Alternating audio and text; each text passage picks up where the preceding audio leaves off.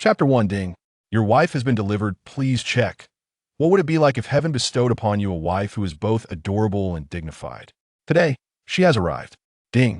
Wife delivery system activation. Successful greetings. Host. It has been detected that you have been single for 24 years hence. A charming wife has been bestowed upon you. Delivery in progress. Please be attentive. While Lin Ye was idly passing time at work, he was jolted awake from his slumber. A wife? Adorable and dignified? Now that sounds delightful. At that moment, a series of loud knocks on the table roused Lin Ye from his daze. Startled, he lost his balance and tumbled from his office chair onto the floor. Who dares disturb my sweet dreams? Lin Ye grumbled in irritation as he opened his eyes. What lay before him was a breathtaking sight that made him gasp. Directly in front of him stood a pair of exquisitely crafted black high heels. As his gaze traveled upwards, he beheld delicate ankles encased in sheer black stockings. The pale, smooth skin that even the stockings could not conceal led to a professional skirt that shrouded the rest. With great difficulty, he swallowed hard. By the elegance of her legs, Lin Ye had already deduced the identity of the person before him. Standing so impeccably straight and impeccably dressed, there was only one person in the entire company who could match such a description as stunning manager, Qin Shu. Qin Shu was clad in a tailored business suit, her arms crossed, the cream-colored blouse enticingly accentuating her figure. Her slender fingers clutched a half-finished cup of milk tea, and her furious gaze seemed capable of devouring him whole. He was caught red-handed, slacking off at work and napping. "Good afternoon, Manager Qin." Lin Ye stammered as he scrambled to his feet. "Oh my." His eyes darted around, desperately seeking a plausible excuse.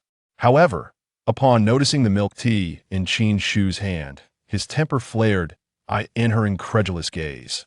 Lin Ye snatched the cup from her grasp. A quick touch confirmed it was indeed cold. With a fiery indignation, he questioned, "Why do you neglect your health? Your monthly visitor is due in just a few days. That it is unwise to drink something cold at this time. What will you do when the pain strikes?" Having uttered this, Lin Ye, feeling parched, couldn't resist taking a sip from the cup he had commandeered.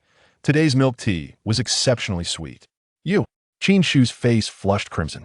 "How does he know my visitor is imminent? No, how dare he?" Upon observing the lingering lipstick mark on the cup, her embarrassment and rage intensified, causing her cheeks to redden even more. After a long pause, she finally blurted out, "Pervert," and stormed off, flustered. Though she was the manager, newly inheriting her father's business, she was still a fresh and unblemished gem in the corporate world. As a newcomer, she was certainly no match for someone as seasoned as Lin Ye, who was adept at navigating office politics. After this brief skirmish, she completely forgot her initial intention to reprimand Lin Ye for his idleness at work. How shameless! Having already lost her composure, Qin Shu slammed the door to the executive office, shut with a heavy thud. Phew! He had narrowly escaped disaster. With his performance metrics for the month secure, Lin Ye decided to cherish the sweet straw from his delightful milk tea for a lifetime. In the office, witnessing the entire scene, the colleagues were rendered speechless. The female colleagues wore expressions of disdain, their gazes filled with contempt. In contrast, the male colleagues, particularly some of the new hires, looked at Lin Ye with admiration. Caught slacking off, yet managing to turn it into a game, they thought to themselves, "I must learn from this. I shall attempt it next time." Lin Ye tore open his milk tea packaging, crunching on the ice within. He understood that this opportunity was singular. The favor bestowed upon him by the beautiful manager necessitated immediate focus. He needed to complete his tasks with utmost efficiency to ensure her satisfaction.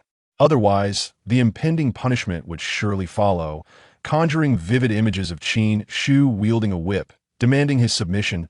As he interlaced his fingers, preparing for the task ahead, Lin Ye suddenly sensed something amiss. A peculiar stillness enveloped the room. Bewildered, he glanced around at the frozen scene, recognizing this eerily familiar moment. Could it be a time-stopping phenomenon reminiscent of certain narratives? Just as this thought crossed his mind, a voice reverberated in his consciousness. Beep, beep, beep. Repeating. "Hello, host. I am a gift system number 11. It has been detected that you have been single for 24 years, and thus, a wife will be granted to you. Would you like to accept?" Lin Ye responded with a simple, "Accept." Though uncertain of the system's authenticity, he reasoned that there was no harm in trying. If true, he might gain a wife without any effort. Excellent. Host successfully bound. Gift channel activated. Upon completion of the task, the system will provide a wife. As Lin Ye absorbed the implications of the system's words, the ambient noise around him gradually resumed its usual clamor. He pressed his forehead in contemplation, questioning whether recent events were real or mere figments of his imagination. Suddenly, a voice broke through his thoughts. Lin Ye, your package has arrived.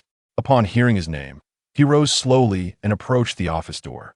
Upon reaching it, he spotted a courier clad in a blue delivery uniform, cradling an enormous box. Most astonishingly, within the box was a small child.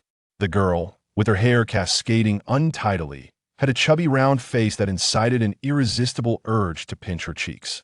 Her azure eyes blinked, causing her long lashes to flutter. The previously quiet child, upon noticing Lin Ye, widened her eyes in surprise, extending her tiny hands as she exclaimed, "Daddy, pick me up." The courier, witnessing the girl's sudden wriggling, hurriedly addressed Lin Ye. "Ahem, Mr. Yi, good day. This is your package. Could you please sign for it?" He attempted to place the child into Lin Ye's arms for the signature. At that moment, Lin Ye was left utterly stunned as the little girl referred to him as Daddy. "Wait, what? Who? Me? This child is calling me Daddy? When did I acquire such a daughter of this size? How was I unaware of this?" At that moment, the system within Lin Ye's mind suddenly emitted a sound. Ding, task issued. Cultivation degree of the target girl must reach 100. Current cultivation degree is 0. Upon hearing the system's voice, Lin Ye, with a serious expression, engaged in conversation with it. "What? Please clarify. I'm seeking a wife, not a little child. What does this have to do with that?" Ding, host, as long as you elevate the girl's cultivation degree to 100, the system will reward you with a beautiful wife with fair skin and long legs. Please expedite the completion of this task. At that moment, the baby in the box, feeling neglected by her father, sadly spoke up, "Daddy, do you not want your baby anymore?" Lin Yi slightly tilted his head and noticed the little girl in the box, gazing at him with her watery, big eyes. The employees in the company, having overheard the child's words, fell into a stunned silence. Their previous chatter abruptly ceased. With expressions of astonishment, the employees exchanged glances. One girl, unable to contain herself, raised an eyebrow and whispered, "How did Lin Yi end up with a child?" Another girl shook her head. "How would I know? Don't ask me." Curiosity piqued among the women present. They began to inquire among themselves, "What is going on here?" However, no one was able to provide an answer to this question. The little girl in the box seemed to sense that her father did not desire her. She pouted her lips and looked up at him with a pitiful expression. She even stretched out her small hand to tug at her father's clothes, her sparkling little eyes blinking as if she were on the verge of tears. "Daddy, will you accept your baby?" Chapter 2. A package. Please acknowledge the baby. Lin Yi gazed at the baby with a perplexed expression, silently lamenting the absurdity of the situation. What does this system mean? Not only does it deny me a wife, but it also expects me to raise a child. What is this system thinking? Moreover, I am merely 24 years old, a commendable young man at that. I have yet to fully embrace the joys of youth, and this system already wishes to thrust me into the responsibilities of parenthood. Such an imposition is entirely unwarranted. In truth, I'm not in dire need of a wife. Perhaps this system should seek someone else. Naturally, the system offered no reply. Recognizing that standing idly at the door was unproductive, Lin Yi decided to inquire, "Excuse me, courier, from where has this child been sent? I did not even recognize this little one. May I refuse delivery?" Despite the myriad thoughts racing through his mind, his tone remained serious. The deliverman, visibly uncomfortable, replied, "Sir, please do not put me in a difficult position. I am but a humble courier. How could I possibly refuse a child?" The final part of his statement remained unspoken. As he awkwardly scratched his head, Lin Yi, upon hearing the courier's words, acknowledged the reality of the situation. However, was the system truly deranged? To send a child without considering my desire not to have one? With a sense of resignation, he lowered his gaze to the small child in the box. The little one, meeting her father's gaze, looked back at Lin Yi with sincere eyes, appearing exceedingly well-behaved. Suddenly, Lin Yi had a thought. Could this child be unaware of her origins? If he could ascertain where she came from, perhaps he could attempt to return her. With that in mind, he asked, "Little one, do you know where you came from?" The child, looking bewildered, shook her head in response. Undeterred, Lin Ye rephrased his inquiry. Do you know who sent you here? Understanding the question, the child replied in a sweet voice, Mama. Mama said to send the baby here. She wants Daddy to take care of the baby. Daddy, please accept the baby. Hearing her incessant reference to him as Daddy filled Lin Ye with an overwhelming sense of exasperation. He glanced helplessly at the courier, his expression clearly conveying his reluctance. The courier, feeling guilty, averted his gaze, prompting Lin Ye to redirect his attention back to the little girl. Hey, could you show me the shipping information? Lin Ye asked the courier. The deliverman promptly retrieved the package slip and even produced a pen, eager to provide both. Upon receiving the shipping information, Lin Ye scrutinized it, only to find the sender listed in bold letters. System production. Lin Ye's expression darkened, and he felt the corners of his eyes twitch involuntarily. Ah, the system is truly impressive. A living, breathing child, and it can be categorized as system production. I am utterly astounded. At that moment, the office, which had been quiet, erupted once again into chaos. This time, however, most people joined in the conversation. After all, Lin Ye having a child was surprising enough, but mailing a child? That was something entirely unprecedented. How curious. Is it really possible to mail a child? TCH, if you ask me, that child surely cannot belong to Lin Ye. If it were his, he would certainly be aware of it. I beg to differ. I suspect that he might have had a one-night stand, and only now has the news of the child reached him, teased one of the seasoned employees at the company. I find that explanation to be the most plausible. I remain unconvinced. I believe that the child cannot possibly be his. That is not necessarily the case. What if it truly is his? Impossible, absolutely impossible. I once chatted with Lin Ye, and not only does he not have a child, but he doesn't even have a girlfriend. Oh, you all should stop speculating and just ask him directly later. Upon hearing the increasingly absurd remarks of his colleagues, Lin Ye felt as if the ground beneath him were ablaze, and he yearned to escape the scene. He glanced at the little doll, whose wide eyes seemed to convey, Daddy, I am very well behaved. Please accept me. After a moment of mental deliberation, Lin Ye resolved to say to the courier, Hey, give me the pen. I will sign. The courier's eyes lit up at this, and he hurriedly handed over the pen. Lin Ye, as if lifting a weighty stone, meticulously inscribed his name, Lin Ye, on the delivery slip. He then slowly handed the pen and the delivery slip back to the courier, who carefully accepted them. The courier folded the slip neatly and tucked it into his clothing, as if propelled by invisible wheels of fire, swiftly departed, leaving behind only Lin Ye and the lonely little doll in his arms. The little doll, seeing that his father had accepted him, beamed with a radiant smile, placing his chubby little hands on Lin Ye's face and giving him a kiss on the cheek, leaving a hint of saliva behind, before snuggling contentedly in his father's embrace, gazing up at him with joy. Lin Ye felt the moisture on his cheek and paused for a moment, pretending to be displeased as he wiped his face, then looked down at the little doll in his arms, feigning sternness as he asked, Hey, little one, what is your name? The little doll, undeterred by his father's tone, cheerfully replied, Mama said that the baby's name is Taro Ball. The baby is Taro Ball. Daddy, Lin Ye couldn't help but smile at the child who mispronounced even when speaking. Very well. Taro Ball, do you know how old you are this year? Little Taro Ball, proud to answer a question about himself, exclaimed, Of course I know. This year, Taro Ball is 4 years old. Lin Ye mentally noted the baby's name and age as he carried the child back to his seat. Once seated, he placed the baby on the desk and gently patted his head. At that moment, the office staff also got a clear view of the baby's full appearance. He was adorably plump, with hair casually cascading, yet could not conceal the child's undeniable charm. The most captivating feature of this doll is her eyes, which seemed to shimmer like a spring of clear water with every blink.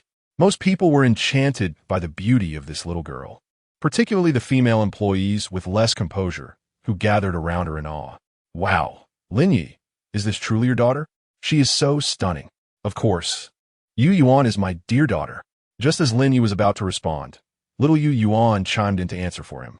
Oh my, the baby's cheeks are so soft, exclaimed a newly arrived female colleague, gently poking the baby's chubby face. Pouted and with her cheeks puffed out, Little Yu Yuan reacted adorably. Ah, the baby is so cute. And the sister is lovely too. The girl, who received the compliment from little Yu Yuan, beamed with joy, clearly delighted.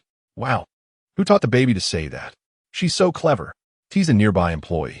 It's Daddy. The baby sings with Daddy. The little girl replied sweetly, her eyes blinking playfully, appearing quite clever.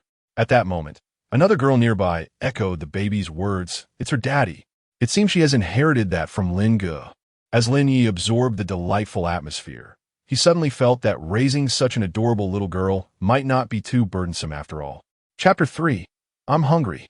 The following afternoon, the female employees took turns entertaining Yu Yuan. Suddenly, the sound of the closing bell echoed, signaling the end of the workday. Oh dear, that sound is so melodious, so delightful. Upon hearing it, Lin Ye promptly saved his files, tidied up, and declared, time to leave. Just as he was about to dash out with his briefcase, a small sticky rice ball suddenly wrapped around his leg. Lin Ye looked down in confusion. Oh no, I almost forgot about this little one I picked up today. Am I really taking her home? He paused, contemplating while absent-mindedly stroking his freshly shaved chin. A quick glance revealed his colleagues slipping away swiftly. Forget it. No one is going to stop me from leaving. With that thought, Lin Ye scooped up little Yu Yuan with one hand and hurried towards the exit. Once outside the company, he lifted little Yu Yuan to take a better look at her, sighing with a sense of resignation. He cradled his newly acquired little daughter and made his way to the subway station with practiced ease. The crowd along the way grew increasingly dense, especially at the subway entrance, where an unsuspecting person might think a horde of zombies was attacking the city. Once on the subway, Lin Ye held little Yu Yuan high, fearful that this newly found daughter would get crushed in the throng. As they neared the subway exit, the crowd finally thinned a bit, and just as Lin Ye considered setting her down, little Yu Yuan nimbly turned and plopped herself onto his shoulder. This startled Lin Ye greatly, as it was the first time someone had ever perched on his shoulder. Unaccustomed to the sensation, he shook his shoulders, attempting to dislodge little Yu Yuan from his back. Who knows why the little Yu Yuan sitting on Lin Ye's back suddenly exclaimed, Yu Yuan is a little flying hero. Daddy, charge forward. Upon witnessing his mischievous daughter in such high spirits, Lin Ye could only think, what does this have to do with me? Blast it, this little brat. Get down. You rascal. He shouted. Daddy's being naughty. Yu Yuan doesn't want that. As she spoke, Yu Yuan tugged at Lin Ye's hair. After all, she was still a child, and Lin Ye couldn't bear to scold her, so he allowed her to remain perched on his shoulders. Oomph. Considering your tender age, I shall permit you to ride upon this noble shoulder just this once. Thus, Lin Ye carried Yu Yuan all the way to the bus stop, where they awaited their bus. Before long, their ride arrived. With Yu Yuan still on his head, Lin Ye boarded the bus, relieved that it was not as cramped as the subway. Otherwise, he might have been exhausted. Unfortunately, there were no seats available. At that moment, Yu Yuan was still perched atop her father's head, playfully styling his hair and chatting with him, thoroughly enjoying herself. After disembarking from the bus, Lin Ye easily lifted the little Yu Yuan down and cradled her in his arms. They strolled leisurely towards home, pondering the meaning of the cultivation degree the system had mentioned earlier. What must he do to increase it? Lost in thought, Lin Ye suddenly spotted a charming young woman from the editorial department, and his eyes brightened. He had secretly admired her for quite some time, but had never dared to ask for her WeChat. Perhaps today was the day to muster the courage? Ahem, hello, beautiful. He greeted. Hello. Is there something you need? She replied. Lin Ye hurriedly introduced himself. I am Lin Ye from the planning department. May I have your WeChat? Before he could finish, the young woman interjected, Hello, is this your baby? Just as Lin Ye was about to deny it, Yu Yuan lifted her head and exclaimed, Daddy. Yu Yuan is hungry. The expression on Lin Ye's face froze momentarily. After exchanging pleasantries, the young woman hurriedly left, leaving Lin Ye to watch her go. While glancing down at the little one in his arms. All you think about is food, he thought. What was I thinking? Bringing a child along to ask for a beautiful lady's WeChat? Oh dear, my fair lady. It was all this little brat's fault. His romantic prospects had been dashed. Lin Ye pondered over the little girl in his arms, wondering why she chose to announce her hunger at this moment. What on earth does this 4-year-old want to eat? He mused. I order takeout daily, indulge in barbecues, and occasionally devour fried chicken. How could I possibly know what you desire? Suddenly, a wave of concern washed over him. What if this little girl cannot fend for herself? Throughout their journey home, Lin Ye deliberated on what this little one might crave. Coincidentally, they passed by a small restaurant beneath their building, a place he frequented. Oh, isn't the owner's sister phone? She must be knowledgeable about what this little one can eat. Perhaps I should consult her? With that thought, Lin Ye turned on his heel and headed toward the restaurant. Upon arriving at the restaurant, Lin Ye spotted Sister Feng diligently wiping down the tables at the entrance. Sister Feng is busy tidying up, he exclaimed. Oh, it's you, Lin Ye. I can tell it's you just by your voice, Sister Feng replied without turning around. What brings you here, young man? What would you like to eat? Lin Ye hesitated, pondering for a moment before finally asking Sister Feng. I want to know what a child around 3 or 4 years old usually eats. Just as Sister Feng was about to respond, she suddenly realized something was amiss. With a swift turn of her head, she caught sight of the little one nestled in Lin Ye's arms. Furrowing her brow, she regarded Lin Ye with a skeptical expression and inquired, Young man, do enlighten me on your thoughts. Have you truly brought home such a beautiful little girl? Aren't you afraid of trouble? As she spoke, she reached out to take the child from Lin Ye. Realizing her intentions and the nature of her question, Lin Ye quickly dodged and clarified, Oh, Sister Feng, you've misunderstood. This is my own child. How could I possibly abduct someone else's? Hearing her father's defense, the little one, Yu Yuan, piped up. Yu Yuan is Daddy's daughter. Sister Feng, upon hearing the child speak, reluctantly accepted the explanation. Young man, it's not that I don't believe you, but you hardly look like someone capable of a proper marriage. What girl would want to bear your children? Sister Feng, Lin Ye exclaimed. All right, I understand. She is indeed your child. With that, Sister Feng turned her attention to play with Yu Yuan. Is your name Yu Yuan? How did you become so adorable? Initially, Sister Feng had no intention of changing her mind so quickly, but with the child speaking up, she felt compelled to reconsider. After all, while Lin Ye might weave tales, could a child do the same? Remembering that Lin Ye had come to find food for Yu Yuan, she hurriedly said, Young man, wait here while I prepare something for you. She then turned to Yu Yuan with a gentle tone. You and your daddy stay here, while Annie Feng fetches some delicious food. Upon hearing that food was being prepared, Yu Yuan chimed in. Yu Yuan wants to watch Annie cook. Lin Ye responded, There's nothing much to see. The food will be out shortly. Yu Yuan shook her head earnestly, insisting. Yu Yuan wants to see Annie cook. Later, Yu Yuan will cook for daddy.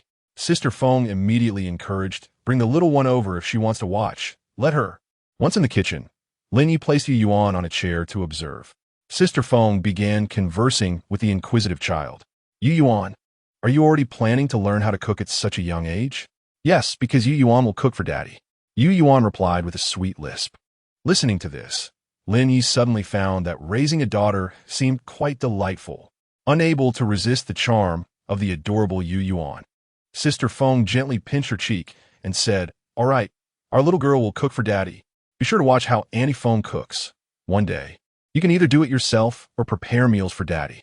Yu Yuan, mimicking a little adult, nodded earnestly, declaring, Yes, Yu Yuan will cook for daddy. Child, pay attention. This is a fairy descending from the heavens. Have you learned it yet? Lin Ye, who was watching from the side, couldn't help but twitch his lips. Wasn't this just scattering scallions? He hadn't imagined that Sister Feng also possessed quite a flair for artistry.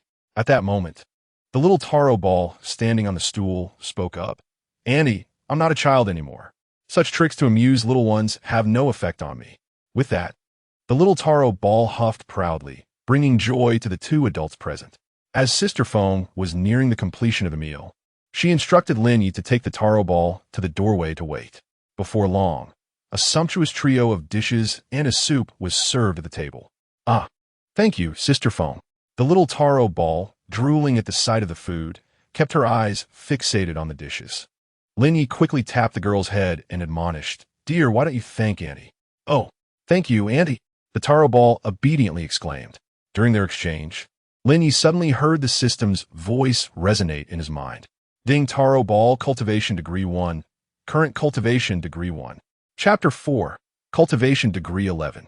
Lin Ye was momentarily taken aback by the system's prompt, questioning whether he had misheard. What was going on?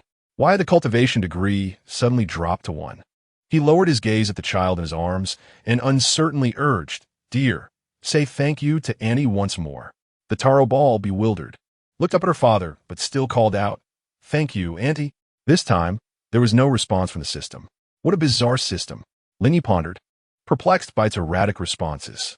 Unable to comprehend it further, he decided to set the taro ball down in the nearby high chair, placing a portion of food in front of her before starting his own meal.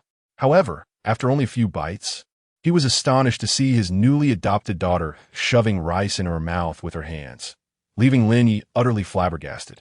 What is happening? Where's my sweet, adorable little girl? Who is this person who has never eaten before? At that moment, after finishing a mouthful of rice, the taro ball had grains scattered around her mouth, which made Lin Ye's eyes twitch. He quickly halted his eating, seizing the little hand that was about to grab more rice. The taro ball looked up at her father, bewildered as if asking, "Why are you holding me?" Suddenly, Lin Ye realized that perhaps she didn't know how to use a spoon.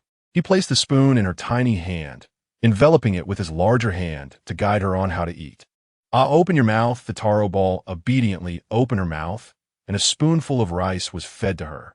Instinctively, she closed her mouth and began to chew, her eyes sparkling as if she had discovered a new world. The taro ball realized that to eat, she needed to scoop with this utensil and not use her hands. After finishing that bite, she grasped the small spoon herself and scooped rice from the bowl. With a little scoop of rice, she stuffed it into her mouth, chewing happily. Just as Lin Ye was watching his daughter eat, he suddenly heard. At last, Lin Ye has comprehended how the nurturing level truly increases. The so-called nurturing level, as understood by the system, likely pertains to imparting knowledge to the child in areas they are unfamiliar with, such as etiquette or daily life skills. Suddenly, Lin Ye contemplated that if he were to teach this little girl language, mathematics, and English, wouldn't it'd be a simple endeavor to accumulate a full 100 nurturing points? With this thought in mind, Lin Ye cast a shrewd glance towards the little sweet potato, just in time to witness her struggling to eat with a spoon. Each time she scooped, she had to stabilize the small bowl with one hand, and occasionally a few grains of rice would tumble onto the table. Whenever rice fell, the little one would pout and gaze at the fallen grains, as if to say, "Oh, grains of rice, if only you would return to the bowl. I promise not to be angry with you." Yet, how could the grains possibly return by themselves? The little one could only continue to munch, puffing her cheeks adorably, resembling a hamster hoarding its food. Lin Ye watched intently, pondering whether he could seize this opportunity during mealtime to enhance the nurturing level. Observing the baby, he noticed her mouth was smeared with bits of rice. He feigned a casual demeanor and remarked, "Hee, my dear, your mouth is all messy with rice." The sweet potato attempted to wipe her mouth with her hand. At that moment, Lin Ye interjected, "You mustn't use your hands. Wiping with your hands will only make it messy, eh?" Noticing the little one halting her actions, he continued, "Come here, my dear. Let Daddy teach you once. Just watch me." Lin Ye demonstrated how to wipe her mouth. The little sweet potato's expression shifted repeatedly, frowning at times and smiling at others. Afterward, Lin Ye folded the used napkin and discarded it, turning to the little one and asking, "So, have you learned?" Upon hearing her father's words, she nodded and exclaimed, "Sweet Potato has learned." Seeing her nod in affirmation, Lin Ye took a few more napkins to wipe her face. Once he finished, he couldn't help but grin widely, thinking about the nurturing points he would surely receive. Nurturing points, nurturing points. Surely, they must be on their way. However, time seemed to stand still, and the system's notification was yet to arrive. Lin Ye's expression, filled with anticipation, grew rigid in its awkwardness. Despite his eager expectations, the nurturing points did not manifest. Just as he remained in a daze awaiting the system's announcement, the little sweet potato resumed eating, and soon her face was once again messy. Mimicking her father's earlier actions, she attempted to wipe her face with a napkin. Lin Ye, now growing impatient, was about to voice his frustration towards the ungrateful system when he suddenly heard a crisp sound. In that moment, Lin Ye felt there was no sound more delightful in the world, even though it was so commonplace. Sweet Potato Nurturing Level 1, Current Nurturing Level 5. Lin Ye observed the recent behavior of his little one and finally understood that merely demonstrating was insufficient. The child needed to learn through hands-on experience. Turning his attention to the obedient Yu Yuan, who was diligently eating, he felt a profound sense of satisfaction. He pondered whether reaching a cultivation level of 100 would truly reward him with a wife. If so, his beloved companion might be arriving sooner than anticipated. After their meal, Lin Ye took Yu Yuan home. Upon reaching the entrance of their building, the little girl appeared weary, prompting Lin Ye to effortlessly scoop her up and carry her to the doorstep. Upon arriving, he skillfully retrieved the key from his pocket, inserted it into the lock, and with a twist, the door creaked open. The moment the door swung ajar, a musty odor wafted out, mingled with a sour scent, revealing a disarrayed interior. Standing at the threshold, Lin Ye suddenly felt an overwhelming urge to excavate a three-bedroom apartment from the ground. This was Yu Yuan's first visit to their home, and Lin Ye felt that nothing could be more embarrassing than this moment. As he awkwardly shuffled his toes against the ground, his daughter remarked, "Wow, Daddy, this place looks like a chicken coop." Upon hearing this, Lin Ye felt a wave of humiliation wash over him. Just as he lowered his gaze, he noticed Yu Yuan, who had just spoken, preparing to step inside. Observing her reaction, Lin Ye quickly interjected, "Ahem. Sweetheart, this isn't Daddy's room." The foot that had been poised to enter was promptly set back down, and with a bewildered expression, she turned to her father, pouting, "Daddy is silly. Do you not know where your own home is?" The look in her eyes seemed to convey a message. My father doesn't he appear to be very clever? Taken aback by his daughter's gaze, Lin Ye froze momentarily before clearing his throat and attempting to regain composure. "Ahem, how about we play a game, little one?" Upon hearing her father's suggestion, Yu Yuan's face lit up with joy. "Yes, Yu Yuan wants to play a game with Daddy." "Then cover your eyes with your little hands and count to 10. You mustn't peek. If you manage to do so, Daddy will reward you with a sweet treat." Lin Ye coaxed. Excited by the promise of candy, Yu Yuan eagerly nodded, recalling the delightful sweets the ladies from Daddy's company had given her earlier. "Yes, I want candy," Lin Ye quickly instructed. "Now, close your eyes tightly with your little hands, and remember not to sneak a peek." "That's right, just like that. Excellent." He then guided her in counting to 10 before she could open her eyes. Standing at the doorway, Yu Yuan began her counting. 1, 2, 3. "Daddy, I'm ready to open my eyes." Lin Ye exhaled a sigh of relief and said, "Open your eyes, little one." A breath of exhaustion escaped him as he felt the weight of the moment. As soon as the little taro ball opened her eyes, she was greeted by an environment that had transformed from disarray to a realm of purity and warmth. Sunlight flooded the room, filling it with a delightful aroma. The items on the bed were arranged with care, and a colossal plush doll occupied the headboard, while the desk was devoid of anything but a computer. Observing the astonished expression on his daughter's face, Lin Ye spoke with satisfaction, "My dear, this is your father's home." The little taro ball widened her eyes in surprise and inquired, "Did Daddy use Doraemon's anywhere door?" Although Lin Ye was unfamiliar with the concept of the anywhere door, he recognized a reference to the beloved character, so he readily affirmed, "Ah, yes. Daddy just utilized Doraemon's anywhere door." He held his head high with pride while thinking to himself, "How clever of my daughter to provide me with an excuse." Chapter 5. Time for a bath. After entering the room, Lin Ye placed the little taro ball on the bed and instructed, "Sweetheart, wait for Daddy here on the bed." "Okay, I'll wait for Daddy." While Lin Ye was in the midst of washing his hair, he suddenly noticed a figure standing at the frosted door. It was unmistakably his little girl. Click! The little taro ball blinked her eyes at her father as he peeked through the door. Lin Ye asked, "What are you doing?" The little taro ball tilted her head and replied, "What is Daddy doing?" "I'm taking a bath." "What's wrong, sweetheart? What is a bath?" she asked, her eyes sparkling with curiosity as she awaited her father's response. Lin Ye was taken aback by her question. How could his little girl, at her age, not know what a bath was? A bath is something every child must do every day. Upon hearing her father's explanation, the little taro ball queried, "Then is Daddy also a child? Why does Daddy need to take a bath?" "Daddy is an adult, but adults also need to take baths." The little taro ball looked at her father, bewildered, and asked, "So, Daddy needs to take a bath? Do children also need to take baths?" "Yes, Daddy needs to take a bath, and you certainly need one too." After saying this, Lin Ye noticed his daughter suddenly lift her foot, eager to enter the bathroom. Before he could react, she was already close to opening the door, prompting him to exclaim, "Sweetheart, what are you doing?" With excitement, she raised her head and declared, "I want to take a bath too." Lin Ye, feeling helpless, gently patted her head and said, "Sweetheart, wait for Daddy on the bed. Once Daddy finishes his bath, you can have yours." "Okay, time for a bath." Seeing his daughter agree, Lin Ye instructed, "All right, dear, go sit on the bed and wait for Daddy. I will be out once I finish." Watching her return to the bed, he slowly closed and locked the bathroom door, all the while grumbling about the system. What on earth is this system doing? This child is already 4 years old, yet she seems to possess no common sense about life. How could she not even know what a bath is? Could it be that the system has just been activated?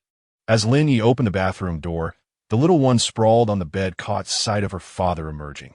She stretched out her tiny hands and legs, scampering off the bed and rushing over to envelop him in a warm embrace. Rubbing her cherubic face against his pristine trousers, she inhaled a delightful fragrance and exclaimed, "Daddy, bath time. Yuen wants a bath." "All right, my dear, wait a moment for Daddy," Lin Ye replied, gently detaching Yuen from his embrace. He turned and hurried to the wardrobe, searching for something suitable for her to wear.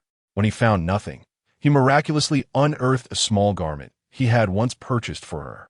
Approaching the bathroom door, he handed the clothing to Ying, saying, "Darling, after your bath, put on these clothes." Before she could respond, he tossed her toward the bathroom, the sound of her landing and the door closing echoing in the air. Left behind was Yin, bewildered, clutching the clothes, glancing up at the door, then surveying the bathroom. After closing the door, Lin Ye flopped onto the bed with his phone, diving into a game. "Come on, what is this? Doesn't T, the support hero, take damage? Why is this support the first to retreat in the team fight? Can't they play?" After a frustrating round, Lin Ye threw his phone onto the bed and buried his head in the covers. After a while, Lin Ye suddenly realized that Yuen had been in the bath for an unusually long time, with not a sound of splashing water to be heard. Concerned, he tiptoed to the bathroom door and gently opened it, only to be met with a sight that made his temples throb. There stood his newly acquired daughter, one hand clutching a towel and the other a bar of soap, attempting to lather herself without removing her clothes. Lin Ye stepped in, lifting his daughter with one hand and placing the towel and soap back in their rightful place. He then turned to her and asked, "What were you doing instead of bathing?" With her gaze cast downwards and her lips puckered, Yuen mumbled, "Yuen is taking a bath." At that moment, Lin Ye, who had intended to scold her, suddenly realized that she didn't even know what a proper bath entailed. His eyes shifted, and he noticed several soap stains on her clothes, her hands and feet covered in soapy water, and her hair slightly damp. Recalling that the faucet had been left running when he entered, Lin Ye knocked his head lightly, feeling foolish. So, she truly didn't know how to bathe. With a sigh, he pondered the situation, his head starting to ache. After contemplating, he finally voiced his thoughts. "Sweetheart, may I help you with your bath?" Hearing her father's willingness to assist, Yuen joyfully jumped down from the toilet, taking his hand. "Daddy will wash you, Yuen." "Daddy." Seeing quel enthousiasme, Lin Ye hesitated, contemplating how to assist her in bathing. After scratching his head, he resolved to place her in the tub for a simple wash, opting for the easiest approach. Lin Ye personally took action, carefully assisting the young girl in removing her clothing. Once he had finished, he adjusted the shower head to test the water temperature. Satisfied that it was warm enough, he prepared to place her back into the tub. However, just as she extended a tiny hand towards the water, she exclaimed, "Daddy, it's cold." She promptly retreated, casting a wary glance at her father, fearful that he might push her into the water again. Lin Ye regarded his daughter with curiosity before dipping his hand into the water to assess the temperature. To his surprise, it was indeed warm, certainly not cold. Nevertheless, since it was his daughter who expressed discomfort, he raised the temperature slightly and beckoned her closer, saying, "Come here and try it for yourself. If it feels warm, you can get in." Upon hearing her father's words, the little girl eagerly shuffled forward, extending her chubby hand into the water. The water gradually warmed. It remained insufficiently hot. Ultimately, Lin Ye adjusted the temperature once more. He observed as his daughter clambered into the small tub. only to gulp down a few mouthfuls of water before he realized and swiftly lifted her out, leaving her head above the surface. Upon realizing the tub was too deep for her, she grasped the edges with her little hands. Lin Ye hastily rinsed her hair with the shower head, her body submerged in the water without even a hint of shower gel. Once finished, he turned off the shower, scooped her up, and wrapped her in a towel, slinging her over his shoulder as he exited the bathroom. "Sweetheart, do you understand now? This is how we bathe," he inquired. The little girl, perched on his shoulder, replied cheerfully, I know. At that moment, the system's voice rang out, ding. Cultivation level of Yuan increased by 2, current level, 7. Upon hearing this announcement, Lin Ye felt a surge of joy and inadvertently tossed the clothes he had prepared for her onto the bed, creating a graceful arc in the process. The girl and the garments tumbled onto the bed, coming to a stop after rolling around. Confused, Yuan sat up, gazing at her father with a look of bewilderment, her eyes brimming with a hint of sorrow. Unable to bear the sight of his child's expression, Lin Ye quickly interrupted, Come, let's change your clothes." He hurriedly wiped her down and helped her into her outfit. Chapter 6. A Broken Company. I Quit. After tidying up little Yuan, Lin Ye nestled her into the bed and declared, "Time to sleep." "Sleep?" Peeking out from under the covers, Yuan asked, "Daddy, aren't you going to sleep?" The next day, sunlight streamed through the window, awakening the slumbering Lin Ye. He felt a heaviness on his chest, as if something substantial were pressing down on him. Slowly, he opened his eyes, ready to voice his annoyance at whatever was weighing him down, only to find little Yuan sprawled across him. The sunlight illuminated her hair, transforming her typically sleek black locks into a shimmering golden halo. However, the drool trickling from her mouth onto Lin Ye's shirt somewhat tarnished the idyllic image. Lin Ye first stared blankly at his daughter. Then his gaze was drawn to the drool at the corner of her mouth. He glanced down at his own clothes and realized, to his dismay, that they were dampened in a patch. Observing the chubby little girl, he had initially thought her weight was merely superficial, but it turned out she was genuinely plump. He nearly suffocated under her weight upon waking up this morning. By the way, how did this little girl end up on top of me? While Lin Ye was still pondering this, the little sweet potato in his arms stirred awake. Suddenly, Lin Ye had a thought. Would encouraging her to say good morning increase their bonding? With this idea igniting excitement within him, he looked fervently at his dear daughter. "Ahem, little one, we must greet those we meet in the morning with a cheerful good morning. Do you understand?" The little sweet potato pulled her face out from Lin Ye's embrace, and upon realizing what her father had just said, she adorably responded, "Daddy, good morning." Beep Sweet Potato Bonding Level 1. Current Bonding Level 8. Upon hearing the system's announcement, Lin Ye was ecstatic, knowing his guess was indeed correct. He swiftly sprang from the bed, donned his shoes, descended to the floor, opened the window, and moved seamlessly to the washstand to begin brushing his teeth. The little sweet potato, observing her father, climbed down from the bed and eagerly followed him. "What is Daddy doing?" she inquired, her curiosity piqued. While brushing his teeth, Lin Ye replied, "Daddy is brushing his teeth." The little sweet potato, unable to comprehend, tilted her head in confusion, gazing at her father. After rinsing his mouth, Lin Ye noticed his daughter still staring at him and suddenly realized she needed to brush her teeth as well. He lifted her and placed her on the bed, saying, "Sweetheart, wait here for Daddy. I need to fetch something, and I will return shortly." After a little while, Lin Ye returned, walked straight into the bathroom, and called out, "Sweet Potato, come here." Upon hearing her father's call, she scampered over. "What is it, Daddy?" "Daddy will teach you how to brush your teeth, all right?" "Is it what Daddy was doing just now?" "Yes, exactly." The little sweet potato joyfully raised her cup towards him. Lin Ye fetched a small stool and said, "Come on up." With both hands gripping the washstand, she hopped onto the stool. Lin Ye squeezed some toothpaste onto her toothbrush and handed it to her. The little girl tasted the toothpaste and exclaimed, "It's chocolate." Before Lin Ye could respond, she popped the toothpaste in her mouth, chewed, and swallowed it. At first, Lin Ye thought she was brushing her teeth, but upon closer inspection, he realized something was amiss. He pried her mouth open, only to find it completely empty. He chided her, "You cannot eat that. Do you understand? What on earth made you think it was edible?" Feeling wronged, the little sweet potato let out a burp. Lin Ye found himself torn between amusement and exasperation. He squeezed a bit more toothpaste on her brush and, while placing it back in her hand, warned, "This is not for eating. Brush properly, or else you'll get a spank." The little taro ball, feeling somewhat aggrieved, responded softly, as she obediently followed her father's instructions. She brushed her teeth and rinsed her mouth. After spitting out the water, she flashed a big white smile at Lin Ye and exclaimed, "Daddy, I'm done." Quite good. Have you learned to brush your teeth now?" "I have." Lin Ye sighed. "Oh, teaching children is indeed a hassle." Ding Taro Ball's cultivation level is at 5. Currently at 13, upon hearing this news, Lin Ye, who was initially irritable, felt a wave of calm wash over him. 5%. How rare it is for the system to be cooperative. He mused to himself, feeling quite pleased. It seems that the cultivation value increases as the child acquires stronger skills or more practical abilities. After getting dressed, Lin Ye prepared to head to work. However, concerned for his daughter's safety while alone at home, he ultimately decided to take her along. After enjoying breakfast together, they made their way to the company. At the bus stop, they found it crowded yet orderly, though occasional queue jumpers disrupted the flow. They boarded the bus on the third arrival. Lin Ye had anticipated avoiding peak hours, but due to the baby's slow pace in consuming her porridge, they had inadvertently hit the rush hour.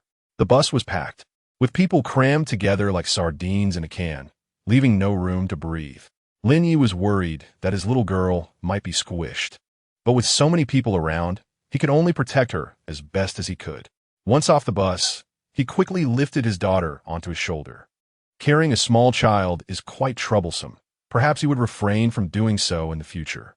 Having finally entered the office, Lin Ye noticed Supervisor when walking ahead and politely greeted him. Upon seeing Lin Ye pass by, Supervisor Wen suddenly called out to him. His gaze shifted to Lin Ye's daughter, his face contorting into a lewd grin as he cheerfully remarked, "Ah, it's little Lin. You brought your daughter to the office yesterday, and while we're not entirely unsympathetic here, I did receive complaints from colleagues. They said your daughter disrupted their work, causing them to fail in completing their tasks." Just as Lin Ye was about to retort, the supervisor continued without waiting for response. "Let us do this. I'll deduct 200 yuan from your pay as compensation for the inconvenience. Please refrain from such occurrences in the future." One absurd supervisor. Using a child as a scapegoat for their own shortcomings, he thought furiously. How dare he drag me into this? Calm down, calm down. It's infuriating. My daily wage is only a few hundred, and he dares to deduct 200. What a dreadful company. If it weren't for the pressures of life, I would have resigned long ago, and yet he stands there flaunting his authority.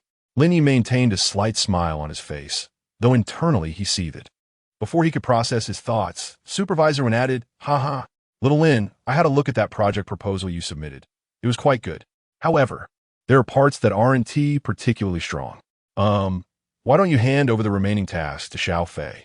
Let him take care of it." "Supervisor, I have completed the entire project proposal. There is no need to pass it on to anyone else, correct?" Suddenly, Supervisor Wen leaned in and said, "Ha ha ha.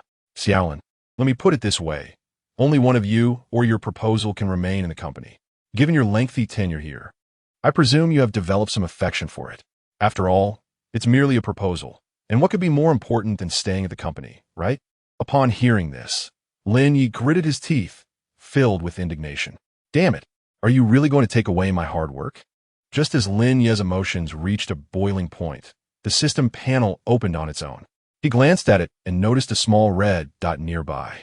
Clicking on it, he saw Tapioca Pearl Cultivation Level 13, Cultivation Level 10, Task Reward has been issued. Click to collect. Lin Ye clicked to collect, and the system's voice announced, "Ding. Congratulations, host. You have received 20 for baby formula expenses. Please continue your efforts." Lin Ye's eyes instantly sparkled with excitement, and he looked up at his supervisor with a mocking smile. "Oh, you want to steal my project proposal? If you think I won't report you, go ahead and fire me," he declared loudly, causing Supervisor Wen to panic, realizing that Lin Ye had the audacity to speak out. "I quit. I'm done here. You can forget about that proposal," Lin Ye said, smiling at Supervisor Wen. Other employees, witnessing the scene, began to gather around, and soon, the beautiful Qin arrived. After understanding the situation, she decisively addressed Supervisor Wen. "You are dismissed." Turning to Lin Ye, she added, "I apologize, Lin Ye, for any unpleasantness your presence has caused here. If you wish to stay, I would still welcome you." Seeing the situation resolved, Lin Ye disdainfully glared at the fallen Supervisor Wen and turned to the beautiful Qin. Regretfully shaking his head, "No, thank you, Miss Qin, but I still wish to resign. After all, no matter how beautiful the women in the company are, they do not belong to him, and besides, with money in hand, who wants to be a corporate slave?" With that, Lin Ye left the premises, feeling liberated. Holding his daughter, "Shukdef Sita, I have 20 now." Downstairs at the company, Lin Ye toyed with his bank card before slipping it into his pocket. I will no longer have to endure the indignities of this wretched company. Just thinking about it lifts my spirits. Finally, he would no longer have to placate this incompetent boss who demands everything from his employees while offering meager compensation. Now that he had some money, it was time to start planning. He wondered if the cultivation levels of 20, 30, and 40 would yield more rewards. For someone like Lin Ye, who harbors little desire for material wealth, 200,000 could last him a lifetime if spent wisely. However, with a child to care for, circumstances had changed. Well, I should use this money to buy necessities for the little one. After all, it is the money meant for baby formula. The tapioca pearl watched her father, occasionally amused by his antics, and sometimes deep in thought, her expression shifting with contemplation. Yuyuan was perplexed by the myriad expressions that flitted across her father's face in such a short span of time. It was truly intriguing.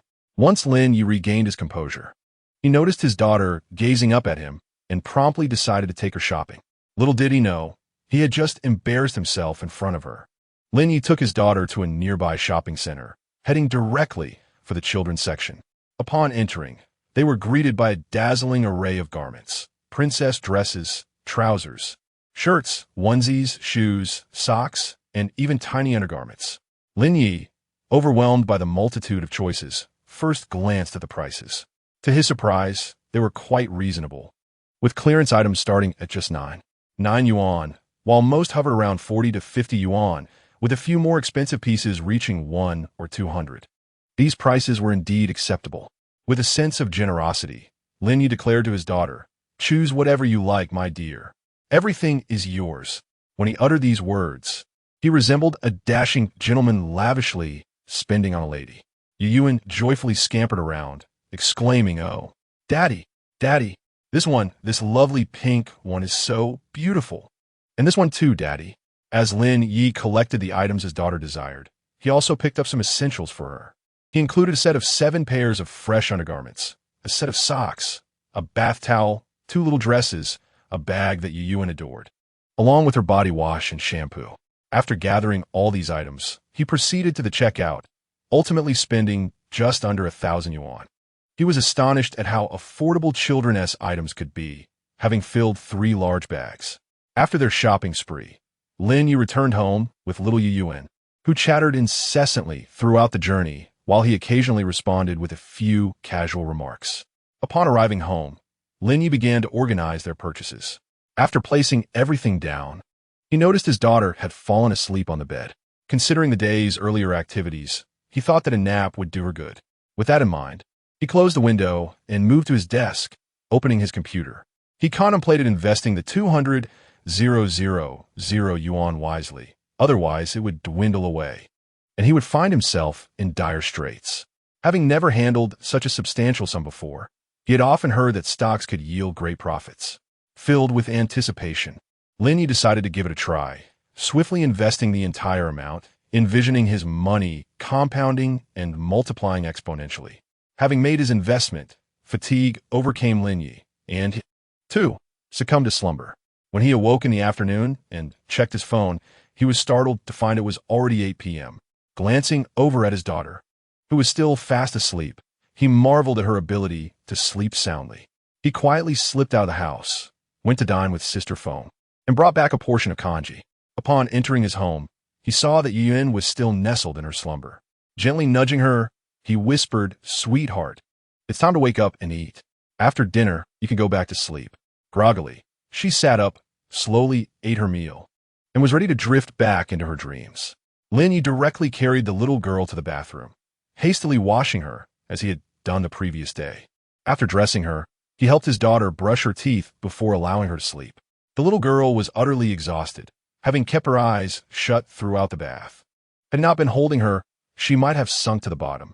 Once he placed her on the bed, Lin Ye quickly took a shower himself, brushed his teeth, and went asleep. Upon opening his eyes, Lin Ye found himself transformed into the legendary Sun Wukong, trapped beneath the mountain for the 500th year. In a matter of days, his master would come to rescue him. It was only now that he realized the discomfort of being confined under the mountain. He could hardly breathe and wondered how he had endured it for 5 centuries. At that moment, a shadow of a child appeared before him. Suddenly, Lin Ye jolted awake, glancing around his surroundings to confirm he was still at home. Why did his body feel so heavy? To his dismay, it was the little girl again. Annoyed, he lifted her off him and tossed her back onto the bed. The little girl, Yu Yuan, awakened with a dazed expression as she opened her eyes. Lin Ye rose to brush his teeth and wash his face, while little Yu Yuan, still groggy, clumsily followed her father's actions, standing on a small chair to begin brushing her teeth and washing her face. Whatever Lin Ye did, Yu Yuan mimicked. After rinsing his mouth, Lin Ye splashed water on his face and wiped it haphazardly. Yu Yuan imitated him, scooping water into her hands and splashing onto her face. Instantly, she became more alert, shaking her head and following her father in scrubbing her face. Lin Ye placed the clothes he had prepared for Yu Yuan on the bed and began changing himself. Since Yu Yuan did not yet know how to dress, she could only watch her father finish changing. When Lin Ye turned around, he caught Yu Yuan's gaze and remembered that his daughter was still learning to dress herself. Initially intending to help her, he reconsidered and decided it was best to let her learn on her own. He demonstrated while instructing Yu Yuan on how to put on her clothes. "Oh, that's it. Excellent. From now on, you must dress yourself. Have you learned?" Yu Yuan, sitting cross-legged on the bed, nodded affirmatively. "I can." Ding. Yu Yuan's training progress. 1. Current progress. 14. Hearing the system's notification. Lin Ye felt delighted as he sat down at the computer, intending to check the stocks he had purchased the previous day. Upon opening the application, he exclaimed, "What? My money decreased by 5,000? No way. Did he just rob me of 5,000 overnight?" Noticing it was still early, Lin Ye hurriedly withdrew all the money from his stocks. Thankfully, he had risen early today. Otherwise, he would have lost another 5,000. What is this nonsense? Bah, it's fine if I don't earn this money. Is managing finances really this difficult? Who told me it was easy? Sighing, he concluded that this path was not viable and contemplated alternative options. Perhaps he should consider opening a milk tea shop. In the future, if his daughter wanted some, she could simply visit the shop. Previously, he lacked the funds and capability to start one, but now the situation was different. Lin Ye shut down the computer and stood up, mulling over his thoughts while walking to the door, carrying his still-dazed daughter. As the sweet potato ball was lifted, she cast a glance at her father, remaining attentive until he gently placed her on the chair. Lin Ye retrieved the shoes he had purchased for her the previous day. After donning his own shoes, he began to instruct her on how to wear them. "Come here, my dear, do you see these 2 shoes?" Sweet potato ball nodded in affirmation. "I see them." Notice the pointed ends of the shoes? You must align the pointed parts together. Lin Ye was still speaking when his phone in his pocket suddenly rang. He looked up at his daughter and said, "Hold on a moment, sweetheart. Daddy needs to take this call." "Okay." Sweet potato ball obediently replied as she sat there. Lin Ye, with a hint of impatience, stood up, took out his phone, and walked to the doorway to answer. "Who is it? You little rascal. How dare you shout at me? Oh my, if it weren't for you, I wouldn't be in this predicament. Mother, why are you calling me? Let me tell you, I have arranged for you to meet a friend of your age.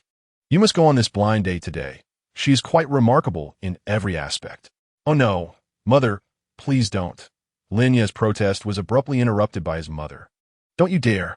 The address is shop number 73 on Lanlu Road. Remember to be there at 2 this afternoon. That's that. I'm hanging up now." "Wait, Mother. Hello, hello. Hello." The call ended. Chapter 8. Blind date with a child in tow after finishing the call with his mother. Lin Ye turned his attention to the little one on the ground. "I have a child to look after all. Is it appropriate to take a child on a blind date?" He ultimately reassured himself. What does one child matter? It's not like it will lead anywhere. He nodded affirmatively, supporting his own reasoning. Turning back to the doorway, he resumed teaching his daughter how to wear her shoes. Now, where do we leave off? Never mind. I'll just start again. It's all the same. Come here, sweetheart. Watch me. Little sweet potato ball, who had been lost in thought staring at her tiny feet, obediently looked up at her father. Daddy will teach you how to wear your shoes. Sweet potato ball nodded, her gaze fixed on the shoes her father held. Under Lin Ye's guidance, one shoe was successfully worn. Very good. Now you put on the other shoe by yourself and Daddy will watch. Sweet potato ball mimicked the earlier action, slipping her foot into the shoe, securing the Velcro, and completed the task. Lin Ye nodded in satisfaction, recognizing her as a clever little one. Ding. Sweet potato ball's training level 1, current training level 15. Once they had donned their shoes, they prepared to head out when Lin Ye's phone rang yet again. Upon checking, it was once more his mother. Hello, mother, what now? I will go on a blind date this afternoon. As long as you go, that's fine. The girl sighed, mentioned using a rose as a medium. When you see a girl with a rose, just approach her. Make sure to bring a bouquet yourself. Be serious. This girl is a good catch. I know. Mother, goodbye. Ding. Indeed, there's a certain satisfaction in ending someone else's call, and Lin Ye finally understood why others often prefer to hang up on him. He took his daughter downstairs, initially intending to visit the small vendor from yesterday for breakfast, only to discover that his daughter was not pleased. Daddy, I don't want to go. Be good. Sweetheart, don't be difficult. Sweet potato ball wants McDonald's. McDonald's. As the sweet potato ball circled around her father, she cheerfully exclaimed about wanting to enjoy McDonald's. Lin Ye listened, utterly perplexed. What on earth was McDonald's? He had never heard of such a place before. With a look of skepticism directed at his daughter, he pondered whether to take her if she truly desired something. However, what was this McDonald's? After a considerable amount of contemplation, he recalled a place called McDonald's, but never one named McDonald's. My dear, are you referring to McDonald's? The little girl paused, deep in thought, and after a brief moment, she joyfully exclaimed, McDonald's. McDonald's. Daddy, let's eat at McDonald's. Upon realizing that his daughter wished to dine at McDonald's, Lin Ye took her by the hand, and they made their way there. The establishment was not far, and before long, they arrived. Once inside, Lin Ye inquired about what his precious daughter wished to eat. After scanning the menu, he handed her the phone and said, Tell me what you want, and I shall order it for you. All right, Daddy, I want this, and this.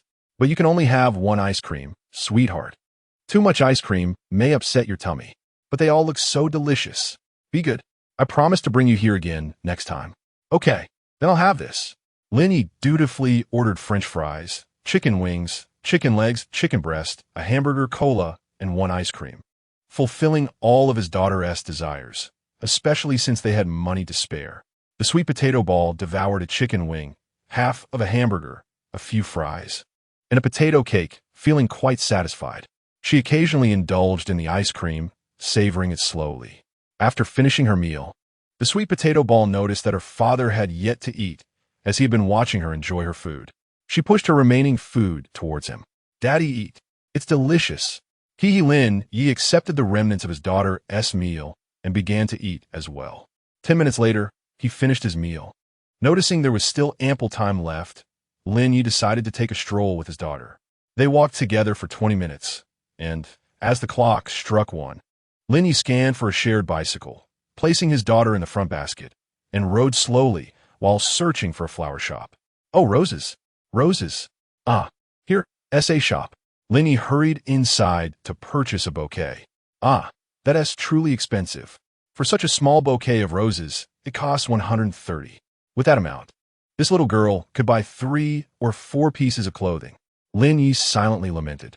Ah, Xiao Yu, do you think my blind date will be a tall, rich, and handsome man? I can't say for certain, but the situation mustn't be too dire. I hope he doesn't arrive on foot or by bicycle. If he does, I'll turn and run. Keep an eye out for me. If you see a man holding a bouquet of flowers without a car, let me know. Of course, you are my best sister, and your happiness is my happiness. As she spoke, the girl glanced at her friend beside her. The two sisters sat beneath the awning outside the shop, chatting and observing the scenes around them. Doesn't this man know to arrive early? How could he make a girl wait? What a clueless fellow. Ah, I hope he is a tall and wealthy gentleman. If he is, I could find it within myself to forgive. But let him not be one of those greasy types, for if he is, we shall flee at once. And remember to keep up with me. Just as they were conversing, the girl suddenly nudged her friend with her elbow. Shall you look quickly? There is a man in front riding a shared bicycle with a child seated in the basket, and he is holding a bouquet of roses. Could he be our match for this blind date? The two sisters exchanged glances, nodded affirmatively, stood up, grabbed the roses from the table, and left without a moment's hesitation. Their steps so swift they seemed to soar. As the sisters exited the restaurant, Lin Ye arrived across the street. At last, he had made it.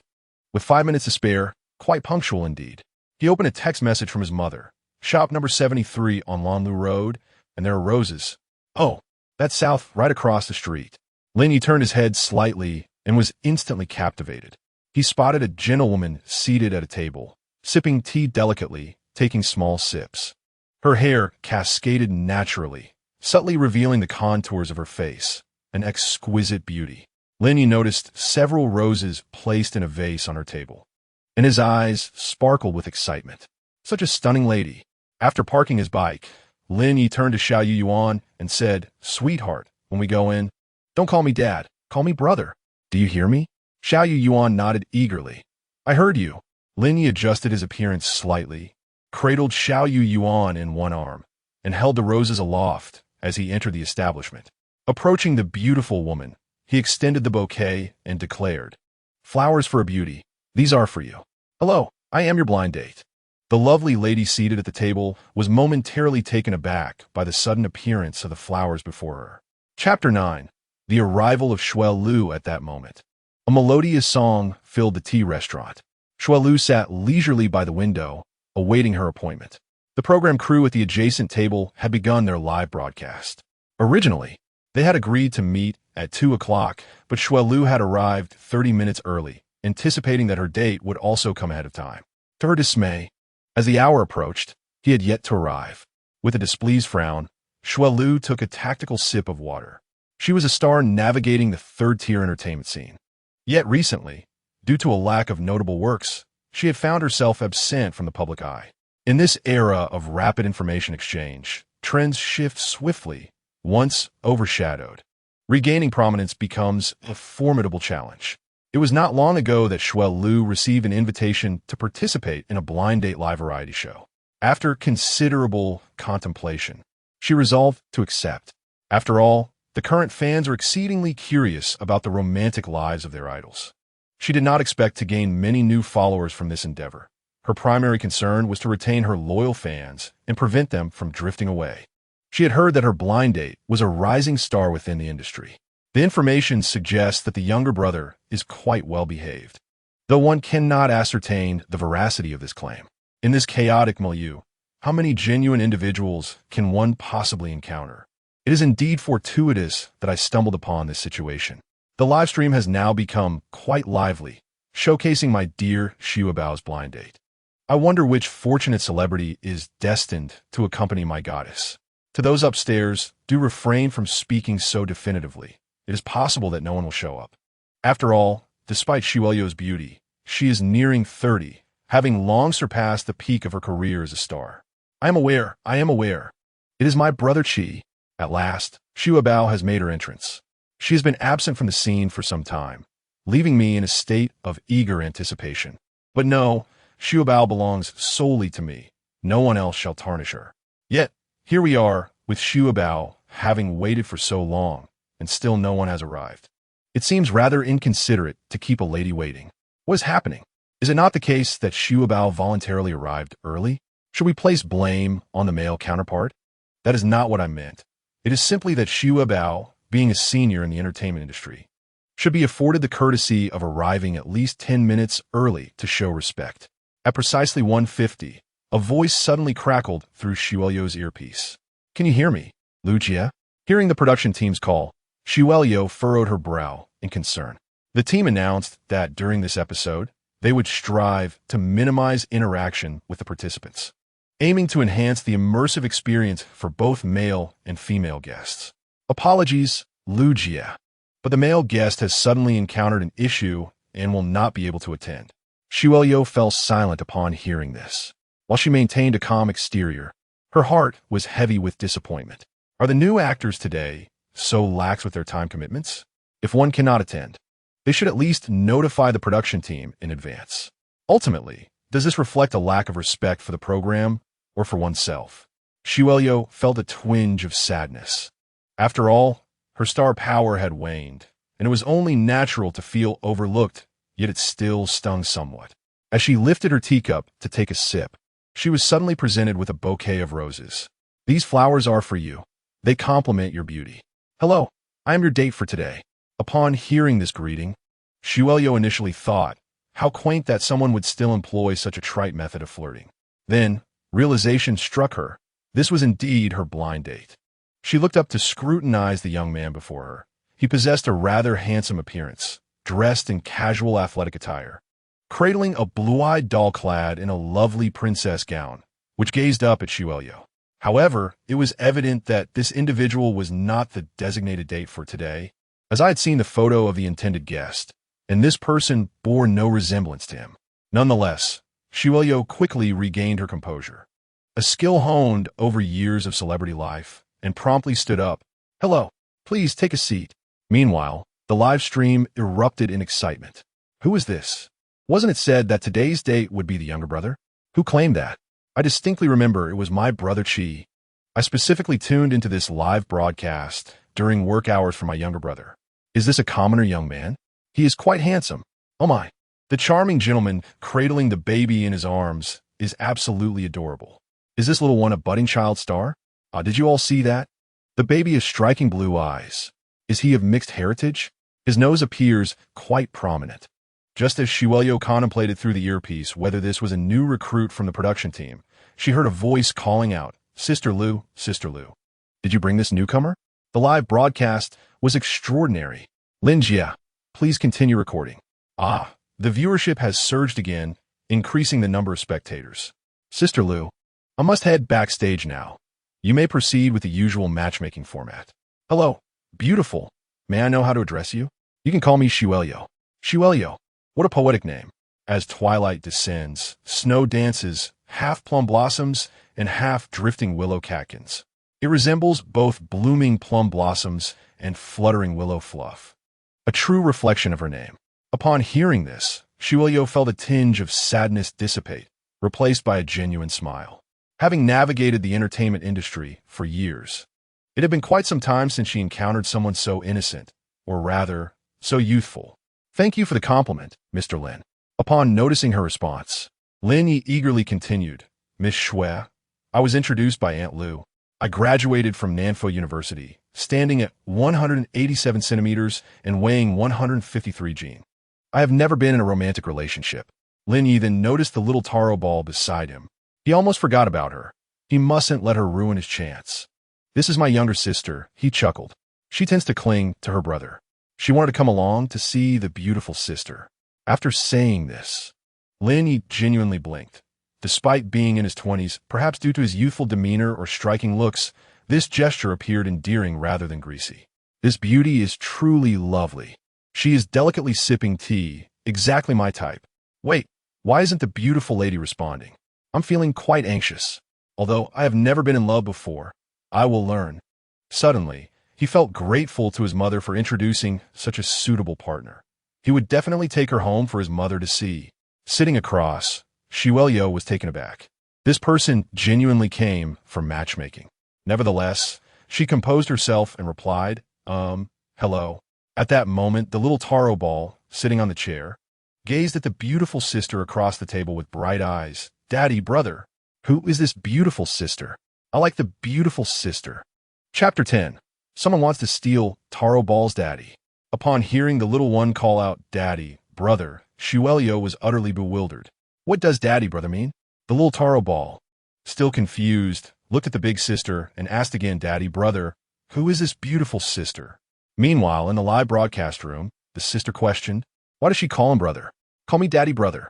Oh my, could this man possibly be the father of the little sister? Alas, the handsome brother is gone. What on earth is happening, sisters? I've just arrived. Let us speak plainly. I am somewhat perplexed. Is there a friend who could elucidate this for me? What is this little brat babbling about? Had I known, I would have brought the girl along. She is ruining my chances. Lin Ye ignored the child beside him and directly explained to the beautiful woman in front of him. Ahem, my sister has been raised by me since childhood. Our father is back in our hometown and has never provided any paternal affection. Thus, she generally refers to me as daddy brother. I hope you can understand.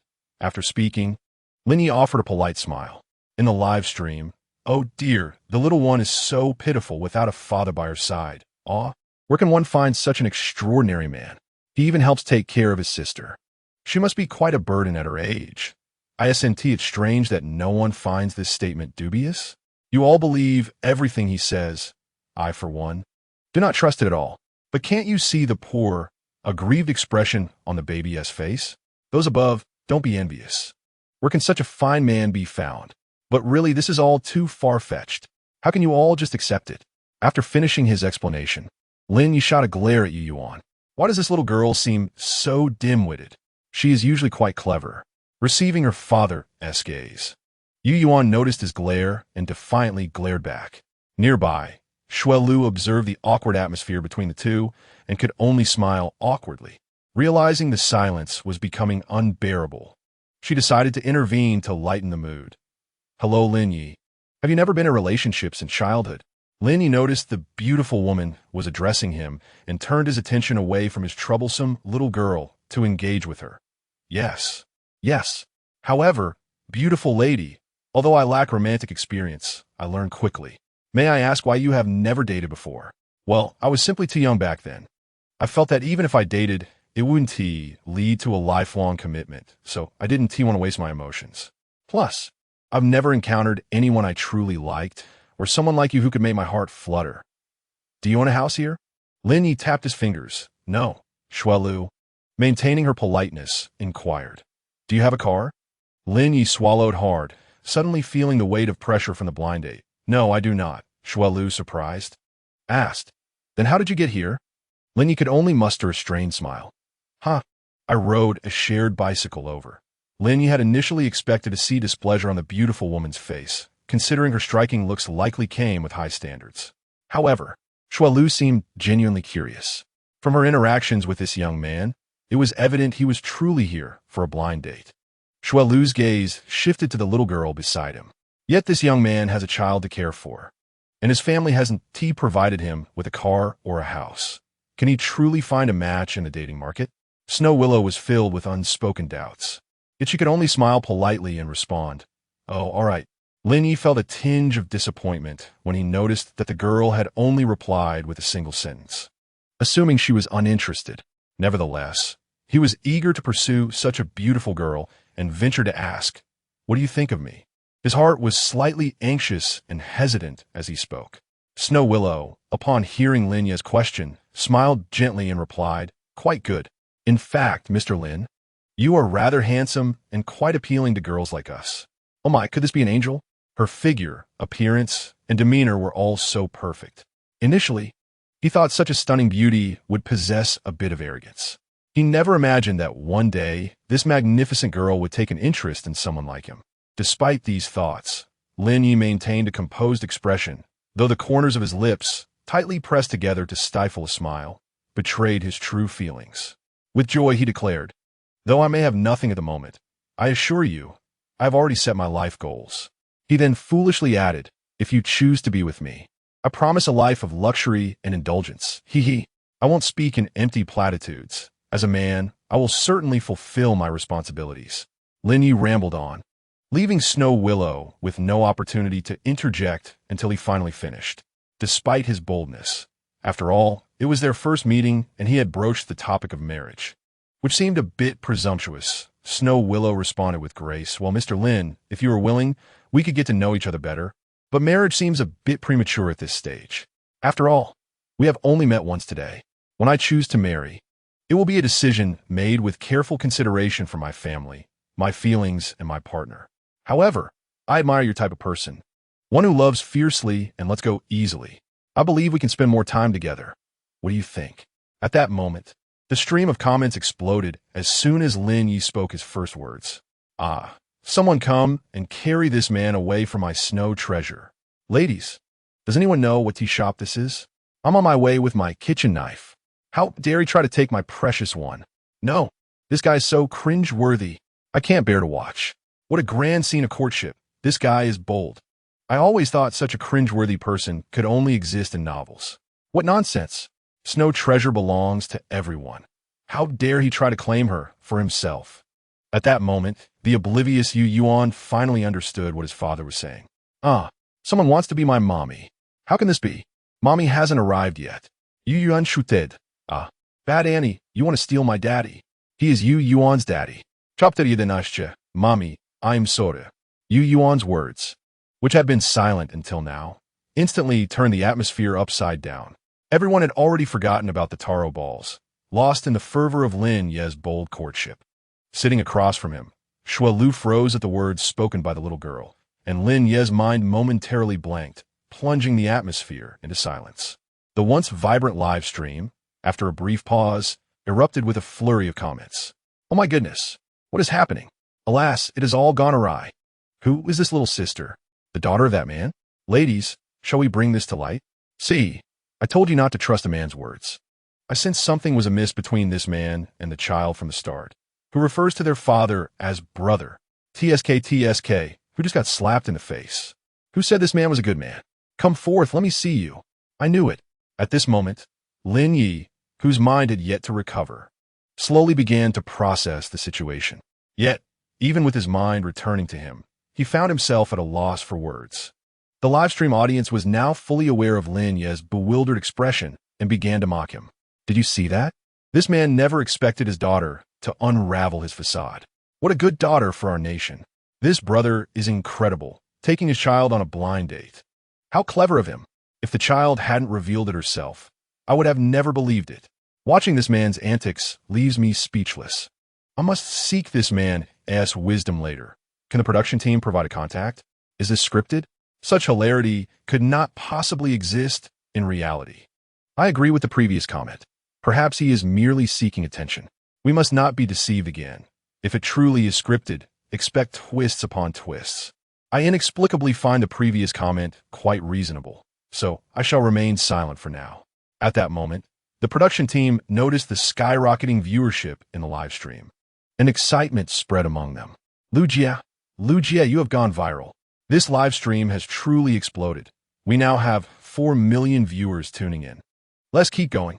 Upon hearing the news, Shuo Lu was slightly taken aback, yet the atmosphere felt too awkward. Ahem, Mr. Lin, I actually think your baby is quite adorable, especially those beautiful blue eyes. Raising your child alone must be quite a challenge. You truly are a wonderful father. After all, many families with 4 or 5 members struggle to care for a baby. The fact that you have managed to raise your child this well shows your patience and attentiveness. Hearing the beautiful woman come to his defense, Lin Ye felt a wave of calm wash over him. As long as she didn't team mind, everything would be fine. Moreover, the girl was adopted.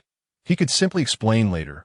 He had not anticipated that this woman would be not only stunning, but also so understanding. She truly is an angel. At this moment, the little girl noticed that her father seemed more intrigued by this sister and began to stir the pot. Daddy, are you going to abandon mommy? Are you cheating? Yu Yuan was about to share her thoughts with her mother, but Lin Ye, upon witnessing his mischievous daughter preparing to utter something shocking, quickly covered her mouth and dragged her toward the restroom. My apologies, miss. This child is quite impolite. Allow me to teach her a lesson. Once in the bathroom, Lin Ye released his grip on her mouth. Immediately, Yu Yuan erupted with indignation, exclaiming, Daddy is a bad man. Daddy wants to cheat. What will happen to mommy? Who cares about your mother? A stunning beauty is right before my eyes, and this little rascal is constantly thwarting my plans. At this rate, your mother may never emerge. Lin Ye knew that speaking to a child like this would not be effective, so he feigned gentleness and said, My dear, Daddy only does this for your own good. Don't you want mommy? Despite her discontent with her father's actions, Yu Yuan nodded. See, dear, you also want mommy. So would it be good for Daddy to find you a new one? Upon hearing this, Yu Yuan became displeased. Yu Yuan only wants her own mommy. Can you tell Daddy why you only want your own mommy? Yuen pondered this question but could not articulate her thoughts, and in frustration, she retorted, "It doesn't matter. I just want my mommy." Seeing her insistence, Lin Ye began to guide her thoughts. "You want your mommy because she loves you the most, right?" Yuen nodded in agreement. "But when will your mommy appear? What if she never comes back?" At this, Yuen pouted, feeling wronged. Lin Ye shifted his tone, saying, "Since there is no mommy to shower you with love right now, Daddy will find another mommy for you. When she arrives, won't you have two mothers to love you?" Yuen sensed something amiss, yet it seemed reasonable. After much hesitation, she nodded. Observing his daughter's reaction, Lin Ye knew he had succeeded. "Now, what do you think Daddy is doing?" he asked. "Daddy is looking for a mommy to take care of you." Yuen thought carefully and slightly nodded, realizing that Daddy was indeed seeking someone to care for her. Lin Ye smiled gently. "If Daddy find a mommy, wouldn't that mean there's one more person to look after you? And with your own mommy, you would have two people who love you." Yuen contemplated this, and it seemed to make sense. Suddenly, an idea struck her, and she exclaimed, "If Daddy finds many mommies, wouldn't that mean there are many people who love you, Yuen?" Lin Ye was delighted to see his daughter self-soothing and enthusiastically replied, "You are so clever. Yes, if there are many mommies, there will be so many who love you." Yin, with her little nose held high, responded cheerfully, "All right, Yuen agrees with Daddy. But if I want a mommy, I must listen to Daddy and not say impolite things. If Mommy gets angry, she won't be my mommy anymore." Upon hearing the gravity of the situation, Yuan became anxious, her little hands nervously clenching. "Did I just upset Mama? She won't dislike me, will she?" Yuan, obedient and sweet, Lin Ye, having achieved his goal, smiled and gently ruffled her hair. "Mama might feel a bit unhappy, but how could she ever not love you? As long as you apologize, she will surely forgive you. Now, let us step outside and remember to say sorry to Mama," he encouraged. Yuan nodded earnestly, responding, "Yes, yes, I will apologize to Mama." Just then, the thought of soon having a big mama filled her with joy, causing her to beam with happiness. It was heartwarming to see this stubborn child finally soothed. Her desire for a mother was evidently profound, alleviating any worries for future outings. The two returned to their seats, sharing mischievous smiles. Lin Ye, feeling a bit shy, began, "My apologies for earlier. This little one has been spoiled since childhood and is quite unruly. I sincerely apologize for any inconvenience caused." Upon hearing that the matter with the child had been resolved, Lu chuckled. "It's quite all right. After all, no one wishes to be regarded as an intruder in someone else's affections." At that moment, nestled in Lin Ye's embrace, little Yuan piped up, "Mama, I'm sorry. I was wrong." With her big, innocent eyes, she gazed at Lu. Chapter 12. The host doll succeeds. Lu was momentarily taken aback by the child's words, rendered speechless and unsure of how to react. What just happened? How did this child suddenly call me Mama? Did I miss something? Meanwhile, the audience in the live stream couldn't contain their laughter at Lu's expression. "Look at our little snow treasure, completely stunned. How adorable. Where did this child come from? Wanting to call our snow treasure Mama? Unacceptable. I don't agree. How does this feel like a scripted drama? This is so kitsch. This little doll is as charming as our snow treasure. I must say, our snow treasure is becoming even cuter. Snow treasure, you need to regain your composure. You are a third-tier celebrity. I can't believe my snow treasure has been caught off guard like this for so long. Ladies, I'm curious about how to fight for custody with the child's father. I need to reclaim my daughter." Lin Ye, observing how obedient his daughter was, smirked. "Very good. This child is indeed teachable." As his daughter seemed to be thriving, he couldn't let himself lag behind. Clearing his throat, he addressed Lu ahem. "It appears my daughter has taken quite a liking to you. Would you consider being this child's stepmother?" Still reeling from the initial shock, Lu heard Lin Ye's words. Her astonishment palpable. Her eyes widened in disbelief, a reaction so intense that it was almost visible through the screen. Are the youth of today truly so audacious? Am I merely aging and unable to keep pace with their boldness? To be invited to become a stepmother to someone's child upon our very first meeting is beyond my comprehension, yet I am profoundly astonished. Lu's expressions shifted wildly, from shock to furrowed brows, then back to astonishment, culminating in a look of utter bewilderment. Lin Ye could only stifle his laughter in response. Setting aside everything else, this young lady is genuinely delightful, her expressions transforming so rapidly. At this moment, the barrage of comments reads, "Men, retreat. What on earth? Oh my. That adoring expression. Ah, kill me. Shui Bao. Don't be foolish. If you continue in this manner, someone will whisk you away. Oh dear. I can't help but feel they are a perfect match. What should I do? Everyone, remain calm. Shui Bao belongs to us all. Do not be swept away by the moment. But I truly feel something. What should I do? Screams, help. It's the first time I've seen Shui Bao exhibit so many expressions. How amusing. Who understands? I was in the midst of my meal when I suddenly burst into laughter. Woe is me. My family has tasked me with washing the dishes today. Haha, you are fortunate. I am currently in the restroom, if you catch my drift.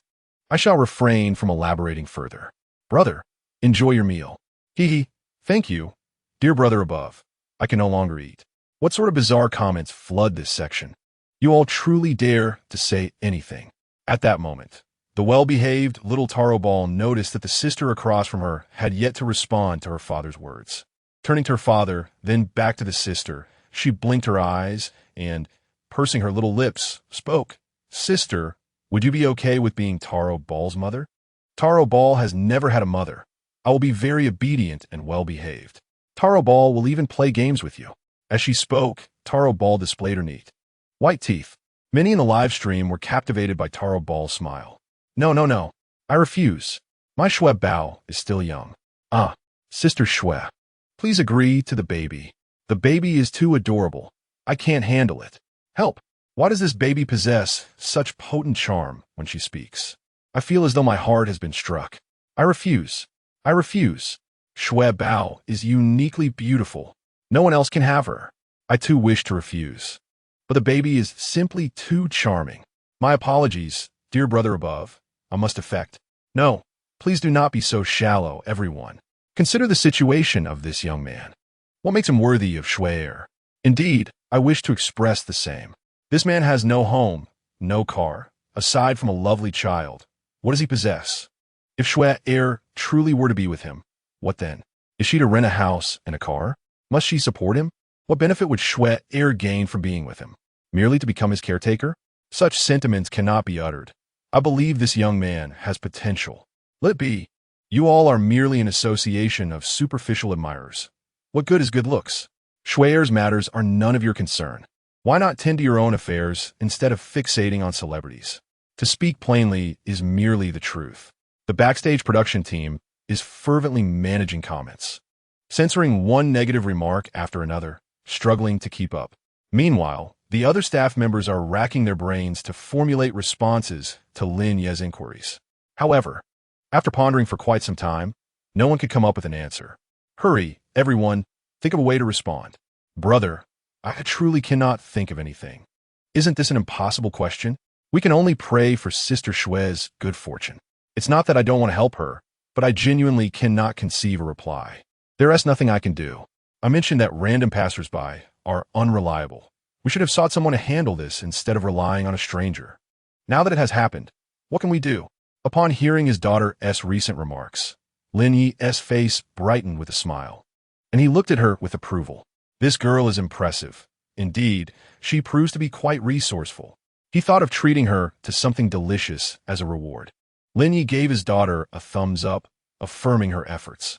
Yu Yuan, still in a daze, noticed her father gazing at her and felt a surge of happiness upon receiving his approving glance. She then saw her father giving her a thumbs up and imitated him, lifting her own thumb with a silly grin on her face. Suddenly, a sound echoed. Ding! The host doll has succeeded. The doll has learned mischief, cultivation value too. Please guide the baby well. A page suddenly popped up before Lin Ye, displaying Yu Yuan's cultivation progress. 1715 initial. Task reward has been issued. Click to claim. Lin Ye stared at the page in astonishment, wondering why it had appeared spontaneously. Despite his curiosity, he clicked to claim the reward. Ding! Congratulations to the host for obtaining Chapter 13. Congratulations on gaining 51 equity in Tianhua Entertainment. Please keep up the good work. Goodness. Can teaching a child mischief count towards cultivation value? If this gets out, will I be in trouble? Ahem, never mind.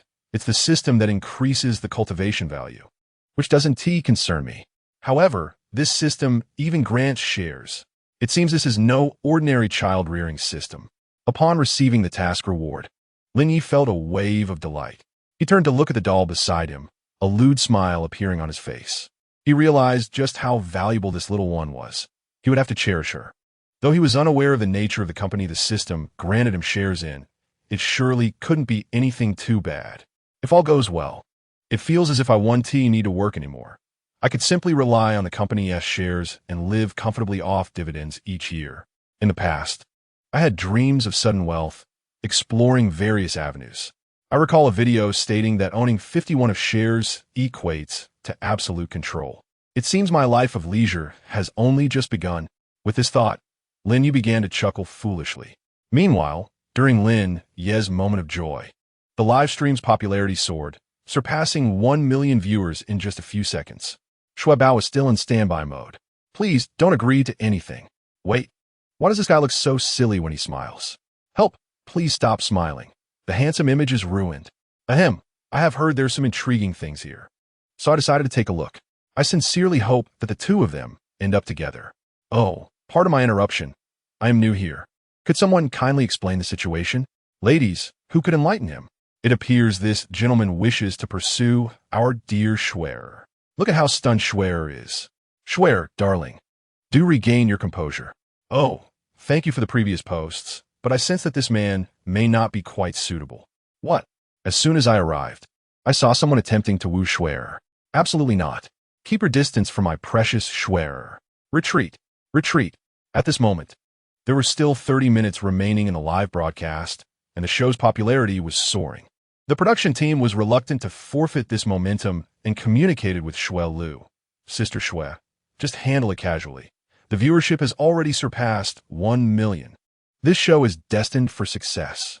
Upon hearing the production team's voice through her earpiece, Shui Lu suddenly realized she was still in the live broadcast. She quickly composed herself, banishing her bizarre expression to reveal a professional smile. How absurd. I was so startled I forgot I was live. The production team lacks consideration, not even providing a reminder. I suspect I will become the subject of countless memes after today. And they want me to feign nonchalance? They're seeking a wife. Why do I feel as though I am here to dig a pit for this production team? The sweetness of Shui Lu's smile belied the harshness of her thoughts. Just then, her phone rang, and although she initially intended to decline the call, the production team's voice suddenly echoed in her earpiece. Sister Lu, take the call. The atmosphere here is too awkward. Answer the phone to alleviate the tension and try to prolong it. We are nearing the end of this episode. Upon hearing this, Shui Lu paused her hand, which had been reaching to end the call, and looked up at Lin Ye across the table, a perfectly timed smile gracing her face. Mr. Lin, do you suggest I take this call? Lin Ye gestured for her to proceed. At that moment, Shui Lu finally felt the atmosphere on set become less awkward. She nodded with a smile and opened her phone's call screen. Upon seeing that the caller was her manager, her heart skipped a beat, and she hesitated for a moment, but ultimately answered the phone. Does anyone else find Schwer's situation rather peculiar? What are you all discussing? I cannot comprehend. Whose phone is this? Even our usually amiable Schwerer appears frightened. Indeed, I just rewatched the segment and noticed Schwer's hands hesitated for a moment. No, my friends, you are observing such details. I merely saw that my Schwerer is stunning. Indeed, even the peculiar expressions that cross her face are captivating. Finally, there is a kindred spirit among us. Heaven knows, I cannot decipher their conversation. I only understand how to admire my Schwer's beauty. Perhaps I arrived too late to catch the earlier rhythm and am now outpaced. A kindred spirit. How fortuitous. Suddenly, there was a beep. The call was connected. The first sentence from a caller on the other end left everyone present quite taken aback. Due to the overwhelming volume of her agent's voice, even though Shui Lu did not activate the speakerphone, a portion of the agent's speech was inadvertently captured in the broadcast. Lin Ye and Xiao Yuan, seated at a nearby table, could vaguely hear the commotion. Damn it, Shui Lu, do you not wish to remain with the company? who permitted you to participate in a variety show without authorization. Upon hearing her agent's words, Xuelu raised her head awkwardly and met Lin Ye's inquisitive gaze from across the table. In a live stream, after a brief moment of silence, a torrent of vitriolic remarks ensued. I can't believe this old woman. How dare she insult my precious Xuebao? Damn her. If this is part of the script, it has gone too far. What should I do, sisters? My emotions are in turmoil. My beloved Xuebao is being maligned in such a manner. Most importantly, I recognize that voice all too well. It belongs to Xuebao's agent. Are you sure? It's the agent. Oh, this infuriates me. It can't be. Xuebao is at least a third-tier star. Shouldn't the agent and the artist share glory and disgrace alike? She has no reason to berate Xuebao. I once visited the set where Xuebao was working, and while I was merely an extra, she kindly offered me a glass of water when I looked exhausted. I don't know what transpired afterward, but I distinctly heard Xuebao's agent scolding her. That voice is unmistakable. Even the tone of reprimand is identical. But if my darling has endured such treatment at the company for so long, how much pressure must she have faced? The live stream was in an uproar, yet the call continued. Chapter 14. So, Xuelu is a member of my company? Xuelu, I must inform you that your unauthorized participation in this variety show violates our company's contractual stipulations. You must withdraw from the show immediately. I am not conversing with you. I am issuing a warning. Return to the company at once. Upon hearing her agent's words, a troubled expression crossed Xuelu's face, erasing the trademark smile that had adorned her features, and her mood plummeted. Nevertheless, she attempted to explain, Sister Lu, I have already signed a contract with them. Leaving now would incur a penalty for breach. As she spoke, her eyelids drooped slightly, and soon after, the voice on the phone resumed. I do not care about your breach of contract. Your actions have already violated our company's agreement. You need to return to the company immediately. If you surrender the earnings from this variety show, we can overlook this breach. With that, the call ended. After all this, it appears envy has clouded judgment. Perhaps she is not only coveting the earnings from this episode, but also the list of participants for future shows. Xuelu, look at yourself. How pitiful. As a third-tier star, you lack the autonomy to choose which variety shows to participate in, and even your agent seems intent on exploiting you. At that moment, the shift in Xuelu's expression was evident to the viewers in the live stream. I am curious to know what words could erase Cher's signature smile completely. What has happened to Cher? She appears so sorrowful. What, pray tell, did that agent say? What troubles Cher? What is this penalty for breach of contract? The silence from the other end is unbearable. What should I do? Seeing Cher's expression evokes a desire to weep within me. Though I'm unaware of the precise words exchanged over the phone, they surely cannot be kind. At that moment, the little girl, Yu Yuan, seated across the table, heard the sound emanating from the sister's phone. Although many words eluded her comprehension, she sensed that the sister was in distress. Gently, she tugged at her father's sleeve. Lin Ye looked down and inquired, What is it, my dear? Yu Yuan replied softly, Daddy, please help that sister. Lin Ye, bewildered, pondered how he could assist when he was oblivious to the situation. Just as he prepared to decline his daughter's request, he noticed her large, watery eyes fixed upon him, her small hands clutching his garment tightly. Children can be quite insistent. Lin Ye eventually nodded, patting his daughter's hand, and turned his gaze toward Xuelu. After a moment's hesitation, he spoke, Miss, I wonder if there is any way I might be of assistance? Upon hearing the voice from across the table, Xuelu looked up to see Mr. Lin. She offered a faint smile and waved her hand dismissively, indicating that it was unnecessary. Yu Yuan, sensing the urgency, quickly interjected, Sister Mama, please just tell my father. Daddy and I are quite capable. We can help drive away the bad people. So please don't be sad. Amidst her gloomy thoughts, Xuelu could not help but chuckle at the little one's innocent address. The weight of her distress lifted slightly. Yu Yuan, noticing the sister's smile, exclaimed, Sister Mama looks beautiful when she smiles. I like it. Xuelu gazed at the child with gratitude and replied, Sister, there is nothing to worry about. Thank you. Little sister. Unconvinced, Yu Yuan pouted and insisted, Sister Mama is not telling the truth. Good children do not deceive. Just share with Yu Yuan. I am truly capable. Shualu refrained from responding promptly to the little girl. Sister, is your name Yuan? What a sweet child. Oh, how delightful this moment is, ripe for capture. What has befallen Cher? Is Yuan destined to become a child star? Why do I suddenly feel that a man is of little significance? That having a daughter is sufficient? Thus, it appears our Cher has suffered at the hands of others. I am eager to uncover the contents of that phone call.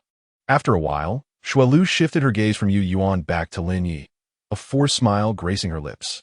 Taking a sip of tea, she reclined against her chair and sighed, saying, I apologize, Mr. Lin. I just received a phone call, and I failed to manage my emotions properly. It's nothing of great consequence, merely dissatisfaction with work. Upon hearing this, Lin Ye perked up immediately. Another ordinary person oppressed by their company. How reminiscent of my own past before the system arrived. Might I inquire if you could elaborate further, miss? If possible, I genuinely wish to assist you. Upon hearing that the young man across was willing to help her, Shuelyo smiled, despite knowing it was unlikely. After all, having someone care for her was indeed a rarity.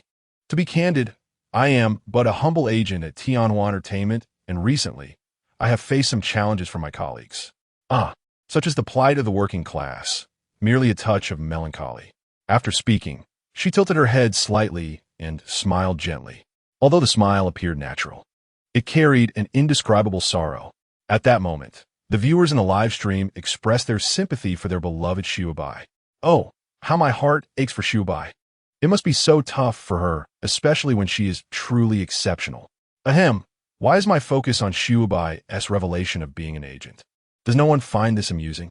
By the way, isn't Xiubai a third-tier celebrity? Even if she is not given due attention, she should not be mistreated. Our Xiubai is truly dedicated, you know? Look at her putting on a brave face. My heart aches for her. I want to know why Xiubai referred to herself as a mere assistant. And does this young man truly not know her identity? Surely, even if he does not know her personally, he must have heard her name. At that moment, Lin Ye felt a sense of familiarity upon hearing the name of Tianhua Entertainment. Why does Tianhua Entertainment seem so familiar? As he pondered, he noticed the beautiful woman across. Forcing a smile, and he began to comfort her. Miss Shui, if your company treats you so poorly, have you considered leaving? Shuelyo, realizing they were still live, felt it inappropriate to respond and could only smile faintly. Suddenly, Lin Ye remembered that the system had just granted him shares in a company. With his shares, it would be a simple matter to place someone within. He could then bring the beautiful woman closer to him, which would be quite delightful. By the way, what was the name of the company the system gifted me? Tianhua Entertainment. So, this young lady works at my company and is being mistreated. Chapter 15. Miss Shuelyo, I will resolve this. At that moment, the backstage production team received a WeChat message from Shuelyo's agent.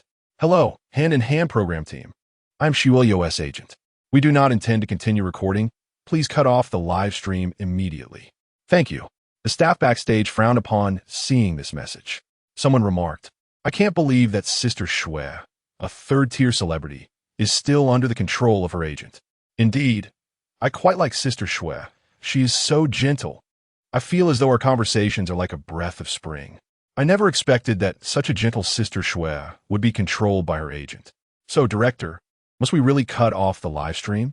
Those who were previously engrossed in discussion turned in unison to look at the director. The director, sitting calmly, startled the staff with his first words. We are merely a small production team, contracted with Miss Liu. What concern is her agent to us? Regardless of their affairs, they will untangle their own issues later. I am but a minor character, solely concerned with ensuring my viewership remains intact, especially with only a few minutes left. The contract is signed. Once the broadcast concludes, what can they truly do? Conversely, what can they do if it doesn't finish? The audience below appeared perplexed, while the director, observing the scene, felt a twitch at the corner of his mouth, pondering how his employees could be so foolish. Continue the broadcast. No need to worry, he commanded. The personnel below, realizing the situation, exchanged glances and returned to their respective duties. At that moment, the live stream suddenly went black. Had frozen? Surely not. I thought Snowball was genuinely going to cease broadcasting. Snowball is merely a working individual. I can understand if you have to stop the stream truly. I can understand it 100 times over. But clearly, she is being bullied. What a disgrace. How dare they mistreat my dear Snow? If I find out who was on the other end of that call, I'll send a box of razor blades their way. You're my little apple. No matter how much I love you, it is never too much. The ringtone of Lin Ye's phone abruptly shattered the tension, prompting him to hastily silence it. Embarrassment washed over him as he wished he could dig a 3-bedroom apartment into the ground.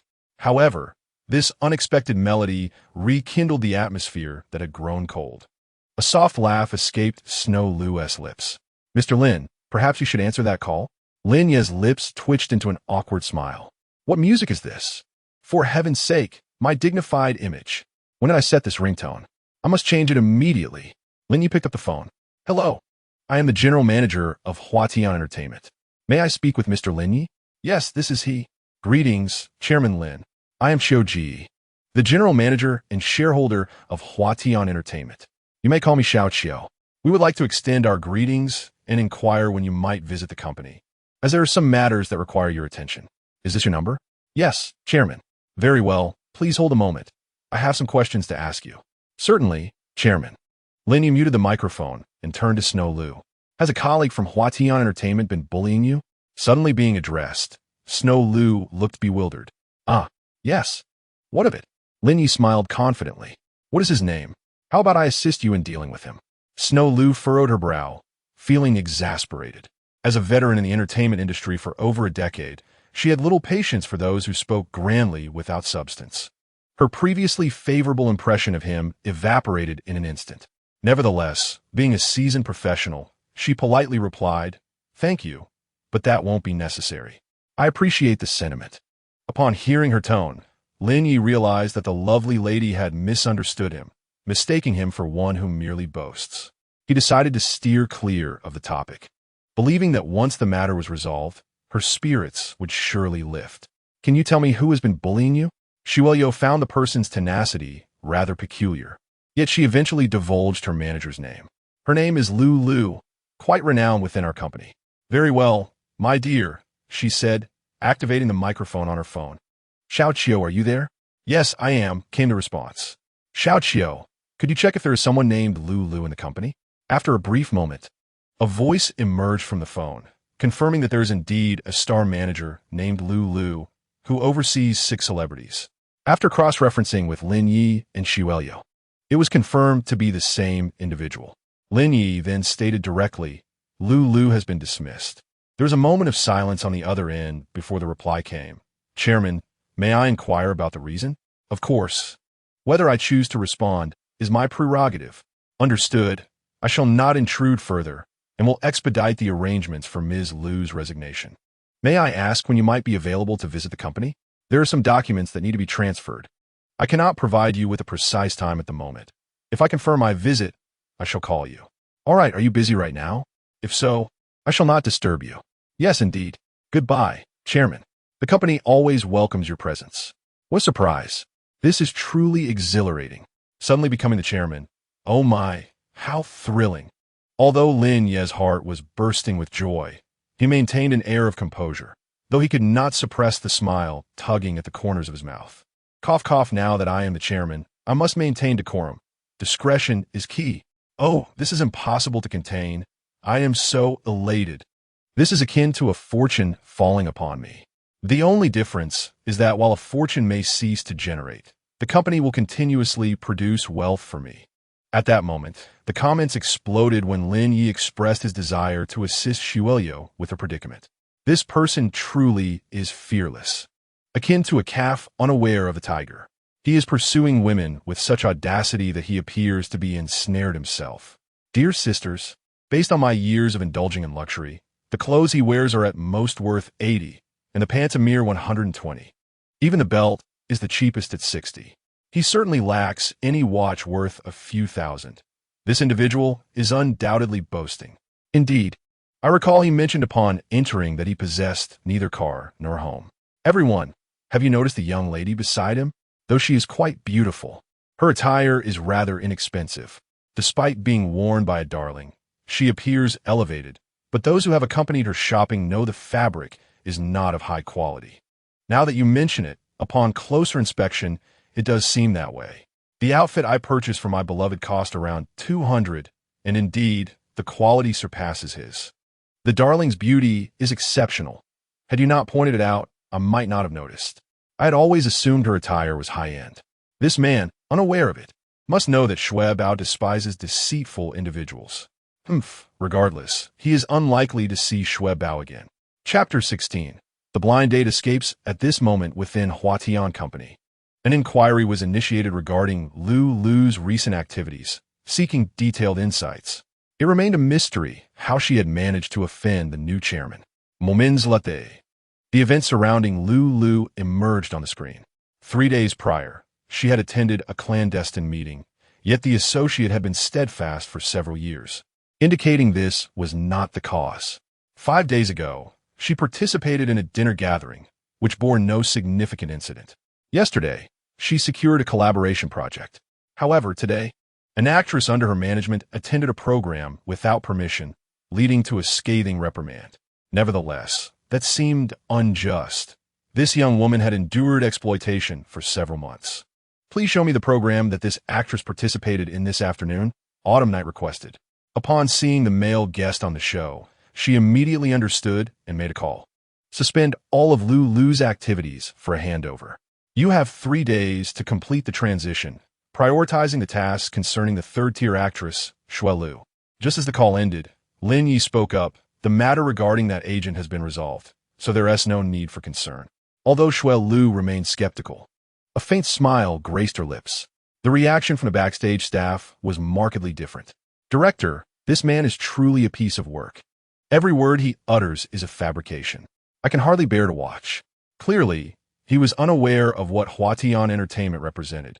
His incessant boasting was nothing short of delusion. If it weren't for the overwhelming number of viewers in the live stream, I would have requested his departure immediately. The atmosphere in the live broadcast echoed this sentiment, with sentiments running high. I genuinely can't watch any longer. It's so pretentious. How is Bao able to smile politely at him? If it were me, I would have confronted him directly. Does he really think he can act superior in my presence? What if he is indeed genuine? Someone quipped. Haha, if I were there, I would certainly challenge him. Impossible, dear sister. What stature does Huatian Entertainment hold? He is merely an ordinary individual, deluded enough to think he could dismiss agents of such caliber. Suddenly, a ringtone interrupted the conversation. Lu gestured to Lin Ye to take the call. Hello. May I speak with Miss Lu? Yes, this is she. How may I assist you? Greetings, Miss Lu. I'm your new manager. Lu has been dismissed from our company, and I will be responsible for your future assignments. Lu, taken aback, cautiously inquired. Lu has been terminated? Indeed. Miss Lu came to reply. Lin Ye, with a smile playing on her lips, remarked, I promised I would assist you. Hearing this, the actress clenched her fists, her palms becoming clammy with anxiety. The backstage crew and production team were equally astonished. Is this for real? Indeed, my friends, this is no fabrication. But who is this man? What is his true identity to wield such influence? Enough. Handsome, are you in need of a wife? Dear viewers, I suddenly feel compelled to become this young lad's stepmother. Is there a way to make that happen? Cough, cough, cough. What if we consider multiple stepfathers? Jealousy has transformed my visage beyond recognition. The delicate snow willow nervously inquired, May I know your identity? Lin Ye chuckled in response. What identity do I possess? I am merely an ordinary citizen with a small stake in Huatian Entertainment. At that moment, the barrage of comments erupted once more. Didn't they say he was deaf? What did I just hear? Huatian Entertainment? I cannot comprehend it, yet I am profoundly astonished. Those upstairs need not understand. Simply knowing that a mere 1% stake in Huatian Entertainment could sustain an ordinary family for a lifetime suffices. Suddenly, a wave of envy washed over me. What should I do about Snow? She's on a blind date with such a big shot. Ridiculous. A big shot, yet lacking a car or a house, but possessing shares. In other words, no car, no house, but everything you own is in fact mine. Are people from Jiangxing this low-key? I genuinely cannot discern this big shot's attire. Upon hearing this, Snow Willow immediately realized that it was her boss, and her anxiety intensified. What should she do? Initially, she thought he was a fraud. But to her surprise, he was her employer. How could her boss even conceive of a blind date? Snow Willow's mind felt foggy, as if a grand opportunity had unexpectedly fallen from the heavens and landed on her head. Lin Ye observed the young lady across from him, sitting there in a daze, and inquired, "Miss, would you consider becoming the stepmother of my child?" The sweet Yuyuan, hearing his father advocate for a mother, chimed in, "Sister, please be Yuyuan's mother, okay?" Snow Willow's face flushed from her neck to her ears, as if engulfed in flames. Nevertheless, she recognized that she was still live streaming and must refrain from speaking out of turn. She could only lower her head and remain silent, concealing her crimson cheeks, while her heart soared beyond her grasp. Cough, cough, cough, it's over. My dear Snow, she's truly shy. Snow is about to be whisked away. How distressing. I once believed that no one was worthy of Snow, but upon glancing at this boss, he seemed acceptable enough. Thus, I reluctantly acquiesced. I'll let go of Snow. Allow me to take her. Handsome, ravage me. This star had transcended from a third-rate actress to the wife of a wealthy magnate. What extraordinary luck. Oh, where's this sourness coming from? You are my little apple. How I adore you. What to do? It seems I might burn this phone. The ringtone cannot withstand another day. Coughing awkwardly, Lin Ye finally spoke. I apologize, I must take this call. At that moment, Snow Willow's anxiety dissipated significantly, and she nodded in acknowledgement. Hello, yes? Damn it, you little rascal. Wasn't I supposed to have you on a proper blind date? Is this how you present me with a date? Your aunt has lodged a complaint with me. Lin Ye was utterly perplexed. No, Mom, I am indeed on a blind date. What are you talking about? What sort of ghostly blind date is this? Your date has already left. How could you possibly be on a blind date? I should never have believed you to be reliable.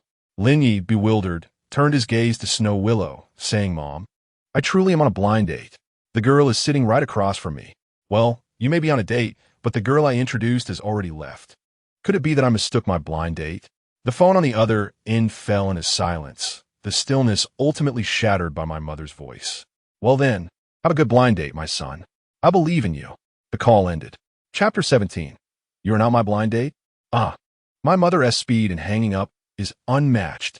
Upon seeing the call disconnected, I lifted my gaze to meet the eyes of the beautiful woman across from me, feeling rather perplexed. So, this enchanting lady is not my blind date? What on earth is happening here? Excuse me, miss, you're not my blind date, are you? Why didn't anyone inform me of this mix-up? Oh dear, what is this situation? I merely answer a phone call. I am utterly confused. Can someone please elucidate this for me? So today, Sister Xue has indeed mistaken her blind date. Cough, cough, it seems I still have a chance. Young man, don't get your hopes up. A remarkable beauty like Xue Bao will surely seek an equally outstanding man. Oh, it appears that this situation suggests that Xue Lu from your family is actually aiming for someone else, especially considering that she is a prominent figure in Huatian entertainment. Your sister still needs to work on her. Cough, cough, but doesn't anyone else feel they are quite the match? If it weren't for the differing hair colors of their child, I would suspect that little one is their secret daughter.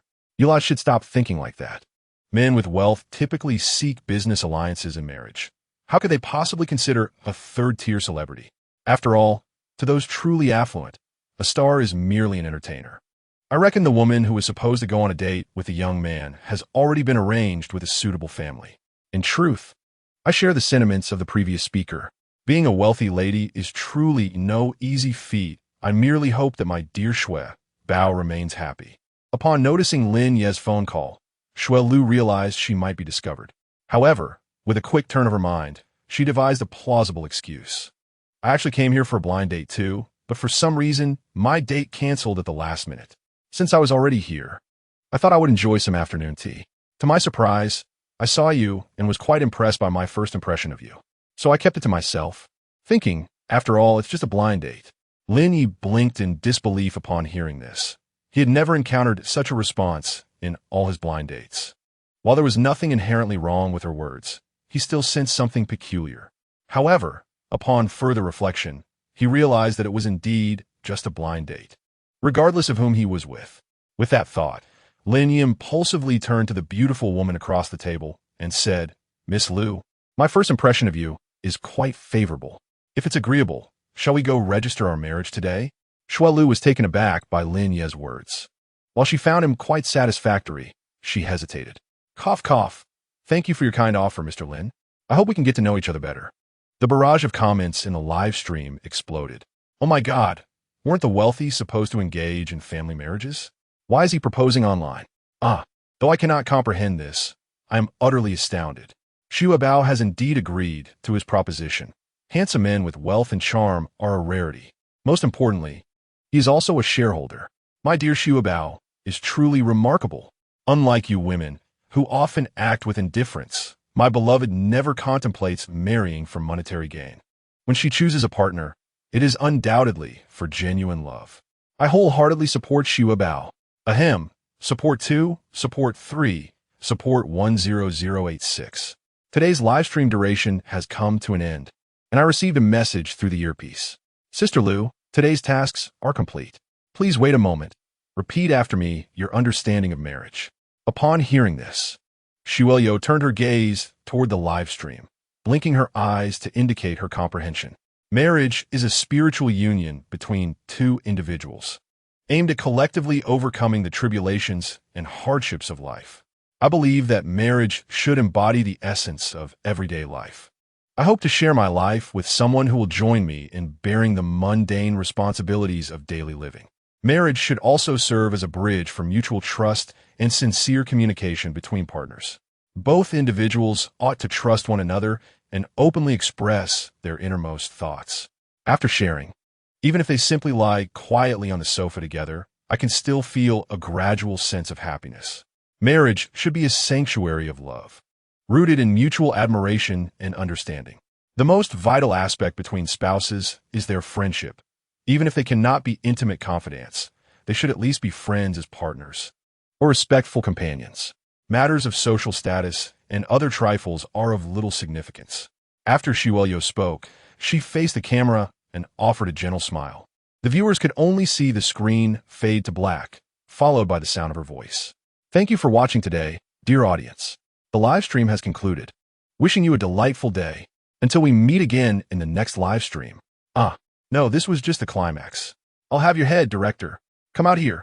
Can someone reveal the director's address? I want to send a sharp message. No, I haven't had enough yet. Wait, is it really over? I don't understand. How could time pass so swiftly? It feels as if it has only just begun. Did I arrive too late? I feel as though I merely stepped away for a moment. Can anyone tell me why the live stream just ended? I wonder if there will be any behind-the-scenes footage. If not, I settle for that. My silence is deafening. Hey there, beautiful. Are you talking about marriage requirements with me? I'm having a hard time remembering. Lin Ye could only manage an awkward smile, while the little one beside him, Xiaoyu, danced joyfully. Will Xiaoyu have a mommy? Is mommy going to be with daddy? Xiaoyu is so happy. However, despite Xiaoyu's joy, she remained silent, perhaps sensing the peculiar atmosphere around her. Sister Lu's live stream has ended. Phew. Hearing that the live stream has finally concluded, Xuelyo let out a sigh of relief. She looked up to see Mr. Lin opposite her, staring at her in bewilderment. And he shyly said, Ahem, Mr. Lin, I need to use the restroom. I'll be back shortly. Okay. Upon reaching the restroom, Xuelyo took out her phone to communicate with the production team. Hello, director. This is Xuelyo. Hello, Miss Lu. In this live broadcast, Miss Lu has skyrocketed to fame. Congratulations are in order. We must also extend our gratitude to the director for their invaluable assistance. As for the director, can we keep today's program under wraps from the gentleman for now? I would like to discuss it with him first. Certainly. It's a minor matter. However, Miss Lu, once you've finished your conversation, do remember to visit the company for a brief behind-the-scenes shoot. The response to this live broadcast has been exceptionally positive. If possible, please bring the gentleman along. If not, you may come alone. Thank you, director. After sending the message, Xuelu returned to her seat with a smile. Glancing at Lin Ye, Mr. Lin, shall we take a stroll? She inquired. Do you have time for a walk outside? Lin Ye, surprised by the beauty's invitation, raised an eyebrow and feigned seriousness, replying, Ahem, of course. The two hailed a ride and proceeded to the commercial street. Upon arrival, Lin Ye exited the vehicle first, holding the door open for the lady. After she alighted, she gently cradled a small doll from the seat.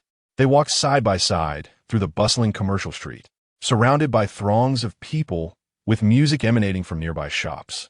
Lin Ye held his beloved daughter in his arms, who was experiencing such a place for the first time and was thoroughly excited.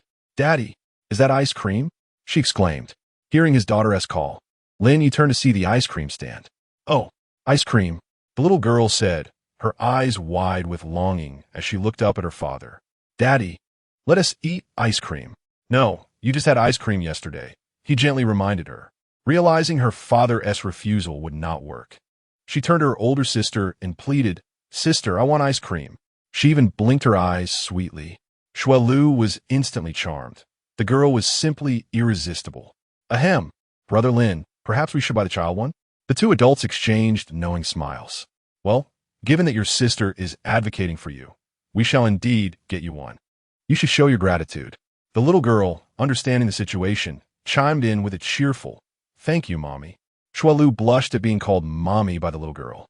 After purchasing the ice cream, they made their way to a nearby park alongside the commercial street, finding a clean spot to sit and rest.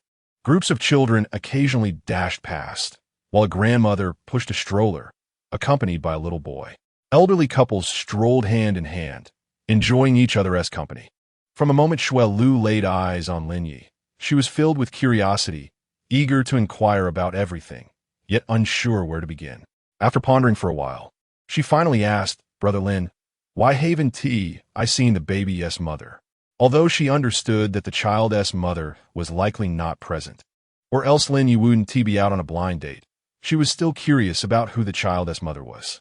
Upon hearing the beauty's question about his daughter, Lin Ye, concerned that she might misunderstand, explained, "You might not believe it, but when I was traveling, I found this little one bouncing out from between the rocks. I was so intrigued that I decided to bring her home." Hearing her father's words, the little Yuen chimed in, exclaiming, "Yes, Yuen is indeed a little deity from stone." Upon hearing this, Shuelyo fell silent, and the atmosphere became somewhat awkward. After a moment of contemplation, she inquired about something else. It seems that Brother Lin has quite a connection with children. I feel a similar bond with you. Brother Lin, it's my first time participating in such a variety show, and here you are, unexpectedly my boss." Lin Ye responded, rather foolishly, "Well, I'm not really a boss. I merely hold a bit of stock. Just 51, but there's no need for the lovely lady to know that." Curiously, Shuelyo asked, "Brother Lin, what made you decide to join our company and acquire shares?" Lin Ye casually replied, "Oh, the shares? I stumbled upon them." The little Yuen, recalling her family's circumstances, piped up, "Daddy is a poor man. Daddy has no money." Upon hearing the innocent remark, Shuelyo couldn't help but chuckle. She relaxed her entire body, leaning gently against the bench's backrest, admiring the exquisite surroundings. Life here is truly wonderful. It feels as though everyone living here is so leisurely. I never would have imagined I could take an entire afternoon just to stroll and enjoy the scenery. Lin Ye found it peculiar. "Is the company that busy? You seem even busier than I am." He added, "But you're right. The commercial street is right next to the park. After all, I'm merely a minor celebrity. How could I compare to someone like him, who holds shares? It has taken considerable effort for me to rise from being an 18th-tier celebrity to my current position. I am perpetually busy, resembling a whirlwind. And while I might find a couple of hours to enjoy the sights, without a mask and hat, I risk being recognized. Venturing out is indeed fraught with dangers.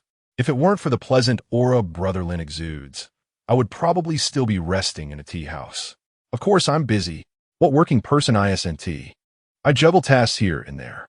Yet, it can be fulfilling. Sometimes, I genuinely relish this busyness. However, once my mind catches up, I feel utterly exhausted. After all, my dream is to become a big star. Yet, Shuelyo refrained from voicing the last thought.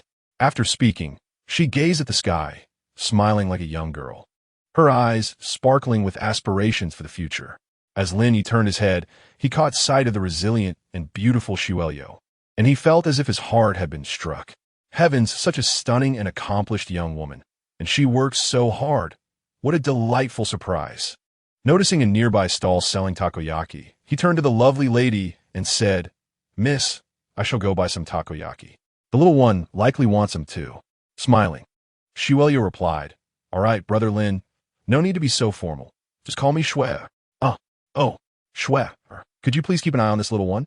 It's too inconvenient to take her with me. Sure. Brother Lin, you go ahead, the little one, and I will wait for you here. With that, Shuoyo smiled gently. The sound of a heart being struck resonates with a thump, followed by a playful cough and an exclamation of foul play. How can one smile so beautifully? Lin Ye turned and made his way towards the commercial street, walking in sync with those around him. Shuelu couldn't help but chuckle, exclaiming, "Oh, little darling, is your father this adorable?"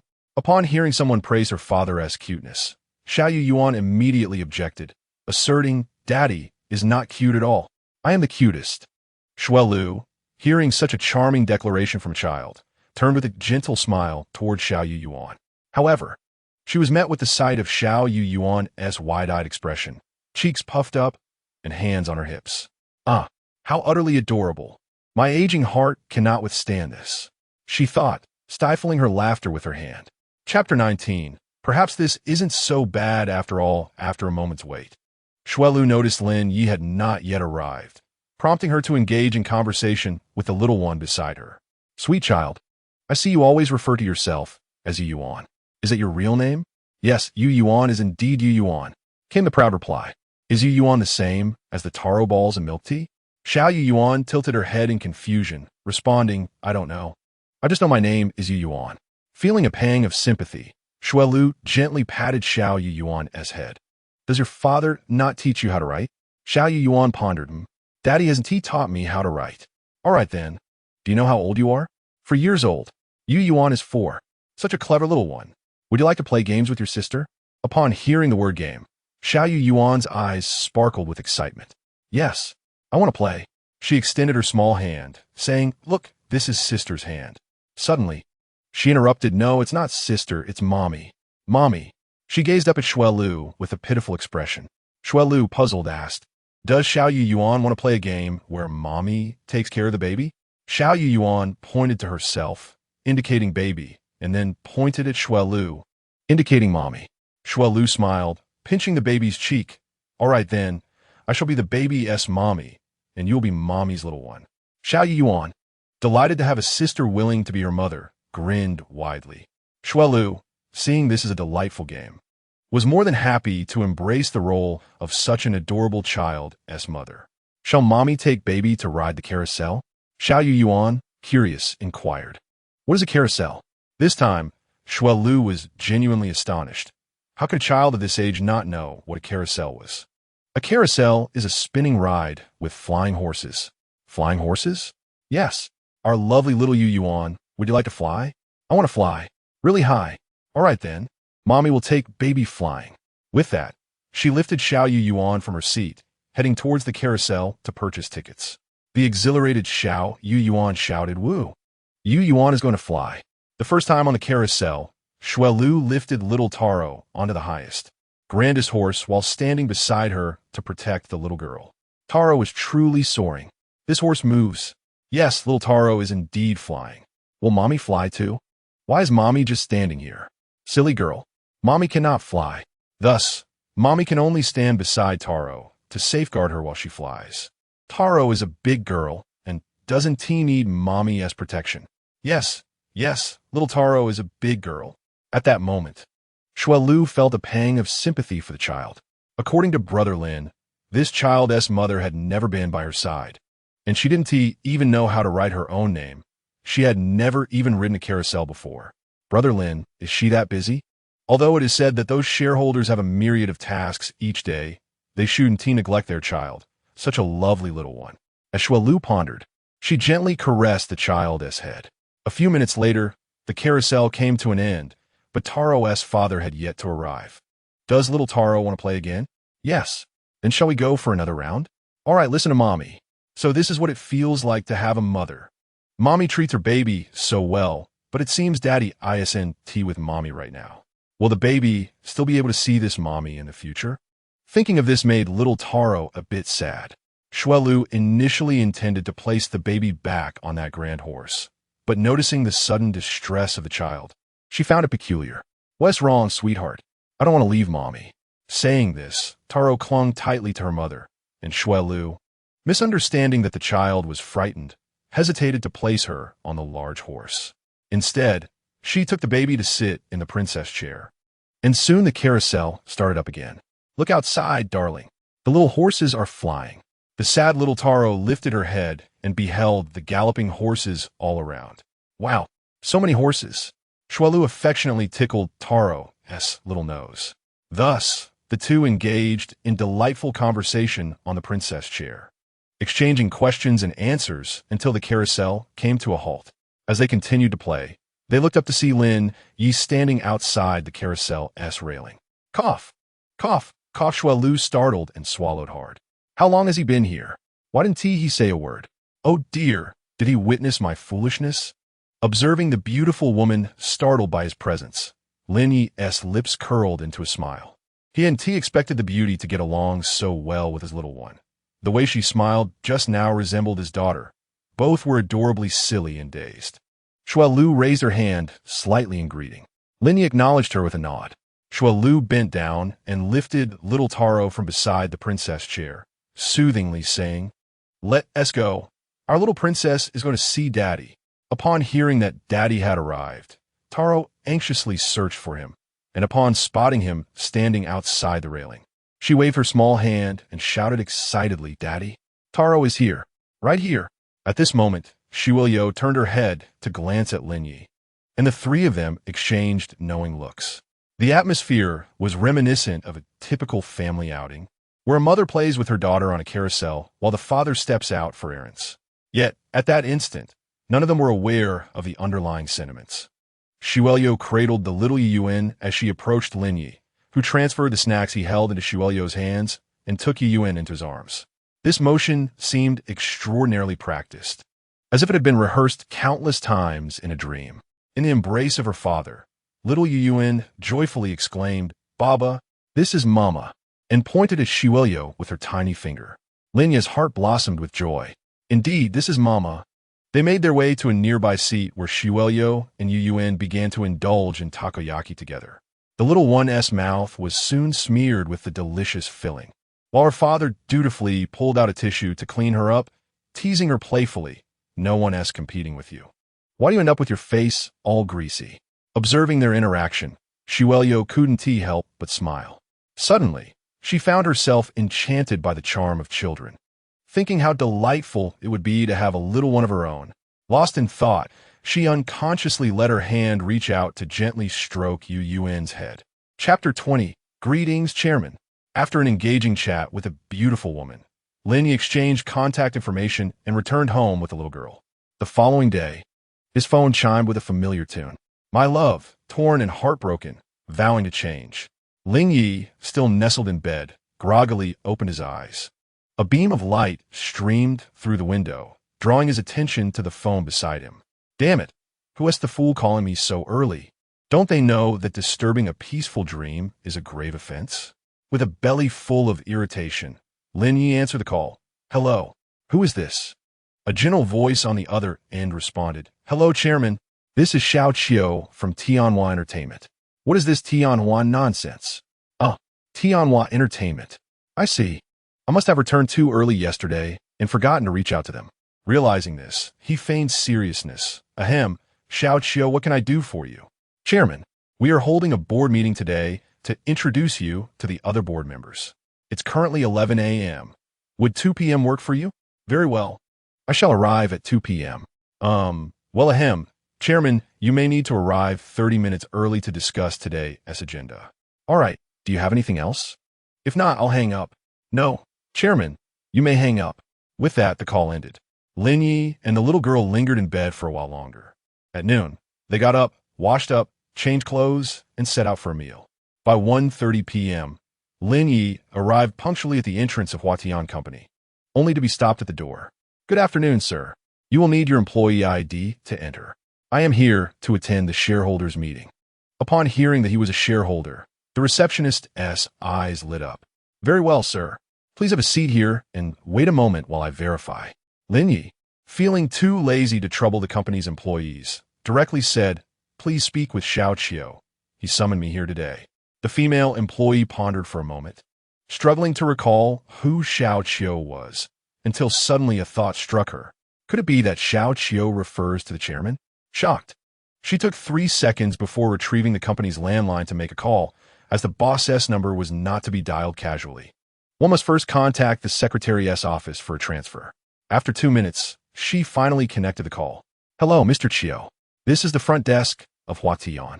A gentleman claims he is here for the shareholders meeting, but his information is not listed in our records from previous years. He mentioned that I could call you for confirmation. A sound of typing echoed from upstairs, and after 30 seconds, a voice came through the landline. This is our chairman. I'll come down to greet him. The front desk girl was taken aback, realizing she was in the presence of a significant figure, and to think it was the most formidable one. All right, Mr. Chiu, please take your time. After hanging up, fruits, desserts, and coffee were promptly served. It was remarkable how this little front desk girl managed to summon 2 stunning beauties to engage in conversation. Not only were the ladies beautiful, but they were also charming, leaving Lin Ye and Xiao Yuan in high spirits. 10 minutes later, a middle-aged man approached. Hello, Chairman Lin. I am Xiao Chiu. I didn't expect you to be so young. Lin Ye was astonished. He had imagined Xiao Chiu to be a peer of his own age. Yet this man appeared to be at least 38. Now, recalling that he referred to him as Xiao Chiu felt rather peculiar. Lin Ye stood up, shook his hand, and replied, Hello. Thank you for your hard work managing such a large company. Not at all. It's nothing compared to what you do. Such talent at such a young age. After exchanging pleasantries, Lin Ye turned and noticed Xue Er following the general manager. Surprised, he looked at Xue Lu, who stepped forward and greeted him. Hello, Brother Lin. Miss Xue, what brings you here? Brother Lin, did you forget? I work here. I didn't expect us to meet so soon. Indeed, we just saw each other yesterday. Xue Lu suddenly shifted the tone. Why does it feel like you're being distant, Brother Lin? Didn't you just call me the mother of Xiao Yuan yesterday? Lin Ye, caught off guard by her teasing while sipping water, nearly choked. No. How did it suddenly become he coughed? Not at all. Thanks to Xue Lu's playful banter, the previously tense atmosphere lightened considerably. The group then proceeded inside the company for a tour, with Xue Er leading the executives around. Upon reaching a particular area, she provided an introduction. As the group walked and explored, they arrived at the conference room just in time for the meeting at 2 o'clock. Concerned about leaving his daughter with strangers, Lin Ye entrusted Xue Er to take care of Xiao Yuan. All right, Brother Lin, I will look after Xiao Yuan. Lin Ye gently patted his daughter's head and said, Then I'll leave her in your capable hands. After entering the conference room, Lin Ye found himself lost in thought, occasionally nodding in response to the discussions around him. All right, sound good. Oh, I have no issues at all. Well, you can handle this matter yourselves. There's no need to involve me in such minor affairs. Meanwhile, Xue Lu strolled around the company with the little girl, Yu Yuan, attracting the attention of many female employees. In this entertainment company, encountering a child of such tender age was indeed a rarity. The sight of such an adorable little one drew numerous free-spirited female employees to gather around Xue Lu and the child. Does Yu Yuan want to sing? Yes. What songs can our little Yu Yuan sing? I can't sing. Haha, our cute Yu Yuan can't sing yet. But there are plenty of sisters in our company who can sing. Would you like them to teach you? Yes. Hearing the little girl's enthusiastic agreement, the nearby female employees rushed over. Hey, aren't you tone deaf? What are you doing here? Excuse me. How can you criticize me when your own singing isn't that great? Oh dear, you tone-deaf individuals shouldn't compare yourselves to a professional singer like me. I'm quite versed in the art of singing. I have a background in early childhood education. Caring for babies isn't as complicated as you think. Let me handle this. I'm excellent with children. A group of beautiful women escorted the little girl to the recording studio, teaching her to sing while capturing her voice. Meanwhile, Lin Ye, attending the meeting upstairs for over 2 hours, felt on the verge of collapse. What is this? I can't understand anything. Please don't invite me to such meetings again. It's utterly exasperating. As Lin Ye pondered the meaning of life, the system's notification chimed once more. Ding Yu Yuan's cultivation level increased by 1, currently at 20. Ding Yu Yuan's cultivation level increased by 2, currently at 22. Haha, it seems my dear daughter is living quite well. Chapter 21. Attending a class reunion with the child while Lin Ye endured the tedious meeting. The system's voice echoed again. Ding, what on earth is that girl up to? Her cultivation level is rising so swiftly. To his surprise, the system interface popped up by itself, showing Yu Yuan's cultivation level 22, cultivation level 20, task reward has been distributed, click to claim. Goodness, it's not just the cultivation value. Lin Ye clicked to claim. Ding, congratulations to the host for acquiring the ownership of Dihao Hotel. Please continue your efforts. Since becoming a parent, I must say that this laid-back lifestyle is rather delightful. I can sleep as late as I wish each day, which brings me immense joy. After a half-hour meeting summary, as it was drawing to a close, Lin Ye turned to Xiao Qiu and said, Xiao Qiu, regarding any matters, both big and small, please don't hesitate to handle them on your own. I have complete faith in you. He then gently patted Xiao Qiu's shoulder. Manager Qiu pledged her loyalty, assuring the chairman, rest assured, I will certainly strive to lead our company into the Fortune 500 as soon as possible. Are you preparing to leave, Chairman? Lin Ye replied calmly, yes. The company's development plans are quite solid. There is little for me to do now. I'm taking my daughter out for some leisure. The general manager in front slightly bowed and gestured, Chairman, allow me to escort you out. Thank you for your assistance, Lin Ye responded. I will now send a message for someone to bring your daughter up. Lin Ye nodded in agreement. As they strolled on the rooftop of the company, Lin Ye spotted a group of beautiful ladies approaching with their little girls. He took the child from Shui Lu's arms, expressing gratitude with a simple, thank you. Observing the rapport between them, the nearby manager decided to seize the opportunity, thinking, since the chairman appreciates this, the company wouldn't mind an additional star resource. Upon reaching the company entrance, Lin Ye announced, I shall take my leave now. Goodbye, Shui. He affectionately ruffled Shui Lu's hair, causing her to shyly lower her head as she softly replied, goodbye. Not long after they exited the company, Lin Ye's phone rang. He answered hello. A voice from the other end said, is this Lin Ye? This is your high school classmate, Zhong Zhe. I'm organizing a reunion tonight at 8 p.m. at the Dihao Hotel. It has been ages since we last connected. Will you be attending? Lin Ye reflected on the last time they had gathered, realizing it had indeed been quite some time since their high school graduation. Sure, I'll come. I have time now, he replied. All right, see you on the 18th floor. While at the company, the older girls had already treated Xiao Yuan to dinner. So Lin Ye planned to take her directly to the gathering, intending to grab a bite there himself. The meeting, which began at 2 p.m., dragged on until nearly 7 p.m., much to his dismay. This shareholders' meeting seemed rather pointless. By the time he made his way to the Dihao Hotel, it was nearly 8 p.m., and he promptly hailed a ride. Upon arriving, both were astonished by the hotel's opulence. It was unclear whether the hotel was adorned with real or faux gold, but the atmosphere was suffused with an overwhelming scent of wealth. Strangely, it felt as if even a breath of air here came at a cost. Meanwhile, Xiao Yuan, nestled in Lin Ye's arms, squirmed, eager to perch upon her father's shoulders. Oh, the golden sweet potato balls looked delightful. Lin Ye carried Xiao Yuan into the hotel. As they entered, a staff member greeted them at the door. Good day, sir. How may I assist you? Lin Ye retrieved his phone and noted the message he had just received. Hello? Could you please take us to the 18th floor? Certainly, sir. We will need to verify some information first, the staff member replied. The gentleman who reserved the private room is named Zhong Zhe. The staff, after a brief interaction with the tablet, respectfully said, Very well, sir. Please follow me. I shall escort you upstairs. Upon reaching the 18th floor, a bustling crowd came into view after navigating a turn in the corridor.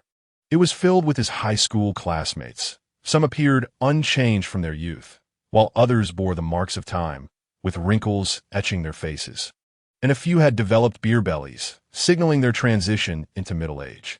Recognizing Lin Ye, many classmates greeted him, as he once held the title of a campus heartthrob. Is that Lin Ye? Hello, it's me. Huh, I knew it. My goodness, everyone has grown up, yet you look just like you did in middle school. Not really. Everyone still looks young.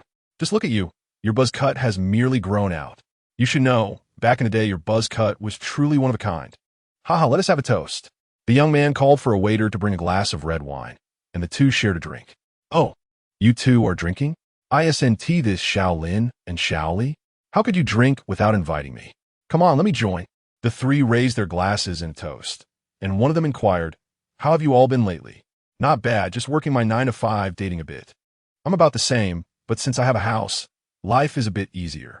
They noticed the small child Lin Ye was holding and curiously asked Lin, "What is this? Is that little one your child?"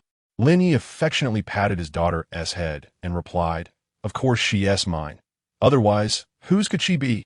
But this child looks to be 3 or 4 years old. How is that possible?" The surrounding chatter caught the attention of others. After all, Lin Ye was the only one present with a small baby. It was quite surprising to see someone so young already with a child, especially someone who had once been the school's heartthrob, evoking a sense of nostalgia among some. However, one could not deny the child's undeniable charm. Upon entering, she captivated many eyes, and most people were drawn to her rather than engaging in conversation. "Hey, Lin, your daughter is quite beautiful. Why didn't you bring your wife to introduce?" "Huh, what if I told you I found her? Would you believe me?" The crowd shook their heads in disbelief. That is too far-fetched. How could someone just find such a lovely child? As the conversations continued, more people joined in, and soon Zhongze, the organizer of this reunion, approached. Lin Ye, who had not been particularly close to him in the past, was surprised by the invitation to this gathering. "Lin Ye has arrived." Lin Ye smiled and nodded, about to respond, only to be interrupted by a sarcastic remark. How has the former campus heartthrob ended up with a child at such a young age? High-quality men in today's society ought to be diligently pursuing their careers. However, some individuals are unchangeable in their ways. I initially believed that Zhongze had turned over a new leaf, but it seems he remains as loathsome as ever. Lin Ye, in response, said he could not compare to Zhongze and is still a bachelor. Nearby, Yuan, sensing an attempt to bully her father, chimed in, calling Zhongze an uncle and a bachelor with a playful tone. A few individuals, unable to contain their laughter, chuckled aloud, while the majority stifled their amusement in secret. Zhongze, with ill intentions, retorted, "Ha, Lin Ye, what are you doing for work these days? Surely you're not still stuck in that menial position earning just a few thousand a month." Lin Ye replied nonchalantly, "No need to concern yourself. I've just resigned." Zhongze continued, "Was it a resignation or were you let go? Would you like me to recommend a janitorial position for you? The salary is similar, around 4,000 a month." Lin Ye shot Zhongze an exasperated glance, as if he had encountered something distasteful, quickly redirecting his gaze and settling at the bar with his daughter. He adjusted his chair to face Zhongze, casting a disdainful look at his trivial antics. Zhongze, noting Lin Ye's deliberate disregard, inwardly cursed, wondering what Lin Ye was so proud of. In the past, he had received admiration for his looks and academic achievements, but what merit did he possess now? As the clock approached 9 without any sign of the gathering starting, Lin Ye grew impatient and inquired of his companion, "What time does Zhongze intend to commence the event?" His friend replied, "He is waiting for our former school beauty, you know. I'll let you in on a secret. He is hosting this gathering to pursue her." Upon hearing that Zhongze was still chasing someone, Lin Ye felt a rush of excitement. This young master, who had rarely shown kindness to others, had apparently met a beauty who was not charmed by his demeanor. If only I had known there would be such entertainment, Lin Ye mused, ordering more snacks as he awaited the arrival of the evening star. The school beauty? I recall she, too, is quite the lady, an exquisite ice queen. 3 years ago, during my university days, she was crowned Miss World, and I believe I saw her on television. Lin Ye reflected on the privilege of witnessing such beauty, hoping she would not fall prey to Zhongze's advances. As he felt the effects of the drinks, Lin Ye excused himself to the restroom. "Daddy is going to the restroom. Do you need to go?" Yuan pondered for a moment before responding, "Yes." Upon reaching the restroom, Lin Ye set his daughter down at the entrance. "Sweetheart, go inside and do your business. Wait for me right here when you're done, and don't wander off, understood?" Yuan nodded obediently, and, after a gentle push, entered the restroom. Lin Ye then turned to head to the men's room. Inside the ladies' restroom, Yuan looked up and saw a stunning beauty applying makeup in front of the mirror. Adorned in a pure white evening gown with her hair styled into a high bun, she radiated elegance. Without hesitation, Yuan exclaimed, "Are you my mommy? My beautiful mommy." At that moment, the beauty had just finished applying her lipstick when she heard someone call out mommy. Startled, her hand trembled, almost causing her lipstick to break. Looking down, she saw a little girl with sparkling eyes, her hair styled into playful little buns, adorning a charming dress, utterly delightful in appearance. The beauty, unsure, asked the child, "Little one, where is your mother?" The little girl, with hands on her hips, boldly declared, "You are Yu Yuan's beautiful mommy." The beauty fell silent, at a loss for words. However, the little girl, undeterred by shyness, tugged at the beauty's dress, saying, "Beautiful mommy, Yu Yuan needs to go potty. Please help me." The beauty glanced around, noticing the absence of any adult, perplexed by the child's sudden appearance and questioning which parent would allow their child to wander off. Reluctantly, she took the little one to the restroom. Upon exiting, Yu Yuan embraced her, exclaiming, "Beautiful mommy, you are so nice." "Thank you." As the beauty washed the child's hands, she sighed and gently stated, "You mustn't call me mommy. You should call me beautiful sister or Sister May Run." Yu Yuan shook her head defiantly, insisting, "No, you are beautiful mommy." The beauty could only helplessly hold the little troublemaker as she left the restroom, still without sight of the child's parents, and inquired, "Child, where are your mom and dad?" Yu Yuan simply replied, "Beautiful mommy is my mommy." With a resigned shake of her head, the beauty carried the little girl toward a private room. Upon entering, the occupants turned to see a stunning lady clad in a pure white evening gown. Her hair styled into a high bun, her face adorned with a delicate makeup that highlighted her natural beauty. She cradled a child in her arms, whose looks rivaled her own, and every movement she made was irresistibly enchanting. Although she did nothing more than stand there, she became the center of attention. As the beauty entered, many eyes turned to her, and people began to gather around. "Zijun." Upon hearing her name, Zijun turned her head and nodded. "Ah, Zijun, you are even more beautiful than before," someone exclaimed.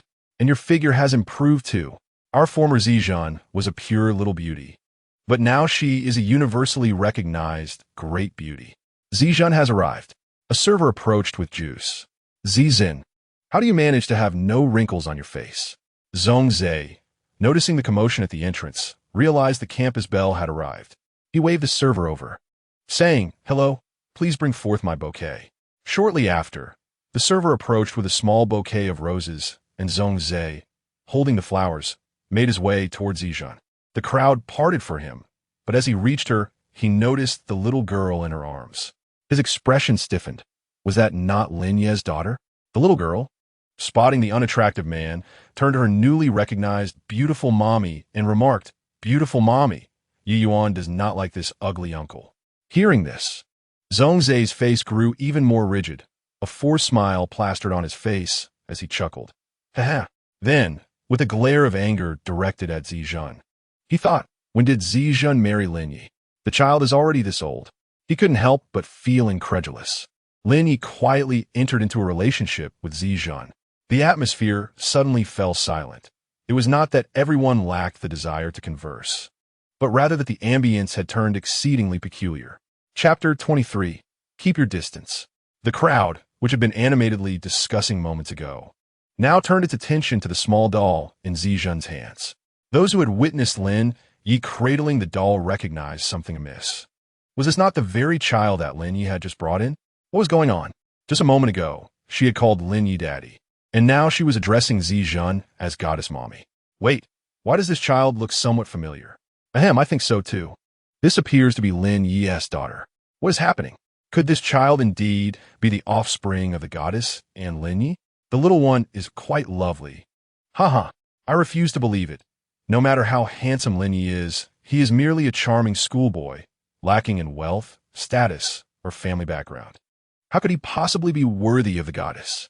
Yet, the undeniable truth is that he is holding Lin Ye's child, and the girl continues to call Zijun goddess mommy. Upon uttering this, the atmosphere once again plunged into silence. Goodness, on what grounds does Lin Ye hold such a position? Look at the expression on Zhongzhe's face. It is dark enough to produce ink. He is indeed unfortunate. The goddess has a child with Lin Ye, and he is still foolishly pursuing her. TSK, you dare to say this? Be careful that he does not take out his frustrations on you instead of the goddess. The person who spoke quickly covered their mouth. From the girl's side, exclamations arose. Oh my, no wonder the baby is so adorable. she is yours, Zijun. Indeed, the baby's big eyes resemble Zijun's.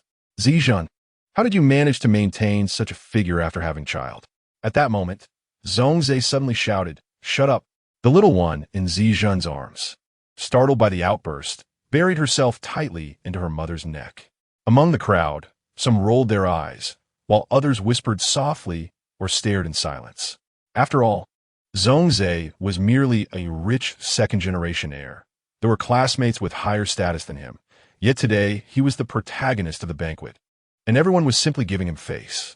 Zhongze felt the heat rise in his face as he loudly questioned, "Zijun, why?" The questioned Zijun remained calm, though her mind was filled with questions. What was Zhongze's issue?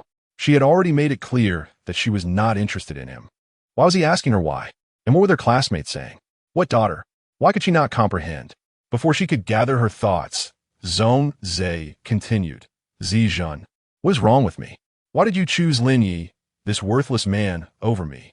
Does he possess wealth? Can he provide you with a better life? Reflect upon your heart. How much have I spent on you during these years of pursuit? Do you truly lack any conscience?" Zijun found herself further perplexed. What was Lin Ye to her? What was Zhongze rambling about? And what was this nonsense about spending money on her? Absurd. Every time he gifted her something, she had declined it, had she not? She truly could not comprehend how he could shamelessly bring it up. Previously, I dreaded becoming entangled with him, yet here I am. Ensnared, as Zijun found herself in a state of bewilderment.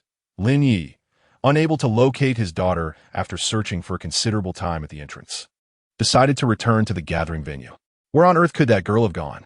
Damn it, I even ventured into the ladies' restroom to find her, only to be unceremoniously ejected as a pervert. It's utterly mortifying. Never mind. I shall return to the gathering and take a look. If I still cannot find her, I will seek out the staff to review the surveillance footage. As Lin Ye walked down the corridor, he overheard a commotion. It seemed there was a dispute among the attendees, and he distinctly heard a female voice speaking. "What on earth are you saying?" Suddenly, he was assaulted by Zhongze's repugnant remarks. "Zijun, you are quite something. You've even had a child, and still kept me hanging for all these years. Are you proud of your ability to attract suitors, while I remain a fool at your beck and call? You appear like an ethereal goddess. Yet who knows what you sound like in bed? I pursued you for so long, and the only time I touched your hand was when you had no choice but to accept it for the opening dance. Is the goddess truly such a person? Yet, the child cradled in Zijun's arms serves as the most compelling explanation. Ah, Lin Ye is indeed fortunate. The mere thought of Zijun's allure in the bedroom stirs a desire within me.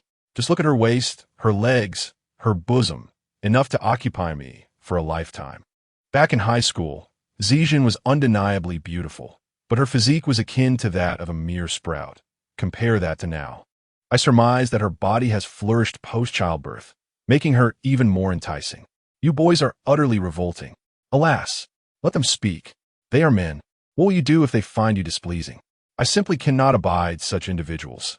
How have they become so vile? In that moment, upon hearing their conversation, Zijun took a moment to reflect and realized that this group had likely misunderstood, believing the child she held was hers. However, upon hearing those boys speak, her expression darkened. Although she was unaware of why they were discussing her marriage to Lin Ye, if she could seize this opportunity to rid herself of Zhongze, it would not be a bad outcome. Zhongze has always been an insufferable nuisance. I have told him countless times that I do not like him and to keep his distance, yet he persists in pursuing me. Who would have thought he could utter such repulsive words today? Thankfully, I never became involved with him. Thus, Zijun smiled and openly declared, "Indeed, I am already married."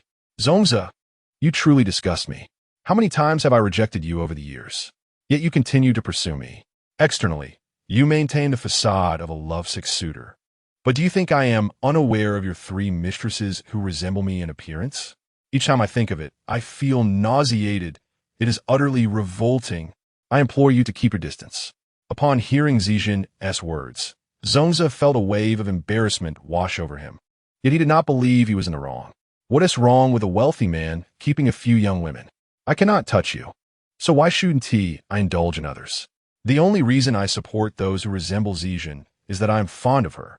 However, It was evident that the classmates in the room displayed contempt on their faces upon witnessing the actions of Zhongze. I had always believed that although Zhongze was not particularly handsome, he was a good man, willing to humble himself in pursuit of Zizhan for so long. I found myself thinking that Zizhan was being overly dramatic. It appears I was mistaken. Clearly, she has seen through Zhongze's true nature. How disgusting. I never expected such a substitute literature scenario to manifest in real life. Chapter 24. I am innocent. Lin Ye walked into the banquet in a daze. Due to the position in the corridor, he couldn't hear clearly. It seemed as though someone called out to him. Was it merely an illusion? I've been outside. Who would be bored enough to call my name? As he turned the corner in the hallway, he spotted a woman in a white dress, her figure alluring, cradling her daughter in her arms. Upon seeing that the little girl was unharmed, a sudden wave of relief washed over Lin Ye, and disregarding the peculiar atmosphere around him, he strode forward in anger. Approaching the beautiful woman, he apologized, stating he had come to pick up the child. Upon seeing her father, Yu Yuan extended her small hand. Eager to run into his embrace, "Daddy, I'm scared." The beautiful woman appeared bewildered as she handed over the child. After receiving the little girl, Lin Ye swiftly took her out of the crowd's sight.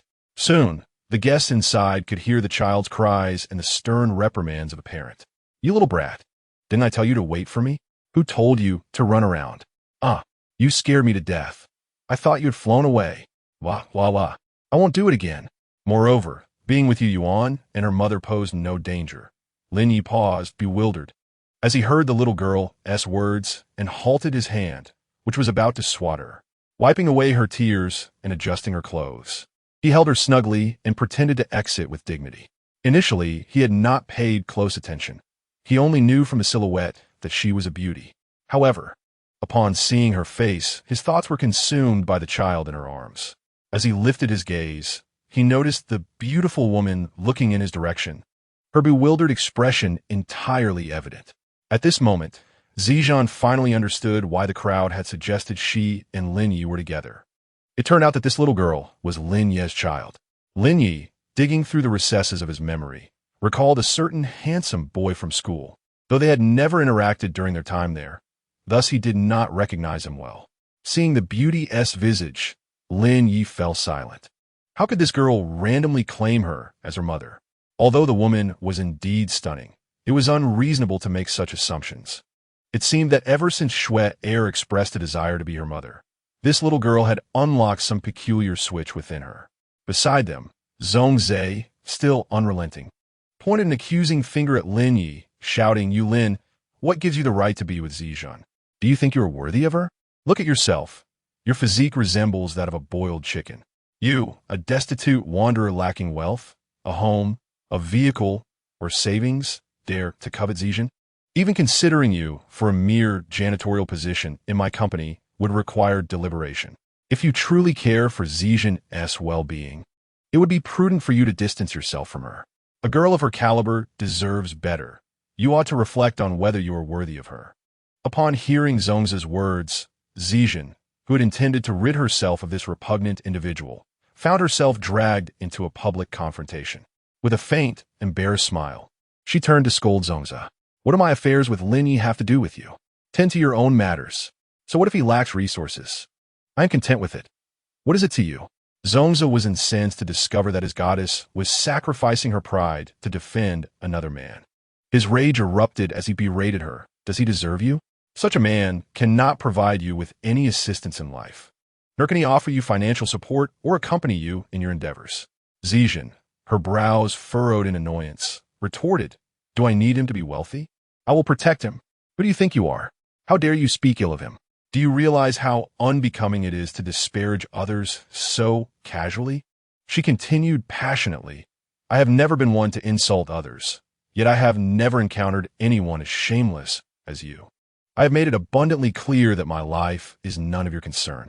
I have reiterated countless times that I do not harbor feelings for you. If you persist in your pursuit, it is one thing, but to resort to playing the role of substitute is utterly revolting. Your very existence sickens me. The mere thought of you keeping several substitutes who bear a resemblance to me makes my skin crawl. It's only because I love you so deeply. If I did not love you, Would I seek out those who resemble you to play the part of a substitute? This is all born out of my affection for you, Zijin. Moreover, I am financially capable. I can be the support you need. My circumstances are no less favorable than Lin Ye's. What qualities does he possess that merit your protection? Zongze feigned a wounded lover-esque demeanor. Yet Zijin could only feel revulsion at his act. She had refrained from cursing for too long and now unleashed a torrent of words, regardless of their truth. Lin Ye is infinitely superior to you. In high school, he would spend his spare time tutoring me, bringing me milk tea, breakfast, and snacks. He never sought to draw attention to his kindness, wanting to spare me any discomfort, unlike you, who pursued me for months. Eager for everyone to believe I was your girlfriend, I explicitly rejected you, yet you continued to harass me. Currently, Lin Ye and I share a home. He tidies our room, occasionally prepares meals, and takes care of the baby. He even manages the relationship between me and his parents harmoniously. When faced with problems, as long as they do not breach fundamental principles, he listens to me. In our household, I make decisions regarding trivial matters, while we consult on significant issues. With him caring for the child, what gives you the right to believe you can compare to Lin Ye? Is it your ability to keep a mistress, your incessant prattling, or the minuscule contributions you make that you feel the world should applaud? Zijin's face flushed crimson, a mix of indignation and embarrassment. Apologies, Lin Ye, but you must serve as my shield for now. I can no longer endure Zongze's antics. Since our relationship has soured today, let us resolve this matter decisively. Zongze, it seems, possesses an unusual disposition. Words that are readily comprehensible to others seem to elude him. Lin Ye, are you even a man? After enduring such a lengthy quarrel with Zijin, you can't muster a single word in defense? Do you truly deserve him? After all that has been said, Zijin is utterly fatigued. Is Zongze even listening to me? It's maddening. Meanwhile, Lin Ye cradles his daughter, observing the exchange between the two. Are they directing their ire at me or at each other? What relevance does this have to me? I am innocent. Must I be the scapegoat here? Wait a moment. Why can't I recall experiencing something similar in high school? And as for you, beautiful lady, although you are indeed stunning, when did we ever cohabit? Lin Ye stood there, utterly perplexed, rendered speechless. Chapter 25. Hello? Hello. Zongze realized that targeting Lin Ye was futile, so he shifted his focus back to Zijin, regurgitating his usual insults. Zijin, you are nothing but a harlot. Having embraced that role, you still wish to maintain a faade. If it weren't for my family's assistance, your lineage would have long since faded into obscurity. Do you truly believe you can still occupy a lofty position as a young lady here? You have already sunk to the level of those courtesans. I offer you a single opportunity. Apologize sincerely, and I may reconsider aiding your family, though you must accompany me. Zijin, upon hearing this, grimaced in disgust. No need. Regardless of my family's circumstances, we do not require your assistance. Keeping your distance is the greatest favor you could do for me. Huh, Zijin, you may feign toughness, but I await the day you come before me, begging for my help. And Lin Ye, does playing the role of kept man not thrill you? Watching your wealthy benefactor charge in a battle while you sit back and enjoy the fruits of her labor? What the hell? Why drag me into this? You two are at each other's throats. What does my presence have to do with it? I merely intended to be a passive observer. Yet here, I am being insulted. So what if I'm a kept man? I possess the means to be so, do you? As he spoke, Lin Ye lewdly surveyed Zongze's face and lower half, then disdainfully remarked, TSK, your complexion appears rather pallid. Could it be that you suffer from impotence? Upon hearing this, Zongze's expression darkened instantly. The onlookers at the banquet could no longer contain their laughter, as Zongze had lost all semblance of dignity, and the initial respect for this wealthy heir had evaporated. Ha ha! It appears Lin Ye has the means to be a kept man after all. Who would have thought Zongze might be impotent? Incredible. Goodness. How can Zongze possibly pursue 3 women to keep? Can he manage that? One must wonder, is there a possibility? It was precisely because he sought the company of 3 young ladies that he found himself impotent. How amusing. Perhaps he was utterly drained by those 3. Goodness. Could it be that all 3 of them shared his bed? My word. Brother, your imagination is indeed audacious. However, it seems that Lin Ye is not as naive as his appearance suggests. Perhaps he is merely one who appears slender in clothing, yet possesses a more robust physique beneath. TSK, TSK, TSK. Not only the campus belle adores him, but I find myself enamored as well. Alas, I lack the means. Otherwise, I too would wish to indulge in the company of a handsome young man. Upon hearing such preposterous remarks, Lin Ye was left speechless, pondering the peculiar thoughts of these girls. At that moment, someone suddenly called out that the teacher had arrived.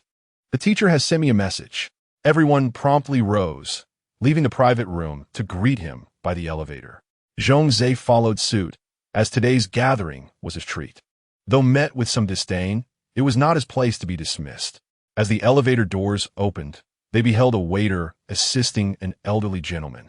Zizin hurriedly apraked, instructing the server to depart, and took it upon herself to support the teacher. Zhongzhe, eager to impress, approached the teacher and began recounting his recent endeavors, what enterprises he had initiated, the properties he had acquired, and his current standing. His words were delicately woven, prompting the teacher to exclaim how much they had all matured and thrived. It was hard to believe that these were once the very students who would doze off in class. Laughter erupted among the group as they reminisced about their high school days. Although the atmosphere had momentarily soured, the presence of their beloved teacher evoked a sense of reverence, allowing them to collectively overlook the earlier incident. Conversations with the teacher resumed, marking the official commencement of the banquet. Teacher, I still recall the sting of your ruler. How would smart when you struck our hands for incomplete homework, leaving them red and sore. I would write diligently for a week, only to lapse again and face the same punishment. Ah, you truly were a source of worry back then. Yet you had such potential. If only you had focused on your studies. Teacher, I remember a time when our entire class performed poorly on an exam. The top students gathered in tears, while we, the less fortunate, stared at them in bewilderment, utterly clueless as to their distress. Indeed, I was among the struggling students, and I cannot fathom why failing an exam warranted tears. Was it not a common occurrence? Oh, by the way, teacher, the girl from our class who has fared the best is undoubtedly Zijun. She was the stuff of legends back then, and it seems she still holds that status. Teacher, I have recently established a small business, which is just beginning to show promise. I hope to catch up with all of you. Sigh. How I envy those who can embark on entrepreneurial ventures, unlike me, who can only aspire to be a civil servant. The group surrounded their former homeroom teacher, chattering animatedly. Meanwhile, Lin Ye sat alone at the bar, sipping his drink, allowing the little taro balls to play by themselves, urging them not to wander off. As soon as the little taro ball touched the ground, it swiftly darted into the crowd, and when it emerged, it was holding the hand of its beautiful mother. The little taro ball tugged at her mother to bring her over to her father. Reaching out, she requested a hug, and Lin Ye bent down to lift the little one into his arms. The graceful Zijun then took a seat across from Lin Ye, and they found themselves in a tranquil corner, as everyone else had gathered around the old teacher. The two began to converse freely. Mr. Lin, I apologize for the trouble I caused you earlier, she said. Ah, as a man, such matters hold little significance for me. In fact, I find Miss Zijun's compliments quite gratifying, Lin Ye replied. Upon hearing his words, Zijun felt her anxious heart ease. Is this your daughter? She inquired. There's no need to call me Mr. Lin, just Lin Ge will suffice. Of course, she is my daughter, he responded with a smile. Alright, Lin Ye. You needn't call me Miss Zijun. You may simply refer to me as Jean, she replied playfully. The first time I met this little one, she startled me. She suddenly appeared out of nowhere and called me Mama, didn't she? As she spoke, she affectionately pinched the little taro ball's cheek. The little one, upon hearing this, nodded vigorously and reached out to hold the beautiful sister's hand. Beautiful Mama. A cough escaped Lin Ye at the sound of this endearing title, catching him off guard. Goodness! This child, Zijun, accustomed to being called in such a manner, found Lin Ye's reaction amusing. Lin Ge, what is this little one's name? She inquired. As they engaged in their pleasant conversation, unbeknownst to them, a group led by Zhongzhe was conspiring in the shadows, devising a plan to deal with Lin Ye. Chapter 26. The pauper, pay up. Just as Lin Ye and Zijun were engrossed in their discussion, a waiter approached. The waiter wandered aimlessly near them before suddenly stopping in front of Lin Ye and addressing him. Sir, how did you damage the priceless painting behind you? Do you realize its worth? Lin Ye turned, puzzled, to look behind him. Indeed, there's a painting, but I did not damage it. I haven't even touched it, and it appears to be perfectly intact. Zhongzhe, seeing the situation unfold as he had anticipated, sauntered over to stoke the flames. Lin Ye, how could you be so careless? You've ruined the hotel's painting. Do you know where you are? This is the Imperial Hotel. The values of the items increase with each floor. You are on the 18th floor. Can you afford to compensate for that? He then turned to Zijin, mocking her. Oh, I see. You must be looking for your wealthy benefactor, right? Isn't that so, Miss Zijin? He raised an eyebrow, a smug gleam in his eye. Zijin, having spent considerable time with Lin Ye, was well aware of his actions. After all, the painting behind them was not damaged. These individuals were merely amusing themselves at their own expense. Zijin interjected. Hey, Zhongzhe, could you refrain from being so tiresome? The painting behind is completely unharmed, and I can attest that Lin Ye has been seated here without moving at all. Is that acceptable? You truly seem to have nothing better to do. Why would Lin Ye, feeling bored, choose to tamper with a painting? Please, do not seek trouble where none exists. Upon witnessing his former idol so openly defend this dandy, Zhongzhe launched a barrage of indiscriminate attacks. Damn it, you two are cut from the same cloth. Huh, your assurances are utterly worthless. Waiter, summon your manager at once. The waiter, overly obsequious, replied, of course, sir. Hello, manager. This is the banquet hall on the 18th floor, room 3. A guest has vandalized a painting. I kindly request your assistance. Shortly thereafter, the department manager arrived with a contingent of staff. Upon entering, he spotted Zhongzhe and promptly approached him. Good day, Mr. Zhong. Why didn't you inform me of your visit today? I trust the staff has attended to you appropriately. The waiter, previously anxious about possibly being deceived, felt relief upon seeing the manager's demeanor. It appeared he had made the right call. Muna Jome. I once had a poor relationship with his classmate. I invited him to this reunion to mend our ties. Yet he has shown me no courtesy and has ruined your painting. Zhongzhe gestured toward the intact painting behind him, and Manager Mai instantly grasped Zhongzhe's implication. Nodding at Zhongzhe, he pointed at Lin Ye and began to berate him. Hey, you must be the one responsible for this malicious destruction. It seems the impoverished can never rise above their station. Mr. Zhong graciously invited you, and yet you lack gratitude, even daring to attempt to ruin a class reunion with your antics. Truly astonishing. Do you perceive me as easy prey? Lin Ye remained silent, observing their theatrical performance. But beside him, the indignant Zijin could no longer contain herself. You are slandering him. He has done nothing wrong. Manager Mai and the evening staff merely chuckled derisively, dismissing Zijin's interjection with scorn. Mr. Lin, I presume you do not intend to compensate for the destruction of public property? Surely, you're not so lacking in decency? With a glance, he signaled the surrounding waitstaff to encircle them. Zijin understood this was likely Zhongzhe's vendetta against Lin Ye, using the pretext of vandalism to vent his frustrations. However, recalling that Lin Ye had been targeted partly due to her influence, she resolved to intervene, for in her eyes, Lin Ye was merely an ordinary person. It would be quite challenging for someone of his status to contend with a privileged second-generation rich kid like Zhongzhe. Even surviving the encounter seemed a daunting task. After a moment of contemplation, Shuai Lu spoke up. How much is the painting?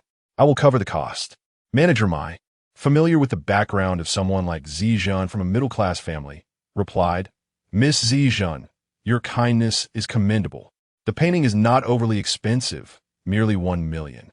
Zijin frowned upon hearing this. Given the prices in this tier of the building, it would be rare for anything to exceed 200,000. She had anticipated they would inflate the price to around 600,000 or 700,000 to ensnare Lin Ye. With 500,000 in hand, and a little more gathered from friends, one might wonder how such outrageous figures could be reported.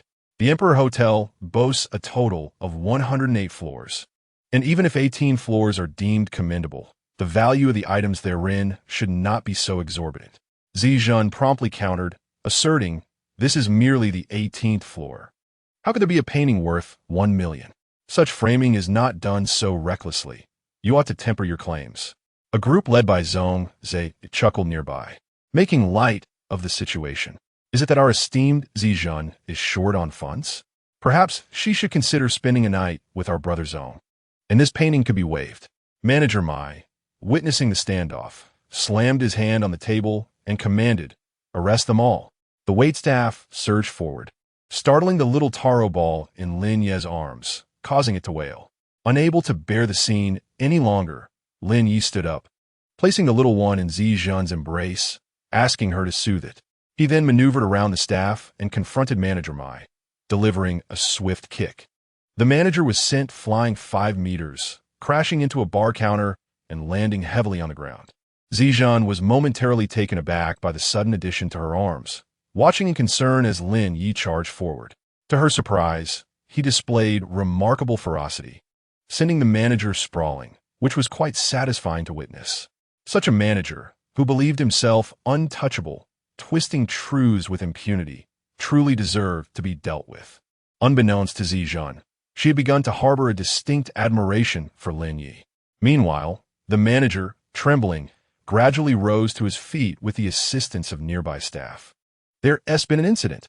A guest has assaulted someone," he exclaimed, retrieving his microphone and shouting, "18th floor, banquet hall number 3, we need security immediately."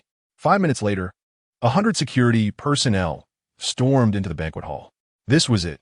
Lin Ye feared he might truly face severe consequences. How perplexing it was that Lin Ye, an ordinary citizen, found himself in such a predicament compared to the affluent. Ultimately, it seemed the one to suffer would be himself.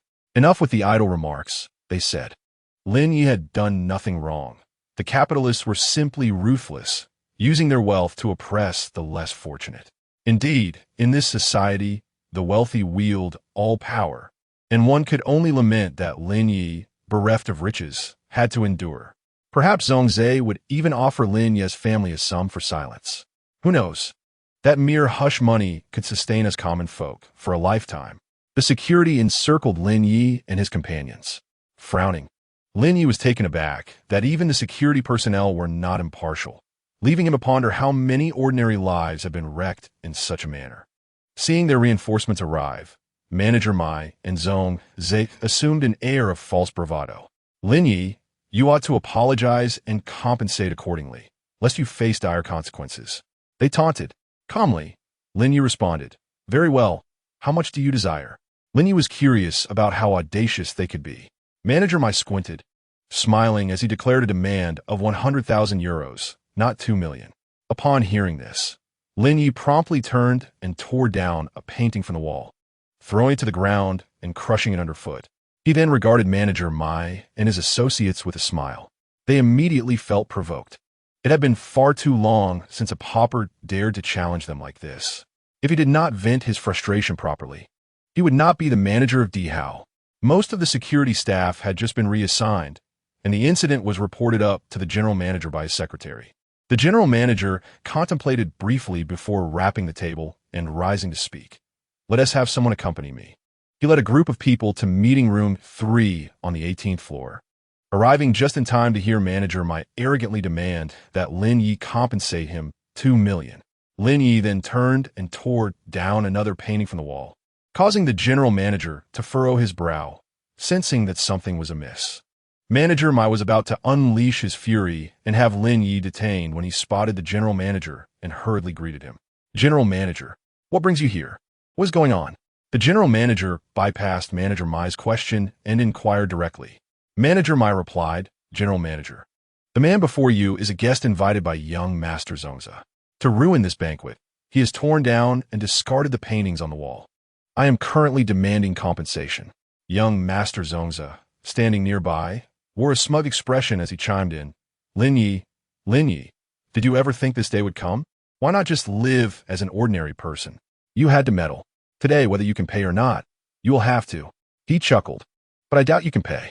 Zongza scanned Lin Ye's attire, estimating it was worth less than 500 yuan.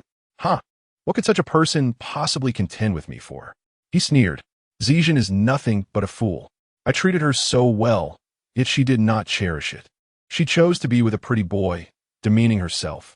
Is it the general manager of Dihao? She seems to be quite young. I wonder if he needs a wife." "Ahem, I believe I could be a suitable candidate. Please. He is handsome, talented, and wealthy. How could he possibly be interested in someone like you? He would surely prefer me. Yeah, right? As if you're so appealing. Can't you girls focus on something else? Isn't the main issue that Lin Ye might get beaten? If Lin Ye gets beaten, what can we do? It's not like we're the ones being attacked. Exactly.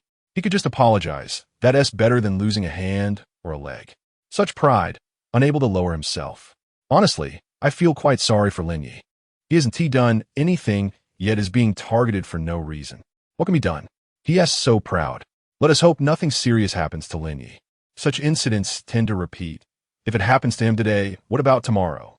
This realization struck everyone. If Lin Ye were truly harmed here, would they not also be at risk of similar harm elsewhere in the future? They all hoped that Lin Ye would be safe. I truly wish that the general manager were a person of integrity, capable of managing situations such as these. I also hope someone steps forward to take charge. Speaking of which, has anyone called the police? Hush, are you mad? Quickly, someone covered the mouth of the person suggesting to report it. Be careful. Before you even make that call, you might find yourself dragged away, and how dare you voice such thoughts? If you seek death, do not drag us down with you. A group of individuals nearby whispered among themselves, their voices filled with trepidation. Zijin, observing the current predicament, felt a wave of anxiety wash over her. If things escalated, all three of them would undoubtedly suffer. Being a girl, she held some value within her family and might be spared a bit of leniency. However, Lin Ye was already the target of their ire, and if a group of them came at him, each wielding a stick, it would be more than enough to bring him down. Zion noticed the furrowed brow of beautiful mother and extended her small hand, gently smoothing her mother's frown, saying, "Beautiful mother, do not fear. Daddy is very capable." Just as the atmosphere became increasingly tense on the verge of eruption, the general manager emerged from the crowd with a playful grin, addressing Lin Ye. "What is the matter with you? Why not articulate your thoughts properly instead of smashing your own painting?" Leaning leisurely against the armchair, Lin Ye crossed his legs and replied nonchalantly, "Wasn't it said that my work is worth 2 million?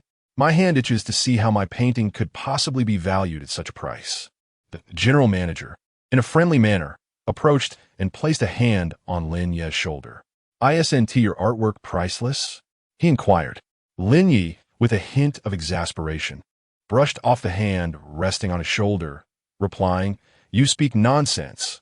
I know my own artistic capabilities well enough." "Priceless? Puffed. Go on, amuse yourself elsewhere. If this painting sells for 1,000, I would consider myself fortunate." Laughter erupted. All right, I hear you, 1,000 it is." At that moment, everyone present was bewildered. Who could explain why Lin Ye was so familiar with the general manager of Dihao, and seemingly on such friendly terms? They exchanged glances, confusion evident. Meanwhile, Manager Mai and Zongzi internally lamented the unfolding situation. Chapter 28. Congratulations. Noticing the precarious situation, Manager Mai, without a moment's hesitation, interjected, "General Manager, do not be deceived. He is nothing but a pauper." Lin Ye couldn't be bothered to even glance at Manager Mai, opting instead to engage in conversation with the general manager. "By the way, Lingo, when will you return after enjoying yourself out there?" he asked. "Let us see. Isn't it enough that you're here?" Lingo replied. "How can you say that? I'm merely a worker, toiling away every day. You, as a chairman, roam about freely. Cough, cough. It's because I have such faith in you." Lin Ye responded, playfully patting the general manager's shoulder. The onlookers were already astounded by this peculiar dynamic, and the revelation that someone deemed Lin Ye the owner of the Dihao Hotel was utterly shocking. How could this be? The owner of Dihao Hotel? This is simply outrageous. Is Lin Ye truly that impressive, or has he hidden his identity exceptionally well? Could it be that this Lin Ye is indeed our classmate? Or are there others with the same name? It is also possible. I do not believe it.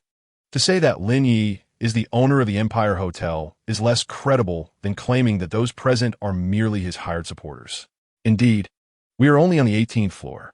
How could someone as busy as the general manager of the Empire Hotel possibly pay attention to matters on our level? Moreover, this is the Empire Hotel. Just consider Zongzi, who is hosting this gathering for us today, Organizing an event like ours with 60 to 70 attendees would require at least 1 to 2 million. The higher the floor, the steeper the price. A standard room here can start at around 1,000, and those on the lower levels. On the 18th floor, a room would cost no less than 50 to 60,000 per day. Daily, numerous affluent individuals conduct their business here. The profits for those hosting gatherings like ours are substantial. Brother, enough already. Your words instill in me a sense of envy. No, you are merely deceiving yourselves. While the general manager can hire someone to impersonate him, Zhongzhe cannot. Just look at his initial zeal towards Lin Ye. How could that possibly be fake? And what of Zijun? She must be reaping great rewards, being married to a hidden millionaire. Indeed, they even have children. This certainly binds that man to her irrevocably. It is not that people disbelieve. It is primarily due to the stark contrast between Lin Ye's past as an ordinary person and his current status, which creates an overwhelming sense of disbelief. The most astonished individuals in the room are Manager Mai and Zhongzhe. Before Zhongzhe could process the situation, Manager Mai exclaimed to the general manager, "Do not be deceived by him. How could he possibly be the owner? He is merely a pauper. Indeed, he must be a pauper." The general manager, who had been enjoying a pleasant conversation with Lin Ye, turned to face Manager Mai and took a few steps forward. With a resounding slap, he struck Manager Mai across the face. "You lack perception. Chairman Lin was not even inclined to deal with you, yet you insisted on approaching him." Security? Yes. The security personnel in the room responded in unison. "Throw that group out." The general manager pointed towards Manager Mai and Zhongzhe's entourage and waved his hand, signaling the security to act. At that moment, Zhongzhe felt a grip from the security, realizing he needed to speak up or risk being dragged out. He panicked at the thought of being humiliated by being thrown from the 18th floor to the first. Putting aside his pride, he hastily said, "General Manager, you must be mistaken. Lin Ye is merely a pauper I invited. How could he possibly be your chairman? General Manager, do not be deceived." Lin Ye chuckled at Zhongzhe's words. "Indeed, I am merely a pauper you invited. How could I have the standing to let you leave? How could you simply leave on your own?" Lin Ye suddenly recalled Zhongzhe's earlier comments and taunted, "Zhongzhe, would you like to work as a cleaner at the Empire Hotel? Haha, if you wish to, I could certainly arrange that for you." With a smirk, Lin Ye's expression radiated self-satisfaction. Zhongzhe observed Lin Ye's expression, his breath quickening with anger, his face flushing crimson. Suddenly, one of Zhongzhe's companions shouted, "Ah! Zhongzhe is having an asthma attack. Who has the medication?"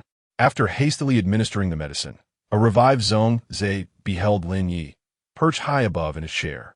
The thought that Lin Ye was now the chairman of the Dihao Hotel, with a status surpassing even his father's, and had married the goddess he had long desired, filled him with rage, especially knowing that Lin Ye had even fathered a daughter. Overcome with fury, he fainted. Once Zhongzhe and his entourage were dismissed, the banquet continued. The center of attention was Lin Ye, with most guests flocking around him. "Brother Lin is incredible. Huh, who would have thought that the Lin Ye we used to play games with has become so successful? Brother Lin, you've truly surprised us all. Congratulations on your flourishing career and happy family." Indeed, the school beauty, Zijun, is truly fortunate to be with Lin Ye. She will never worry about food and drink again. Absolutely. What nonsense are you all spouting? Brother Lin and Zijun are a match made in heaven. This is a powerful alliance.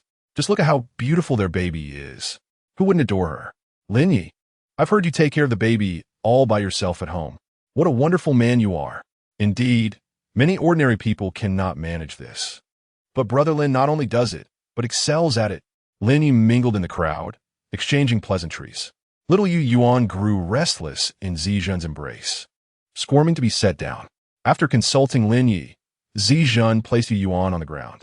At that moment, a group of sisters gathered around, eager to join in the excitement. "Is this the baby of Brother Lin and Zijun? She is stunning. Little darling, what is your name?" Unfazed by the crowd, Yu Yuan calmly replied, "I am called Yu Yuan." "Yu Yuan, how adorable. Do you know how old you are?" Yu Yuan nodded and declared, "I am 4 years old." "And what is your favorite food? I can take you to eat." "Ice cream." Upon hearing the mention of food, Yu Yuan's thoughts turned to her beloved ice cream. The group of girls surrounded her and led her to the ice cream stand, where one girl swiftly scooped a large cone and handed it to Yu Yuan. Happily accepting it, Yu Yuan exclaimed, "Thank you, pretty sister," and planted a kiss on the cheek of the sister who had given her the ice cream. She then cradled the ice cream in her arms, savoring it bite by bite. After several hours of mingling, the banquet finally concluded at midnight. The guests departed, all feeling a sense of regret, perhaps aware that they might never see Lin Ye again. After all, their statuses were no longer on the same level. What could bridge that gap? Lin Ye and Zijun left with the crowd, strolling alone along the riverbank. The streetlights illuminated their path as they walked in the glow. Zijun gazed up at the night sky, where the moon hung high and stars twinkled brightly. Zijun, in a remarkably cheerful mood, remarked, "I never expected that Brother Lin had such depth. It turns out that Brother Lin is the mastermind behind the Emperor Hotel." Lin Ye chuckled in response, "Haha, I'm merely a lottery-winning boss, and honestly, what kind of boss am I? I don't oversee anything. I'm just an ordinary person." Zijun turned around with a playful tilt of her head, clearly skeptical. Their eyes met, and Zijun spoke first. "Brother Lin, I apologize. I used you as a shield today. Otherwise, you wouldn't have crossed paths with Zongza." She raised her hands in a gesture of apology. Lin Ye stepped forward and gently ruffled Zijun's hair, saying, "What is there to apologize for? Today, I was the school flower's husband for the night. It's an honor. With our beautiful school flower, you're the one at a disadvantage." Zijun lowered her head, a subtle smile gracing her lips, her heart brimming with joy. Out of nowhere, a small child named Yu Yuan appeared, wrapping her arms around Zijun's leg and exclaiming, "Beautiful mama." She then looked up at Zijun and asked, "Can I call you mama? Beautiful mama? I really like you." Zijun squatted down, taking Yu Yuan's hand, and turned to Lin Ye, inquiring, "Brother Lin, may I ask where Yu Yuan's mother is?" Lin Ye replied, "Yu Yuan doesn't have a mother. I found her." Zijun was taken aback and hesitantly asked, "Does your wife mind that you brought a child home?" Lin Ye laughed. "You know, I'm still single." Sighing, he added, "It's quite complicated." Zijun mused, "So, Brother Lin, you play both father and mother, raising Yu Yuan by yourself. It's truly commendable. Perhaps one reason you haven't found a partner is because you've taken on the responsibility of caring for a child. After all, raising a child consumes a lot of time, leaving little room for romance." Zijun then said, "Brother Lin, if you don't mind, I would love to be Yu Yuan's godmother. Whenever you're busy with work, feel free to bring her to me." Upon hearing that her beautiful mama had agreed, Yu Yuan exclaimed without waiting for an answer, "Mama, mama." Zijun, with a smile gracing her lips, replied, "Be good, Yu Yuan." The little girl nodded obediently. At that moment, the sound of a car horn interrupted them. Zijun turned to see her Bentley parked in the back. She looked at Lin Ye and said, "Brother Lin, my driver has come to pick me up." Lin Ye responded, "Let me see you off. It's not safe for a girl to walk alone at night." Zijun nodded. "Thank you, Brother Lin." Lin Ye, pleased by her gratitude, smiled gently as he escorted her to the car, opening the door for her. As Zijun settled into the vehicle, she looked up to see Lin Ye holding Yu Yuan, gazing at her. For some reason, at that moment, her heart skipped a beat. Zijun waved her hand, and the driver started the car. Lin Ye turned, lifting little Yu Yuan as he said, "Let's go home, you mischievous girl." The little girl, cradled in her father's arms, began to express her displeasure. "Daddy, why didn't you bring Mommy home?" "I want Mommy." "You fickle-hearted rascal. Your new mother has returned to her own home. Now, you must accompany your father back home. Do you understand?" "No, I want Mommy to come home with me." Lin Ye tugged gently at his daughter's ear. "You only dare to act tough in front of me. Why didn't you speak to your mother just now when she was here? What use is it to tell your father after she has left?" "Oomph, I want Mommy." All right. I promise to take you to see your mother another day. How about I treat you to barbecue?" "What is barbecue?" "Barbecue is a wonderfully delicious thing. Do you want to eat it, little one?" "Yes, I want to eat lots and lots of barbecue." "You little food enthusiast. Let's go then. Off to enjoy some barbecue." As Lin Ye carried his daughter towards home, he kept an eye out for barbecue restaurants. Within 10 minutes, they spotted one. They settled in, and he asked his little Yu Yuan, "What would you like to eat?" It was Yu Yuan's first experience with barbecue, and she wasn't quite sure what was tasty. She simply pointed at a few appealing pictures on the menu. Grilled mushrooms, enoki mushrooms, fried rice with grilled chicken, and grilled buns. Lin Ye, noticing his daughter's selections, cleared his throat and added grilled beef, grilled duck intestines, and grilled eggplant to the order, eggplant being a classic that must not be overlooked. Children typically enjoy hot dogs, so he added a grilled sausage as well. He included grilled chives and a large beef skewer. That should suffice. Now, let us place the order. If we find it insufficient once we finish, we can always order more. Okay. 10 minutes passed, yet the food had not arrived. 15 minutes went by, then 20, and soon 25 minutes had elapsed. As expected, the service speed for barbecue was notoriously slow. Little Yuen rubbed her eyes, nearly falling asleep. "Daddy, why is it taking so long? I'm so sleepy," she exclaimed, yawning widely. "It'll be here soon, I promise." Little Yuen snuggled into her father's embrace, preparing to drift off. Observing that she was on the verge of sleep, Lin Ye hurriedly sought to summon a waiter to expedite their order. Just as he was about to wave, he noticed a server approaching with a large platter. Finally, their food had arrived. "Yuen, your food is here," Lin Ye exclaimed, reaching for a hot dog and handing it to his daughter. "Try this delicious treat." Yuen took the hot dog and, upon taking a bite, was instantly revived. She began to eat heartily. After finishing one hot dog, she exclaimed, "Daddy, I want more." Lin Ye and his daughter indulged in the barbecue, each savoring their skewers. Before long, they had finished their meal, feeling quite satisfied. Chapter 30. Mommy was bullied. Zijin settled into the car and, after a bumpy ride, returned home. She was preparing to head to her room for a shower and sleep, as it was quite late. Upon entering, she noticed her grandmother seated in the living room, along with her parents and the rest of the family, seemingly engaged in a meeting. Seated in the hall, Grandma spotted Zijin's return and called out, "Zijin, come here." Suppressing her inner irritation, Zijin obediently approached. "Grandma, what is it?" Upon seeing her granddaughter clad in a low-cut white dress, Grandma scolded, "Look at you. Do you even resemble a proper young lady? Dressed like this, one might think you're trying to entice someone, and you dare come back so late? I wish you hadn't returned at all." Beside her, Zijin's cousin chimed in with mockery, "Sister, this is your fault. Dressed like that, how could Grandma not worry about you? And out so late? What will others think if they find out?" Zijin replied, "Grandma, I attended a classmate gathering, and my parents are aware. Besides, I am an adult now. I can take care of myself." Upon hearing that her granddaughter had been at a gathering, Grandma recalled a wealthy suitor who had previously pursued Zijin and immediately softened her tone. Come, Zijin. Sit by Grandma." Annoyed, Zijin's cousin huffed as she saw her sister take a seat beside their grandmother. Once Zijin settled down, Grandma, adopting the demeanor of a kind elder, took her granddaughter's hand and inquired, "Child, didn't you mention that a boy from your class was pursuing you?" Zijin responded dismissively with a faint Grandma's face lit up with joy. "Haha, splendid. Child, do you think you could persuade your friend to assist our family?" Zijin was taken aback by her grandmother's suggestion. "Grandma, he is a complete stranger to me. Why would he spend so much money to help us?" Grandma smiled shrewdly. "Then why not marry him? If you wed him, we would be family, and he would have every reason to help us." Zijin felt disgusted by her grandmother's shamelessness and frowned in distaste. "Grandma, I am not a bargaining chip. Why should I marry him? Besides, we had a falling out today. Please let go of this notion."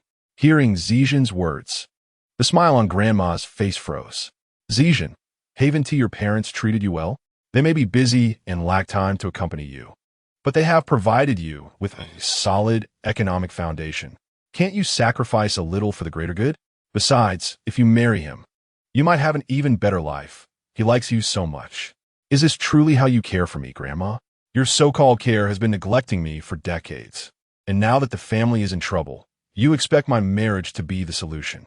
Your kindness manifests in spending money to send my sister and cousins to prestigious high schools while leaving me to fend for myself in a regular one. I could have attended with my grades, but you allocated my spot to my sister. Is this your way of treating me well?" At that moment, Zijin's father, overhearing, became infuriated and slammed the table. "Zijin, be quiet. Who gave you the right to speak to your elder like that? It has been no easy feat raising you, and here you are nitpicking." Zijin closed her eyes, her heart engulfed in despair. "Oh, Zijin, have you yet to acclimatize? Huh, Upon witnessing Zijin's sudden quietude, her grandmother feigned concern, saying, "Zijin, you are my granddaughter. Everything I do is for your well-being." Huh. She continued, "Listen, Zijin. If a member of the esteemed Wang family has taken a liking to you, that is sufficient." Zijin retorted, "Everyone knows that son of the Wang family is a cripple. Why must I marry such a person, and why not let my sister go instead?" Silence. Do not drag your sister into this matter. Yes, you. Whether you desire it or not, you must marry into the Wang family. Even if you are to live a life of solitude, you will marry him. Zijin's eyes brimmed with tears of injustice, forever bewildered by the extent of her family's favoritism. Perhaps her grandmother recognized the weight of her words, as she lightly slapped her own face in regret. Alas, Zijin, our Ji family is in dire straits. Once you join the Wang family, you will still be their young mistress, and their wealth and splendor will be intertwined with your fate. Seated nearby, her younger cousin turned away, stifling a laugh. Her grandmother was indeed formidable. With just a few words, Zijin dared not oppose her. The Wang family was not so easily accessed. That cripple was not even entitled to the family inheritance. If he were to accidentally pass away, she would be left to guard an empty house alone. No. Living with a cripple for a lifetime would feel no different than living in solitude. Moreover, it was widely known that the Wang family was embroiled in severe internal strife. This marriage was truly suited for someone like Zijin. Seeing Zijin's despondence, her grandmother feigned gentleness, patting Zijin's shoulder. "All right, my dear, retreat to your room and contemplate. You must understand that the Wang family may not be a poor choice after all." Upon returning to her room, Zijin did not even wash up, disregarding her appearance. She collapsed on her bed and wept. Once before and now again, she felt like an invisible entity, overlooked and unappreciated. Now that the family faced a crisis, she was the first to be sacrificed. She had never experienced the protection of her family, yet in times of trouble, she was expected to bear the burden. It was truly despairing to exist in such a family. She would rather have been born into an ordinary household with ordinary parents. What was she to do? Longing for someone to confide in, the weight of her unspoken suffering was unbearable, as if her heart were being torn asunder. Zijin opened her phone, scrolling through her contacts, but found no one to listen to her woes. Suddenly, she noticed Lin Ye and, for reasons unknown, felt an inexplicable urge to call. After 3 beeps, the call connected, and a familiar voice greeted her. "Who is it?" It was Xiaoyun, her soft and adorable voice. Unable to contain herself, Zijin burst into tears. This alarmed Xiaoyun on the other end, who asked, "Is it Mama? Why are you crying, Mama? What is wrong?" Zijin sobbed, "Oh, Xiaoyun, Mama feels so miserable." If Mama is feeling down, then cried out, "Xiaoyun is here with you, all right?" Hearing this, Zijin cried even louder. After a long while, Zijin finally came to a halt. Yin, filled with concern, inquired, "Mommy, are you still feeling unwell?" "Mother is much better now. Thank you, Yuen." "Hee. Mommy, why are you crying?" "My family wants to sell me, but I refuse. I am at a loss for what to do and feel utterly helpless." "Sai, you're just a child. What do you understand?" Zijin buried her head in the pillow, her words muffled. "Mommy, Yuen is very clever. You're in trouble with bad people who want to sell you, right?" Upon hearing the child's serious analysis, Zijin couldn't help but chuckle, though the worry etched on her brow remained. "Indeed, Sai, if only Mommy could chase the bad people away. Oh, I'll fight. But Mommy cannot do that. Dear, then I'll ask Daddy to fight. Mommy, wait for me while I get Daddy to chase away those bad people." Meanwhile, Lin Ye lay sprawled on the bed, deep in slumber, occasionally emitting soft snoring sounds. Chapter 31. The lottery wheel in the midst of his dreams. Lin Ye was suddenly roused by a beep. Thinking he had misheard, he rolled over to continue sleeping. Yet the sound persisted. Lin Ye lifted his pillow to cover his face, but to no avail. It was, after all, the voice of the system. The beeping continued. "What on earth? Can't I get a moment of peace to sleep? This incessant noise is unbearable."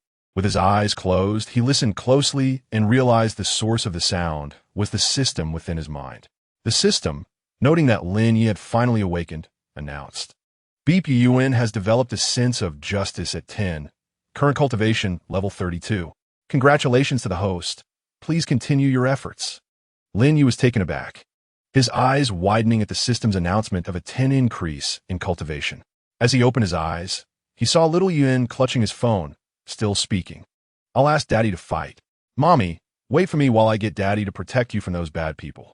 After finishing her sentence, she turned to look at her father, only to find him staring back at her with wide eyes.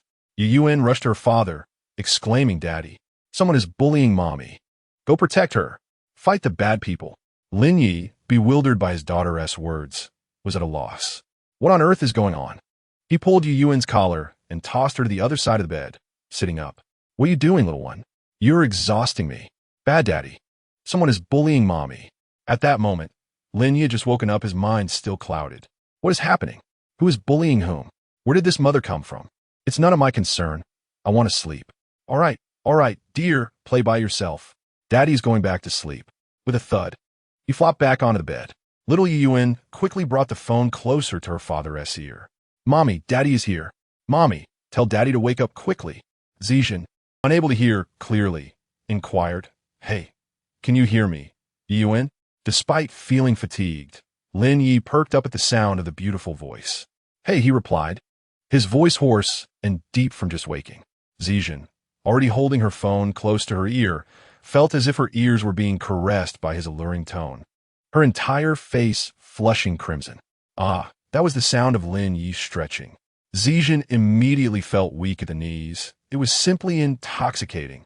Noticing the prolonged silence on the line, Lin Ye, still with his raspy voice, asked, Is that you, Jinjin? A barely audible response, akin to the buzz of a mosquito, came from the other end. By then, Zijin had buried herself deep within her bed. Help! Brother Lin, I can't handle this voice. Lin Ye, oblivious to the peculiar atmosphere, probed further. Jinjin, is something wrong? Why is your voice so soft? At that moment, Zijin found herself giggling foolishly on her bed, momentarily forgetting her impending marriage to a disabled man. It was only after Lin Ye repeated his question several times. Hey, can you hear me? That Zijin snapped back to reality. Oh, I can hear you. What did you just say, Brother Lin? Lin Ye reiterated. Jinjin, has something happened? His gentle inquiry triggered a recollection of her parents' earlier words, plunging her into silence. Realizing something was amiss with Zijin's mood, Lin Ye gently urged, Would you like to share with me? After a prolonged silence, Zijin finally spoke. Brother Lin, my parents plan to sell me to the Wang family. Huh, they say it's for my own good. But isn't their child in the Wang family who is disabled? They intend to have me go there. My family is also pressuring me to go. Lin Ye's expression darkened as he listened. What kind of parents would push their child into a pit of fire? Are they truly your parents? He remarked incredulously. Zijin could only manage a bitter smile. Despite the distance, Lin Ye could sense Zijin's despair. After all, those who are called family are often the closest to one's heart. Don't be upset. Tomorrow, Yuen and I will come to fetch you and take you away from there. Get a good night's sleep. It's quite late now. Relax, and I will take you away. Zijin knew all too well that relying on others is never as reliable as depending on oneself. Yet at this moment, she genuinely wished to believe Lin Ye. Just this once, she thought, I will trust someone again, but never again after this. After hanging up the phone, the little one, who had been pretending to sleep in Lin Ye's arms, suddenly sprang up. Daddy, will I be able to see Mommy tomorrow? Are we going to help Mommy fight bad guys? I can do it. Ha ha roar. The little one bounced on the bed, occasionally throwing tiny punches and kicking her little feet. Lin Ye, with a sigh of exasperation, shot a glance at his daughter, who was refusing to sleep. He then began to ponder the system. He recalled that after the cultivation level reached 32, there seemed to have been some additional sounds, but he had been too sleepy to hear them clearly at the time. He decided to explore further.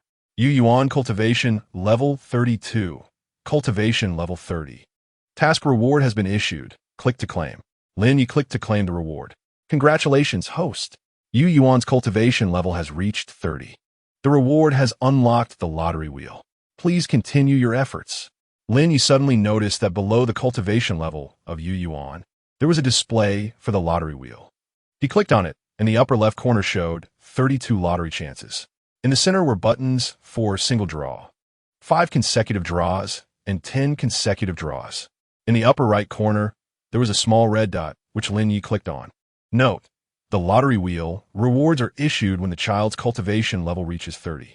The number of lottery chances equals the child's cultivation level, but does not alter the original cultivation level.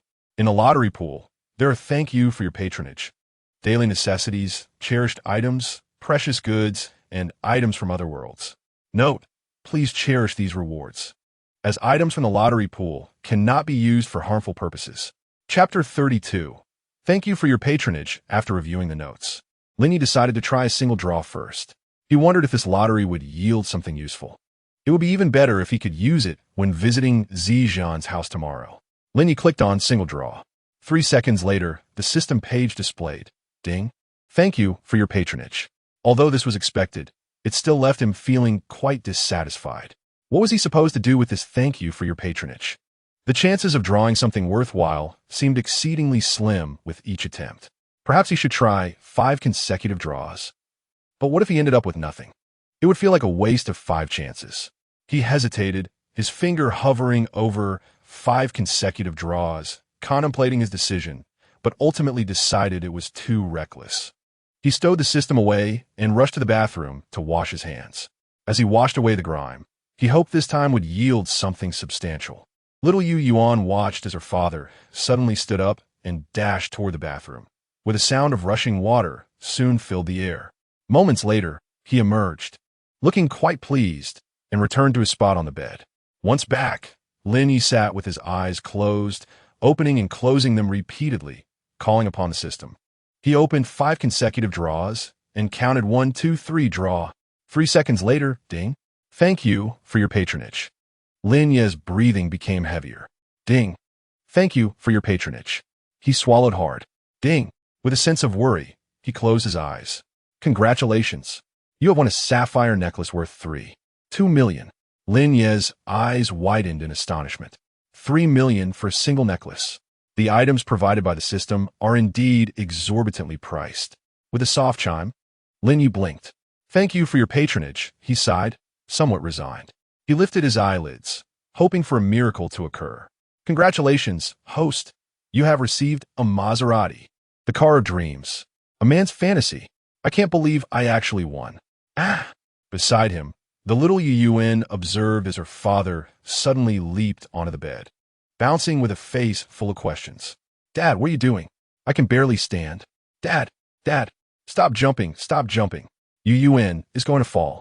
Just as she finished speaking, Yu Yuan tumbled head first into the bed, pulling her head out with an exasperated look. Coughing. Lin Ye noticed his clumsy daughter had fallen and decided to stop jumping, quietly settling back down. He then opened the system panel and returned to the 5 consecutive draws. His eager hand was once again tempted to press the button. After a brief internal struggle, he clicked on 5 consecutive draws. With gleaming eyes, Lin Ye awaited the outcome. Thank you for your patronage. His fiery gaze instantly dulled. Still, he secretly hoped. Thank you for your patronage. This was the 3rd time, and it had to work. The previous rewards had come on the 3rd and 5th draws. Thank you for your patronage. Lin Ye fell silent, lying back on the bed, staring vacantly at the ceiling. Thank you for your patronage. Sigh, indeed, I was too greedy. Congratulations, you have received a bonus of 10,000 national coins. 10,000 national coins are hardly worth having. My baby received 200,000 when reaching 10 growth. I weep in despair and vow to never be greedy again. How many draws do I have left?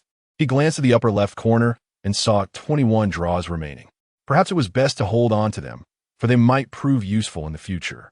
However, I must say, this system is rather remarkable. Not only do the corresponding rewards materialize, but no one has come seeking them. Yet, I am curious, how exactly does this car appear? Does it simply manifest out of thin air? Previously, I inexplicably took over company shares, and this system is truly peculiar.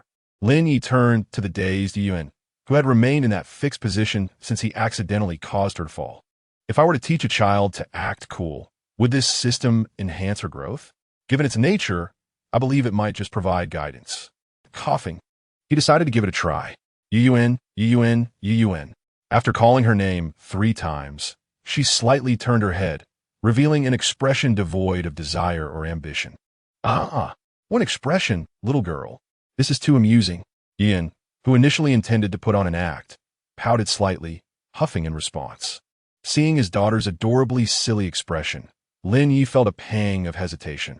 How could he bring himself to teach her? Yet, considering that he would need her help to rescue the beautiful lady tomorrow, he knew he had to proceed. Come, Yuan, sit over here across from Daddy. Oh, the tone of his voice, the expression filled with unfulfilled longing. Lin Ye noticed Yuan approaching and directly broached the topic, asking, "Do you know what it means to show off?" "I don't know," she replied. Lin Ye then launched into a nonsensical explanation.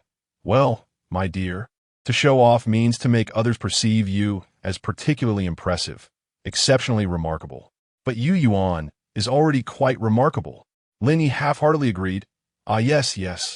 Yuan sensed something peculiar in her father's words, yet she couldn't quite articulate what was amiss. Had anyone else been present, they would surely have remarked on Lin Ye's oddly sarcastic tone. However, alas, only little Yuan was there. Doesn't little Yuan want to become even more impressive? "I do. Do you know how to speak in a way that seems more impressive? When I speak, I must be loud and convey a sense of I am the most impressive," she declared. Yuan listened, utterly bewildered. Seeing his daughter's confusion, Lin Ye continued, "For instance, if I were to say, 'You lot are a bunch of trash,' then you might hear a swarm of ants, accompanied by my disdainful gaze. Can you discern the difference?" Yuan nodded slightly. "I can, I suppose." Thus, the entirety of that evening was dedicated to Lin Ye teaching his daughter the art of showing off. Chapter 33. My Fiancé. The following day, outside of the Ji residence, the Wang family knocked on the door. The housekeeper answered, presenting disposable slippers, and announced, "Sir and Madam, guests from the Wang family have arrived." The members of the Ji family, seated in the living room, immediately rose and made their way to the entrance. "Ha ha ha, Mr. Wang, what a delightful surprise to have your entire family visit us personally. If only you had informed us in advance. I would have been better prepared to host. Ha ha ha, too kind. From this day forth, we are family. Indeed, family. Please come in and take a seat." They settled into the small courtyard, where they could still enjoy the view outside. The housekeeper presented some pastries, asking, "Would you like some wine, esteemed guests?" The Wang family elder waved his hand dismissively. "More fruit juice, please," urged Ji's mother. "You're being too polite. I have come today to take my son's bride. Despite his frail health, he is cherished by our family. If Ji comes to our home, she will surely live a good life under our protection." Ji's grandmother quickly interjected, "Oh, you needn't worry about that child. Once she arrives at your household, she will undoubtedly enjoy a life of luxury, for she is truly blessed. Oh, dear uncle, why all the pleasantries? Hurry, call down my future bride. I want to see her. If she is not to my liking, I shall decline." The Wang family elder cast a doting glance at his grandson and raised his head to apologize to the Ji family, saying, "Please forgive us. The child has been spoiled since childhood, lacking a filter in his speech, but at heart he is not ill-natured." Ji's grandmother chimed in, "We bear no ill will. Esteemed family, your child is simply straightforward. What a wonderful quality, with no hidden agendas. What concern is it of ours how the Wang family raises their children? It is likely that Zijin, once married, will not return. The Wang family is gracious enough to consider an alliance with our modest clan. Thus we must seize this opportunity." The young master of the Wang family turned away with a cold scoff. "That old hag. Who needs your flattery?"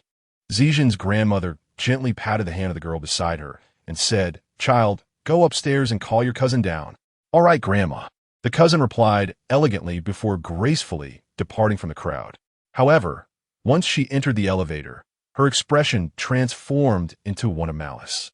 "Ha, Zijin, from today onward, you shall be nothing but mud beneath my feet. What good is your beauty? Little did you know, your looks will bring you nothing but misfortune."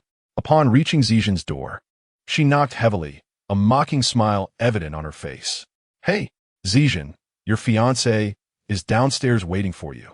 Hurry up and come down to go home with him." Despite her reluctance, Zijin followed her cousin downstairs. As Zijin stepped out, the Wang family members widened their eyes in astonishment. They had heard tales of the beauty from the Zijin family, but she surpassed even the images they had seen on television. The young master of the Wang family exclaimed, "So fierce. Damn, I could enjoy those legs for a year." Hearing this, Zijin paused momentarily at the threshold, yet she maintained her composure and stepped outside. Though only she knew the sweat that clung to her clenched fists. Not only the young master, but even the elders of the Wang family felt a flicker of desire. Zijin stood before them like an object of scrutiny, to be viewed and selected at will. She could only shut her eyes tightly, reassuring herself that everything would be fine, that nothing would go awry. Yet, her fists remained tightly clenched. At that moment, Zijin's grandmother attempted to appeal to emotions. "Zijin, once you marry into the Wang family, you will transform from a sparrow into a phoenix. The Wang family has a legacy of 5 generations in business. You must serve your husband well. Do you understand? Do not act out as you did in the past, always being mischievous and not returning home. Oh, my dear in-laws, my granddaughter has always loved the place since she was little, but she has never done anything untoward. She is still a pure and innocent young lady." Upon hearing that Zijin loved to play, the elder of the Wang family suddenly became animated, though he maintained the facade of a kindly old man. "Oh, dear in-laws, let us not speak ill of Zijin. It is quite normal for a young girl to have a playful spirit." Zijin's usually quiet mother also chimed in. "Zijin, you are my daughter, and my only wish is for you to live well with the Wang family, to treat that place as your home, and to refrain from throwing temper tantrums as you did before." As Zijin faced the collective admonishment, a grim determination began to rise within her. Suddenly, the young master of the Wang family called out, "Wife, come here." Zijin stood her ground defiantly. The young master, accustomed to being treated with deference due to his lineage, was taken aback by her refusal to obey. "How dare this woman disregard my command?" he shouted. "Come here. I command you to come here." Zijin, though her heart raced with trepidation, remained resolute. In that moment, she resembled a pure white lotus, unsullied by the mud around her. The young master of the Wang family was infuriated. "Damn it! If you do not come over soon, I shall expose you on the spot, allowing your family to witness just how degraded you are while lying beneath a man." At this moment, Zijin was truly terrified. Although she was not a distinguished lady, she was nevertheless a young miss from a reputable family. If she were to be stripped bare before everyone, how could she possibly endure that? Zijin could only close her eyes, tears streaming down her cheeks, drop by drop. Just then, a flawless drift brought a Maserati to a halt at the entrance of the courtyard. The young people inside the house were astonished. "Goodness, that is a limited edition Maserati. One cannot even purchase it. I once traveled across 2 provinces just to see this car in exhibition. I never imagined I would witness it in person today." Hearing these words, Zijin's grandmother beamed even more brightly. "Haha, that car must belong to our in-laws. I did not expect them to be so impressive. Just now, when the aunt closed the door too quickly, we barely caught a glimpse." Elder Wang furrowed his brow upon hearing the flattery and remarked, "This car does not belong to us." Perhaps it belongs to one of your relatives." "Yes, indeed, among those present. Only you possess the means to acquire such a vehicle." With a click, the car door opened, and everyone turned their gaze, witnessing a handsome young man emerge, cradling a delicate little girl. The young man was impeccably dressed in a tailored suit, his hair meticulously styled, with a hint of ink on his face. The girl in his arms wore a splendid princess gown, her hair styled in a half updo, and she donned matching sunglasses to those of the young man. As she stepped out, she proudly lifted her chin. After Lin Ye exited the car, he surveyed the surroundings, his gaze ultimately settling on Zijin as he strode purposefully toward her. The aura he exuded silenced the crowd, and upon realizing the man was approaching, they exchanged furtive glances. Zijin was taken aback, yet overjoyed. The moment she saw Lin Ye, he seemed to transform into the beacon of light in her life. He approached her, backlit by the sun. "Lin, my brother, has truly arrived. I almost thought I would be unable to escape today, if I had to leave with the Wang family. I might as well perish here on the spot. Thank goodness. Thank goodness he is here." The head of the Zijin family, seeing Lin Ye approach, politely inquired, "May I ask who you are?" As the Zijin family head spoke, The crowd began to murmur amongst themselves. Brother, is he a relative of the Wang family?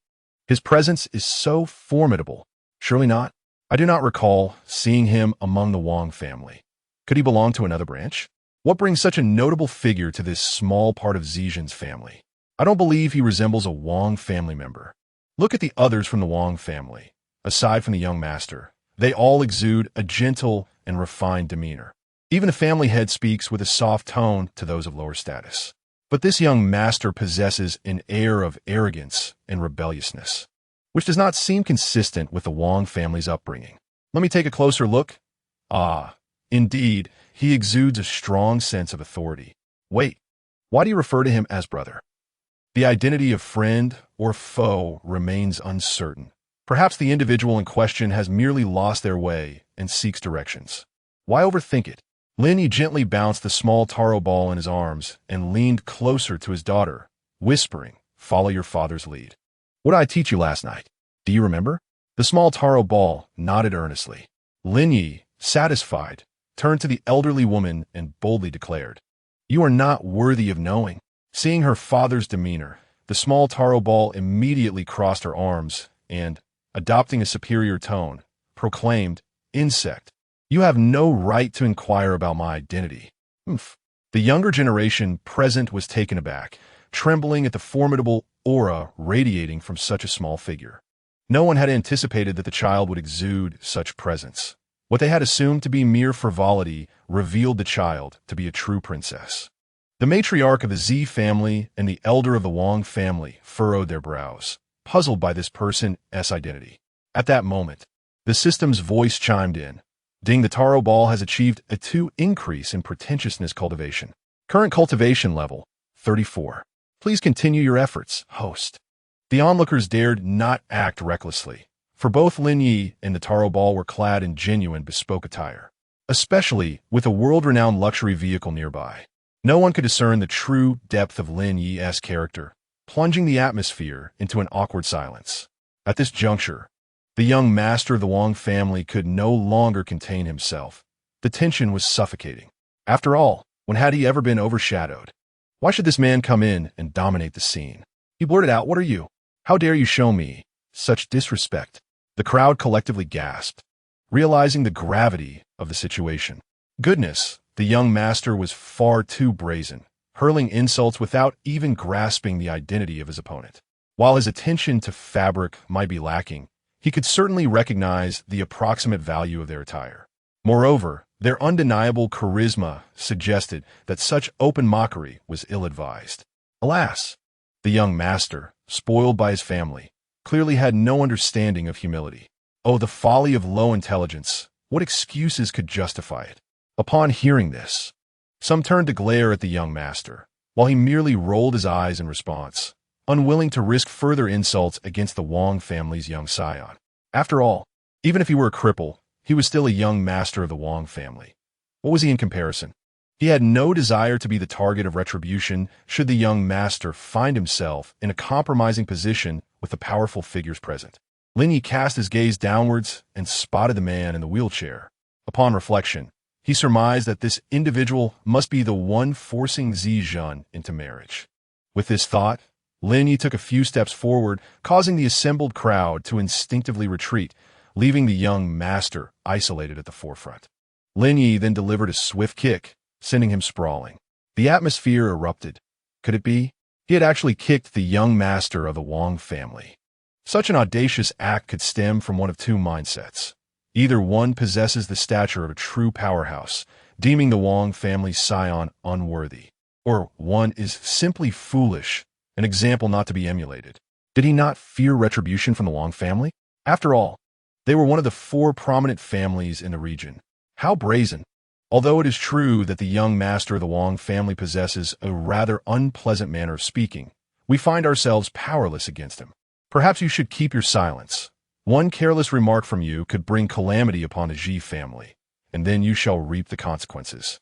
The individual who spoke earlier covered his mouth with his hand upon hearing this, shaking his head to indicate his intention to refrain from further comment. It seems someone is finally keeping this young master in check. The Wang family's young master is indeed quite irksome. After being kicked to the ground, the Wang family's young master shouted in anger, "Are you all useless? Come at me. Break his legs. Today, I shall end his life." Lin Ye, having overheard the taunt of the supposedly crippled, burst into mocking laughter. The subordinates of the Wang family exchanged apprehensive glances, hesitant to approach for fear of provoking someone they could not afford to offend. If they were to anger the wrong person, the Wang family would be unable to shield themselves from the repercussions.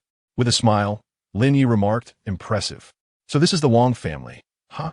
You do not even know my identity and still dare to make a move?" With a casual clap of his hands, he continued, "Well done, well done." In that moment, the crowd grew even more hesitant as several individuals with worldly experience began to speculate. Perhaps he was a prominent figure from the capital, or a hidden magnate from a prestigious company. Otherwise, how could he maintain such a well-concealed identity that none in attendance recognized him? Little Yu Yuan lounged languidly in Lin Ye's embrace, adjusting her sunglasses with a sardonic tone. "Ah, what a bunch of blind fools. No wonder my father forbids me from coming to such a rural place. He fears I might encounter you lowly commoners." Initially inconspicuous, Ji Zhun stood in the back, overshadowed by the crowd. Yet, she could not help but emit a laugh that felt entirely out of place. Her expressive eyes, slightly crinkling at the corners, transformed the icy beauty into someone who seemed to melt in an instant. Standing in the sunlight, she appeared as though gilded in gold, stirring a subtle ripple of emotion within Lin Ye from a distance. Chapter 35. The necklace is yours due to Lin Ye's commanding aura. Most individuals kept their distance, and he paid no mind to their opinions. He leisurely found a seat, gesturing towards Ji Zhun, "Come here." The previously humiliated young master of the Wang family, upon noticing Lin Ye's gesture towards Ji Zhun, could not resist the urge to mock. "You may wish for others to attend to you, but calling upon that blockhead? Huh, she will not grant you any favor. She is someone who looks down even upon the members of the four great families, holding herself in high regard." The majority of those present shared the young master's sentiments. After all, if she disregarded her own fiancé, how could she possibly heed the call of stranger? Especially since the young master pondered to himself, "I am to be her future husband. If she does not grant me respect, how could a mere outsider expect it?" Yet, to everyone's astonishment, Ji Zhun, who had just been labeled a blockhead, smiled faintly and began to walk over, step by step. The crowd, having just witnessed her fierce resistance, stood in shock. What happened to the spirited defiance she usually displayed? Where's her unwavering will? Did she truly just approach him? Zijin slowly approached Lin Ye and inquired, "Young master, you summoned me. Is there something you wish to discuss?" Lin Ye, exuding an air of a carefree aristocrat, replied, "Might you assist me by massaging my legs?" Everyone anticipated that Zijin would resolutely decline or simply ignore him. No one expected her to kneel on one leg and commence the leg massage for Lin Ye. This action elicited puzzled expressions from the audience, with some scornfully remarking, "Isn't she a paragon of virtue? How curious. Perhaps she finds the Wang family lacking and has set her sights on something better." Others chimed in, "Wasn't she just trying to feign modesty? Poor Wang, how embarrassing." The girl who had previously shown no interest in him was now attending to another man. Goodness, Wang has truly lost face. His complexion is akin to a painter's palette. Observers noted, "Look at young Master Wang, his gaze fixated on that couple, as if he wished to bore a hole through them." Laughter erupted. "In my opinion, this woman is not to be trusted. She flocks to the powerful, eager to please. One wonders if this will lead her to more intimate encounters. Let us not speak carelessly. What if that were to come true?" The crowd was eager to project the most malicious interpretations of Zijin's actions, as they relished the thought of dragging a goddess-like figure down into the depths of disgrace. It seemed they were oblivious to their own repugnant behavior, with both men and women eager to speculate venomously about her relationships. Yu Yuan observed their loathsome expressions and thought, "What a bunch of trash. If you lack skill, perhaps silence would serve you better." Young Master Wang, feeling the sting of ridicule, simmered with indignation, yet understood the necessity of restraint for the moment. The other attendees wore displeased expressions. While it was undeniable that the young lady possessed an air of royalty, had they not become too audacious within their territory? Children like this will eventually face consequences. Our abilities may be limited, but when she stands before the powerful, will she dare to maintain such arrogance? Such absurdity? To attend a gathering only to be mocked by a child. Turning away, they sought to retrieve items from their vehicle. Soon after, a servant appeared bearing a gift box. Upon opening it, a diamond necklace was revealed. Young Master Wang exclaimed, "This is a necklace from the Lure family. Wow, I recall that Lure items are exceedingly expensive. How much could this necklace possibly cost?" Young Master Wang cast a sidelong glance at Lin Ye and declared loudly, "Merely 68. At that moment, the members of the Ji family were taken aback, for although they too belonged to a wealthy lineage, each child received a mere 570,000 in pocket money monthly. This was akin to a university student who only had 1,000 a month, discovering that a pen in their dormitory was worth 40,000. For the Ji family, such extravagance seemed unnecessary, a non-essential luxury. Yet the Wang family had indeed purchased it. How could this not astonish them? The young master of the Wang family, believing himself to be somewhat superior, spoke up directly. "Oh, unlike certain individuals who come unannounced without even revealing their name, they can't even spare a token gift. TSK, that necklace surely must be a gift from the Wang heir to his fiancée, He, right? One cannot help but feel that his fiancée, He, is indeed quite fortunate. After all, marrying into the Wang family ensures a life devoid of financial worries. Although he may be disabled, his wealth is undeniable. He is also quite favored." Lin Ye lay back, observing the tedious game of comparison being played by the young master of the Wang family. Nonchalantly, he retrieved a necklace from his pocket, unwrapped and devoid of any gift box. Initially, the onlookers assumed it to be a mere trinket worth a few thousand, given its lack of presentation. As Lin Ye adorned the necklace around Zijin's neck, astonishment swept through the crowd. Upon closer inspection, it was apparent that the gem was a sapphire. Impossible. Each sapphire necklace is worth over 1,000,000. How could someone carry such a precious piece in their pocket? Lin Ye casually remarked, "This is a finny sapphire necklace valued at 2 million. It now belongs to you, beautiful lady." 2 million? Impossible. How could you possibly possess such an expensive necklace? The young master of the Wang family questioned incredulously. Lin Ye merely cast him a fleeting glance, too indifferent to respond. The necklace gifted by the young master was worth 680,000, which, if likened to a college student as 40,000 yuan fountain pen, paled in comparison to the 2 million necklace, akin to a pen valued at nearly 200,000 yuan. What kind of family would spend 2 million on a necklace? This individual was indeed a true magnate, casually tossing around such a sum. Zijin had merely assisted him with a minor favor and was now rewarded with 2 million. One might wonder if the magnate needed an entourage. I could certainly fulfill that role. Don't be ridiculous. If he wanted someone, it would surely be a beauty, not someone like you. Zijin initially believed it to be a simple gift exchanged among friends, never expecting it to be such a valuable item. Lin Ye had gifted her a necklace worth 2 million without a second thought. Chapter 36. Bruce Lee, the young master of the Wang family, furious and embarrassed, shouted, "You all come here. Damn it, bring that bitch Zijin to me. I want her to kneel before me and repent." Lin Ye realized he could not escape this impending conflict and cursed inwardly. Madman. He quickly opened the system's lucky draw roulette, hoping for something useful to emerge. Lin Ye first opted for 2 single draws. Beep. "Thank you for your patronage." Beep. "Congratulations, you have won a prize of 10,000 national currency." Upon seeing the rewards, Lin Ye was left speechless. "Forget it. Let us go for a 5-draw combo," he thought. Clicking on 5 draws, he watched his draw count diminish from 23 to 21, then to 16. "Oh my, I'm heartbroken. 7 draws gone in an instant. Please, system, no more thank you for your patronage." Lin Ye gazed resolutely at the system. "Thank you for your patronage." Indeed, the initial offerings from this system seldom yield anything of value. However, there are still 4 opportunities remaining. How disappointing! How lamentable! This system's lack of generosity elicits a chuckle. Look, has something emerged? Although the difference between receiving this and not is negligible. Lin Ye, exasperated, shut his eyes, muttering to himself, can this system not provide some assistance? Upon receiving the Bruce Lee combat template, Lin Ye's eyes widened in realization. It was precisely what he needed.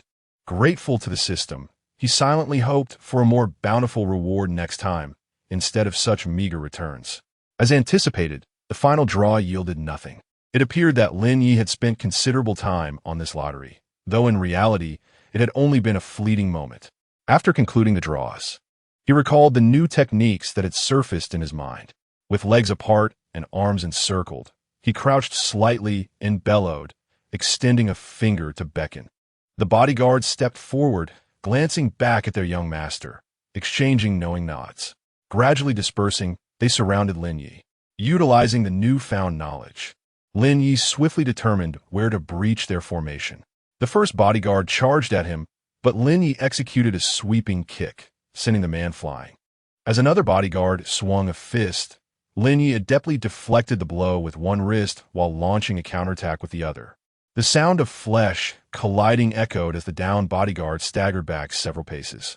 Observing Lin Ye's prowess in martial arts, the others rushed forward in unison. Lin Ye parried one attack and heard the whoosh of air behind him. He retaliated with a kick that sent the assailant sprawling. As fists came from either side, two assailants attempted to flank him. Lin Ye leaped into the air, delivering a downward kick to one's head. Upon landing, he noticed another charging towards him. Without hesitation, he pivoted, placing his foot on the adversary's neck, twisting midair and causing the opponent to spin alongside him. In a final decisive move, Lin Ye dispatched the last foe to the ground. Once all the adversaries were subdued, Lin Ye straightened his posture and turned his gaze towards the young master of the Wang family, a faint smile gracing his lips as he approached. The sound of his polished shoes echoed as the young master gulped nervously, hastily retreating in his wheelchair. Not allowing the young master to escape, Lin Ye strode forward, dragging him from the wheelchair and unceremoniously depositing him on the lawn. Half crouching, he turned the young master's face towards him, striking with calculated force that would inflict pain without causing lasting injury. With a series of sharp slaps, Lin Ye's hand descended repeatedly, though no teeth were lost. The young master's visage swelled into a grotesque state. With a decisive flick of his wrist, Lin Ye tossed him back to the ground. Meanwhile, the proud little Yu Yuan approached her father, removing her sunglasses and crossing her arms with an air of superiority. She extended a small foot, delivering a light kick to the young master's leg, an act of minimal physical harm, yet laden with humiliation. Afterward, the little Yu Yuan let out a haughty snort, declaring, useless. Drip the taro balls have learned to bully others. Cultivation degree 5, current cultivation degree 39. Host, please continue your efforts. Lin Ye looked at his daughter with satisfaction. Excellent. She truly is my girl. Fierce when necessary, timid when appropriate. Lin Ye stood up, looking down at young Master Wang, surveying the crowd with a commanding presence, and spoke. Remember this. Zijin is mine from now on. Anyone who dares to harbor ill intentions towards her should weigh the consequences carefully. Especially you, members of the Z family. Dare to point fingers at her if you dare. The small taro ball on the floor proudly declared, She will be my mother. You lowly commoners, keep your distance from her. The cousin of the Hua family head, upon hearing that her most detested sister had such a powerful protector, felt her face contort in disdain. Zijin is just a shameless woman who seduces men. She's nothing but second-hand goods. Zijin, you are impressive. Are you proud that someone is here to support you? By what right? Upon hearing her cousin tarnish her reputation, Zijin fired back directly. Were you? I have tolerated you since childhood, and yet you dare to ruin my reputation. Do you think no one knows about your sordid affair with young Master Foam? Her cousin, realizing that Zijin was aware of her entanglement with Foam, immediately refrained from targeting Zijin further. This man must be no good either. He seems like a nouveau riche. After so many years here, I've never even heard of him. Ha Zijin, annoyed by her cousin's accusations, noticed that the focus was shifting towards Brother Lin. Brother Lin is the behind-the-scenes owner of the Dihao Hotel. Who are you to speak of him? The crowd was astonished. The behind-the-scenes owner of Dihao Hotel? It cannot be. How did Zijin manage to associate with such an impressive figure? The Dihao Hotel is the best in the province. Even in the capital, it ranks highly. But isn't that just the bottom? At least they are ranked somewhere. The Wang family doesn't even have a standing in the capital, let alone our Z family. At this moment, the Taro Ball, eager to support her father, chimed in, "Daddy, is Dihao Hotel the place you mentioned last time that you would turn into a toy for me?" Lin Ye nodded in agreement. The crowd gasped. What sort of person had young Master Wang offended? Drip, the Taro Balls have learned Versailles, cultivation degree 2, current cultivation degree 41. Host, please continue your efforts. Lin Ye turned to Zijin and gently said, "Zijin, please go upstairs to pack your things. I will take you away." Upon hearing this, Zijin quickly nodded and hurried upstairs. Within 10 minutes, she emerged carrying a large bag. Seeing her quick return, Lin Ye inquired, "Did you bring all the important things?" Zijin nodded, and Lin Ye took the backpack, opening the door of the Maserati, inviting the young lady to enter. The three of them got into the car, and Lin Ye pressed the accelerator, leaving behind a crowd of bewildered onlookers. Chapter 37. Dad, are you hitting me? Upon returning home, young Master Wang commanded, "Aunt, where's my father?" Young Master, the head of the family, is in his office. Young Master Wang glared fiercely at a few individuals behind him. "Did you not hear me? Take me to find my father. You lack any sense." "Yes." The servant pushed young Master Wang all the way to the office where the head of the family was. "Knock, knock, knock, Dad. It's me. Open the door." Click, the door swung open, and the head of the Wang family turned, returning to his desk to sit down, asking, "Speak, what have you done this time?" "Dad, someone is bullying your son. Look at my face, it's still swollen." The head of the Wang family looked up at his headstrong son, letting out a helpless sigh as he rubbed his temples. This son had been frail since birth, and the entire family doted on him like a precious gem, resulting in his current brash demeanor. "Come now, tell me, who in Jiangxing would dare strike you? He is the owner of the Empire Hotel. Damn it, he even took my wife." Upon hearing this, the head of the Wang family was taken aback, raising his head in shock. "What did you say?" "He is the owner of the Empire Hotel. Dad, help me beat him up." The head of the Wang family became furious upon hearing this. He stood up abruptly, walked in front of his son, and slapped him across the face. "You useless brat. It's one thing for you to stir trouble, but how dare you provoke the owner of the Empire Hotel?" Young Master Wang, stunned, cradled his freshly slapped face while looking up at his father. This was the first time his father had struck him for the sake of an outsider. Young Master Wang was beside himself. He had returned thinking his father would defend him, only to have his father slap him instead. "How dare you hit me? On what grounds?" "On the grounds that I am your father. On the grounds that I provide for you, clothe you, and even wipe your backside. Now get out." Hearing the head of the family's order, the servant behind them pushed young Master Wang out in his wheelchair. The head of the Wang family sat down, supporting his head while contemplating for a long time, then picked up the phone to make a call. "Third brother, what happened today? Tell me everything from the beginning. Not a word should be missed." "It is as follows, head of the family." After listening, the head of the Wang family commanded, "Investigate. Discover his identity. If there are no issues, we shall make amends." A young man owning the Empire Hotel at such a young age must have formidable backing. Conversely, we could leverage this opportunity to elevate ourselves. A quarter of an hour later, the phone rang again. The head of the Wang family answered excitedly. "Have you found out?" "Head of the family, we have found something, but the results are somewhat peculiar." "Go on."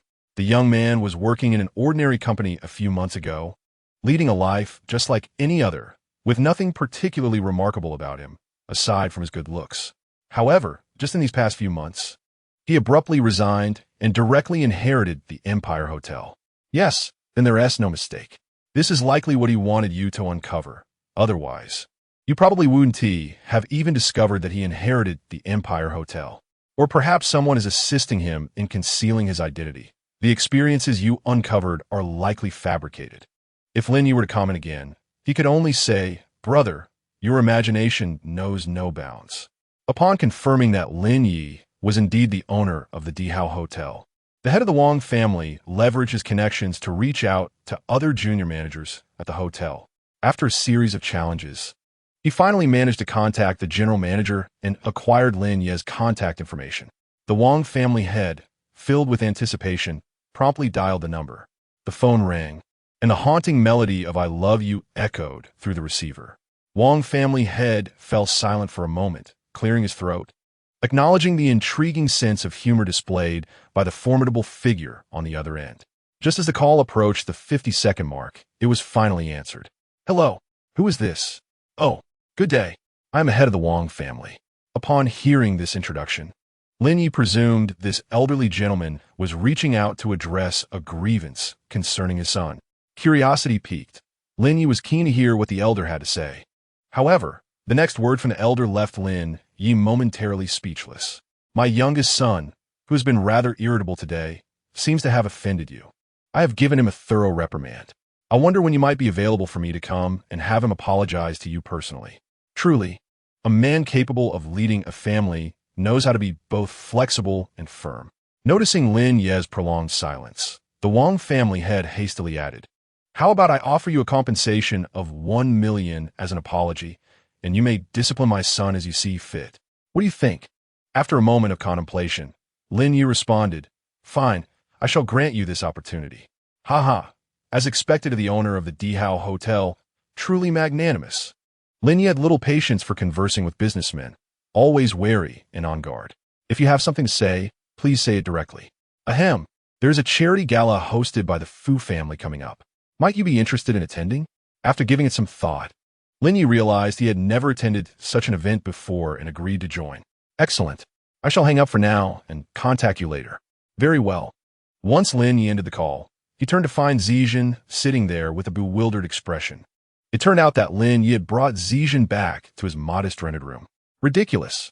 This cramped space, furnished with merely a bed, a desk, and a clothes rack, was where Lin Ye resided. It was absurd. This place was even smaller than my changing room. Most astonishingly, the owner of the Dihao Hotel, who drove a Maserati with one hand, lived in such a humble dwelling. Perplexed, Zijin could not contain her curiosity and asked, "Lin Ge, why do you, despite being so wealthy, choose to live in such a place?" Lin Ye felt an immediate sense of embarrassment. Although he yearned for a larger home, he faced two obstacles: a lack of funds and time. The cash on hand was insufficient for purchasing a house, and ever since he began caring for this child, he found himself busier than ever, as if caught in a whirlwind. However, he hesitated to confess his financial constraints to the beautiful Zijin and instead concocted an excuse. "Ahem, I believe living in such modest conditions allows one to truly experience the struggles of life, serving as a constant reminder to remain grounded and not forget one's roots. Moreover, living here can also be a form of enjoyment, don't you think?" Zijin, taken aback by such sentiments, widened her eyes in surprise but still nodded in a daze, contemplating his words. "The clock has struck 5, and I must temporarily stay at Brother Lin's place for the night. Tomorrow, I shall see if I can find a suitable time to rent an apartment." Chapter 38. The beauty emerges from bathing Brother Lin. "I'm heading downstairs to buy some groceries for dinner," said Zijin. Lin Ye, hearing this, was quite astonished. "Zijin, are you not a young lady? Can you actually cook?" Zijin lowered her head and replied softly, "My parents hardly pay attention to me. Sometimes, when I return home late, my meal has already been taken away. So, I've learned a bit myself. Though it may not be delicious, it fills my stomach." Lin Ye felt a pang of sympathy for Zijin upon hearing about her family's behavior. "As the eldest daughter, why do you feel that your family seems indifferent to you?" Zijin shook her head. "I don't know. Ever since I can remember, I've noticed that my parent affection for my younger sister far exceeds what they show me." "Your younger sister, is that cousin of yours by your grandmother's side?" "No, she is my biological sister. My sister is 3 years younger than I am and is currently studying abroad. As for my cousin, it seems that my grandmother dotes on her because of her close relationship with my sister. In truth, my grandmother prefers my sister. I don't know why, considering we share the same mother. Yet, the treatment is like night and day." Lin Ye lamented Zijin's plight, but as he had not experienced such circumstances himself, he found it difficult to offer any comforting words. He merely approached and gently patted Zijin's head, saying, "It's all right. I'm here now." Seeing that Zijin's mood had stabilized somewhat, he continued, "Zijin, I'll go downstairs and bring back some takeout. Do you like takeout? Zijin nodded. I do. As long as it isn't too oily. Brother Lin, you may not know, but I am a model. I have to control my diet, otherwise I will gain weight. Understood. Is there anything specific you would like to eat? Zijin shook her head. I'm fine with anything. I'm not picky. That's great. It's easy to take care of a girl who isn't picky. Though Zijin had an icy demeanor, she now appeared more like an adorable young girl. All right then, I'm off. You and Yu Yuan have fun. If Yu Yuan becomes restless, to show her some anime. She loves watching it. Okay. The sound of the door locking echoed through the room. Once Brother Lin left, Zijin relaxed and lay on the bed, turning to look at little Yu Yuan beside her. With a chuckle, she observed Yu Yuan, sitting cross-legged on the bed, propping her small hands on her knees, tilting her head to one side, her big eyes sparkling as they gazed at her. She was utterly adorable. Seeing such a charming Yu Yuan, Zijin couldn't resist and pulled the little one into her embrace. Yu Yuan nestled her head against her mother's chest, occasionally patting her own head. However, after a short while, Zijin felt Yu Yuan squirming in her arms. What is wrong, darling? Ah, Mama, you're suffocating me, Yu Yuan exclaimed, nearly gasping for air. Zijin chuckled awkwardly upon hearing Yu Yuan's words. Just then, the door swung open, revealing Lin Ye returning with the takeout he had packed. Lin Ye took out the folding table from home and seated himself on a long bench beside it, allowing the two young ladies to sit on the bed and dine. At first, Zijin seemed unaccustomed to this arrangement, as if she had never eaten in such a manner before. However, after a few bites, her body instinctively adjusted to the most graceful posture. Lin Ye observed in admiration as Zijin managed to eat elegantly in such a modest environment, transforming the space into something akin to a presidential suite rather than a simple room rented for a few hundred yuan. In stark contrast, Yu Yuan was messy and haphazard, while Zijin chewed delicately and demurely. Although Lin Ye had grown accustomed to Yu Yuan's behavior, the juxtaposition made him acutely aware of his daughter's roughness. Fortunately, her beauty was such that it compensated for her lack of decorum. After they finished their meal, Zijin began to tidy up, but Lin Ye called out to her. Zijin, let me handle this. You should rest. Zijin smiled faintly. No, let me do it, Brother Lin. I'm staying at your place tonight, and besides, you were the one who bought the food. I cannot let you clean up as well. Hearing her words filled Lin Ye with gratitude. Zijin was not only stunning, but also possessed a warm and gentle personality, making her the epitome of an ideal partner. He never imagined that he would share a roof with such a girl, even if only for a day. Once Zijin finished tidying up, Lin Ye planned to give little Yu Yuan a bath. Zijin, curious about how this manly figure cared for the little girl, asked Brother Lin, May I watch how you bathe Yu Yuan? Of course. Lin Ye had bathed her numerous times and had mastered the technique. He began by preparing the water for the bath, then gathered Yu Yuan's hair into a bun, securing it with a waterproof bag. He encouraged Yu Yuan to undress before placing her into the tub. Once Yu Yuan was inside, Lin Ye handed her a bar of children's soap and let her wash herself. Zijin watched the father-daughter interaction, finding it incredibly heartwarming.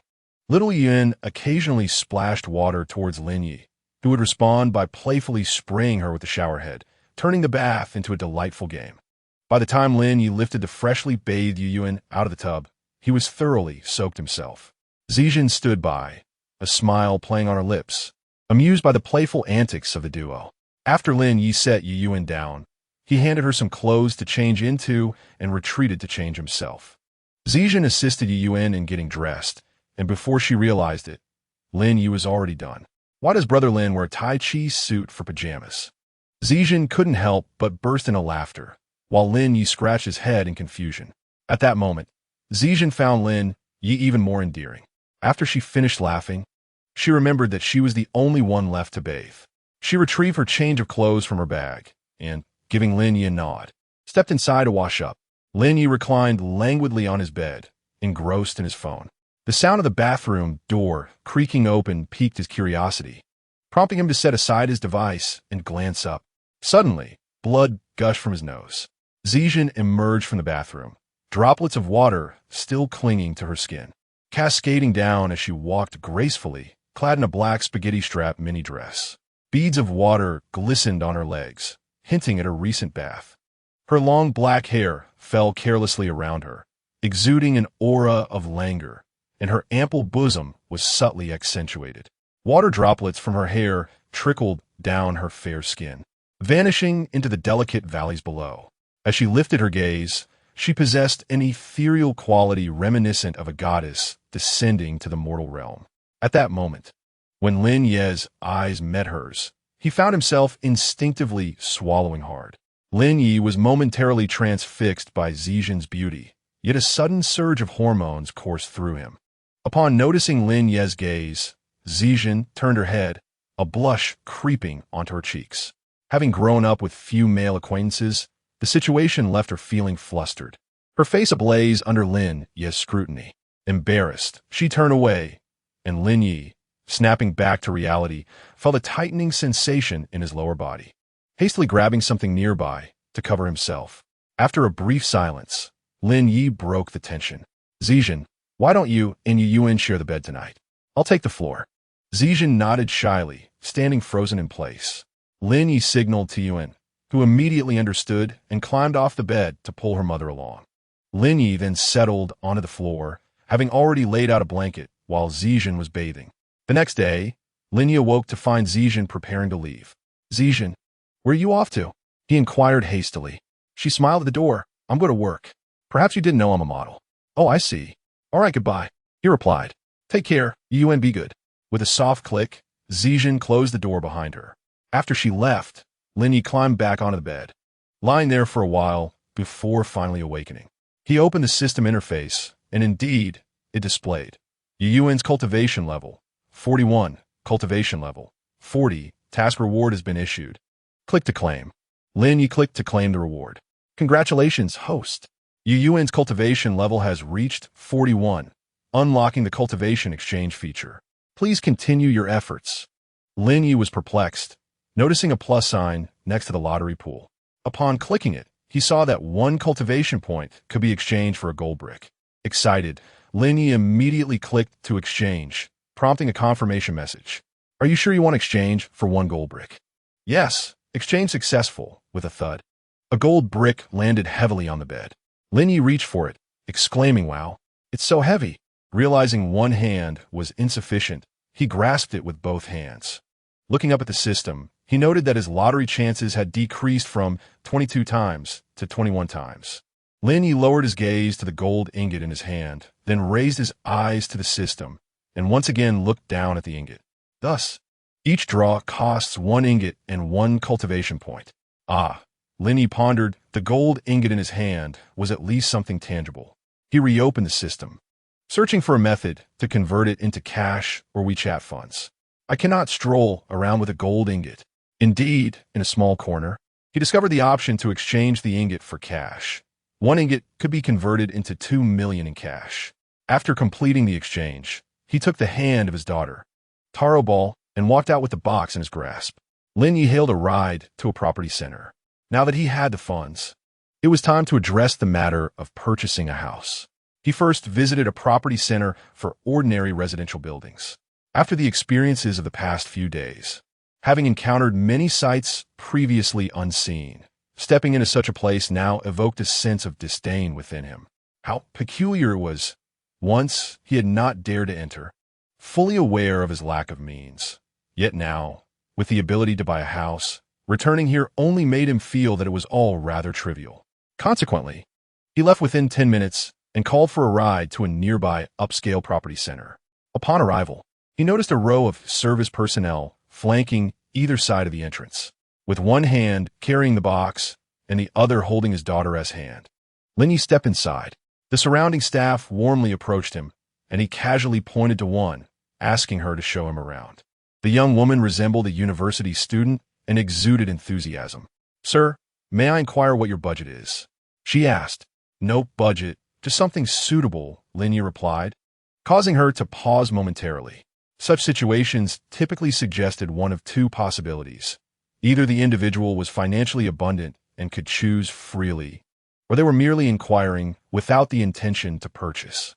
Nonetheless, the young woman quickly adjusted her demeanor, saying, let me show you our ordinary houses first.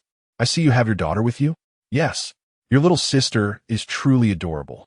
As she spoke, she went to the front desk and retrieved a small gift bag for Taro Ball, who peered inside to find it filled with various snacks for children. Sir, may I ask what your living requirements are?" As someone who had never purchased a house before, Lin Ye found himself at a loss for words. Sensing his hesitation, the young woman suggested, "How about this?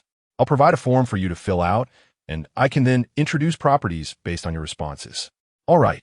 She rummaged through her folder for a moment before producing a sheet of paper for Lin Ye to complete. The first section inquired about the budget for the house, and he promptly wrote no budget. For the surrounding environment, he specified quiet. Regarding the size of the house, he indicated it should accommodate more than 3 people. When asked if he required a balcony or a pool, he requested a balcony. As for the layout on the first floor, whether 1 or 4 units per floor, he preferred 2 units. Finally, he was asked if he needed a school district property.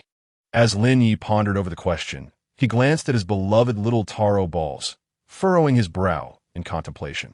He opened the system again, only to find that there was scant explanation regarding the little Taro balls, and he was uncertain whether they would remain by his side after reaching a cultivation level of 100. Nevertheless, Lin Ye decided to affirmatively respond. He continued to fill out the questionnaire regarding the greenery of the community, specifying a preference for a relatively large neighborhood. After half an hour of diligent completion, Lin Ye finally submitted the paper to the staff member. The young woman briefly skimmed through the document before stating, "Please hold on." She then took the paper to a machine to verify the housing type. After 10 minutes of waiting, during which the tea on the table was refreshed, the staff member approached Lin Ye with a tablet in hand and sat across from him. "Good day, sir. We have selected the housing types that meet your criteria, and the prices are displayed below. Please take a look, and if you find something appealing, I can arrange a viewing for you," she offered. Lin Ye accepted the tablet, expressing gratitude. After a thorough selection process and discussions about the little Taro balls, Lin Ye ultimately chose a spacious flat in a prestigious local community, spending a staggering $88 million in cash. The sales staff were astonished. Who carries around $88 million in cash on a daily basis? While they suspected the presence of money, they never anticipated such a substantial amount. The sales manager promptly attended to Lin Ye, escorting him through an internal passageway to expedite the processing of the property deed. Upon receiving the deed, it was already around 5 or 6 in the evening. On his way home, Lin Ye purchased dinner to bring back, and upon arriving, he found Zijin already at home. The previous night, Lin Ye had entrusted her with a spare key to his residence. After the 3 of them finished dinner, Zijin tidied up the trash. "Xiaojin, I'm going downstairs to dispose of the garbage." "Okay." Lin Ye carried 3 large bags of trash, accumulated from yesterday and today, and went downstairs. After crossing the street to discard the refuse, he washed his hands at a nearby wash station and prepared to return home. While crossing the street, he noticed a car swaying erratically. Instinctively, he stepped back a few paces. Suddenly, the vehicle came to an abrupt halt just before colliding with the wall. It still lurched forward a few meters, lightly bumping against it. Seeing this, Lin Ye was ready to unleash a torrent of curses. Had he not retreated, the wall would not have been the only thing struck. It would have been him. How on earth does this person drive? He fumed as he approached the car, tapping on the window, but received no response. He knocked again. Goodness, could this person have been injured in the collision? Why do I get no response after several knocks? Gently, Lin Ye pulled open the car door, revealing a stunning young woman reclining against the backrest. He shook her lightly, calling out, "Hey, are you all right?" The girl slowly opened her eyes, her face reddening as she noticed the figure standing before her. With a pleading expression, she uttered, "Help me." Lin Ye, taken aback, stammered, "How can I assist you?" Just as he was about to inquire further, the girl spoke again, "Take me away from this place." The girl spoke in a fragmented manner, occasionally emitting indecipherable sounds. It was the first time Lin Ye encountered a girl like this, and feeling nervous, he swallowed hard, turning his head away to avoid looking at her, and stammered, "I can take you there. Take me to a hotel? Thank you." Lin Ye was momentarily taken aback, yet complied with her request, carefully lifting her out of the car and hastily arriving at a nearby hotel, where he booked a room. He promptly carried the girl into the room and closed the door behind them. After laying her gently on the bed, he intended to leave. But just as he was about to rise, the girl unexpectedly locked her arms around his neck and pulled him down without any warning. The next day, Lin Ye awoke groggily to find himself in the hotel room, completely unclothed, while the girl from the previous night had already departed. His phone lay beside him, displaying numerous missed calls. Chapter 40. Miss Shui. Lin Ye picked up his phone and glanced at the time. 5 a.m. His head throbbed. He realized that he had spent the night with a woman, an experience that was entirely new to him. He stared blankly at the ceiling, suddenly recalling the softness of the girl's body. He quickly shut his eyes and shook his head, unwilling to dwell on it. He noticed that all the missed calls were from Xiao Zhen and was about to return the call when he hesitated, thinking that it was likely too early for them to be awake. He decided to head back instead. After a quick shower and changing his clothes, Lin Ye left the hotel. On his way home, he purchased 3 bowls of congee and a portion of barbecue. Passing by the site of the previous night's accident, he glanced over and confirmed that the car had indeed been removed. Upon arriving home, he found Zi Zhen and Yu Yuan curled up together on the bed, sound asleep. Lin Ye quietly moved the table and started eating his barbecue, placing the congee on the other side of the table. Suddenly, his phone rang. Zi Zhen stirred, turning to silence the ringing. Sitting up, she began to put on her shoes and wash up. When she opened her eyes, she saw that Lin Ye, who had not returned all night, was back with several bowls of congee on the table. Seeing that Zi Zhen was awake, Lin Ye said, "Drink the congee. I got it for you." Zi Zhen initially wanted to inquire about Lin Ye's whereabouts the previous night, but reconsidered, feeling she had no right to ask. She closed her mouth and nodded instead. After finishing her meal, Yu Yuan also woke up. The little one rubbed her eyes and, noticing her mother drinking congee with several untouched bowls on the table, hurried off to brush her teeth. She then scampered back to sit up in bed and gulp down the congee eagerly. As Zi Zhen prepared to leave for work after finishing her meal, Lin Ye called out to her, causing her to turn in confusion. "Zi Zhen, wait a moment." He went to the kitchen, creating some noise before returning with a small box. "Take this. Use the money to buy a house."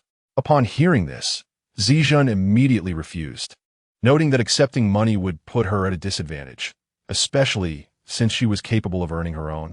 Lin Ye anticipated that Zi Zhen would refuse, so he spoke up. "Do not feel guilty about accepting this money. It is intended for you to care for Yu Yuan. Please take it. This money is not a gift. I hope that with it, you will treat Yu Yuan with greater kindness." Zi Zhen replied, "Brother Lin, I assure you, even without money, I will care for Yu Yuan." What Zi Zhen truly wished to express was that her affection for Yu Yuan was not contingent upon financial support. Lin Ye interjected, "Do not decline.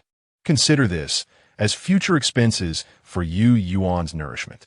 I will not have the time to look after him, so when you take him under your care, I trust you to watch over him." Zi Zhen hesitated, turning to see little Yu Yuan with his bright, wide eyes, and ultimately accepted the box. "Thank you, Brother Lin," she said. After Zi Zhen departed, it was not long before Lin Ye set off for the Wang family with Yu Yuan, having previously promised the family head to attend a charity auction. On this outing, Lin Ye drove his Maserati. Upon arriving at the Wang family estate, he noticed the family head along with the same disabled individual as before, all waiting at the entrance. "Hello, Boss Lin," he greeted with a nod, which further convinced the Wang family head of his stature. Indeed, great figures exude a certain aloofness. Lin Ye inquired, "Where to?" The Wang family head smiled. "Our vehicles will lead the way. Simply follow us." Soon, 3 black cars appeared ahead, with another at the rear, and the Wang family members all climbed in. They entered the banquet hall, where the Wang family head spoke tirelessly. Lin Ye occasionally caught snippets of conversation while allowing his mind to wander, responding with a nod or a murmured agreement from time to time. As the Wang family head conversed with Lin Ye, several individuals entered the auction venue. Lin Ye initially paid them no mind, intending to overlook them entirely, but a fleeting glance revealed the woman who had approached him the previous night, causing him to freeze momentarily. However, it appeared that she did not notice him, allowing him to regain his composure. The Wang family head guided Lin Ye to his seat, and since they had arrived early, the auction had yet to commence. Finding the Wang family head's chatter excessively tedious, Lin Ye sought an excuse to depart. "Excuse me, I need to visit the restroom. Please continue without me." "Ah, very well. Do you need me to accompany you?" This must be your first visit here. The family head offered. Lin Ye's expression darkened, and the Wong family head quickly altered his tone. Ha! Boss Lin, you go ahead. I will stay here with my son. Upon hearing this, Lin Ye smoothed his expression, nodding as he left. He had intended to find a place to breathe, but unexpectedly, someone approached from the side. Raising his alertness, the advancing individual whispered, "Follow me." Lin Ye glanced over to find it was that same woman again. Not again. This person seems determined to confront me. Damn it, I felt so humiliated the first time. What's worse, I was the one who was at a disadvantage initially. What am I going to do now? Two individuals entered an unoccupied, secure corridor, and the enchanting woman in front initiated the conversation. Close the door behind you. Lin Ye, having composed himself, locked the door to the secure passage upon hearing this, leaning against it with a teasing expression, gazing at the girl. Unexpectedly, the woman approached slowly, standing face to face with Lin Ye. Though not particularly tall, her presence was undeniably commanding. I advise you not to speak of yesterday's events. Otherwise, you will be courting trouble for yourself, she warned. Lin Ye feigned ignorance. What events? I was perfectly fine yesterday. What is the issue? The woman's demeanor darkened as she moved closer, one hand resting on Lin Ye's shoulder while the other gently grasped his neck. Think carefully before you speak. If you dare to reveal anything, not only will I not let you off the hook, but the Shui family will also not spare you.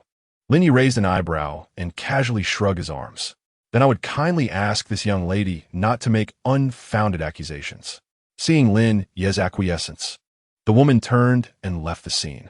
Lin Ye, seemingly unfazed, returned to the auction. Just as the auction was about to commence, a newcomer arrived at the seat adjacent to the Wong family. With a sidelong glance, Lin Ye spotted the same enchanting woman amidst the crowd. The head of the Wong family promptly greeted her. Ah, Miss Shui has brought guests this time. The girl who had just warned Lin Ye at the emergency exit nodded in acknowledgement. Lin Ye silently repeated the name Miss Shui in his mind. Through their ensuing conversation, Lin Ye gathered that the woman who had shared his bed the previous night was named Shui Wanwan, the sole legitimate daughter of the Shui family, now managing one of the family's enterprises. Chapter 41, 8500. Mr. Lin, after the auction, do let us know if there is anything that catches your fancy. Please, do not hesitate. Lin Ye nodded indifferently as the auction was on the verge of commencing, enveloping the room in silence. Naturally, their conversation reached Shui Wanwan's ears, leaving her puzzled by the Wong family's demeanor. Although the Wong family ranked lowest among the four prominent families, their attitude seemed excessively humble. Had she misjudged the situation? If it weren't for her impression that this young man appeared ordinary and unlikely to attract trouble, she wouldn't have engaged him so directly. Ding, ding, ding. Esteemed guests, good morning. There exists a boundless love, an endless affection, a spirit that resonates through the heavens. Today we gather here, raising countless hands that convey messages of love. While auction items hold a price, true emotions are priceless. I hereby declare the 36th Jiangyu auction officially commenced. Greetings to all esteemed guests. I am your auctioneer, Xiaomeng. I shall now guide you through the auction products. Our first item is a porcelain teacup from the Qing dynasty. This exquisite cup is said to have been a royal gift, with its last known possessor being a second-rank minister. The delicate pastel and enamel decorations are truly remarkable. After an extensive 5-minute introduction, the auction commenced. Following a not-so-intense bidding war, the cup was ultimately secured at the price of 73. The auction featured not only ancient artifacts but also limited edition jewelry, properties in upscale residential areas, and minor shares from certain companies. However, such companies are rare to auction their stakes, considering that today's auction would inevitably attract public attention. If a mere share could garner goodwill, perhaps some failing enterprises could be revived. Sitting at the auction, Lin Ye glanced around, feeling little interest. He had anticipated discovering some treasures, yet upon arrival, he realized that purchasing here would not only entail a significant loss but also be a waste of time. It would be more gratifying to play video games instead. The blue and white porcelain, valued at 700,000, would cost 1 million here, not to mention the subsequent interviews and various complications.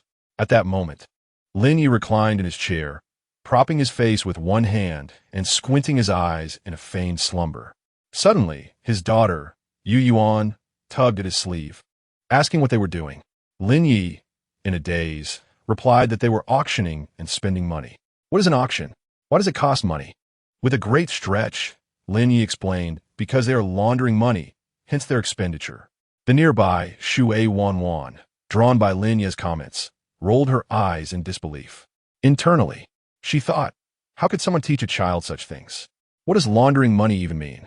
It was clear he was just speaking nonsense, obviously unable to afford such luxuries. At that moment, Yu Yuan's innocent voice chimed in again. I understand, Daddy. Spending money equals auctioning, and auctioning equals laundering money.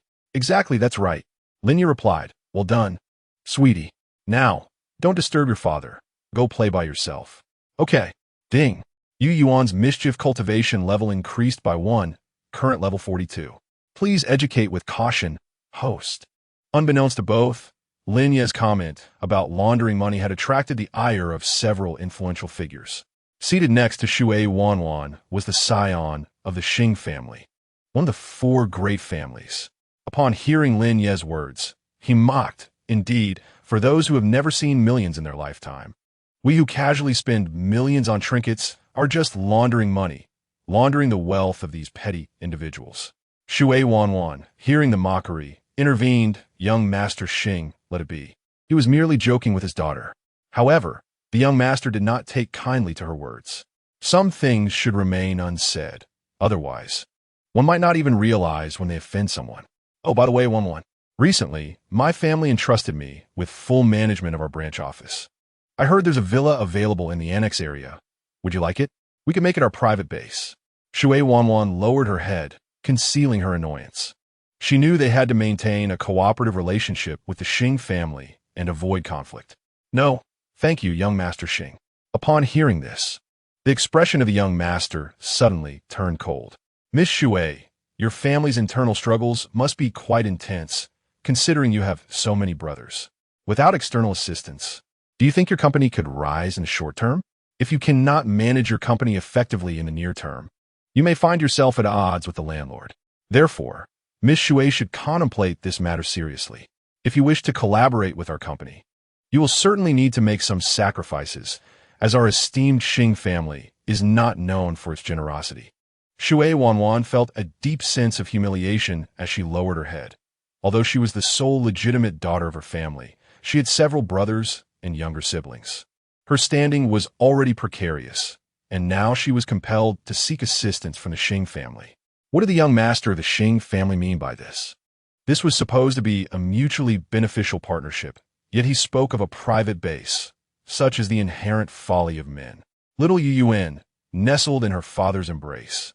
Listened intently to their conversation, her bright eyes darting about. Next up was item number 16 of the day, the number 1 villa at Koi Villa. There is no need for Xiaoming to introduce this, as Koi Villa stands as one of the most opulent residences in the city, symbolizing status and prestige, an abode not easily accessible even for the wealthy. The starting bid was set at 6 million, with increments no less than 100,000. 6 million, 700,000, 720,000, 760,000, 800,000, 850,000, 880,000, 900,000, 950. Are you all trying to deceive ghosts? Over 8 million, and you think 10 million will secure it? I propose a fair price of 30 million. Now, brother son, that comment lacks decorum. Bidding is meant to be heartfelt. How can one start with such a high offer? You're not showing your fellow brothers any respect. 35 million, 36 million, 36 million 500,000, 37 million, 40 million, 42 million, 44 million. The price continued to ascend incrementally until it reached 75 million, at which point it began to stall. In a first-tier city, 75 million could purchase a residence in an elite community. In a third or fourth-tier city, like the one Lin Ye resided in, such a sum was an unattainable dream for many. 8 million. This was the young Master Xing, who had been observing quietly nearby. The atmosphere grew tense. Any further increase would likely push the bid to 85 million. And no one was inclined to invest such a fortune in a single property. What do you think of this house, Wanwan? Surely it is worthy of you. It's laughable. This man has been here all this time without bidding on a single item, merely sitting there. Perhaps he is just here to enjoy the spectacle. He could not help but belittle Lin Ye, clearly remembering his earlier accusation of money laundering. With a smug expression, the young Master Xing soon noticed the child in Lin Ye's arms raising the bidding card. A tender and clear voice rang out, 85 million, and then cast a challenging glance at the young Master Xing. Chapter 42. Wait a moment. Lin Ye had been reclining half asleep when he suddenly heard the bright voice announce 85 million. He thought to himself how superficial the wealthy had become. 85 million could be better spent elsewhere. But then, a realization struck him. Why did that voice sound so familiar? A sudden system sound echoed, announcing ding, Tarosphere has achieved a cultivation degree of 1. Current cultivation degree, 43. Please proceed with caution in teaching. Host.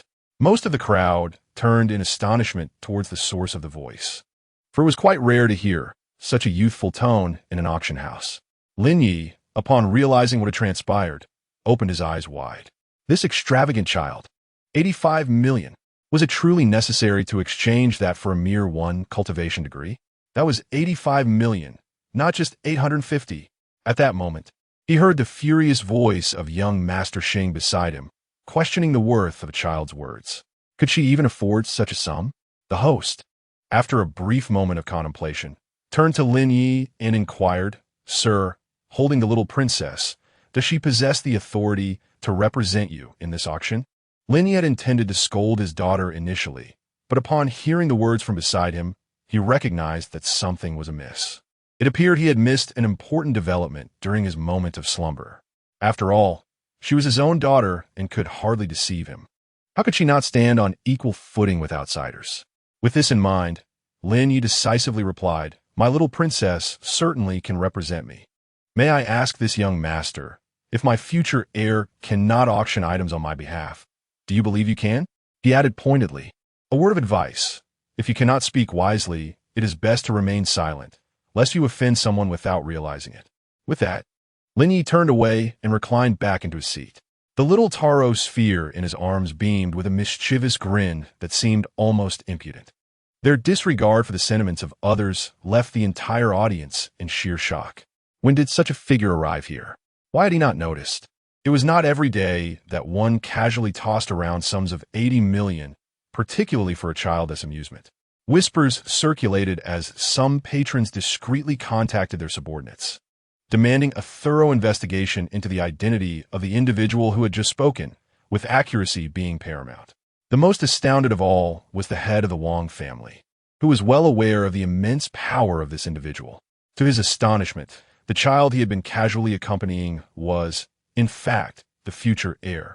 The Wang family head began contemplating the prospects of having a third child, pondering the potential of that child pursuing the young girl, for who would shy away from wealth? Young Master Xing soon realized that acquiring the property at minimal cost was no longer feasible. The bidding commenced between the adult and the child, with the former growing increasingly agitated while the latter remained cheerfully unfazed. The seasoned veterans in the audience felt a chill run down their spines. Why did the smiling child seem even more formidable? The sweeter the smile, the greater the impact. Young Master Xing, 8,600. Taro Sphere, 8,610. Assuming the child was out of funds due to the modest increase, young Master Xing raised the stakes, 8,700. Taro Sphere, 8,710. Young Master Xing sensed the oddity of the situation, yet, if he desired the property, he had no choice but to match the bid, 8,800. Without hesitation, Taro Sphere chimed in, 8,810. At this moment, the entire audience comprehended that the child was clearly toying with young Master Xing. Young Master Xing, increasingly agitated, received a phone call just as the bidding escalated to 97 million. It was his father, who had been monitoring the situation closely. Upon hearing about his son's foolish antics, he scolded him sharply over the phone. Ultimately, young Master Xing, with a face full of resentment, relinquished his bidding paddle. 97 million once, 97 million twice, 97 million thrice. Congratulations to this young princess for securing the first villa at Koi Mountain Resort. However, just then, young Master Xing, who had just put down his bidding paddle, called out, drawing the gaze of all in attendance. He spoke, "I have never encountered this individual in any of the esteemed families I know. Can he truly afford such a sum? I request a verification of his assets to ensure he can indeed purchase this item." One of young Master Xing's associates chimed in. "How could someone we've never even heard of possibly produce 90 million? Are you not concerned about them absconding from the auction?" Nearby, others expressed curiosity regarding Lin Ye's identity, echoing, "At the very least, shouldn't he reveal his identity? How can the auction house feel secure otherwise?" Indeed, the organizers of the auction hesitated upon hearing this discourse. After all, not only had young Master Xing never seen this man, but even they, who had spent a lifetime in this milieu, were unfamiliar with him. Lin Ye, upon hearing this, opened his slightly squinted eyes, finally grasping the situation. "Once the auction concludes, it will be evident whether I can afford this. You may verify my identity. However, should anyone dare to lay a hand on me, this auction need not proceed." At this juncture, Master Wang interjected, "Mr. Lin is my guest. Anyone who questions him is effectively opposing the Wang family." He then abruptly turned his attention to young Master Xing. "Pray tell, young Master Xing, are you out of funds? When did the Xing family become so impoverished? If you find yourself lacking, do not hesitate to inform us. We would be more than willing to assist. However, after our assistance, who knows to whom the Xing family will belong?" Though Master Wang's final remark went unsaid, it still provoked young Master Xing to grit his teeth in fury, his face turning an alarming shade of red. Yet, he stubbornly retorted, "The affairs of a Xing family are not for you to meddle in. You should manage your own, as you're on the verge of being cast out of the four great families. The Wang family will not be expelled from the four great families." "Thank you for your concern, young Master Xing," he replied with a smirk. Young Master Xing, unable to counter Master Wang, redirected his focus back to Lin Ye. "So, after all this talk, will Master Wang not introduce this gentleman beside you? After all, he's just bid 97 million. If he were to flee, what would become of the charity auction? Do you think Mr. Lin would be interested in such a trifling sum? For your new family, it may require raiding the treasury, but for Mr. Lin, it is merely a drop in the ocean." Master Wang's words only deepened the curiosity of those present regarding Lin Ye's true identity, particularly at this moment, seated closely and listening intently to their conversation. Shui Wanwan contemplated the significance of the 97 million, which could indeed resolve the company's troubles.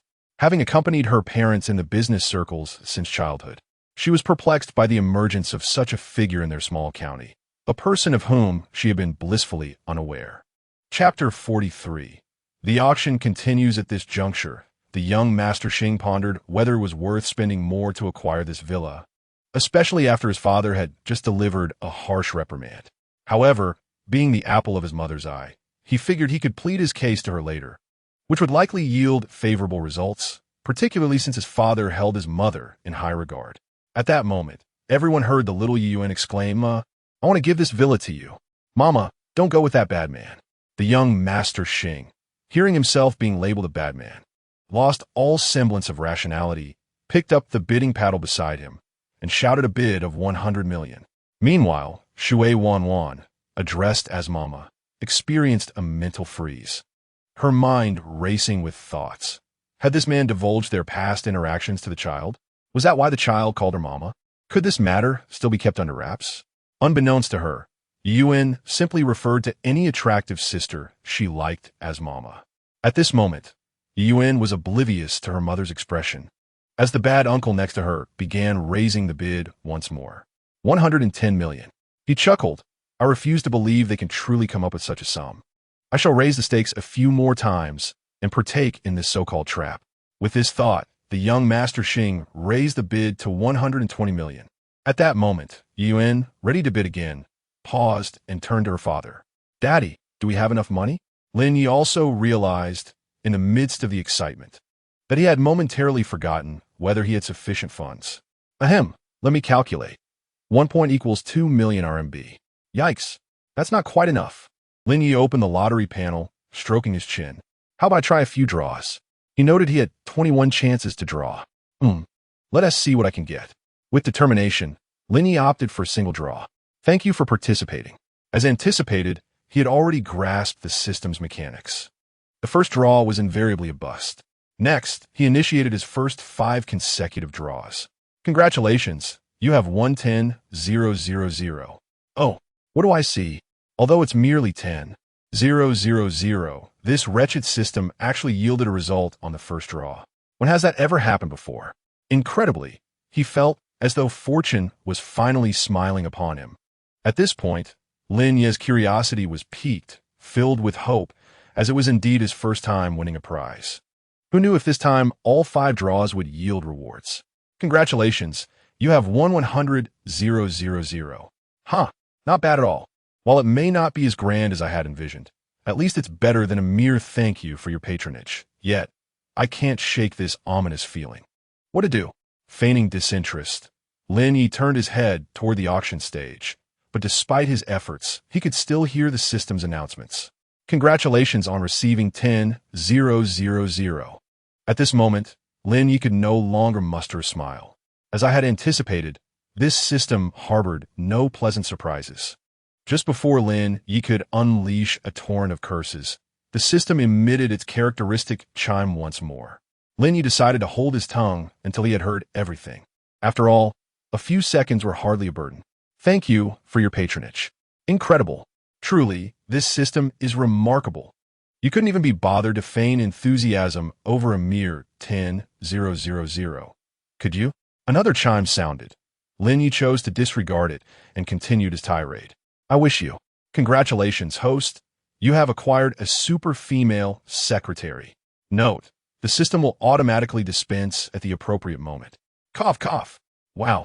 This system truly lives up to my expectations. I adore you. My system is the best in the world. Lin Ye's attitude underwent a complete transformation, prompting the system to respond with an ellipsis of exasperation.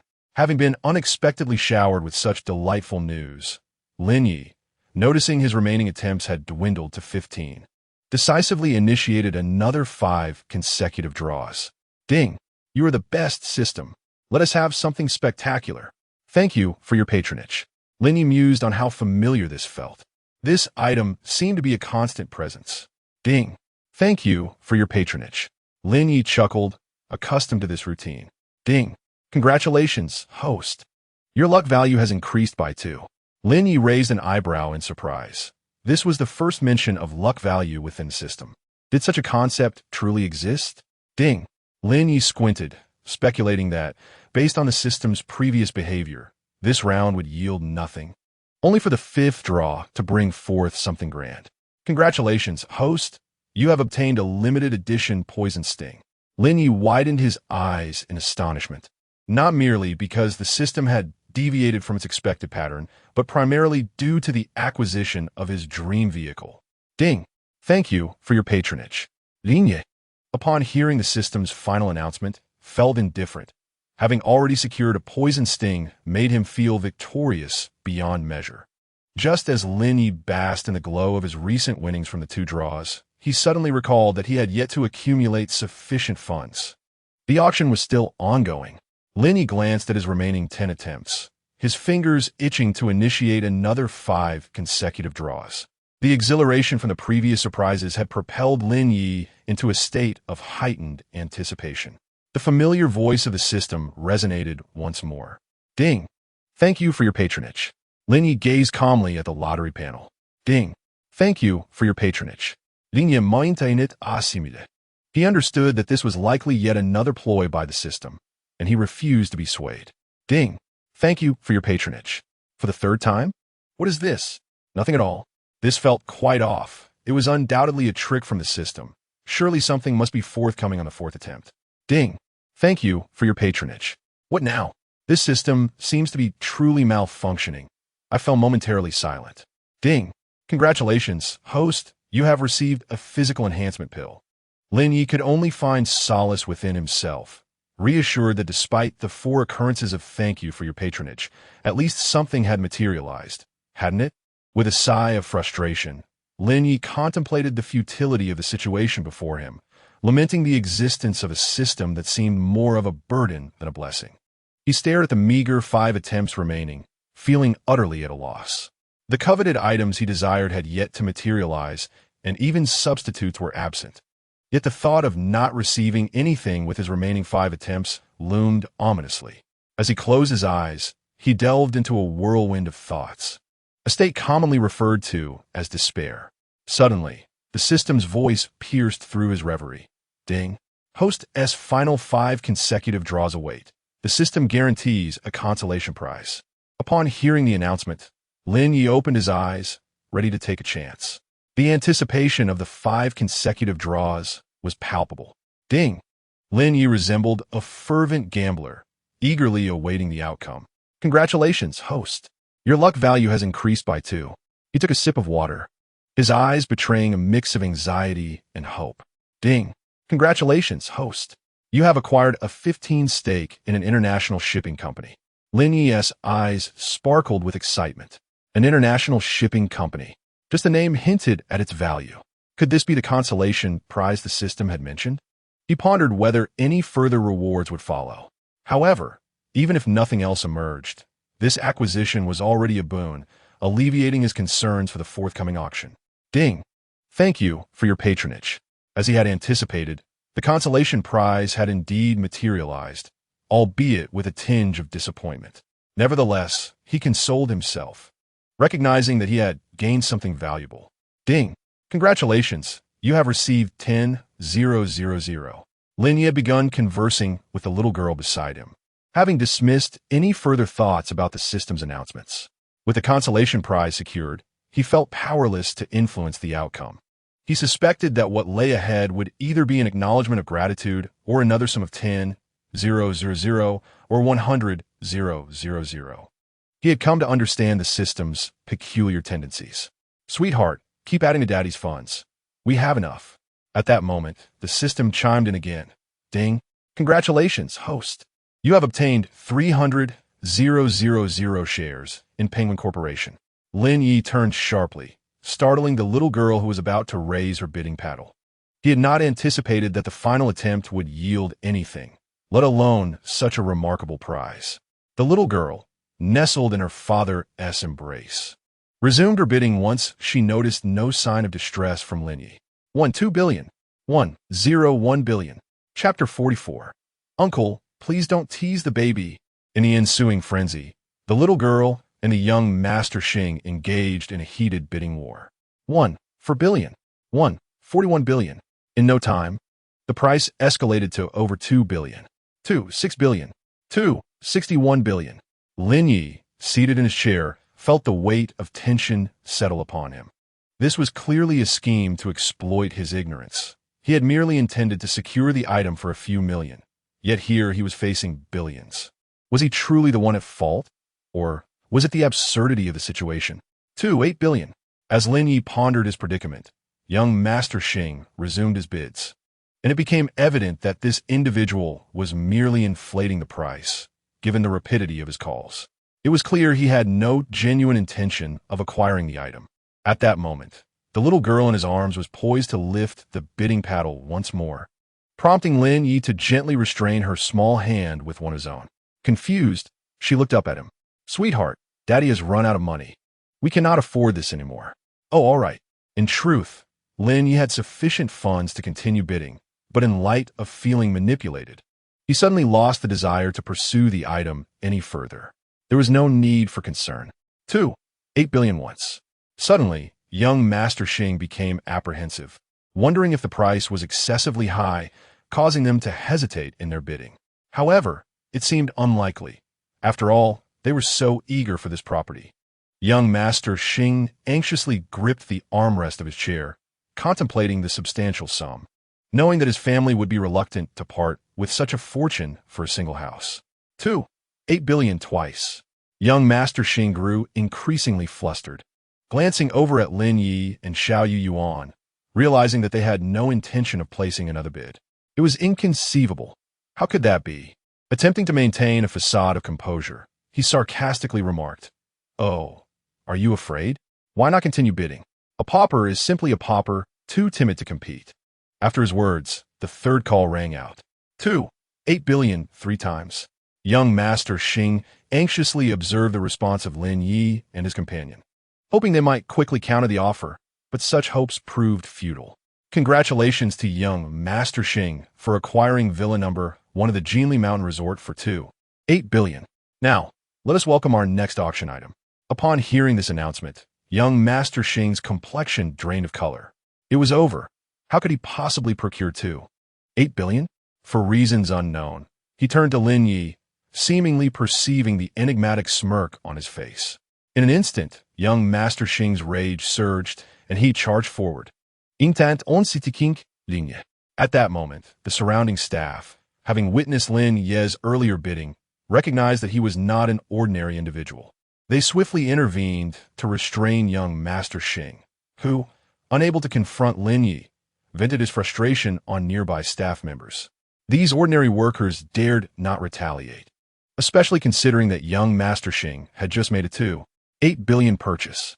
After a considerable commotion, the manager responsible for the property hurried over, politely guiding young Master Xing back to his seat. Here is the housing contract and the property deed. Please make the payment on site. At this juncture, young Master Xing stammered, evasively avoiding the manager's gaze. Observing his demeanor, the manager realized the gravity of the situation. No wonder young Master Xing had been so irate earlier. He had attempted to corner another, but ended up ensnared himself. The manager found himself speechless, questioning whether young Master Xing truly was the heir of the Xing family. Given such foolishness, nonetheless, he maintained a respectful tone, stating, "Please proceed with the payment and sign the contract. We will handle the rest." Young Master Xing contemplated calling home for assistance, but just moments ago, during the bidding with that young girl, his father had called multiple times, scolding him and insisting that everything would be fine. Today's youth are particularly sensitive about their pride, and as someone who had been pampered since childhood, young Master Xing was no exception. Caught in a moment of indecision, he felt embarrassed to admit he lacked funds. What ultimately transpired between him and the manager? Young Master Xing's expression darkened, and he abruptly stood, intending to leave his seat. At that moment, security personnel surrounded him and proceeded to escort him out. As young Master Xing was being dragged away, he shouted, "Let go of me! I can walk by myself. Remove your filthy hands from me." After he was taken outside, the manager slowly approached Lin Ye. "Sir, we are willing to sell you the property for the previously stated price of 2.61 billion. Upon hearing this, Lin Ye replied directly, "No, I do not want it." The manager, aware that the property was not in high demand at this moment, began to speak with a hint of desperation. "What about 200 million? Lin Ye ignored him completely. "How about 1.6 billion? Sir, that is truly the lowest we can offer." Lin Ye, feeling drowsy, squinted his eyes in preparation for sleep. Noticing this, the manager had no choice but to ask then, "How much are you willing to spend?" Lin Ye remained silent, while the little girl, Yu Yuan, chimed in, "Uncle, I am willing to buy for 100,000. This statement left the manager, who had been speaking amiably, momentarily speechless as he looked helplessly at Lin Ye, who remained oblivious. It was evident that he had been trapped earlier, and he couldn't tell if this was the manager's doing. After all, one could not fabricate such things. Lin Ye had no real desire for the property. If his daughter wanted it, she could negotiate with the owner herself, as he currently had no interest. The manager, noticing Lin Ye's indifference, guessed he would have to let the little girl take charge of the situation. He could only coax Yu Yuan gently, saying, "Little one, 100,000 is not enough for uncle to even afford a meal. How about 1.5 billion? That is the lowest price I can offer to a lovely child like you." "Uncle, don't deceive a child," Yu Yuan replied cleverly. "Then how about I give you a 99.9 discount? That is a lot of money." The manager assumed the child was naive and tried to persuade her. Yu Yuan glanced at the manager as if to say, "Do I look that foolish?" 80 million. Upon hearing 80 million, the manager internally scoffed. Was this a bargain? While 80 million should suffice to purchase the property, the previous asking price had been 280 million, and such a drastic drop was indeed overwhelming. The manager recognized that there were no competitors for the property at the moment, and that these two individuals did not seem particularly eager for either. Thus, he ground his teeth and proposed a new figure. "How about 100 million? Please let me go. I am but a small fry." Little Yu Yuan looked up at her father, pondering for a moment before proclaiming, 90 million. The manager, ready to object, was preempted by Yu Yuan's words. If you want to sell, then sell. You are so annoying. Hearing this, the manager understood that this was simply the highest bid and reluctantly agreed. Lin Ye, seeing that his daughter had successfully negotiated and that the price was not exorbitant, praised her. You are truly remarkable, my dear. Upon hearing her father's compliment, Yu Yuan beamed with joy. The manager brought over the card machine, and little Yu Yuan retrieved a bank card from her father's pocket, swiping it on the machine to complete the transaction. The manager also presented the relevant documents, and Yu Yuan turned to the cool sister beside her, saying, Mama, this is for you. She raised the contract in her hand. Shui Wanwan raised her eyebrows in astonishment, thinking the child was joking, and replied, No need, thank you. Little sister. She did not notice that the child was calling her mother, perhaps having subconsciously accepted it. When Yu Yuan saw her mother refusing, she directly handed the contract over, pressing it into the cool sister's hand, exclaiming, Mama, this is for you from Yu Yuan. Shui Wanwan was taken aback. She initially thought the little girl was jesting, but was surprised to find it was genuine. She glanced up at Lin Ye, who was holding Yu Yuan. This man had heard his child's words, yet remained unresponsive. Who exactly was he? A villa worth 90 million, so casually given away? Even the Shui family would weigh their options before considering purchasing such a property, let alone parting with it so easily. Although Shui Wanwan was the legitimate daughter of her family and managed a small company, her family held a preference for sons, which diminished her standing within the household. Despite her seemingly composed demeanor, she had been shaped by years of involvement with her family's business. At present, she was merely a 19-year-old girl, albeit a bright one who had graduated early. Suddenly, a memory flashed in her mind of that night with this man, a night that marked her first experience. She had been rushed out to discuss a collaboration when her family had sabotaged her, and in her haste to leave, she had spotted someone and sought help. In her fluster, she nearly collided with him but managed to avoid it, leading to him offering her a ride to the hotel. However, she had no recollection of what they had given her. The effects were overpowering, and she could only recall that she had initially approached him willingly, only to be surprised by his assertiveness. Coughing softly, she reprimanded herself. What am I thinking? Focus, Shui Wanwan. Men are of little use. Rely on yourself. Regaining her composure, she addressed Lin Ye. Hey, as the child's father, why aren't you looking after her? How can you be so kind to a stranger? Lin Ye opened his eyes, turning to Shui Wanwan with a gentle response. What is wrong with a daughter giving a gift to her mother? After saying this, he raised an eyebrow, prompting Shui Wanwan to suddenly recall that night again. Her face flushed with embarrassment, and she retorted defiantly, I would never be a stepmother to anyone. I'm only 19, still so young. The last part of her statement was barely audible, uncertain if Lin Ye had heard. After speaking, she turned her head away and quickly walked off. Upon seeing her mother leave, Yu Yuan turned to her father and exclaimed, Daddy, you scared Mama away. Let us go after her.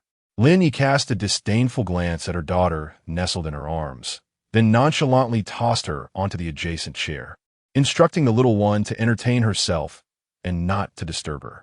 As the auction concluded, Lin Ye stretched languidly, preparing to rise and follow the crowd in their departure.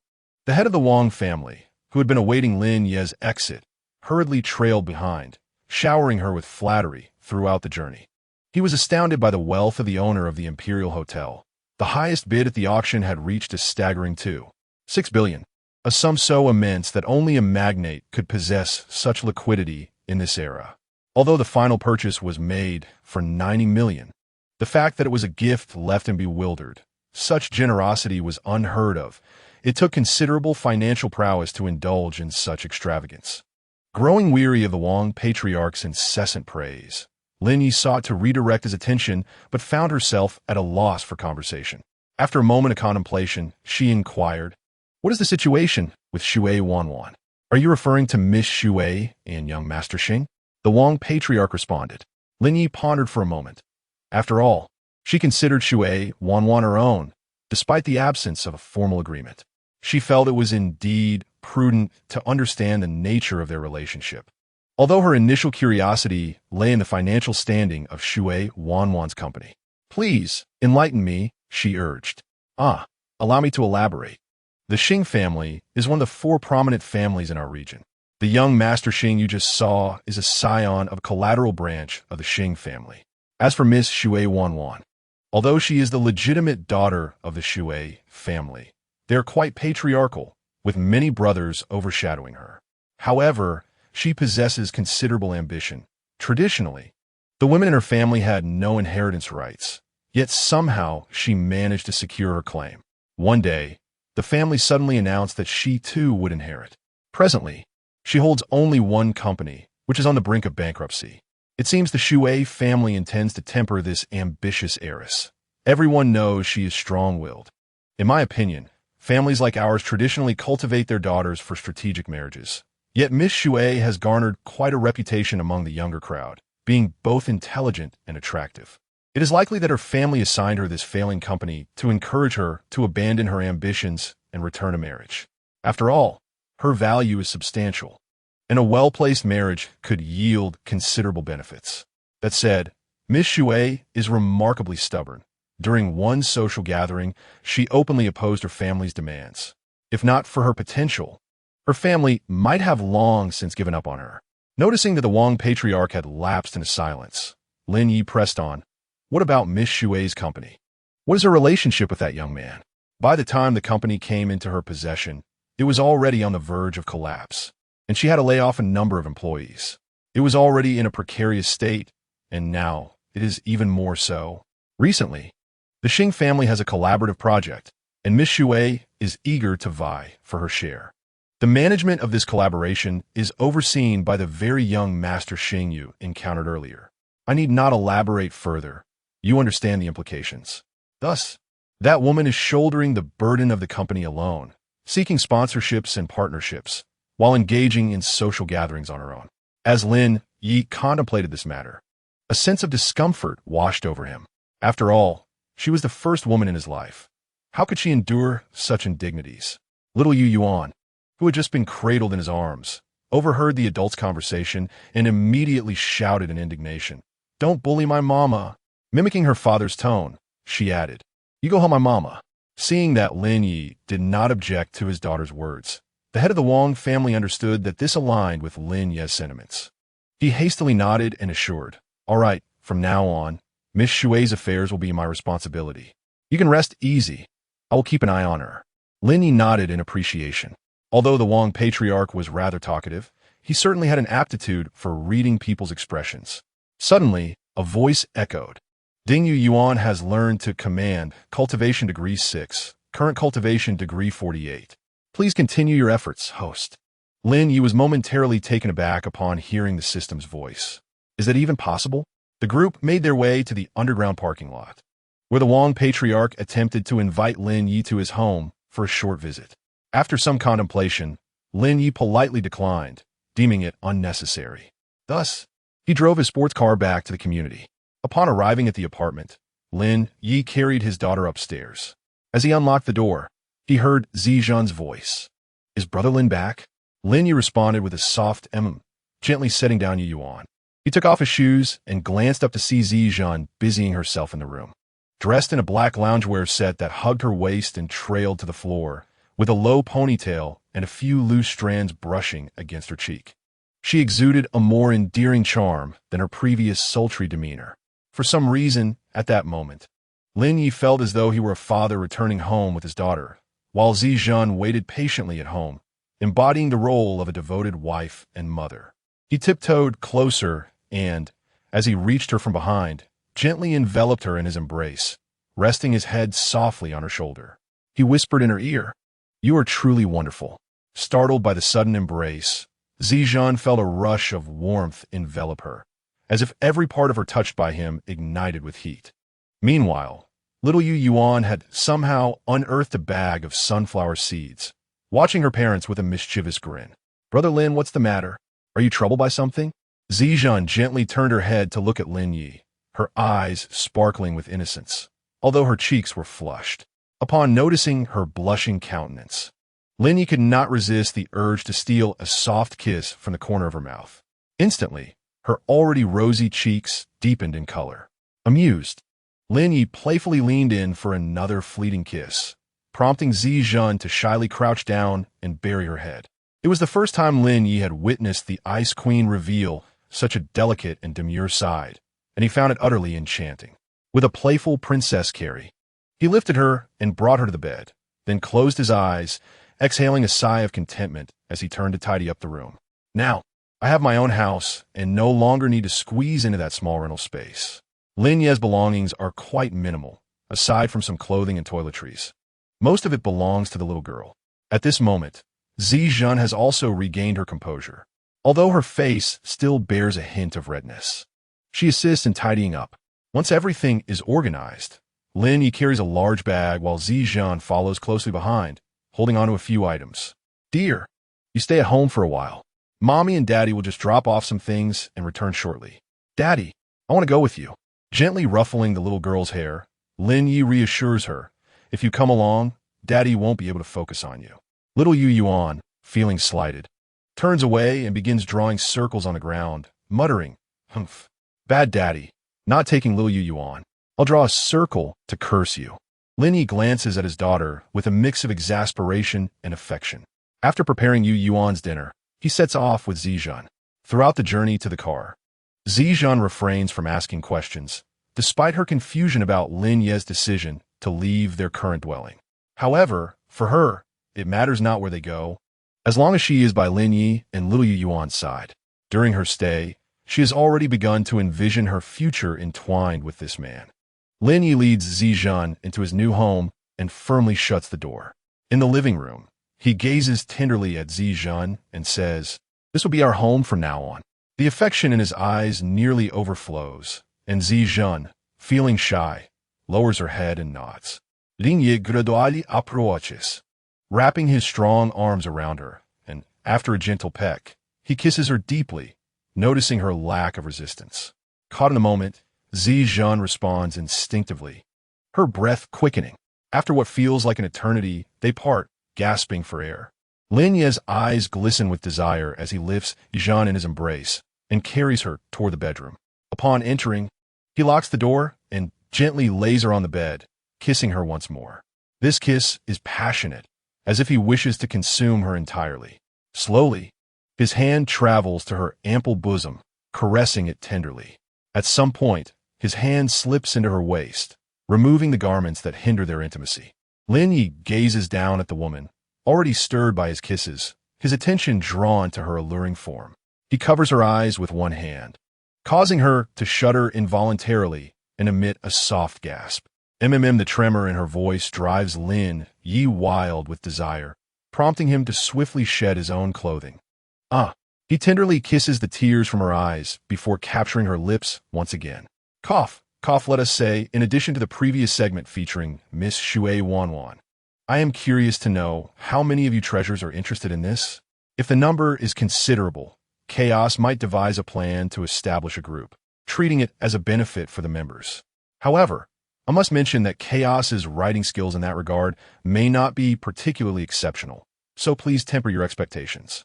There might be more content of this nature later on, but I suspect it won't be released. Chaos weeps bitterly. It is indeed quite challenging. Chapter 47. Why is it Shui Wanwan again? Oh, how exasperating. Knock, knock, knock. Shui Wanwan, feeling irritable, said, "Come in."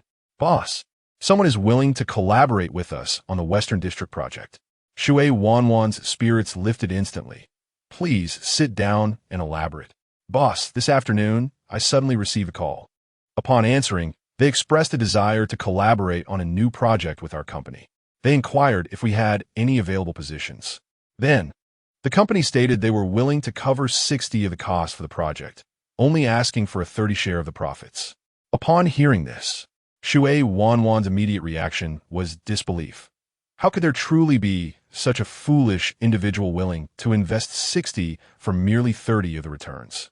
However, the employee replied, "But, boss, they have already transferred the funds." Shui Wanwan instantly sensed something was amiss. When has an investor ever been so eager to transfer money? Either the funds were problematic, or the individual was dubious. Shui Wanwan promptly instructed her subordinates to investigate the matter at hand. When information finally emerged, it revealed the Wang family patriarch. Although I have confidence in my planning, it seems implausible that the Wang patriarch would invest, which felt decidedly off. Rather than speculate, I decided to inquire directly. Shui Wanwan prepared herself for 3 contingencies, arranging for her subordinates to investigate while also hiring a private investigator, before finally making a call. Hello, is this the Wang patriarch? Hello, are you Miss Shui? Yes, I would like to inquire why you have confidence in our market. To be honest, this matter was entrusted to me by Mr. Lin. Shui Wanwan was momentarily taken aback at the mention of Mr. Lin. Recently, due to company affairs, she had little time to contemplate him. To her surprise, it was he who facilitated this resolution. Shui Wanwan suddenly realized the call was still connected. I see. Thank you, Wang Patriarch. I apologize for the interruption, and I wish for a pleasant collaboration. Not at all. I wish for a fruitful partnership as well, Miss Shui. After hanging up, the private investigator quickly sent a message indicating that the Wang Patriarch's attitude had shifted after the auction concluded. Reflecting on the Wang Patriarch's regard for the gentleman named Lin during the auction, Shui Wanwan became entirely convinced of the situation's legitimacy. With the company's issues resolved, Shui Wanwan's mood initially brightened, yet the fact that it was due to that man made her feelings complex. Who asked him to meddle? She exclaimed, revealing her small canine teeth. In the tumultuous depths of her mind, Shui Wanwan found herself in a battle between reason and emotion. Truth be told, had it not been for his timely assistance, she might have faltered. Sighing in exasperation, she slumped into her chair. With the infusion of capital into her company, all obstacles seemed to dissolve, and the enterprise began to flourish. What was once a mere shell of a business had now evolved into a modest company, lifting Shui Wanwan's spirits considerably. Yet, paradoxically, while her mood soared, those around her appeared to be ensnared in gloom. Previously, young Master Xing had intended to leave Shui Wanwan in a state of limbo, as their company required its own financial support. But how could he comprehend that only a few days had passed, and her company had begun to function normally? The Shui family had long since warned various individuals in Jiangsheng not to aid Shui Wanwan, so why had investments suddenly flowed into her company? Xing. It seems you have lost your chance with Shui Wanwan. Look, her company has resolved its issues, he jested. Don't forget our wager, if you fail to win her over. The new project for your company will belong to me, my good brother. Don't let a woman trouble you. Go away, I'm already annoyed. Don't bring up the wager. Young Master Xing retorted, casting a silent glance at his companions. Seriously now, what are your plans? Are you truly going to give up? Young Master Xing sat at the bar, one hand propping up his face while the other swirled a glass of liquor. Suddenly, his expression sharpened. I must uncover who is orchestrating this behind the scenes. Meanwhile, the Shui family was in a state of urgency. What is happening? Can someone explain why Shui Wanwan's company is operational? The onlookers fell silent. What should we do now? As long as that wretched company remains afloat in a year, he will be wed to the family of the Demon City. And now look at this. Damn it. Someone tell me what we should do. Shui Wanwan is so unfortunate. Marrying the second son of the Chun family would have secured her future. How could she choose to struggle alone when everything seems so promising? What sort of offspring has our Shui family raised? Calm down, please calm down. Grandfather, don't let Shui Wanwan upset you. She has always been disobedient, and you've yet to grow accustomed to her ways. Indeed, grandfather, if Shui Wanwan is unwilling, let our cousin go instead. At this, the cousin who had been mentioned suddenly perked up, eager to interject. Grandfather, if Wanwan is reluctant, allow me to take her place. The elder of the Shui family sighed deeply. You think I desire to prevent you from going? I wish for you to go. You are much more obedient than that girl. However, they specifically requested Shui Wanwan by name. What can I do? I cannot send an old man like myself to negotiate. I dare not risk it. The Demon City family could easily bring us to ruin. A trembling young member of the Shui family inquired. Then, what shall we do, grandfather? The elderly gentleman, with a weary expression, rested his forehead in his hand, closing his eyes in contemplation. After a prolonged silence, he lowered his hand and slowly opened his eyes, declaring, there is no other option. We must investigate. Also, Inform young Master Chun, for their influence surpasses ours, and they are likely to uncover more information. Is the record keeper present? A woman, elegantly attired, rose and stated, "Proceed with my instructions. Document my words meticulously. Investigate who assisted Shui Wanwan this time, specifying their age and identity. Furthermore, examine the profits from Shui Wanwan's project. Continue to inquire into the motivations behind this individual's aid to the young lady. Focus on these three aspects." At that moment, a younger child posed a question. "Grandfather, why do we need to investigate the intentions of the person who helped Sister Shui? She runs a company. It is evident she seeks profit." "My dear child," the elder replied, "you're still young. Despite the precautions we have taken in our family, there are those willing to assist that girl, either for greater gain or out of a sense of obligation. However, consider this. If she were truly so formidable as to compel such debts of gratitude, would she still be scurrying about during this period? Thus, it cannot solely be obligation. It must be profit. Yet, aiding Shui Wanwan is akin to opposing our family, which leaves me perplexed as to the nature of the benefit they seek." The younger generation of the Yun family listened with confusion, while the elders seemed to grasp the situation more clearly. Chapter 48. Under Scrutiny. Since that day, Lin Ye departed, Shui Lu has found herself receiving more acting opportunities and roles, with numerous prestigious advertisements reaching out to her. It is noteworthy that Shui Lu was on the verge of slipping from the ranks of third-tier stars. Yet within these few months, she has not only ascended to the second tier, but is also showing signs of advancing towards first-tier stardom. For a female celebrity navigating a transitional phase in her career, this is a rare achievement. Typically, a female star's golden age spans from 16 to 24 years. However, Shui Lu is now 26, having surpassed that prime period. Unexpectedly, as she approaches a transformation, she has embraced a resurgence in her career. Recently, Shui Lu received an invitation to audition for the film In the Flames of War 3, with the audition scheduled for 5 p.m. Should she succeed, the lead role would be secured. "Shui Jia, it's almost our turn for the audition. Go for it," Shui Lu gently encouraged. "Do your best." Shortly thereafter, the staff member called out, "Shui Lu, are you here?" Shui Lu stood slowly, responding, "Yes. Thank you for your hard work." The staff member warmly invited her inside, while her assistant, unable to enter, nervously sipped water. Before long, Shui Lu emerged, and her assistant dashed forward, her bright eyes fixed upon Shui Lu. With her signature smile, Shui Lu announced, "I passed."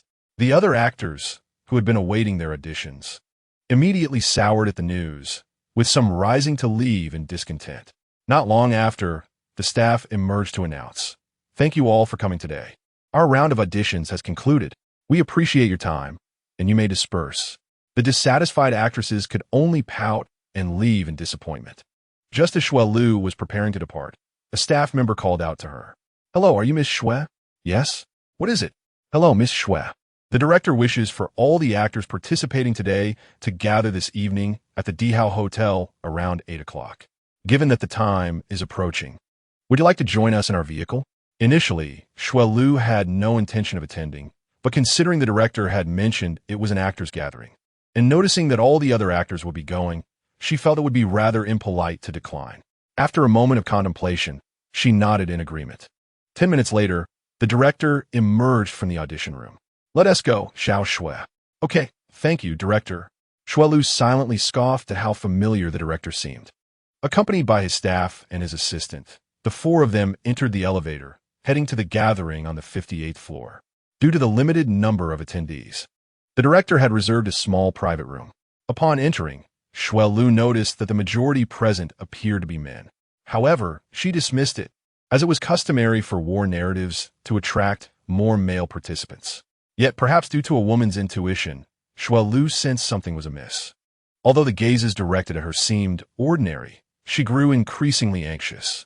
Determined to find an excuse to leave, she decided to heed her instincts, which had saved her on numerous occasions. "Director, I'm feeling a bit unwell. I need to step out to the restroom."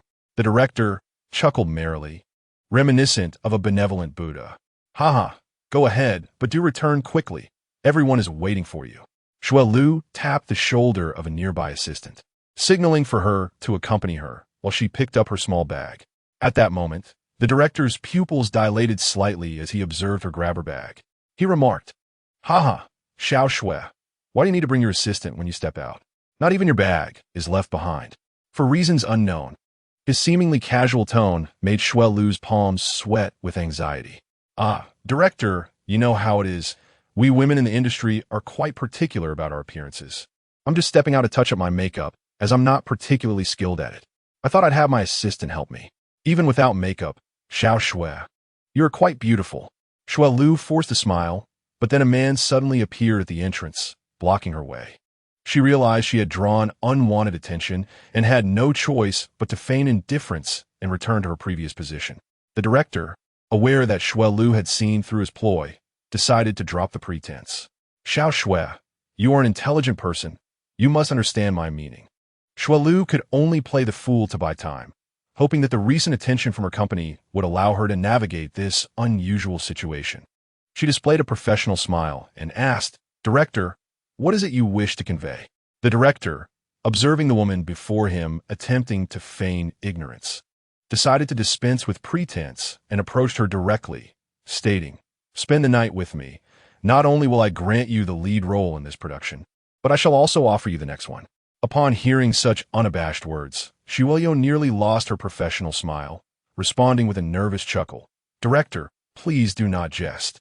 The director, coming closer, placed his hand on Shuelyo's shoulder and remarked, "Xiao Shui, you've been in this industry for so many years. Surely you can discern when I am joking. We are both aware of the reality, so let us not pretend otherwise." The assistant, witnessing the director's brazen advance, felt a surge of anger despite the crowd around them, overwhelmed by fear. Yet this was her idol. How could they treat her goddess in such a manner? The young assistant stood up resolutely and pushed the director's inappropriate hand away, positioning herself protectively beside Shuelyo. Though she dare not speak, she stood there, feeling a gentle grasp on her hand. Looking down, she saw it was Shuelyo's hand trembling slightly. Shuelyo offered her a strained smile, and together they maintained their composure. Meanwhile, a little girl named Yu Yuan had been waiting at home for her parents, but they had yet to return. Being exceptionally clever, she found her father's spare key and let herself out. Seeking assistance from kind older sisters along the way, she made her way to the hotel her father had mentioned.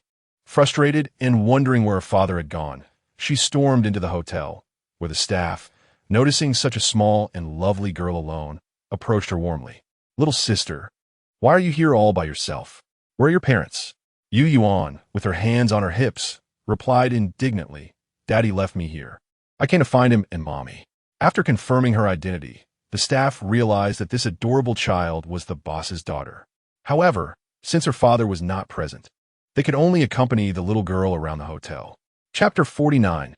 Yu Yuan arrives. The director suddenly commanded, and a man approached, delivering a sharp slap to the assistant, who fell to the ground, stunned and unable to move. In moments of sheer terror, one cannot act. Seeing her assistant down, Shuelyo understood her predicament and resolved to take a bold step. Discreetly removing her high heels from beneath the table, she tightened the zipper of her bag, ensuring the decorative side faced outward. With all eyes upon her, she rose gracefully and walked towards her assistant, unnoticed by the men around her that she was now barefoot. Bending slightly, her skirt concealed her feet. She gently patted her assistant's back. As the assistant regained her composure and stood up, Shuelyo seized her hand and dashed towards the exit, leaving the brawny men at the door utterly bewildered in that fleeting moment. Shui Lu forcefully struck the robust man's face with her bag, causing him to stumble back several steps. Seizing this fleeting moment, she flung open the door and dashed outside. Upon her escape, she spotted 3 waitstaff with little Yin, who was aimlessly wandering about, seemingly in search of something. Instinctively, Shui Lu ran in the opposite direction, perhaps concerned that the unfolding chaos could endanger Yu Yuan, or perhaps wishing to keep the child uninvolved. With a thud, the door swung open, and Yun, upon noticing her sister mother, turned around just as Shui Lu began to flee. This bewildered Yun, leading her to wonder if perhaps her sister mother no longer liked her. This was Yu Yuan's initial thought, quickly followed by the sight of a dozen men rushing out from the room, revealing her mother S. disheveled escape. Yuen hurriedly reached for a nearby waitress, exclaiming, "Sister, that Sun's mother. Please help her." The waitress, recognizing the situation, understood the gravity of the matter, especially in the Imperial Hotel where many individuals engage in disgraceful conduct under the veil of their status. Swiftly, she called for security. After all, this was the boss's precious daughter. Within a minute, nearly 100 security personnel had arrived at the 58th floor, some coming from the direction where Shui Lu had just fled. Seeing that her mother had been rescued by the security team, Yuen watched as the pursuers were restrained at the entrance. The waitress led Yuen into the private room where her mother had been, while the security officers positioned themselves in the corner, awaiting further instructions. Yuen insisted that the security remain outside until called upon, and after a couple of minutes, the manager arrived to wait at the door. Meanwhile, the director, leisurely seated, glanced up to see a small child hiding behind Shui Lu. "Well, little Shui, you certainly have a knack for running," he remarked mockingly. "Do you truly believe that this child is your savior? At your age, how can you still hide behind a mere child?" Still reeling from her harrowing escape, Shui Lu's mind was in a state of disarray, only seeking the comfort of someone familiar, and the only person she recognized in the vicinity was Yuen. Noticing Shui Lu's prolonged silence, the director felt his authority was being challenged. "Run.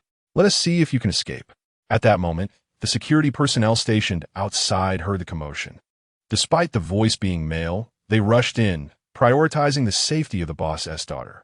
The security formed a circle around the interior, and the manager slowly entered the fray. Although the director was puzzled by the sudden influx of security, assuming it was typical for the 58th floor, he remained undeterred and brazenly declared, "Ha, do you see? They're all mine, little brat. If you wish to live, I suggest you leave and mind your own business." However, in the very next moment, the manager signaled, and immediately the director was subdued.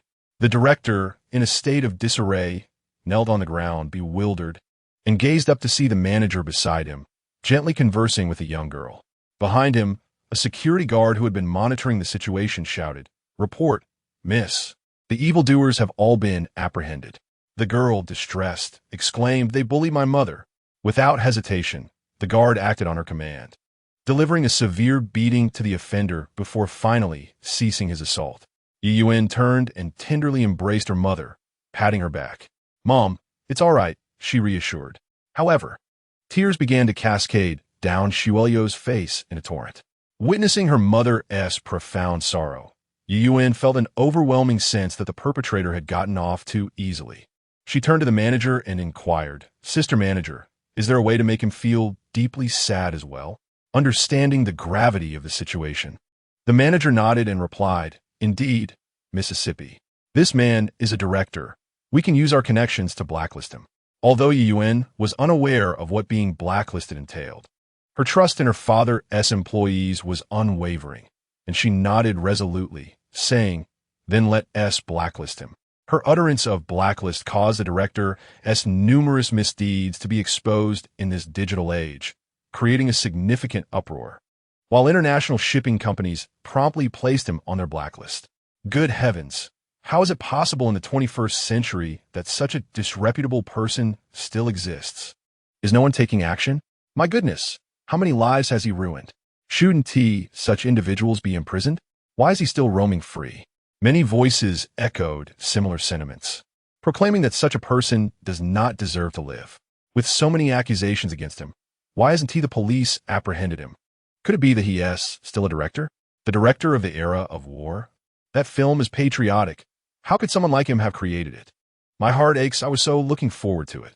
Please, I adore the essence of the era of war, and it shatters my heart to realize he is such a vile man. Meanwhile, Lin Ye was in his new home, with Zijin peacefully asleep in his arms. He gently kissed her forehead, reflecting on how intense the day had been and how much she had suffered, wishing for her to rest well. Just then, a system notification sounded. Ding, Yuen has reached a cultivation level of 5, currently at 53. Please continue your efforts, host. Chapter 50. Hello? Young Master Chun, good day. Huh? Why has that girl's cultivation level suddenly jumped to 53? Lin Ye, Beijing did it. Open the system panel to investigate. UN cultivation level 53. Cultivation level 50. Task rewards have been issued. Click to claim. Click to claim. Congratulations, host. UN's cultivation level has reached 53, marking the completion of half the progress bar. 2 rewards have been granted. Ownership of Huazong Film Company and 30 shares of Mojing Real Estate Company. Please continue your diligent efforts. Wow, I didn't expect to receive 2 rewards at once for reaching 50. Lin Ye faintly curved the corners of his lips. The next day, he muttered in frustration, "Damn that little brat. If I ever get the chance to turn things around, I will make her pay." The sound of a phone dialing echoed. "Damn it. She's ignoring my calls. After all I've done for them. Now they won't even respond when I'm in trouble." Enraged, the director swept all the decorative items off his desk, their shattering reverberating throughout the room. Just then, the director's phone rang, and he hastily answered it. Instantly, his tone shifted. "Hello, is this Xiao Fei? Please help your uncle." "Uncle, it's not that I don't want to help you, but our company has instructed me not to associate with you. However, considering how good you were to me, I thought I should give you a heads up. But uncle, please let me finish. The person you cross seems rather formidable. You should be cautious." "All right, thank you, Xiao Fei." The call ended abruptly. The director frowned. "I refuse to believe that a mere hotel manager can infiltrate our entertainment industry." He promptly went to the mall to purchase a small gift and headed to his company. "Knock, knock, knock. Who is it?" "It's me, the boss." Hearing that familiar voice, the seated boss replied, "Come in." The director entered with trepidation, placing the small bag of gifts on the boss's desk. "Boss, this is a token of my respect for you." The boss furrowed his brow and said, "I don't need it. Take it back." The director felt awkward, but did not retrieve the gift. He got straight to the point. "Boss, do you think there's any way for me to turn my situation around? From what I understand, that person is just a small hotel owner." The boss, seated at the head of the table, sighed, preparing to decline. The director then pulled a card from his pocket and placed it on the desk. "Boss, there are 20 million in this card, all my savings. I implore you to assist me." Upon seeing the sum, the boss's expression soured. He had known the director to be somewhat greedy, but not to this extent. His previously accommodating demeanor hardened. "I cannot help you. You should leave. Our small company cannot accommodate you." "Boss, consider my efforts, if not my achievements." The boss, visibly irritated, replied, "Let me be frank. The chairman has just changed, and the young girl you bullied yesterday is now the little princess of our company. If you wish to avoid a disgraceful exit, I suggest you withdraw from this industry." The director was left stunned, his mind racing with thoughts of how to navigate this predicament. How could a wealthy individual be so low profile? How could that child be a princess? He understood that if the girl truly was the company's heiress, the boss would be unable to assist him. With an awkward smile, he gathered the gifts he had just offered and hurriedly left the company. This time, the director was acutely aware that his life was hanging by a thread. If he could navigate through this ordeal, there would still be hope for his future in directing. Conversely, failure could lead him straight to prison. Hastily, he returned home, rummaging through his belongings, and after opening countless safes, he finally unearthed the necklace. He recalled his father mentioning that this necklace contained contact information for the Mo Du family. As long as the request was not excessively demanding, they would likely agree. Though the director's star had dimmed, his previous connections remained intact. With a bit of financial persuasion, he managed to uncover the identity behind the phone number. To be on the safe side, he also considered flattering the other party. This was his last lifeline. He dialed the number, but the first attempt failed. Undeterred, he called again. After approximately 40 seconds, the line connected, and a young man's voice emerged. "Hello, who is this?" "Hello, is this the head of the Chun family?" "No, why are you looking for my father?" "And you are?"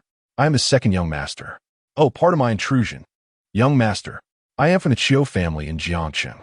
Your father once mentioned that within reasonable limits, he could assist us with a matter, if you are aware." Upon hearing this, the second young master of the Chun family raised an eyebrow, intrigued, and spoke in a tone concealed from the director. "Go on." "Well, I am a director at a film company. I went out for a meal with an actress, and unexpectedly, she went into a frenzy, claiming I intended to assault her.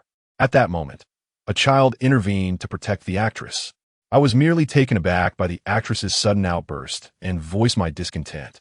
However, I later discovered that the child was the daughter of the hotel owner and also a significant figure in my company.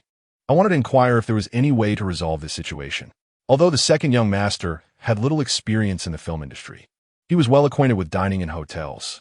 Initially, he was reluctant to get involved, as his company was engaged in negotiations with a real estate developer, leaving him little time for others' affairs. However, considering this was an opportunity presented by his father, he decided to inquire further. What is the name of that company's owner? I believe it's Lin Ye or something like that. Lin Ye? The second young master recognized the name, narrowing his eyes in contemplation. Isn't that the person who nearly sabotaged my plans?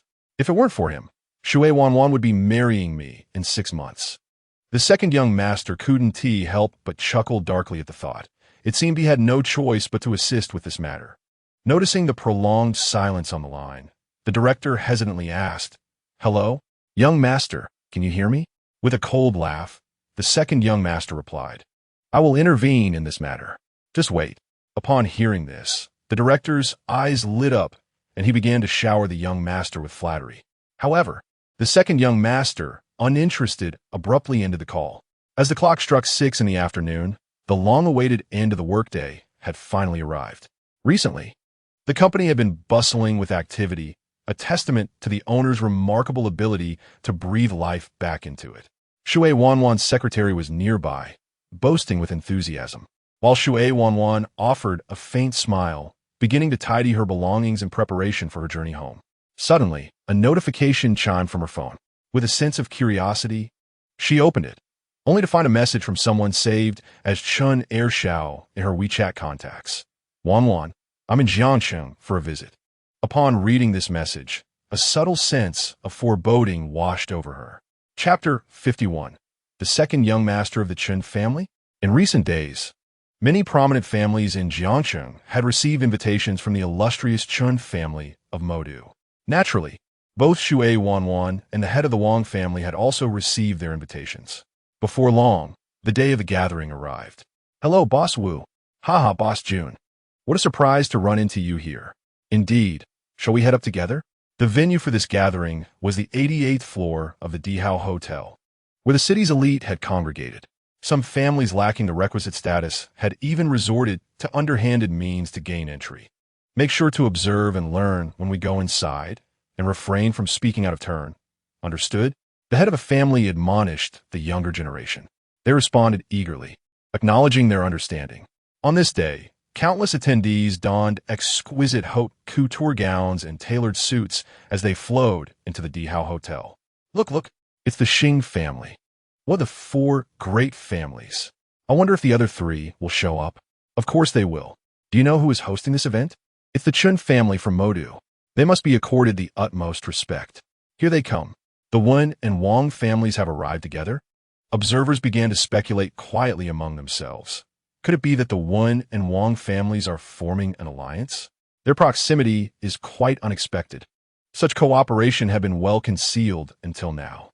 Within the banquet hall, someone remarked, "The only family yet to arrive is the Shui family. Why are they delayed?" Certain families with closer ties to the Shui family had already begun making inquiries by phone. As the clock struck 6:30, a wave of astonishment swept through the crowd.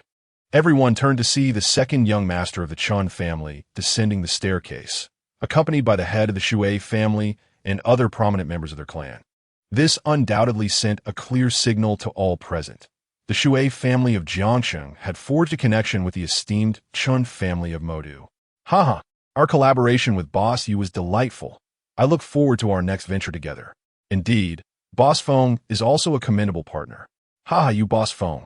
Noticing Boss Yu's sudden silence, turned to investigate, only to behold the sight of the young master of Modu and the head of the Shui family descending together. Heavens! Has the Shui family truly allied with the Qin family of Modu? When did this collaboration come to fruition? I had not heard a whisper about it. Children, remember, we must strive to maintain a good rapport with the Shui family. They are becoming increasingly formidable. Could this signify their ascension to the pinnacle of the 4 great families? Not necessarily. After all, the Wang and Wen families did arrive together today. Indeed, I have also heard whispers that the young master of the Xing family is pursuing the daughter of the Shui family. Furthermore, I am uncertain from whom I heard this, but it is said that the Wang family has become associated with a prominent figure. Ah, this news seems familiar. Was it during the auction? Yes, yes. You may not be aware, but at the auction for the Jinkai Mountain Villa, the property fetched over 200 million, and one of the bidders was indeed brought by the Wang family. Moreover, if I recall correctly, the auction featured a young child as well. Yes, yes. I was present at the time and witnessed that child challenging the young master of the Xing family. At that moment, the young master of the Chun family descended and took his place at the head of the table. All right, everyone, please quiet down, he commanded, and the previously raucous atmosphere fell into a profound silence. Greetings, I am the second young master of the Chun family. I am grateful to each of you for taking the time out of your busy schedules to attend this gathering I have organized. I hope everyone enjoys themselves here. As his words concluded, applause erupted throughout the room. The young master of the Chun family raised his hand to quell the noise, allowing the applause to gradually subside. Now, for the remainder of the evening, I wish everyone a delightful time. After finishing his speech, he stood up, preparing to invite a female companion for the opening dance. For it is only after this inaugural performance that the banquet would officially commence. All the women present were filled with anticipation, for this was a renowned family in the magical city, a family with a notable reputation. For any girl to align herself with them would ensure a worry-free life for the latter half of her days. This was the sentiment shared by nearly every female attendee. Most of the crowd was also keenly observing the movements of the second young master of the Chen family. Regardless of the identity of the woman he chose to invite, her family would undoubtedly be treated with utmost respect by all present. After all, the appearance of the second young master of the Chun family in Jiangsheng was indeed a curious occurrence, and no one knew the motive behind his visit. The second young master of the Chun family slowly stood up, elegantly surveying the surroundings until his gaze suddenly fixed upon a particular spot. He gracefully approached, step by step, heading towards the gathering of Jiangsheng's young princesses. This made many of the girls in that direction quite anxious, as everyone was curious about the choice of the second young master of the Qin family. He traversed past a multitude of women and arrived at a row of sofas where several girls were seated. Those who had been casually seated instantly displayed their most graceful demeanor. Among this group, one young woman reclined languidly against the backrest, her hair cascading loosely, and her expression remained placid as she surveyed her surroundings. Despite the attention directed at her, she elegantly lifted a cup of milk tea from the table, took a delicate sip, and then set it down. At that moment, the majority of the attendees were captivated by her beauty, and many began inquiring about her identity, while several families in the know were filled with anticipation. The second young master of the Chun family then extended his hand and said, "Might I have the honor of inviting Miss Shui to join me for the opening dance?" At this moment, Shui Wanwan did not appear as composed as she outwardly seemed. It was well known that she tended to drink water when anxious, and her previously relaxed hands were now tightly clasped. He understood that as long as he danced the opening dance with this person, many family matters could be effortlessly resolved, yielding considerable benefits. However, engaging in such a dance would essentially bind him to this man, a prospect she was unwilling to entertain. After all, if it weren't for this man, she would not be facing the pressure of an arranged marriage from her family. Seeing that Shui Wanwan was slow to respond, young Master Chun furrowed his brow in displeasure and stepped closer, gently placing his hand on her shoulder, slightly bending down to speak. "Miss Shui, are you refusing to grant me this courtesy?" Perhaps it was Shui Wanwan's inherent rebelliousness, or perhaps it was the affection she harbored for someone else. But she was decidedly reluctant to be tied to the man before her. As onlookers witnessed the intimate gesture from the second young master of the Chun family towards Shui Wanwan, their whispers began to circulate. It appeared that the Shui family and the Chun family of Magic City were indeed to be intertwined. When they descended, the head of the Shui family walked alongside the second young master of the Chun family. Initially, it was thought they shared merely a partnership. It seemed to be a matter of matrimonial alliance. Could it be? The second young master of the Chun family, a gentleman of Magic City, could not possibly be interested in someone from Jiang City, despite Shui Wanwan's undeniable beauty. Unlikely, Perhaps the situation was not as it appeared. It was hard to say. Indeed, if the second young master of the Chen family were to marry someone from Jiang City, it would not significantly benefit his career. But one must not be so certain. While Jiang City might not be as developed as Magic City, it still held its own merits. Hey, did you notice? It seems like Miss Shui has no intention of acknowledging young Master Chen. Following this remark, the crowd's gaze shifted to Shui Wanwan. Chapter 52, What is Happening? At that moment, Shui Wanwan, hearing the surrounding discussions, found herself in a dilemma, unsure of how to proceed. The fact that young Master Chen's hand still rested on her shoulder rendered her almost as rigid as a statue. Indeed, so what does this mean for Miss Shui? Why did young Master Chen not invite me, but her? Naturally, who could blame him? She is the legitimate daughter of the Shui family. Your words grow increasingly unkind. You are truly insufferable. You refuse to listen to reason. Enough. Can you two cease this bickering? First, assess the situation at hand before you argue. Fine. This Miss Shui truly lacks appreciation. At least acknowledge his presence. After all, young Master Chen is the host of this gathering. I cannot fathom what this Miss Shui is thinking. It's quite apparent. She simply does not wish to engage. Remember when the Shui family approached us for introductions? I suspect it is this Miss Shui's stubbornness that has led to this. She ought to be tempered, learning to heed her family's wishes. One must admit, this fellow's conjecture is indeed accurate. Shui Wanwan could no longer withstand the atmosphere. She offered a slight smile to the crowd and gradually rose from her seat. Young Master Chen extended his hand, inviting Shui Wanwan. Despite her profound reluctance, she found herself with little choice and prepared to reach out her hand. At that moment, the previously closed doors of the banquet hall suddenly swung open, drawing the curious gazes of many. The entrance of this individual stirred quite a commotion among the crowd. He gracefully navigated through the throng and approached Shui Wanwan, standing side by side with the scion of the Chun family from the magical city. It was then that a young master from the Shui family recalled having seen this man in the materials distributed by his grandfather. This was the very individual who had resurrected Shui Wanwan's company from the brink of collapse. Without hesitation, one of the Shui family's young masters exclaimed, "Where are the security guards? Expel this man." Others from the Shui family echoed his sentiments, calling out, "Come here, throw this person out. Security, this individual is disrupting the event." The commotion left the audience bewildered. They could not fathom how this man had offended the Shui family. In truth, it was more a matter of having crossed the Chun family's young master.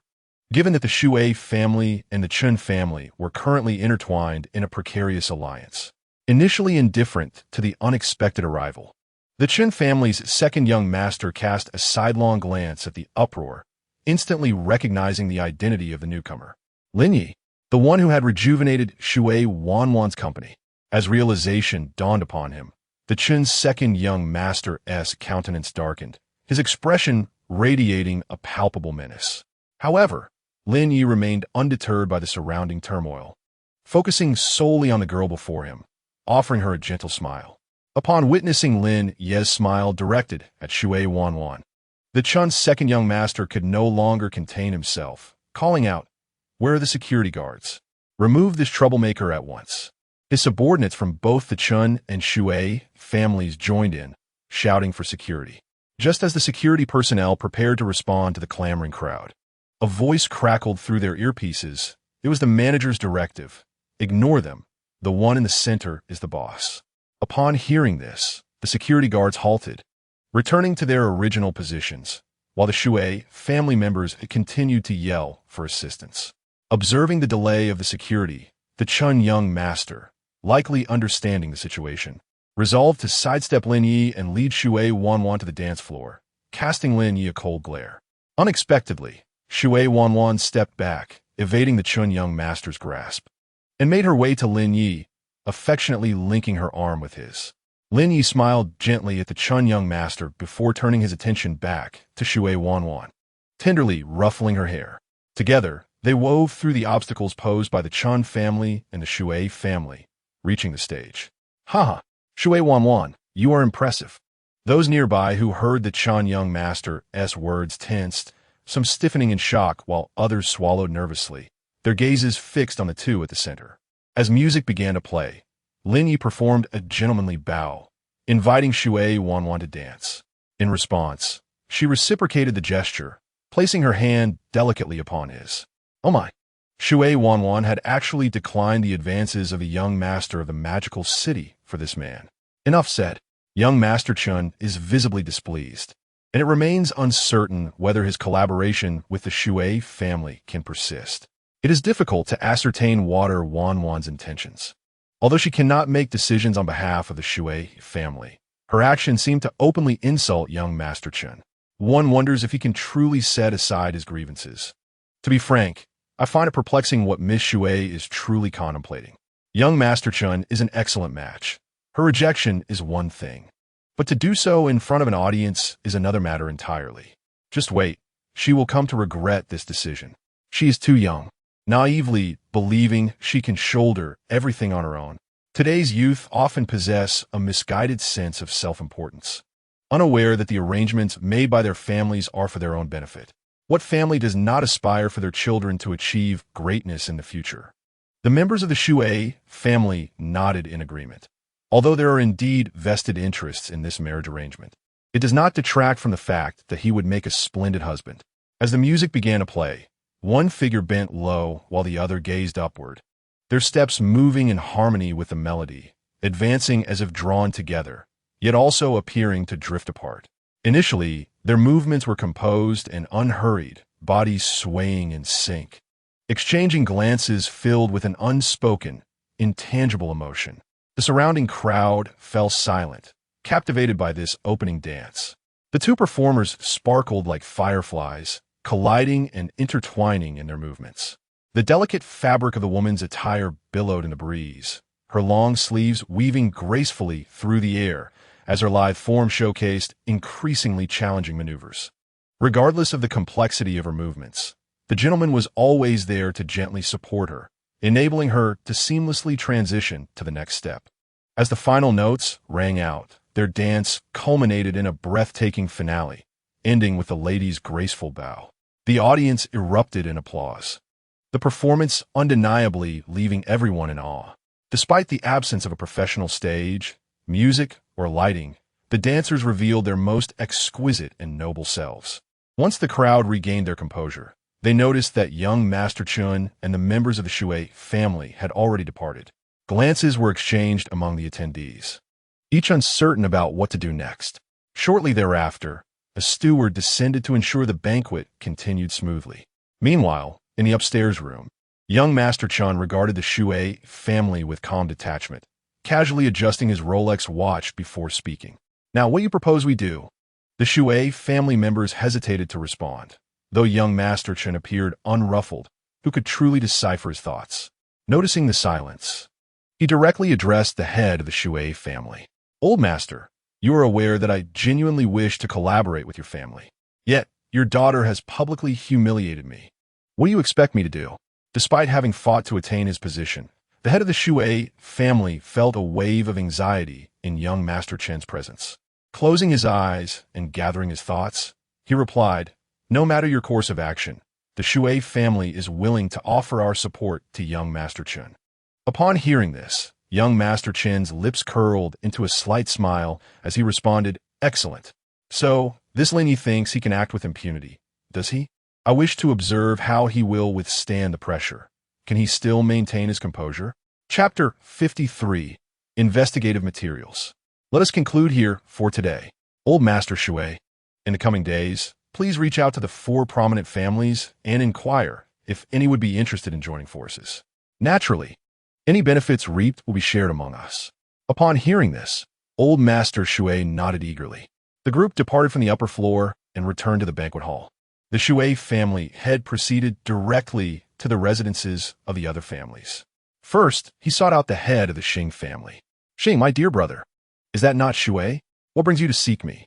To be candid, young Master Chun from the Magic City has informed me of his intentions to deal with the owner of the Emperor S Hotel. I wonder if you might be interested? The Xing family head raised an eyebrow in surprise upon hearing this news. What do you mean by that, my friend? I merely wish to inquire if you would like to join in. The head of the Xing family pondered for a considerable time, rubbing his temples in contemplation. How about this? Allow me some time to reflect, and I shall contact you later with a definitive answer. Upon hearing these words, the head of the Shui family nodded in agreement. Very well, take your time to consider. Subsequently, the Shui family head made his way to the Wang and Wen families, who happened to be gathered together. He intended to invite both to the upper room for a more detailed discussion. Greetings to both family heads. The heads of the Wang and Wen families turned in unison, their faces lighting up in their signature smiles. Shui, what brings you to us? I have a business proposition and wish to know if you both would like to collaborate. The three exchanged glances, nodding to one another before following the Shui family head upstairs. Once inside the room, the three seasoned negotiators commenced their subtle probing, beginning with the Shui family head. My brothers, what brings you both here today? The head of the Wen family chuckled. Oh, it's merely a coincidence that we met at the door. The head of the Wang family chimed in, indeed. Uncertain whether the Shui family head believed them, he shifted the conversation to today's matter. My brothers, young Master Chun is already aware. We four families have been in this game for quite some time. Now, young Master Chun seeks to partner with me, and I cannot take on such a substantial venture alone.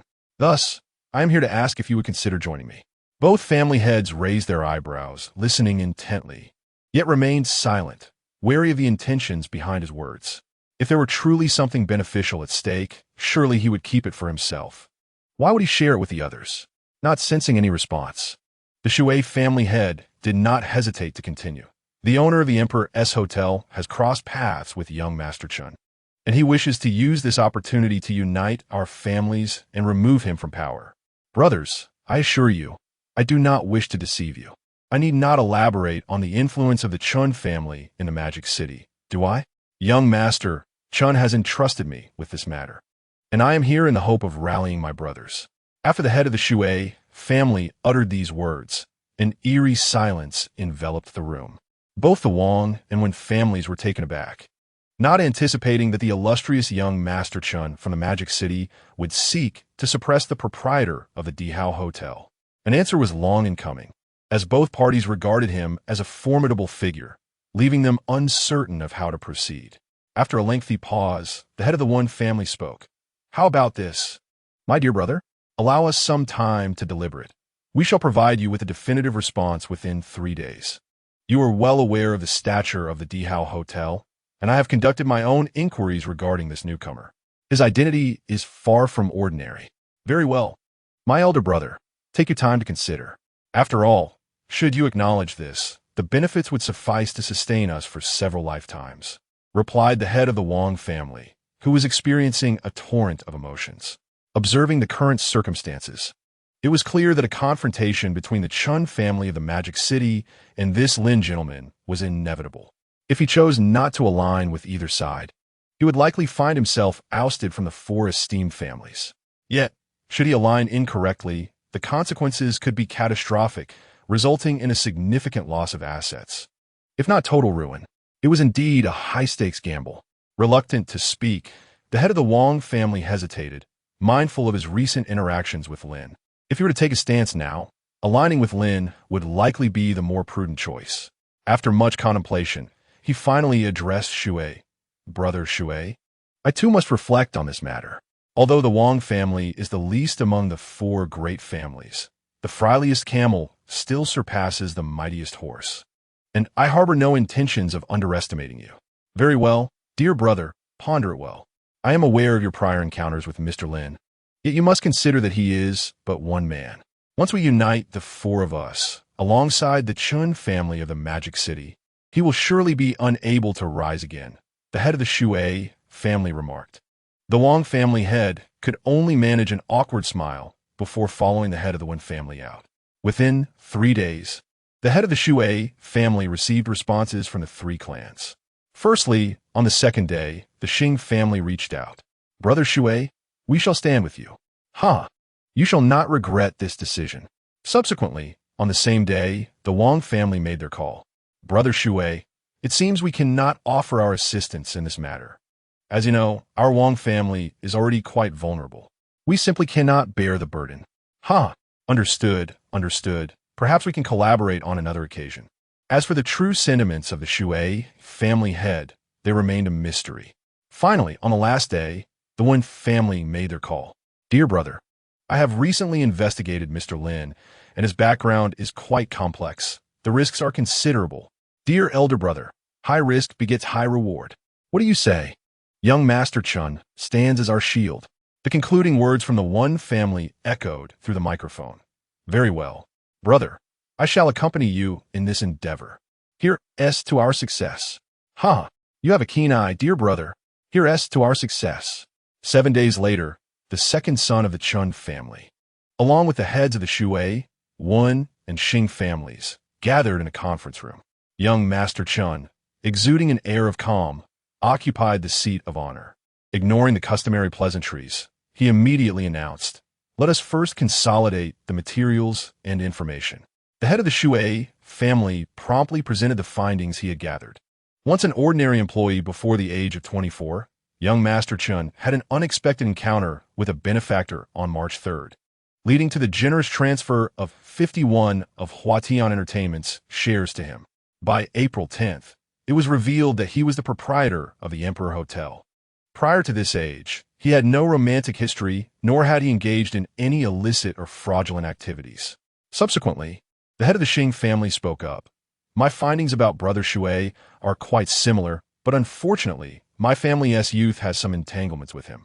He has been quite favorable towards Miss Zhejian from our locality. Although her family may not be particularly powerful, they're nonetheless of moderate standing.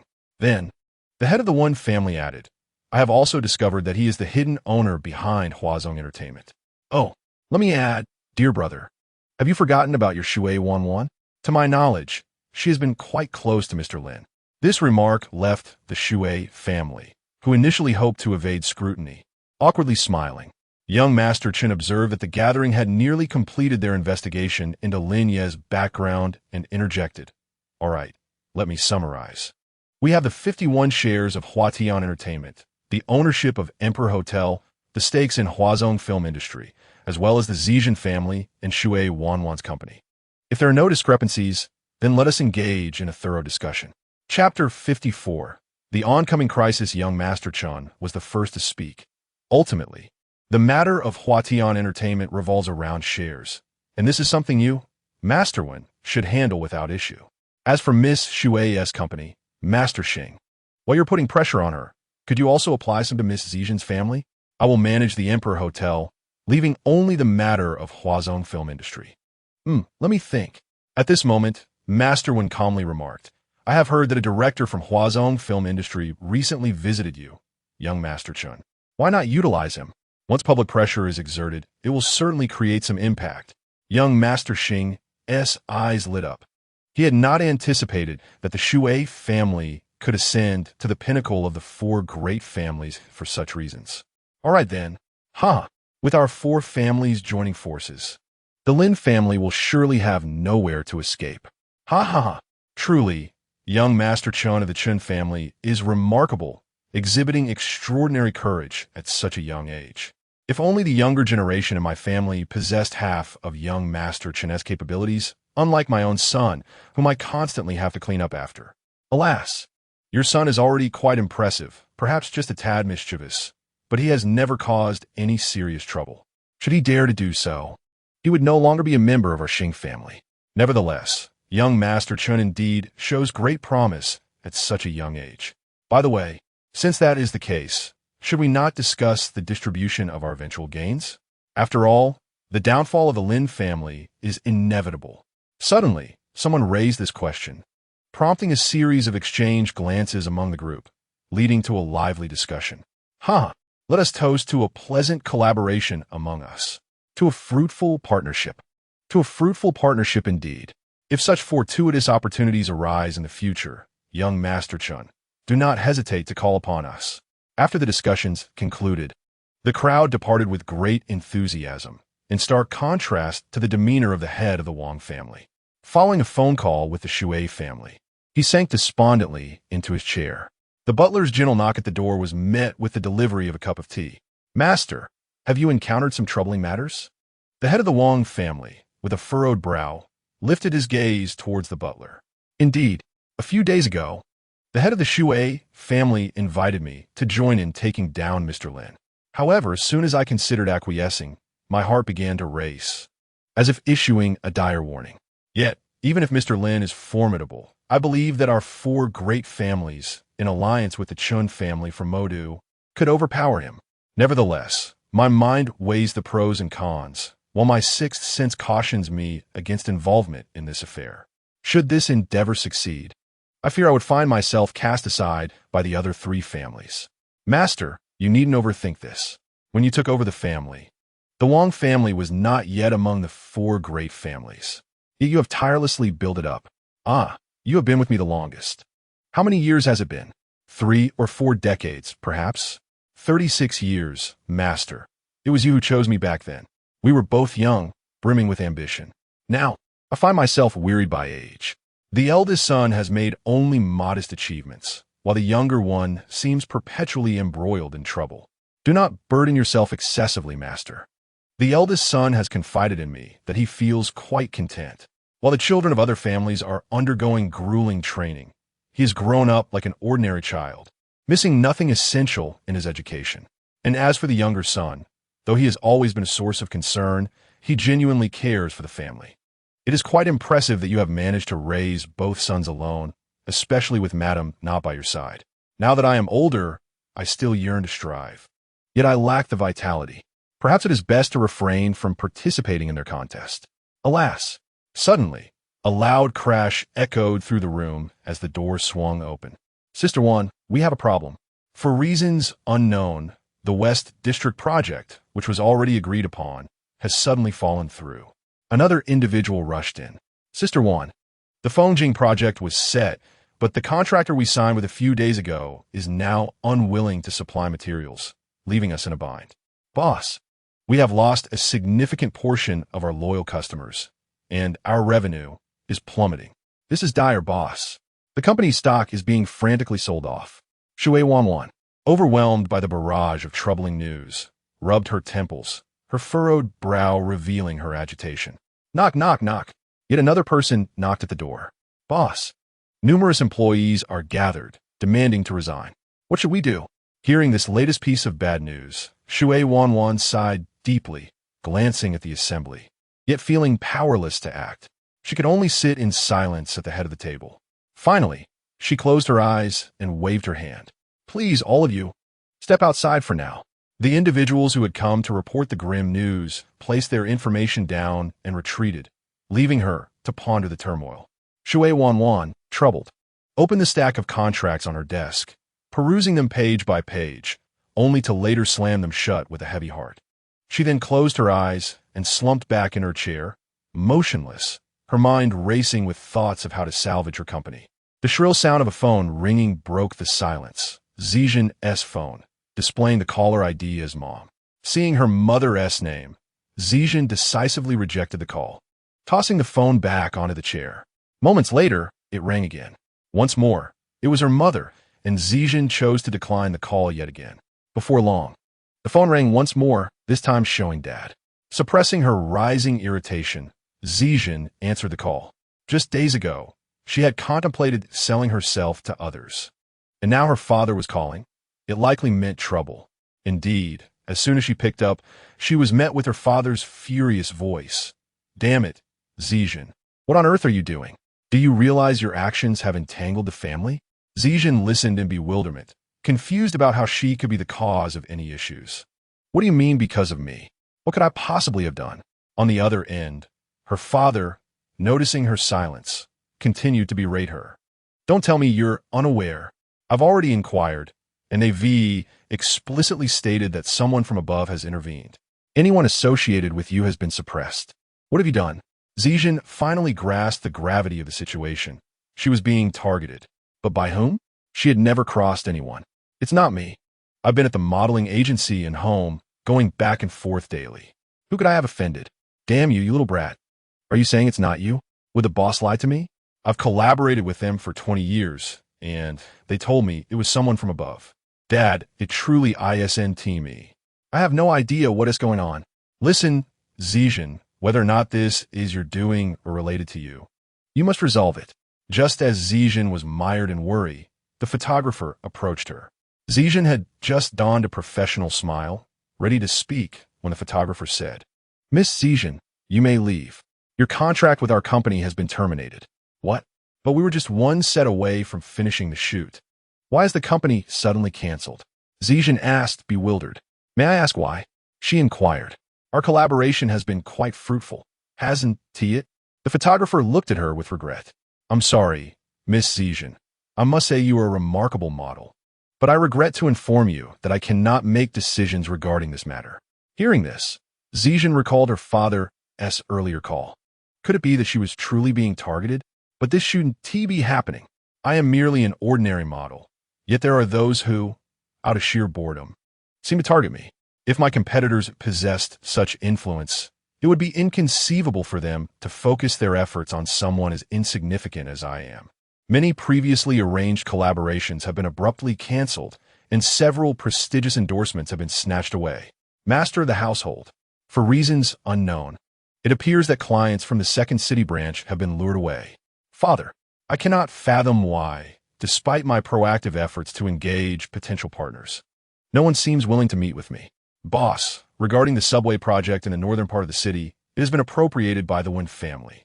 Ever since Master Wang declined the invitation from the Shui family, collaborations have ceased to materialize, and even our long-standing clients have been gradually taken by 3 other firms. The maneuvers of these rival companies have left Master Wang utterly bewildered. Having not aligned himself with any side, he now faces considerable losses, a reality he had not anticipated. In that moment, Master Wang came to a profound realization. The marketplace is akin to a battlefield. Once you enter, your age and experience hold no weight.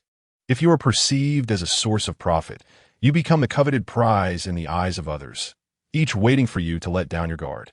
Alas, Master Wang fell into this trap. How amusing! One by one, they treat our Wang family like a soft target, and I in my old age foolishly regarded them as friends. A sigh escaped Master Wang, and in that instant he seemed to age a decade. You all may leave now. The crowd that had come to convey news promptly exited, leaving a group lingering at the door, hesitant to enter. Ding, ding, ding. The phone rang for several seconds before being answered. What is it, boss? Hello, Brother Chang, it's Xiao Wang. I wanted to inquire about our previous collaboration. The call abruptly ended before Master Wang could finish his sentence. He dialed several other partners, but only a few responded.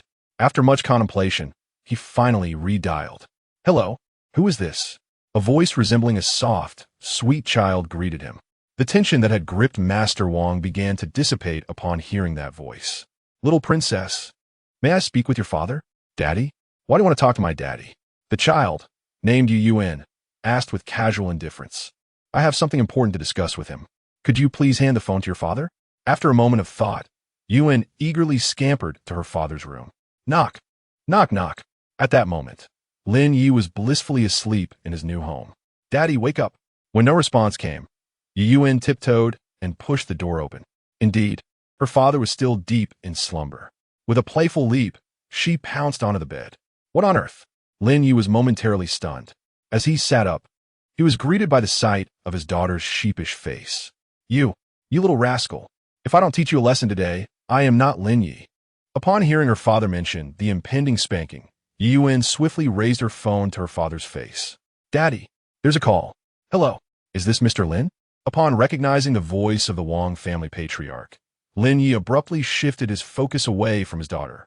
He cast a disapproving glance at her, only to find that she had already covered her behind and made a hasty exit from the room. The sound of a door slamming next door echoed as she fled. Lin Ye shook his head in exasperation and began conversing with the Wang family patriarch on the phone. Is that you, Brother Lin? What is the matter? Ah, Brother Lin, I've just received some news, and it may not bode well for you. Lin Ye raised an eyebrow in surprise. What news could possibly travel from afar to disturb his peaceful days spent lounging at home? On the other end, the Wang patriarch feigned concern, saying, I just heard from the Shui family that they are looking to target you, Brother Lin, so I thought it wise to give you a heads up. Noticing the prolonged silence on the line, the Wang patriarch cautiously continued, Do not underestimate the Shui family. While they may not be at the forefront among the four great families, I am aware that the one family, who are the leaders, is also involved. And then there's young Master Chun from Modu. I am uncertain whether the Xing family has joined in. Given that the Xing family primarily focuses on the Zhejian family and Shui Wanwan's company, it was not surprising that the Wang patriarch had not received any news. Just as he prepared to speak again, a voice came from the other end. I understand. The Wang patriarch was taken aback by this response. What does I understand even mean? Doubts began to creep into his mind about his decision. Could Lin truly be trusted? Before he could voice his concerns, the voice continued. I appreciate your warning. Upon hearing this, the Wang patriarch felt a wave of relief wash over him. At least Lin had acknowledged his concern. Perhaps this favor would prove beneficial in times of trouble. After the call ended, the Wang patriarch resumed his busy schedule. Meanwhile, upon learning of the Shui family's impending retaliation, Lin Ye hurriedly dressed and informed the Wang patriarch that he understood before hanging up. His immediate concern was for Shui Wanwan. He couldn't fathom the Shui family being so ruthless as to endanger their own daughter.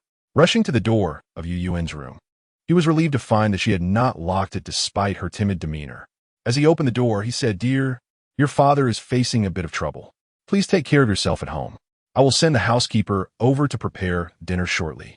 Make sure to eat, sleep, bathe, and brush your teeth. Yu Yuan was reluctant to agree, but upon seeing her father's stern expression, she realized he was not joking. All right then. Lin Ye wished he could take his daughter with him, but he feared that the Shui family might launch indiscriminate attacks if they spotted him, potentially putting her in harm's way. At least within the confines of their building, she would be safe, and the housekeeper could keep an eye on her. Lin Ye drove swiftly to Shui Wanwan's company, parked his car, and made his way upstairs. Unbeknownst to him, someone stealthily approached his vehicle.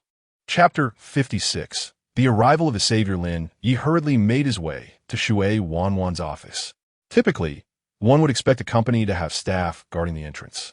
However, as Lin Ye charged through, he encountered no one to impede his progress, which instilled a sense of unease within him.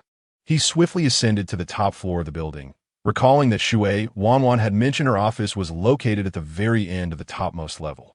Knock, knock. Knock, knock, knock. Lin Ye's urgent rapping echoed through the corridor as he inquired from the threshold. Is Wanwan in? It seemed that someone inside recognized the familiar voice, for hurried footsteps were soon heard approaching the door. As Shui Wanwan opened the door, she was taken aback to find Lin Ye standing there. A look of disbelief adorned her face. Truth be told, they had scarcely conversed on a handful of occasions, and she could hardly fathom that. In her moment of utmost helplessness, it was this man who had appeared by her side. For reasons unknown at that moment, Shui Wanwan felt an overwhelming urge to rush forward and embrace him, for she was engulfed in a profound sense of vulnerability. Just moments ago, she had received a call from her parents, who had conveyed their sentiments thus. Wanwan, your father and I only wish what is best for you. If you continue on this path, we may not be able to protect you any longer. Indeed, you have always been the sole princess of our family. Should you choose to return, not only would you remain the exclusive princess of the Shui family, but you could also become the princess of the Chun family in the metropolis. Dear daughter, please do not be misguided. Your company is nothing but a farce. Even if you manage to revive it, what difference will it truly make? Can you genuinely affect change? Can you prove anything? My daughter, let me speak candidly. A woman must rely on marriage and motherhood to elevate her status. The notion of forging a successful path independently is implausible. I do not deny that there are formidable women who have made significant achievements, but you are not one of them. You are my daughter, and you must trust that everything I do is for your benefit. I only wish to spare you from 50 years of misdirection. Please understand my heartfelt intentions. In that moment, Shui Wanwan, upon hearing those words, fell into a prolonged silence. Eventually, she replied with a calm, yet piercing tone, Mom and Dad, did you ever truly love me? Have you ever sincerely praised me, even once? Do you know how I perceive myself? I feel like a puppet, unable to choose the school I wish to attend, the major I desire to pursue, or even the partner I wish to date. You incessantly proclaim that everything you do is for my sake, yet each action seems to be aimed at marketing me for a higher price. Does it not? After all, Effort and reward must at least bear some semblance of proportionality. Otherwise, I remain nothing but a failure cultivated by the family. Mom and Dad, I am grateful for your nurturing, yet my life is mine to dictate. With that, Shui Wanwan abruptly severed the call and collapsed on her desk, overwhelmed with sorrow. Though she spoke with composure, a profound sadness enveloped her. It remains uncertain how long Shui Wanwan lay there at her desk when suddenly a loud knocking reverberated through the air. Suddenly recalling that she had locked the door during the phone call, she walked over and gently opened it. At that very moment, she found a man standing at the threshold, clad in simple athletic attire, beads of sweat trickling down his forehead and droplets glistening on his face. This seemingly ordinary man, in that instant, truly stirred her heart.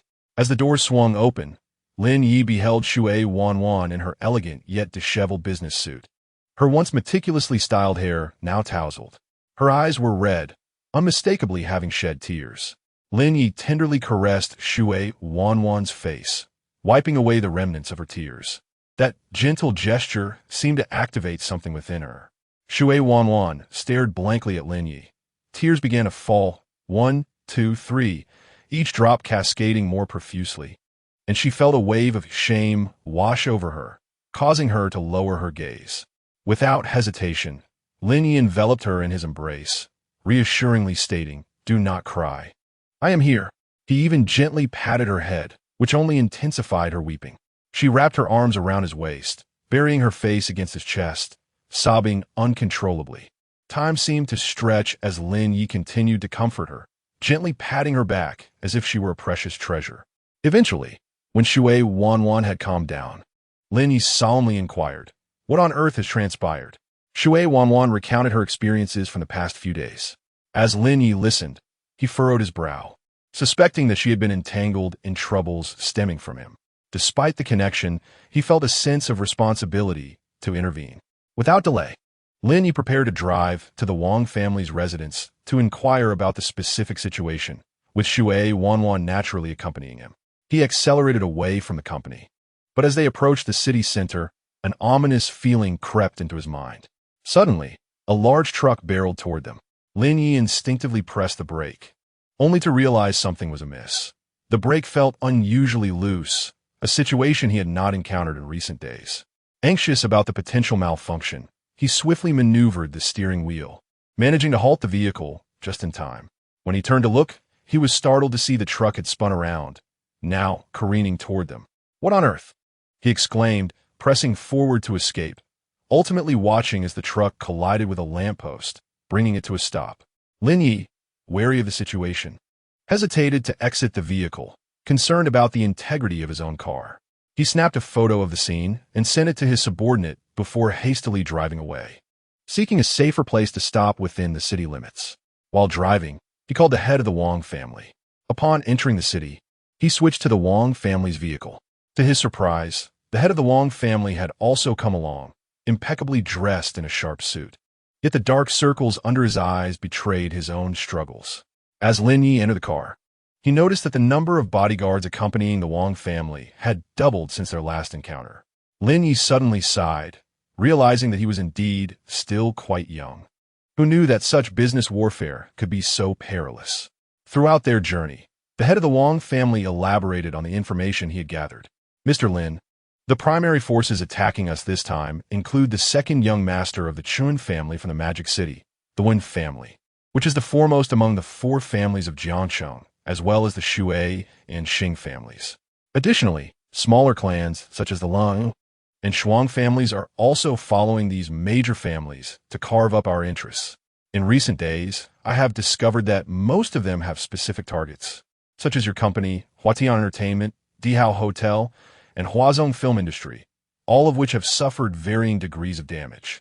As Wang continued his discourse, he turned to Shui Wanwan, who was beside Lin Ye, and remarked, "As far as I know, Miss Shui's company has also sustained considerable harm." Shui Wanwan nodded in acknowledgement. Wang then added, "Initially, I did not comprehend why the 4 families chose to collaborate instead of annihilating us in one fell swoop. I had assumed they were wary of a desperate counterattack from us. However, through my investigations, I later discovered that the Chun family from the Magic City is mobilizing their entire clan to secure a partnership with a company named Mojing Real Estate. Chapter 57. What the hell? Upon hearing the name Mojing Real Estate, Lin Ye raised his eyebrows in surprise.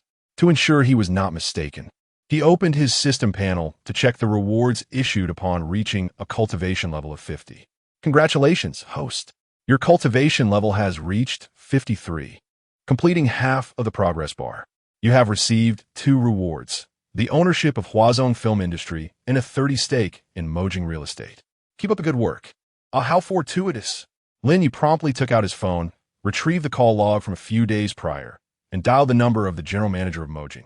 After 3 rings, the call connected, and Lin Ye pressed the phone to his ear, hearing a voice on the other end. Mr. Lin, what can I do for you? Xiao Zheng. Has the company recently negotiated any significant collaborations? The head of the Wang family observed Lin Ye making the call, choosing to remain silent and listen attentively. Xiao Zheng, puzzled by the sudden call from Lin Ye. After all, just a few days prior, he had attempted to reach out to report on recent matters, but had been outright refused, was bewildered yet responded to Lin Ye's inquiry. Mr. Lin, we have quite a few new bids and several major projects are in the pipeline. Which specific ones would you like to know about? Or would you prefer an overview? Lin Ye pondered for a moment before inquiring, are you familiar with the Chun family from the Magic City? The Chun family? Let me look into that. Lin Ye then heard the sound of fingers tapping on keyboard, and 3 minutes later, Xiao Zheng reported, Mr. Lin, I have found some information. There are 3 branches of the Chun family. One is a pharmaceutical dynasty that originated 200 years ago, but has now begun to decline. The other is a recently emerging small family that has no connection to us. Their industry is in technology. The last family, the Chun clan, has seen a gradual decline over the years, transitioning from a position within the top 100 companies in the bustling metropolis to merely ranking within the top 800. Recently, the head of the Chun family expressed a desire to collaborate with our company on a project established in conjunction with the state. Upon hearing of the numerous Chun families, Lin Ye felt a sense of exasperation and promptly inquired with the head of the Wang family regarding the name of the Chun patriarch and any available information about its members. After a thorough comparison with the information on his phone, it was confirmed that this was indeed the family in question. He issued a decisive command. The project would be assigned to a different collaborator. Upon hearing this statement from Lin Dong, Xiao Zheng refrained from asking any questions and simply responded, understood. As a seasoned professional in the workplace, he recognized the importance of compliance without excessive inquiry, especially since the Lin family was not the sole partner. It was merely a matter of changing personnel. Meanwhile, the head of the Wang family, seated in his vehicle, Ovadiart, Lin Ye remarks. Although he could not discern the voice on the other end of the line, he understood from Lin Ye's tone that a wise decision had been made, surmising that aligning with the Chun family would likely lead to misfortune, for which he was grateful to have opted out. Returning to the situation at hand, Xiao Zheng, having received Lin Dong's call, promptly updated the information and placed a call. Hello, Xiao Dong, who will be taking over the new project with Wenjiang. After receiving confirmation, he instructed, please inform him that the Chun family has been blacklisted, and there is no need to consider collaboration with them. The response from the other end was an affirmative, and Xiao Zheng ended the call, returning to his work. Meanwhile, far away, the Chun family received a call regarding the collaboration on the Mojing real estate project. During dinner in the main hall, the family gathered, elated to hear this promising news. The head of the Chun family hurriedly answered the call and activated the speakerphone. Hello, is this the head of the Chun family? Upon hearing his name called, he eagerly replied, yes, yes. Is the project confirmed? The voice on the line responded, hello, head of the Chun family. I regret to inform you that our project collaboration has been canceled. This shocking revelation struck the Chun patriarch like a thunderclap. This should not have been the case. He had leveraged numerous connections to facilitate this collaboration, and the gifts he had presented amounted to well over $1 million. The Chun patriarch was filled with reluctance. May I inquire if there was something amiss on our part? Our previous collaborations have been quite pleasant. The employee on the other end, who had previously engaged with the Chun family and had benefited from their generosity, also hoped for continued partnership. However, as a mere junior employee, he had no authority to effect change. After a moment's thought, he cautiously replied, "Head of the Chun family, I won't hide the truth from you.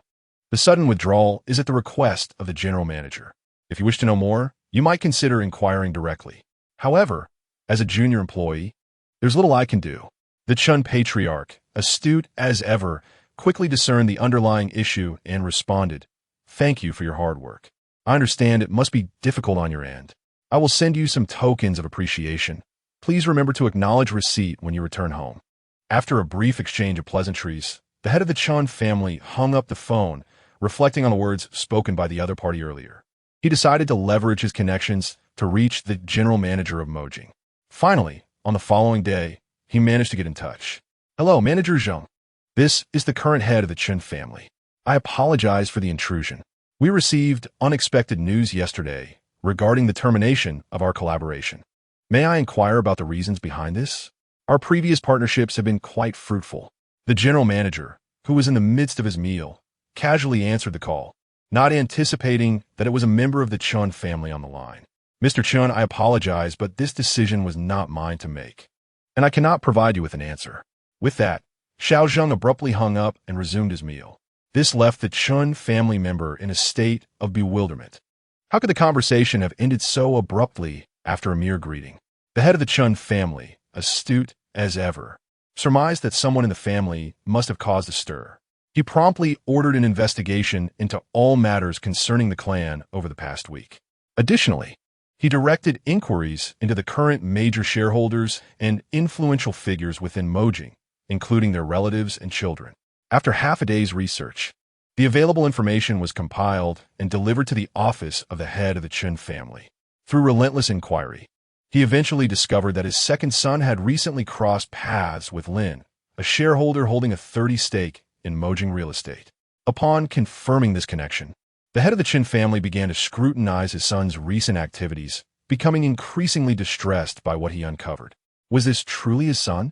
It felt more like a calamity than a blessing, as his son's actions were not only unhelpful to the family's endeavors, but were also proving to be a significant burden during a critical time. This son was becoming a liability. Chapter 58, the eldest son of the Chun family.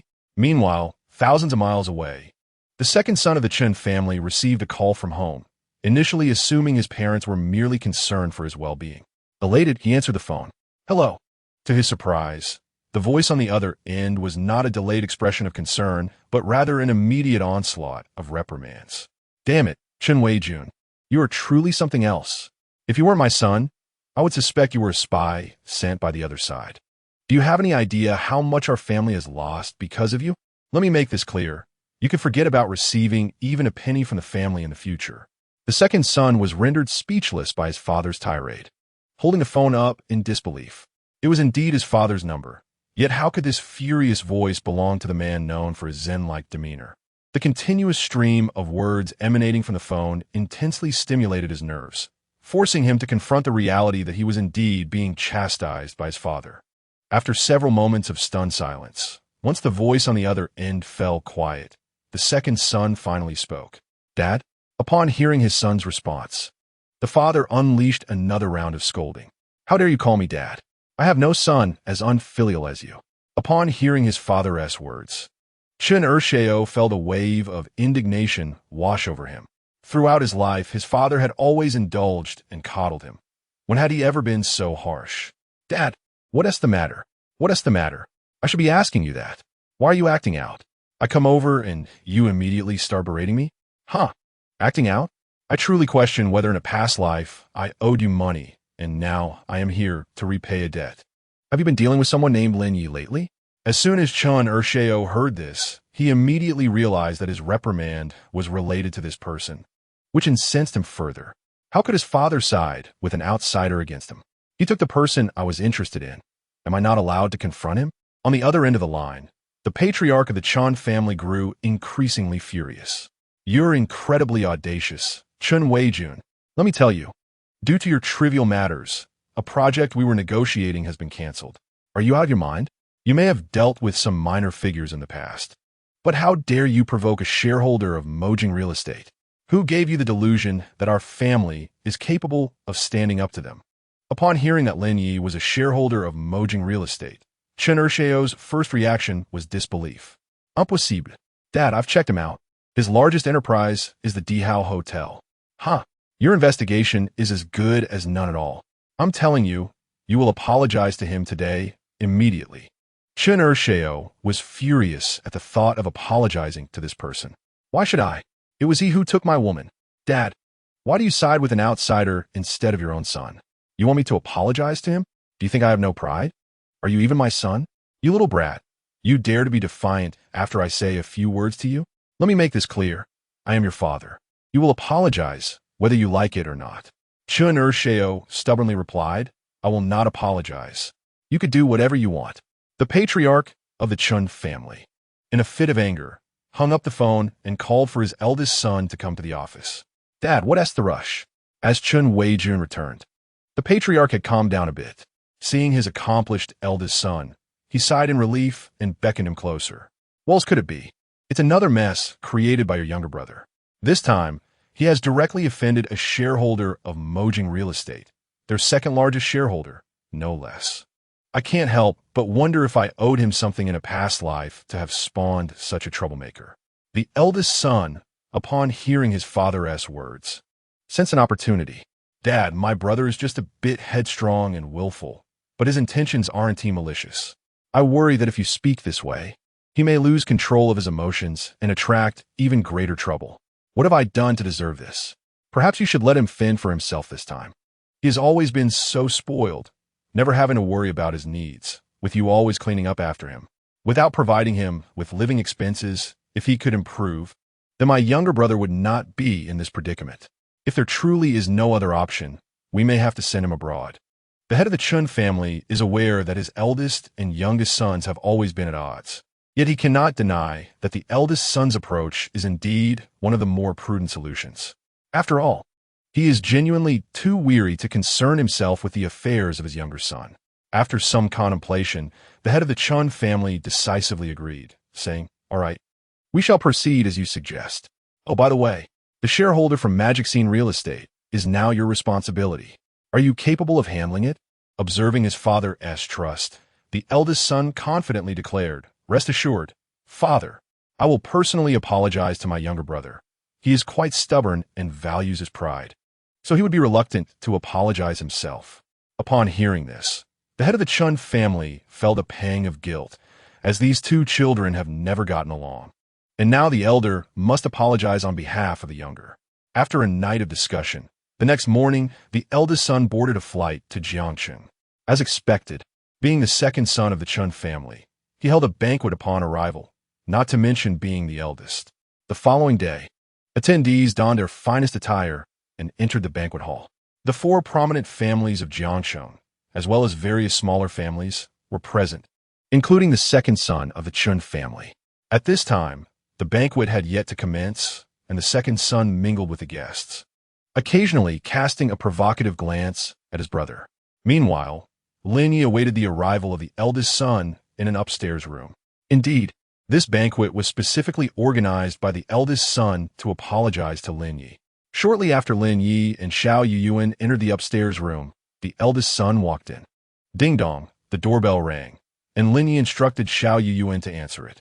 After opening the door, Xiao Yuyuan happily returned to Lin Ye's embrace, sitting obediently.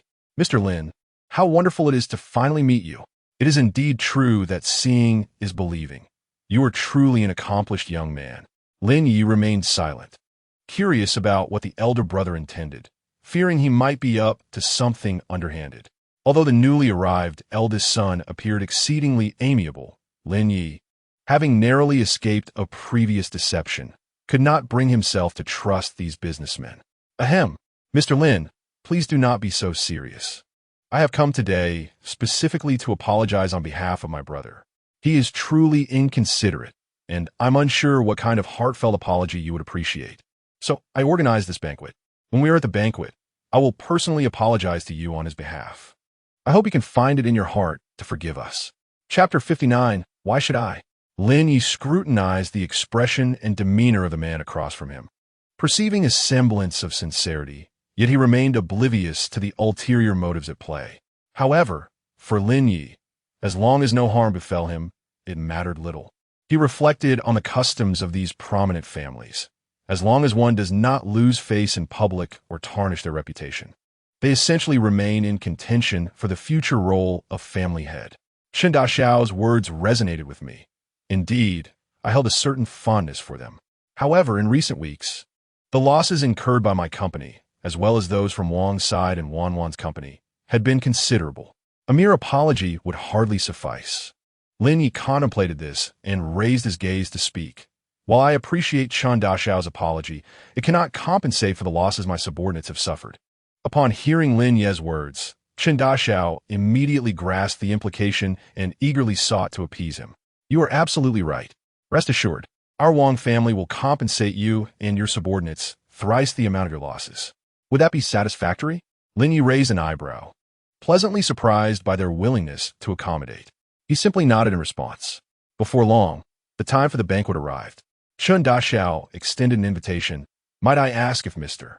Lin and the young princess would honor us with your presence? The three departed the room, descending gracefully from the stage. The crowd below, initially engrossed in celebrating the Shui family's imminent ascension, was taken aback as they beheld Lin Ye and Chen Shao adorned in their finery. An abrupt silence fell over the gathering.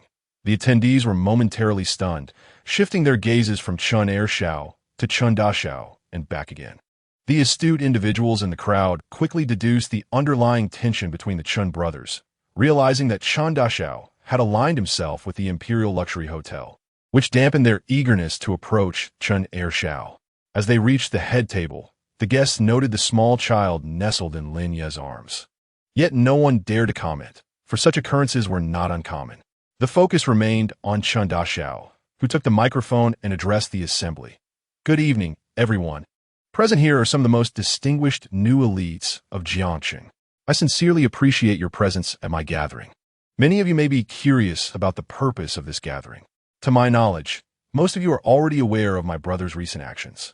As the eldest son of the Chen family, I have invited Mr. Lin to this event to offer my apologies on behalf of my brother. Due to my brother's interference, Mr. Lin and his friends have faced considerable displeasure in both their lives and work. The Chen family of Modu will forever maintain a cordial relationship with the Lin family of Jiangqing. Following Chen Daxiao's declaration, the audience was taken aback, but nonetheless accompanied his speech with applause. No one had anticipated such a dramatic turn of events, with the most astonished being Chen Shao and the head of the Shui family. Chen Shao had long regarded the Imperial Luxury Hotel as his own domain. How could his brother simply come and nullify his hard-earned achievements? Anger bubbled within him, and he retorted, "On what grounds do you presume to make decisions for me? You are merely a dog raised by our father." Upon hearing his brother's outburst, Chen Daxiao maintained a calm demeanor, responding with a smile. As the elder brother, I naturally have the right to exercise authority on your behalf, especially since I have obtained our father's approval for this matter. I urge you to cease your obstinacy. We do not want to provoke Father's ire. The second young master of the Chen family is evidently spoiled. Just a few days ago, he had the audacity to confront his father. With his father absent, he spoke boldly. I assure you, I will never apologize, and if you wish to apologize, you may do so on your own. Upon hearing his brother's words, the eldest son of the Chen family smiled even more brightly and addressed the onlookers with a beaming countenance. From this day forth, Chen Weijun shall no longer hold the title of the second young master of the Chen family. All his privileges and entitlements shall be revoked, and he shall no longer possess any rights to the family's inheritance. The second young master shouted in fury, "How dare you? Do you not fear our father's wrath?" To which the eldest calmly responded, "Brother, are you so obstinate? I must heed our father's command and send you abroad. Where are the Chen family members?" He inquired. "Here." Many servants, concealed in the banquet hall, stepped forward quietly, startling several attendees. "Prepare Chen Weijun's belongings?" "Oh, I meant Chen Weijun, as I'm accustomed to calling him that." He paused, realizing that since he was no longer the second young master, the family resources should not be squandered on him. As Chen Weijun attempted to protest, he was swiftly silenced with a cloth shoved into his mouth and escorted away. Throughout this spectacle, Lin Ye remained silent, observing the actions of the eldest son of the Chen family. After witnessing this for some time, Lin Ye grasped the situation. It was evident that the eldest brother sought to eliminate any competition for inheritance by using his authority to oust the second young master. Moreover, judging by the second young master's tone, it was clear that his father had indulged him greatly at home, which accounted for his audacity. Little did he expect that his brother would genuinely send him abroad. Lin Ye shook his head with a smile, lamenting the foolishness of the second young master. Despite being elevated in status, he foolishly engaged in rivalry with his brother, and now he found himself stripped of everything. It remained uncertain whether the Chun family would extend any financial assistance after sending him abroad, but given the indulgence he had received, it was likely his father would offer some support. Nonetheless, with the eldest son present, the second young master's future would not be promising. Having successfully dealt with his brother, the eldest son turned to Lin Ye with a smile, to which Lin Ye returned a polite nod. Now, let our gathering officially commence. Everyone, please feel free to enjoy. With that, the eldest son graciously invited Lin Ye to join him. As Lin Ye approached the center of the gathering, he noticed Shui Wanwan anxiously watching him from afar, seemingly wanting to approach but hesitating. Upon making eye contact with her, he nodded, and to his surprise, Shui Wanwan joyfully rushed over, throwing herself into his embrace. The crowd was taken aback by this unexpected turn of events, glancing at Lin Ye, who exhibited no signs of anger. Instead, he gently placed his other hand on Shui Wanwan's back, softly patting her as if to offer comfort. From the periphery, the unfolding scene incited deep anger among the Shui family, particularly within the heart of Shui Wanwan's envious younger sister. What merit did this woman, Shui Wanwan, possess? First, she caught the eye of the second young master of the Chun family, only for him to subsequently fall from grace. Then, she attracted the attention of a prominent figure associated with the eldest young master of the Chun family. Why was fortune so generously bestowed upon her? While the elders of the Shui family simmered with indignation toward Shui Wanwan, they dared not express their ire openly. After all, with the downfall of the second young master of the Chun family, they, who had once fiercely opposed young Master Lin, now found their survival tethered to Shui Wanwan. Chapter 60. Departure for the Magic City following the gathering orchestrated by the eldest master of the Chun family. Lin Ye was regarded as a taboo within the affluent circles of Jiangxing. Those minor merchants who had previously profited from the business warfare hastily returned their resources. In stark contrast, the three families that had allied with the second young master of Chun began to plummet. Seizing the moment, many vied for positions among the four prominent families. The one family, once the foremost among the four, fell to the bottom, yet managed to retain their status among the four families, while two others were entirely ousted from the ranks. Meanwhile, the company Snow Willow, under Lin Ye's stewardship, ascended steadily, breaking into the ranks of first-tier stars within a mere 2 months. Sister Shui, the company has advised that your development should not be confined to Jiangxing. They wish to transfer you to the Magic City and have arranged for a top-tier agent for you. The once impetuous little assistant had now entered with a composed demeanor. After contemplating the implications, Shui Lu decisively agreed. Then please assist me with the handover. The assistant, witnessing her idol's radiant smile, couldn't help but smile in return. As for Shui Wanwan, since that fateful evening gathering, not only had old clients returned, but even those contracts that had previously slipped away were now being sought after with requests for forgiveness. Miss Shui, we are representatives from the Feijin Company here to discuss a collaboration. I am the department manager, Zhuang Xinyan, and this is my brother, Zhuang Yuanlin.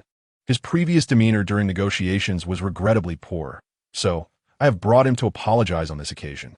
If you are amenable, our company is willing to offer an additional 30% discount on the previously agreed contracts. Would this be acceptable to you? Shui Wanwan readily acquiesced, believing that one must never forsake profitable opportunities. After both parties signed the contract, Shui Wanwan contemplated the current state of her company, considering the establishment of a branch in the Magic City. With her firm now firmly rooted in Jiangxing, it was time to expand elsewhere. Given that the Magic City was currently experiencing rapid economic growth, aligning with this wave could undoubtedly position her as a dark horse. Who is that, striding so brazenly through our company without a hindrance? An employee remarked, only to receive a sharp reprimand from a colleague. Are you daft? That's the second largest shareholder.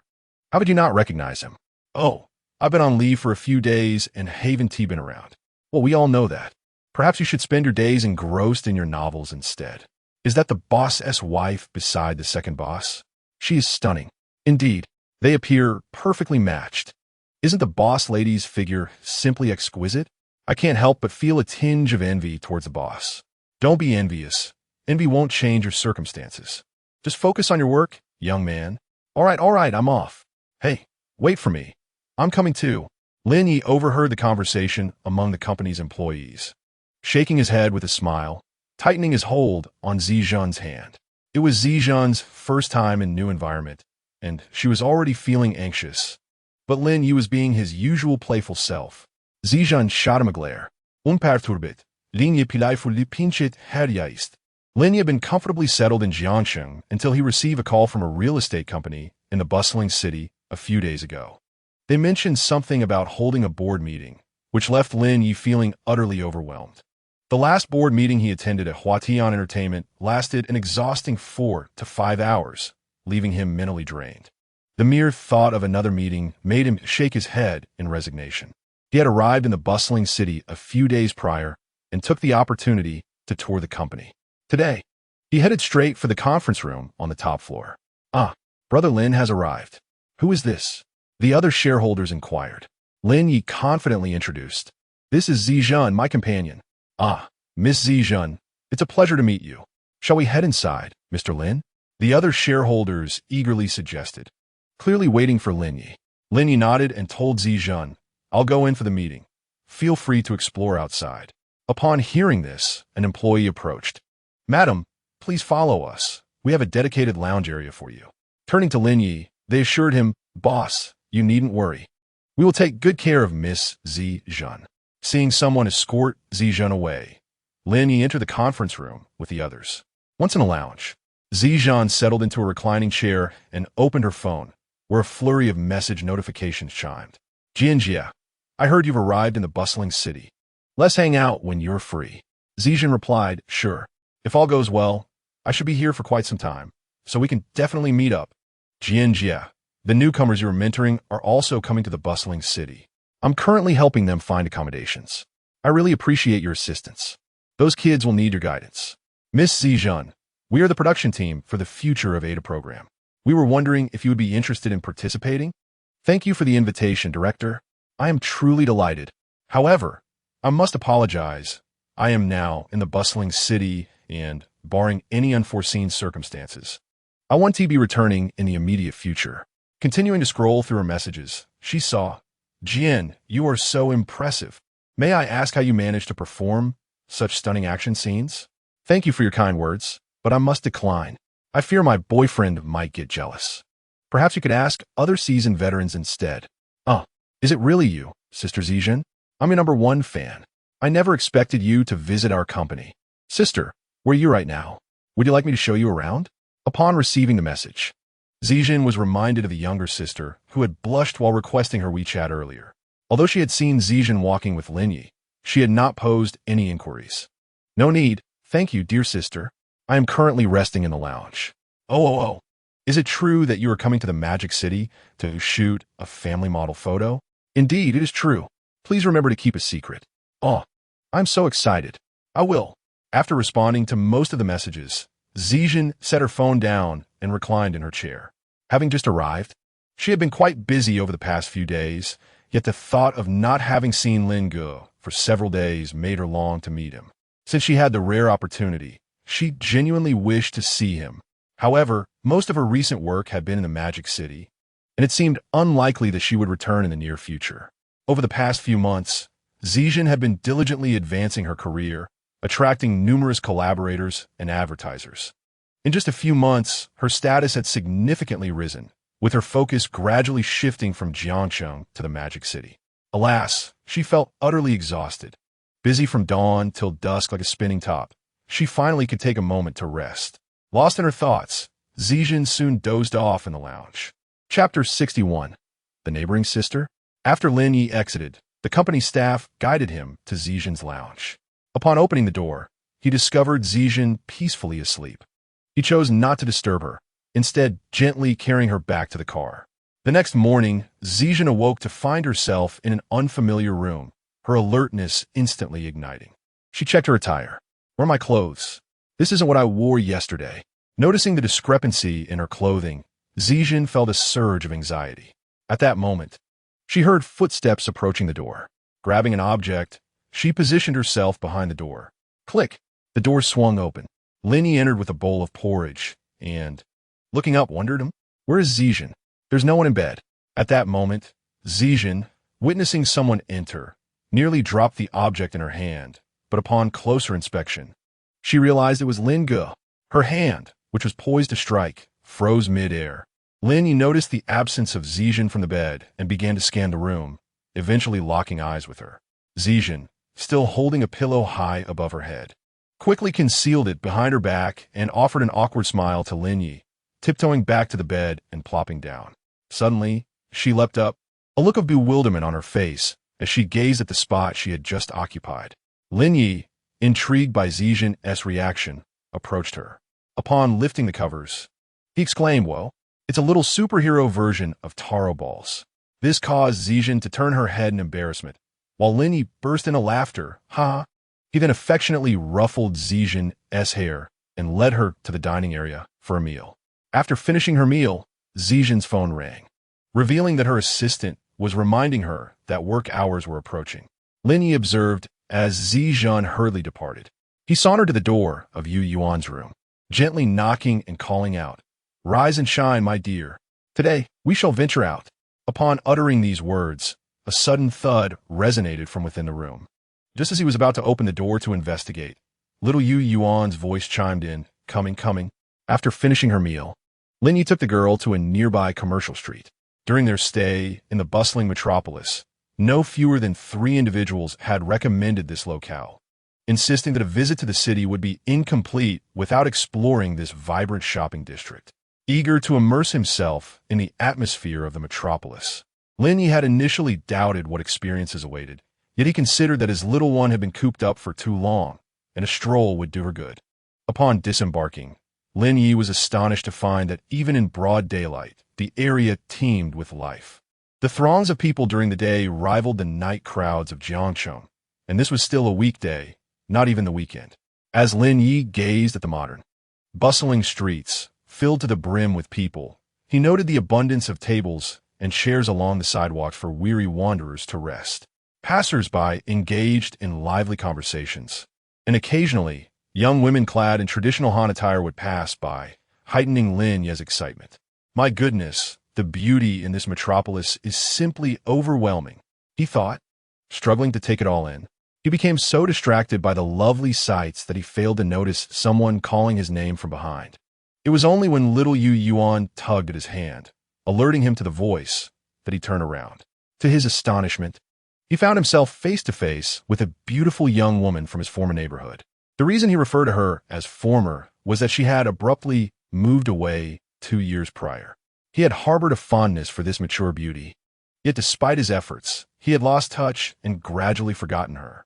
As Wei Wenyin strolled through the shopping district, she unexpectedly spotted a figure resembling Lin Ye.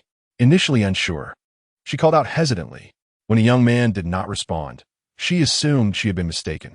However, just as she was about to turn away, she noticed that he was holding the hand of a small girl. The child tugged at his sleeve and exclaimed, "Daddy, there's a beautiful lady calling you." Upon turning around, Lin Ye inadvertently astonished Wei Wenyin twice. The first surprise was the revelation that this girl referred to Lin Ye as her father. She could not believe he had such a grown daughter. The second shock came when the little girl called her mommy, leaving Wei Wenyin utterly bewildered and blinking in disbelief. Lin Ye, noticing Wei Wenyin's sudden appearance behind him, tentatively inquired, "Is that you, Wei Jie?" Only then did Wei Wenyin come to her senses and respond, "Shaolin, it has been quite some time. How have you been?" "I'm doing well. And you?" They conversed as they walked together. "I'm doing all right, I suppose. Wei Yi arrived." "So, Shaolin, is this your daughter?" Wei Wenyin asked, her voice tinged with nervousness. Lin Ye glanced down at the girl and nodded, replying, "Indeed." Upon hearing this, Wei Wennin's demeanor shifted, but she maintained a fa of calmness as she inquired, "Why haven't you brought her mother along?" "This little one is someone I found and took in. She does not have a mother," Lin Ye explained. Upon hearing this, Wei Rongyi looked up in surprise at Lin Ye. After all, to her knowledge, Lin Ye was merely a recent university graduate with an income that was far from stable. She could hardly believe that he would willingly care for a child with whom he shared no blood relation. This realization fortified Wei Wennin's faith in her judgment of character. It is worth noting that she had harbored a fondness for this little brother.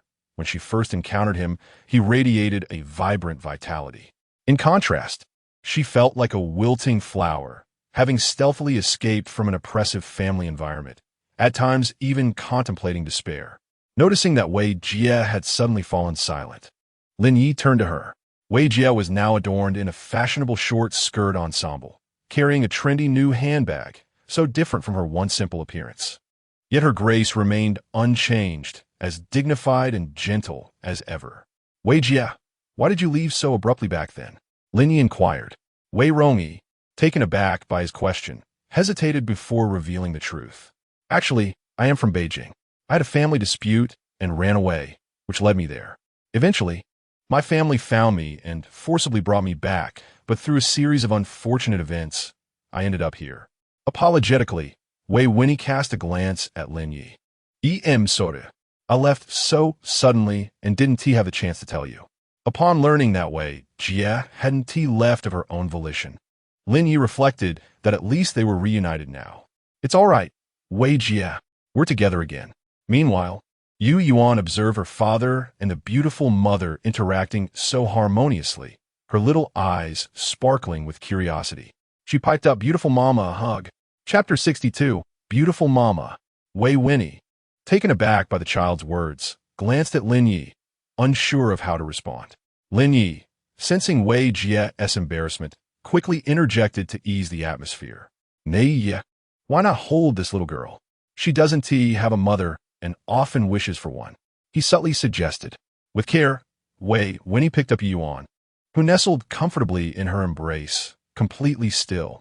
"Oh my, she is so well-behaved," she exclaimed in delight, suddenly recalling Lin Ye's earlier remark about the girl lacking a mother. She pondered whether this was why the child was so reliant on her. Curiosity piqued, Wei Wenny asked, "What's your name, little one?" Excitedly, Yu Yuan responded, "Beautiful Mama.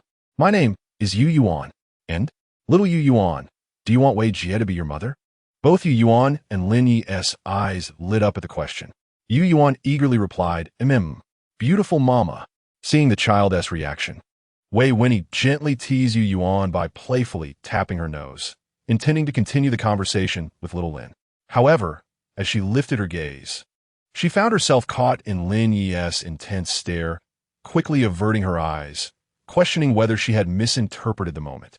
Lin Ye, observing Wei Jie's response, realized that even if her feelings for him were not romantic, there was certainly a sense of fondness. What did this signify? Proving oneself to be hopeful. Lin Ye, upon contemplating this, concealed his fervent gaze and donned a facade of normalcy as he engaged in conversation with Sister Wei. This shift allowed Wei Wendy's suddenly agitated heart to regain its composure. How could Xiao Lin possibly harbor feelings for her?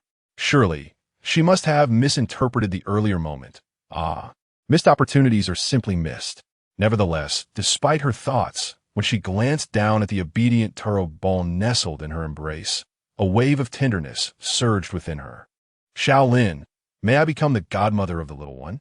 Lin Ye, having overheard Sister Wei's words, decided to probe further. Of course not. Wei Wendy felt a pang of discomfort. While it was indeed a bit absurd to wish to be a godmother upon first meeting the child, she had believed that her past bond with Xiao Lin still lingered. Unexpectedly, before Wei Wendy could delve deeper into her musings, Lin Ye interjected, "Sister Wei, why would you want to be the little one's godmother? Why not be your stepmother instead?" At this, Wei Wendy's ears flushed crimson. "Xiao Lin, what does that mean? Stepmother? Is it the kind of stepmother I'm thinking of?" Uncertain, she lifted her gaze, eager to discern the truth behind Lin Ye's words. Upon looking up, she was met with the same fervent gaze as before, and in that moment, she realized she had not been mistaken earlier. Xiao Lin might indeed harbor some feelings for her. After much contemplation, Miss Wei finally mustered the courage to ask, "Are you certain?" "Xiao Lin, my family situation is rather complicated." Yet Lin Ye was undeterred by complexity. After all, she was the woman he had longed for since his youth. "Sister Wei, I am Xiao Lin. How could I deceive you?" Upon hearing Lin Ye's declaration, Wendy bashfully nodded in acknowledgement. When she lifted her head to speak with Lin Ye, she was greeted by the radiant smile reminiscent of his youth. For years prior, during their first encounter, she had found herself in a similar circumstance. Having recently arrived in the city and unable to find accommodation, she sat helplessly by the roadside. It was then that a young boy, undoubtedly a university student, stood before her. Ultimately, it was this boy who introduced her to the landlady of that time, allowing her to secure a stable place to reside in the city. Noticing Wendy suddenly crouched, gazing at him motionlessly, Lin Ye waved his hand before her. "Sister Wei, what is wrong?" "Oh, I'm fine. Let us take a stroll," Wendy replied, rising to her feet. However, perhaps due to holding the taro ball, she almost lost her balance, only to be steadied by Lin Ye's supportive grip. Concerned that Sister Wei might be fatigued, he gently took the little taro ball into his arms. "Sister Wei, allow me to hold her. She's quite heavy." He exchanged a knowing glance with the taro ball. Although the little one was reluctant to part from her beautiful mother, she was also concerned about her mother's well-being, especially since she had nearly stumbled while standing. After taking the taro ball, Lin Ye secured her with one arm while grasping Sister Wei's hand with the other. At the outset, Lin Ye could distinctly sense that Sister Wei was rather bashful, their hands merely brushing against each other. Upon reaching a bend in the path, Lin Ye suddenly pulled her towards another direction, intertwining their fingers with a firm grip, which startled Wendy, still in a daze, causing her to lift her gaze momentarily before hastily averting her eyes upon feeling the warmth of his fingertips. Meanwhile, the little one nestled in their father's arms began to stir, expressing a desire to play in the bubble pool. Ever since Lin Ye arrived in Magic City a few days ago, the little girl had been exploring all around, having just visited the bubble pool not long ago and now bursting with energy, eager to return. However, their current location was somewhat distant from the previous bubble pool, prompting Lin Ye to consider searching for a closer one on his phone. Just then, Sister Wei interjected, "Xiao Lin, I know of a children's amusement park nearby that seems to have a bubble pool as well." Hearing this, Lin Ye's eyes brightened, and he requested Sister Wei to guide him there. Before long, they arrived at the amusement park within the mall, only to discover it was no ordinary children's playground. It catered to both children and adults alike, featuring long slides, bubble pools, rock climbing, trampolines, and much more. The trio entered together, initially engaging in activities suitable for children, but soon the little one insisted on going to the bubble pool. Lin Ye, reluctant to join, decided to sit down and rest nearby the bubble pool, observing as Sister Wei and the little one playfully tossed snowballs at each other. Occasionally, the little girl would perform a disappearing act, and the two appeared to be thoroughly enjoying themselves, allowing Lin Ye to ponder other matters. "Hello, is there something you need?" he inquired. "Yes. Could you prepare my home for a candlelit dinner atmosphere by 7 p.m. this evening? My daughter's room doesn't need decoration. Just a thorough cleaning will suffice," responded the general manager of Magic Scene Company. "Certainly. Shall I send someone over now?" "Yes, please. Thank you for your assistance." "Not a problem at all. Your affairs are my concern. I won't keep you any longer." After they concluded their call, Lin Ye looked up to see Sister Wei still frolicking with the little girl. Chapter 63. Ahem. Sister's face turned red in the evening. Lin Ye asked Sister Wei, "Would you like to join me for dinner at my place?" "Oh, Shaolin, have you learned to cook?" "Oh, Sister Wei, since it's rare for us to share a meal, let us forget about my culinary disasters. Those are dark histories." "Ha ha ha. All right, I won't tease you any longer. Let us go." Lin Ye led Wendy to the residence he had prepared in Magic City, and she was taken aback by what she saw. Years ago, Shaolin was just an ordinary university student. How have you become so impressive now? This is prime real estate. Yes, it is. Wow. I can't believe how much you've accomplished in just a few years. Oh, it's nothing special. Sister Wei, you mustn't say such things. I'm merely an ordinary person. Wei Wenye observed Lin Ye's feigned modesty and flicked his forehead playfully. Lin Ye looked up in astonishment. Seeing his expression, Wei Wenye couldn't help but laugh. Enough with the act. Do you think I don't know you, you little rascal? She pinched his cheek affectionately, and Lin Ye grinned widely in response. Little Taro, witnessing her parents' playful dynamic, slipped into her room the moment they returned home. Lin Ye wasn't too worried. The clever girl knew how to feed herself when hungry and would brush her teeth and bathe when sleepy. Sister Wei, please sit. Lin Ye pulled out a chair for her. Wei Wenye smiled gently. Thank you. Why so formal with me? No need for thanks. You should say, what a good little brother. His teasing eased the slight awkwardness from her previous words, making her chuckle inwardly. Shaolin is still the same mischievous boy from back then, always so glib. All right. What a good little brother. Pleased by her cooperation, Lin Ye hatched another idea. Sister, do you drink? I don't usually drink. Why not? My tolerance isn't great, so I avoid it when I'm out. Is that so? But you're with me now. One tea you have, just a little? He gazed at her with pitiful, pleading eyes. Unable to resist, Wei Wenye shot him a glare. Fine, just a sip. Perfect. Delighted, Lin Ye strode to the liquor cabinet, selected 2 bottles, and poured for them both. Clink. The glasses met. The next morning, Wei Wenye awoke to the sensation of being held, and the alarming realization that she was bare beneath the sheets. A flicker of panic arose before fragments of the previous night resurfaced. Sister. Don't call me Shaolin. Call me husband. Sister, is it here? Sister. Sister. It one tea hurt. I'll be gentle. Sister. Is your little brother impressive? And no. I can't. Sister. Hold on a little longer. The memories of their reckless passion flooded her, staining her skin crimson. Heavens. I actually fainted from that? How embarrassing. Who knew Shaolin was so? Goodness, what am I thinking? Wei Wenye, calm down. You're a grown woman. Clear your mind. Clear your mind. Yet as she tried to empty her thoughts, she became acutely aware, not only was she unclothed, but that thing was still there. And why did it feel like it was growing? Swallowing nervously, she turned slightly to peek at Lin Ye, only to meet his tender gaze. She whipped her head away instantly. Amused, Lin Ye nearly laughed until sudden, involuntary clench from her sent a renewed thrill through him. However, upon rising early in the morning, I couldn't resist the urge to tease my sister. I leaned my head on her shoulder, wrapped one arm around her waist, and gently caressed her snowy peaks with the other hand.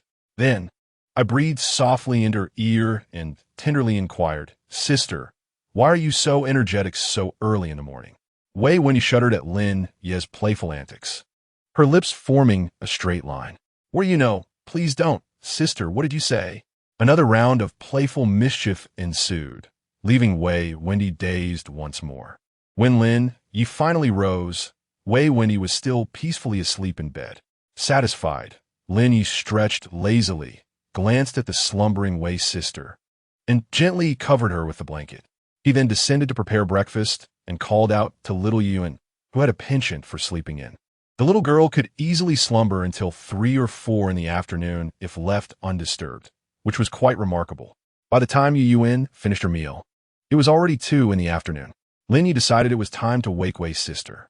Ahem, although I may have been a bit excessive yesterday, well, sister has rested long enough. It's time to rise. He tiptoed into the room, drew back the curtains, and sunlight flooded in. As he gazed at his sister still lost in sleep, he tenderly kissed her forehead and said, Sister, it's time to get up. Lin Ye noticed her eyelashes flutter, yet her eyes remained closed. Seeing that she was attempting to feign sleep, he slipped his hand beneath the covers and playfully began to rub her. No, please. Wei Wenye looked at Lin Ye with teary eyes, as if pleading for mercy. Realizing that she had finally awakened, Lin Ye ceased his teasing. All right, sister is up now. I prepared your clothes. Please get dressed and join me for breakfast. Bewildered, Wei Wenye watched as Lin Ye walked away, wondering if he was truly leaving just like that. Having stirred a hint of desire within her, Wei Wenye felt a strange discomfort, pouting slightly. Oh, mischievous brother. Once she had changed, she stepped outside only to find little Yuan engrossed in the television, causing her heart to skip a beat. Oh no, I forgot there was a child in the house. What if the sound from last night reached her ears? This could lead to inappropriate impressions. As her thoughts spiraled, Wei Wenye's cheeks flushed deeper. Meanwhile, Lin Ye, seated on the sofa, noticed his sister's presence but remained oblivious to her flustered state. After all, it was summer, and a little rosy hue was only natural, especially after their earlier interactions. Suddenly, little Yin exclaimed, jolting Wei Wendy from a reverie. "Daddy, look, this is a bad person. She wants to harm humanity." Hearing his daughter call out, Lin Ye excused himself from his sister and approached Yuan. Yes, she's a bad person. Let us drive away the bad ones. But what if the fairy sisters can't defeat her? What shall we do? You'll see, my dear. Eventually, you will be able to overcome her. With that, Yuan returned to her television, intrigued by the unfolding story. Chapter 64. Sister has disappeared in the following days. The two spent their time in a blissful manner, reminiscent of a couple in the throes of romance. However, little Taro occasionally found herself overwhelmed, with her mouth full of dog food. Taro lamented, "This is unbearable. I demand an extra portion of chicken leg." "Sister Wei, would you like to go out for a stroll?" Wei Wendy thought for a moment and nodded. Being cooped up at home every day was tiresome. A little outing would do her good. Lin Ye cradled little Taro in one arm while holding his sister's hand with the other, and together they set off to the nearby shopping mall. As they passed by McDonald's, Taro exclaimed, "Daddy, I want to eat McDonald's." Without hesitation, Lin Ye playfully tapped Taro on the head, teasing, "You little glutton." Taro pouted, clutching her father's hand, her eyes resolute with desire for McDonald's. Seeing the two lively characters, Zijin couldn't help but chuckle, turning to give Lin Ye a light tap as well. "If the little one wants to eat, let her. Come on, Taro. Daddy won't take you, but Mommy will." Upon hearing her mother's willingness to take her for a treat, Taro eagerly opened her arms, wanting to be picked up. Lin Ye found the scene both amusing and vexing, hoping that in the future, no one would lure his daughter away with mere food. Just as Wei Wendy was about to take little Taro, Lin Ye interjected, "Sister, let us go. I'll carry her inside." Taro shot a glare at her father, feeling that her chance to bond with her beautiful mother had slipped away. At home, it was always Daddy monopolizing Mommy, leaving no time for the little one. Bad Daddy, Taro silently thought. Once inside, they casually chose a table. Wei Wendy asked Taro, "Sweetheart, what would you like to eat?" Taro eagerly listed her desires. Ice cream, fries, cola, chicken wings, and more. She wanted it all. Such greed. No wonder your father didn't bring you. You can only choose 3 items. Wow, but I want them all. Sweetheart, pick 3 items. Next time, Mommy will bring you again. Otherwise, you might miss out if Daddy and Mommy don't take you next time. After careful consideration, Taro nodded in agreement, acknowledging the wisdom in her mother's words. Lin Ye lounged nearby, enjoying the banter between Wei Wendy and Taro. Then Taro will have ice cream, fries, and what was it? Taro balls? What are Taro balls? Taro tilted her head, uncertain how to describe it. They're round, purple, crispy, and super delicious. Wei Wendy, puzzled, tilted her head as she tried to comprehend Taro's words. Lin Ye chimed in, "Sister, just order what you like. I know what this little one wants. Wait a moment, I'll add it." Relieved, Wei Wendy ordered her meal and handed her phone back to Lin Ye. After receiving the phone, Lin Ye casually added a few items. 5 minutes later, their meal was ready, and Lin Ye marveled. McDonald's is impressively fast. After finishing their meal, Lin Ye carried Taro and followed Wei Wendy as they strolled around the mall. After all, when it came to shopping, the girls were the real driving force.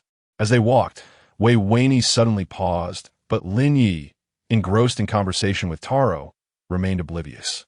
A few individuals approached a nearby seat and paused. Wei Wendy spoke up. "Xiaolin, could you please fetch me a cup of milk tea?" The heat tea we just passed by. Although Lin Ye felt it was somewhat distant, he acquiesced, preparing to set the little girl down to wait with her sister. He then heard Wei Wendy say, "Why not take the baby with you? My feet ache terribly. I prefer to sit here and not move. I'm afraid if the baby runs off, I won't be able to catch up. Yuan is very well behaved. She won't run away." The little girl chimed in. Upon hearing her mother's request, Wei Wenyu smiled sadly and gently patted her head, asking, "My dear Yuan, would you accompany Daddy to help Mommy buy milk tea?" Yuan nodded in agreement, understanding her mother's plea for assistance. Lin Ye found it slightly peculiar, but could not pinpoint what felt odd. He thought that a simple trip for milk tea would suffice, and thus, he proceeded. As the two departed, several bodyguards emerged from the shadows. Third Miss, the head of the family has instructed us to escort you home. I will not return. Third Miss, please do not make it difficult for us. You know the head's orders are not to be defied. Bring Uncle Wong to see me. I know he is here. As soon as Wei Wen finished speaking, a man emerged from the corner. Third Mississippi Uncle Wong, I have stated that I will not return. I have not taken a penny from the family in 5 years, nor do I require any support from them now. Keeping your distance is the greatest assistance you could provide me. Uncle Wong, with a smile, replied, Miss, it would be much better if you cooperated with us. With a wave of his hand, the bodyguards swiftly subdued her, and the frail Wei Wen offered no resistance as she was taken into the car. When Lin Ye returned, he saw a man occupying the seat where his sister had just been, glaring at him with a fierce gaze. Who are you? Uncle Wong lifted his head to meet the young man's eyes, cradling a delicate child in his arms. You must be Lin Ye. Miss Wei is quite safe now. Let's have a conversation. Lin Ye retorted, Where is Sister Wei? There is no need for haste, young friend. Have you considered inviting me to your home for a visit? You show no willingness to negotiate, yet wish to know Miss Wei's whereabouts? Recognizing that the man before him would not easily divulge information, and realizing that a public setting was not conducive to their discussion, Lin Ye contemplated the specifics of the neighborhood.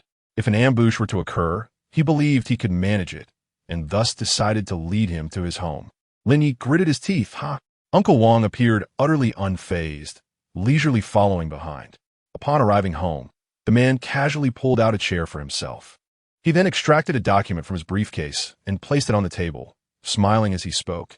Young man, there is no need to dwell on Miss Wei. She is not someone of your ordinary standing. If you understood the value of contentment, it would be best for you to distance yourself from Miss Wei. This is a contract. I have investigated your identity. You are merely an ordinary young man who, through a stroke of luck, has amassed wealth.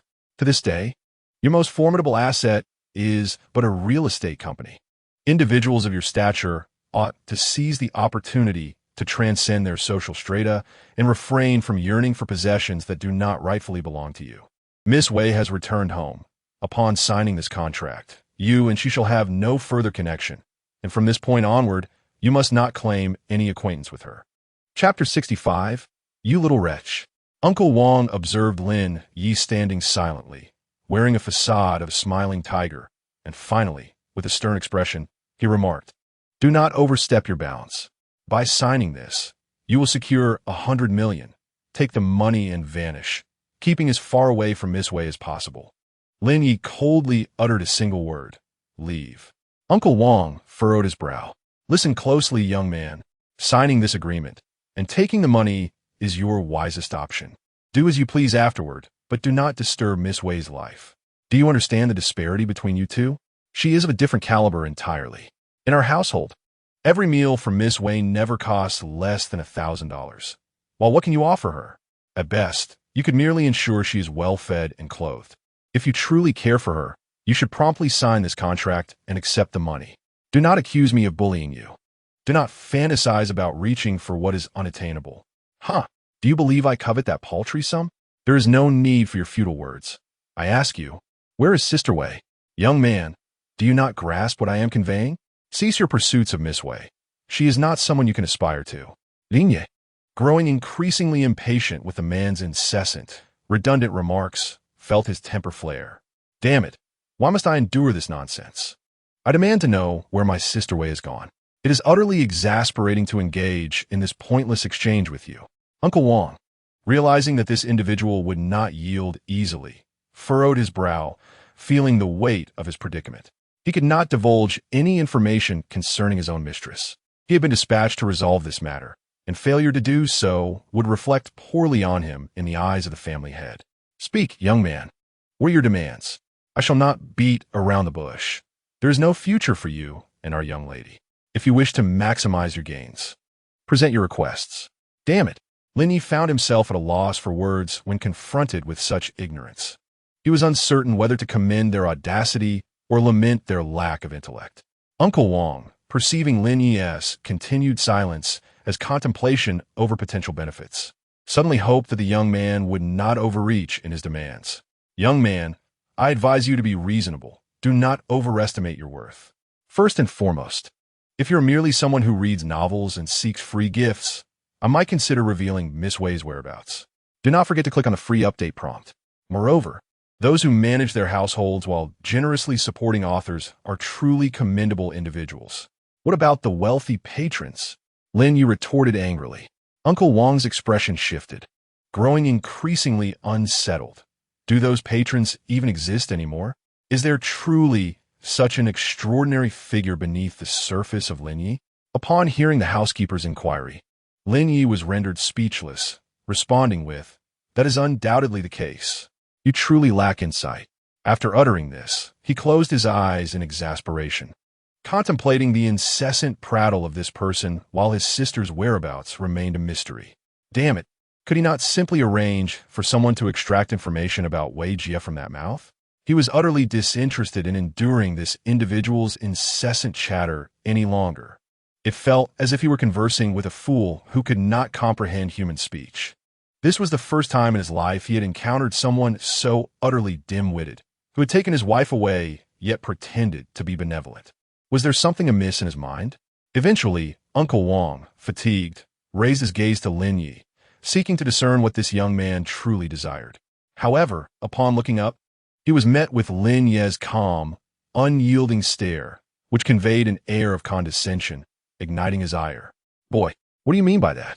I have been kind enough to speak at length with you, and you dare to regard me in such a manner?"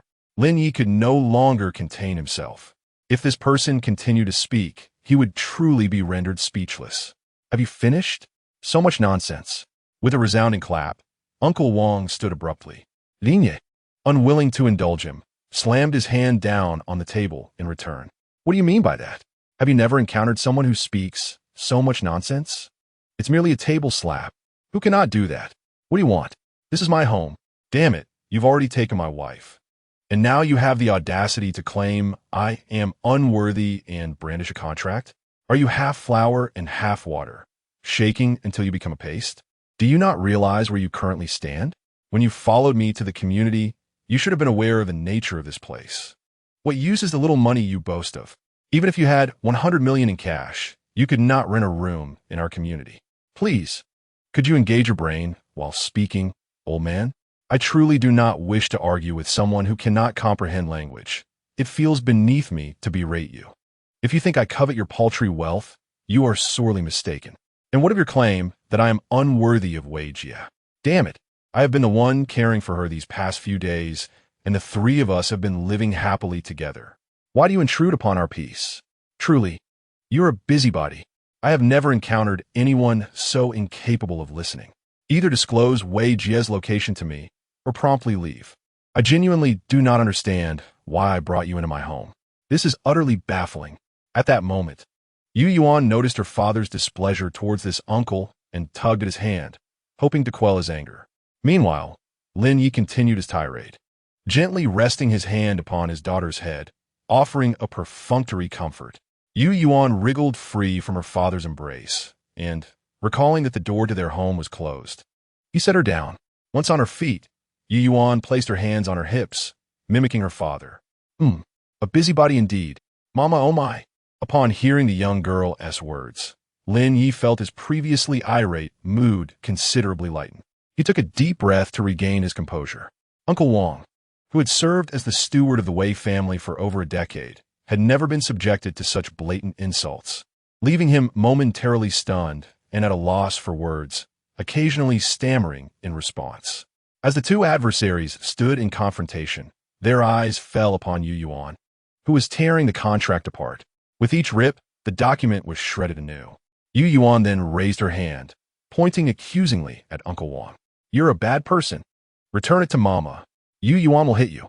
At that moment, Uncle Wang disregarded all decorum and, in a fit of rage, retaliated verbally against the child. "You little wretch, how dare you tear my belongings? You think someone like you could ever hope to have Miss Wei as your mother? Just look at your pathetic status. You and your father are cut from the same cloth, endlessly yearning for things beyond your reach, a bunch of unruly peasants." Upon hearing the insults from the so-called bad uncle, Yu Yuan defiantly retorted, "Bad person, bad person. Return Yu Yuan's mama." Uncle Wang attempted to grab Yu Yuan, his other hand poised to strike. Ah, Daddy, the bad person is furious. Daddy, hold me. Little Yu Yuan dashed away in a panic. In that moment, Lin Ye effortlessly intercepted Uncle Wang's incoming slap, raising his other hand and delivering a sharp smack to the man's face, leaving him in a state of disbelief as he clutched his cheek. Lin Ye paid no mind to his reaction, crouching down to embrace his daughter. My dear, did he hurt you? Yu Yuan shook her head, and Lin Ye carefully examined her. Ah, my dear, you are indeed unscathed. Relieved to see that his daughter was unharmed, Lin Ye called out, does it hurt here? He pointed to a spot, and Yu Yuan instantly grasped her father's intent. It hurts. It hurts. Daddy. Yu Yuan is in pain. Wah. She began to cry. Suddenly, a notification chimed from the system. Ding, Yu Yuan has learned to feign tears. Cultivation progress at 2. Total progress at 55. Please continue your efforts, host. Shortly thereafter, a system panel appeared. Yu Yuan as cultivation progress. 55. Cultivation progress at 55. Task rewards have been issued. Click to claim. Lin Ye clicked to claim the reward. Congratulations, host. Yu Yuan's cultivation progress has reached 55. Noticing that the host is facing a crisis, we are issuing 2 bonus rewards. Congratulations on acquiring 20 shares of Tesla and 51 of the rights to distribution in Huaxia. May the host achieve even greater success and grow stronger. Upon seeing the words achieve even greater success, Lin Ye felt a sense of numbness. However, the charged atmosphere around him compelled him not to relent. He feigned fury and exclaimed, how dare you strike my princess? With that, Lin Ye charged forward, delivering a left hook, a right hook, and then a punch to the man's abdomen. Finally, he could retaliate.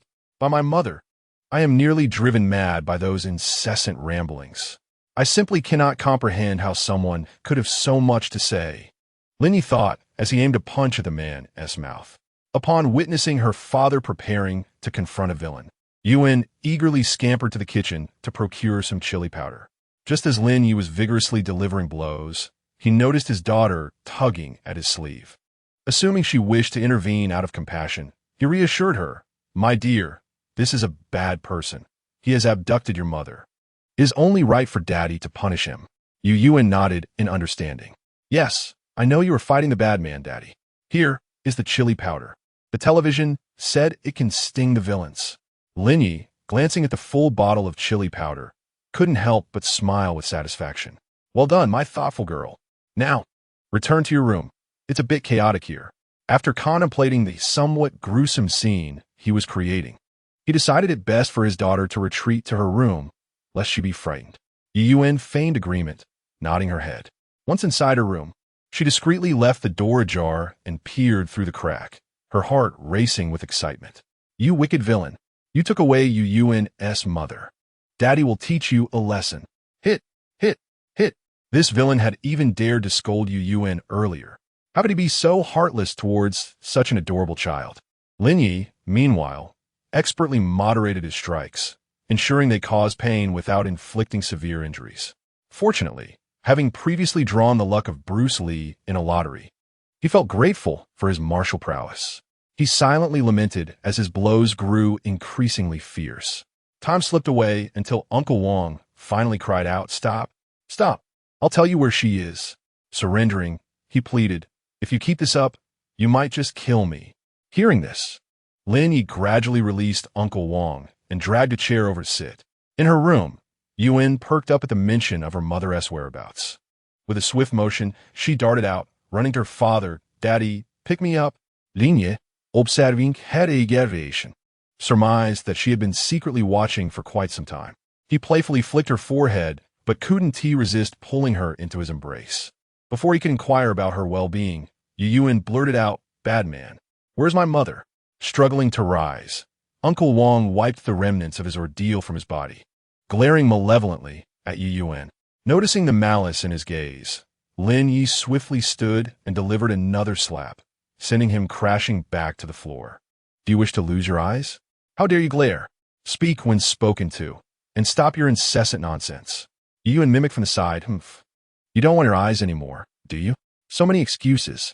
It took Uncle Wang a full minute to slowly rise again, while Lin Ye remained patient, observing him coolly. Once seated, Lin Ye prompted, "Now speak." Uncle Wang, recognizing the genuine threat posed by Lin Ye, begrudgingly inquired, "What do you want to know?" Lin Ye ensured that each of his blows was precise, safeguarding against any serious repercussions within his home, while Uncle Wang could only feel the ache and the sting of blood on several spots of his body. "Speak of what you know." Uncle Wang could only endure his frustration and divulge some information, both true and false. Lin Ye was aware that not all of this man's words could be trusted, so he chose to listen selectively. Wei Wendy, the third young lady of the Wei family in the capital, was cherished at home but had abruptly fled 5 years ago. She was found 3 years later, only to escape once more. We only confirmed Miss Wei's exact whereabouts a week ago and initially planned to act a few days prior, but then discovered how close you were to Miss Wei, especially since she rarely ventured outside. Upon investigating your identity, along with that of Miss Wei, Lin Ye decided not to keep this person for a meal, promptly ordering him to leave. Uncle Wang had nearly recovered, shakily rising to his feet and departing, all the while cursing them in a place where Lin Ye could not hear. Although Lin Ye was oblivious, little Yu Yuan heard his words and, filled with indignation, ran to the door to shout, "You bad person! Bad person! You took away baby's mother and scolded baby. You deserve it." Seeing the child so upset, Lin Ye went to the door, gathered her into his arms, closed the door, and asked, "What's wrong? Who made our little girl so angry?" Yu Yuan immediately began to complain, "Daddy, that bad person just scolded us, and I heard it. Boo-hoo, I'm not happy. Wah, awa." Yu Yuan pretended to cry, and though Lin Ye could see through the act, he still comforted her. "Don't cry, sweetheart. Daddy just dealt with that bad person.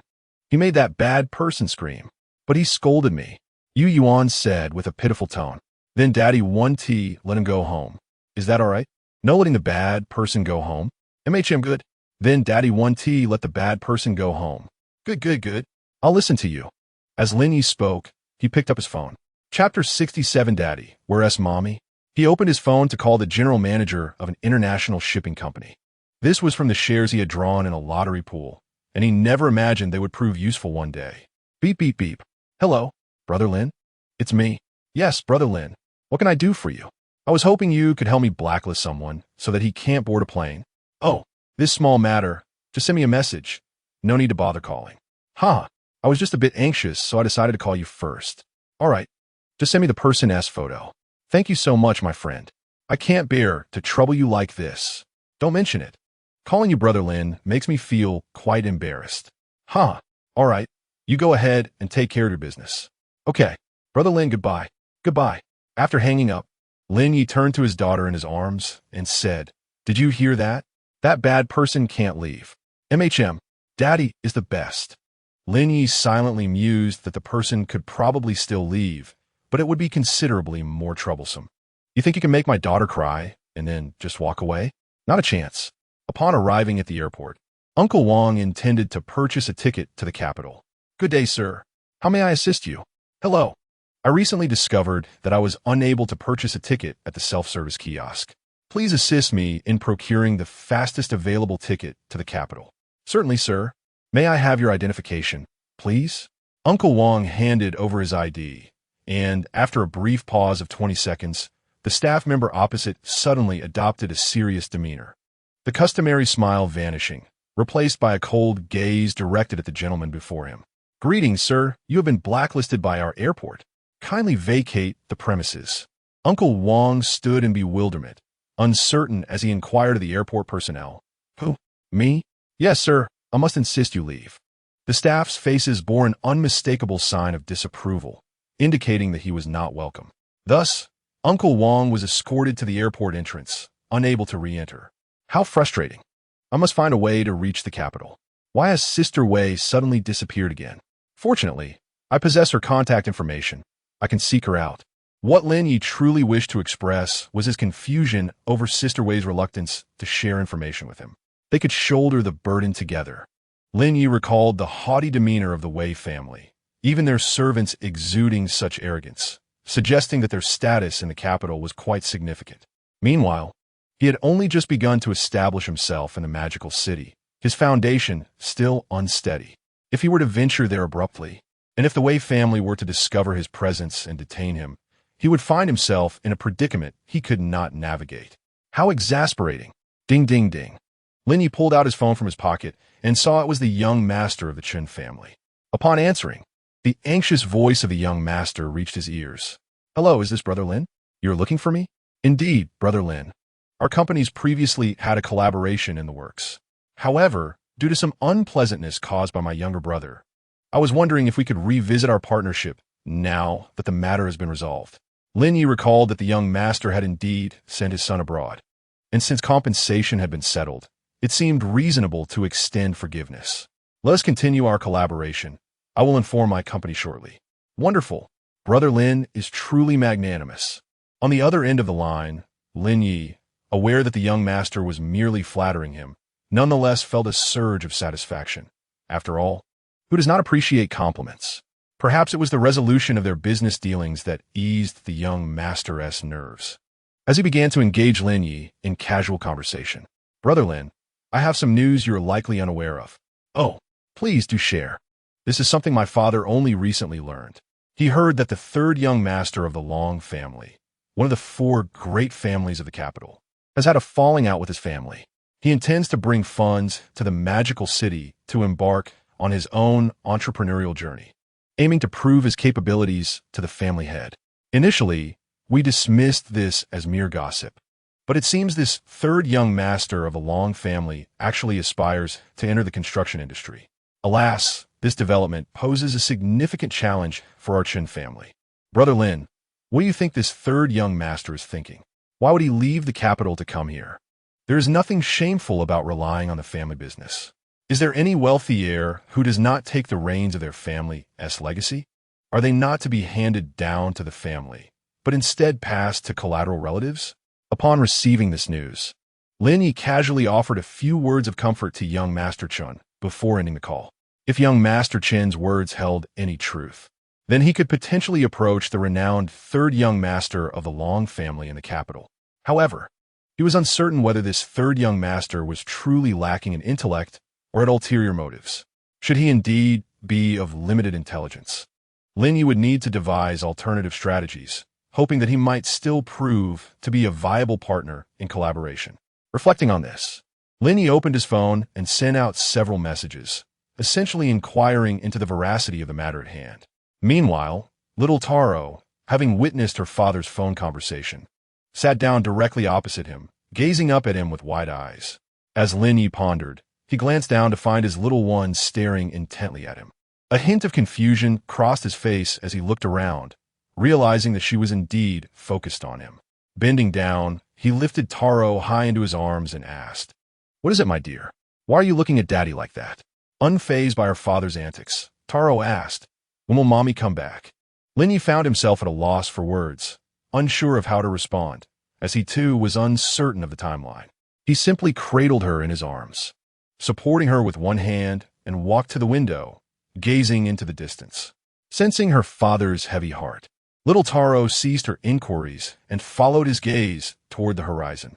Suddenly, Lin Ye pointed ahead and told her, "My dear, your mother is in that direction. If you keep walking forward, you will reach her city." Curiously, Taro inquired, "Daddy, how far away is Mommy?" After a prolonged silence, Lin Ye replied with a somewhat unrelated answer, "She will be back soon." "Do you trust Daddy?" Taro nodded enthusiastically, declaring, "Daddy is the best." Hearing her words, Lin Ye felt his spirits gradually lift. At that moment, he recalled young Master Chen's mention of the third young master of the Long family potentially entering the construction industry, which would inevitably involve some connection to Mojing real estate. Perhaps this angle could be worth exploring. Resolute in his thoughts, Lin Ye opened the dialog box and sent out the necessary information. Chapter 68. Huh? What is going on? Days later, at the bidding site for Mojing real estate, when young Master Chen approached the entrance, his eyes sparkled upon seeing Lin Ye. "Brother Lin, what a coincidence. I didn't expect to see you here at this time." Lin Ye nodded in acknowledgement, replying briefly.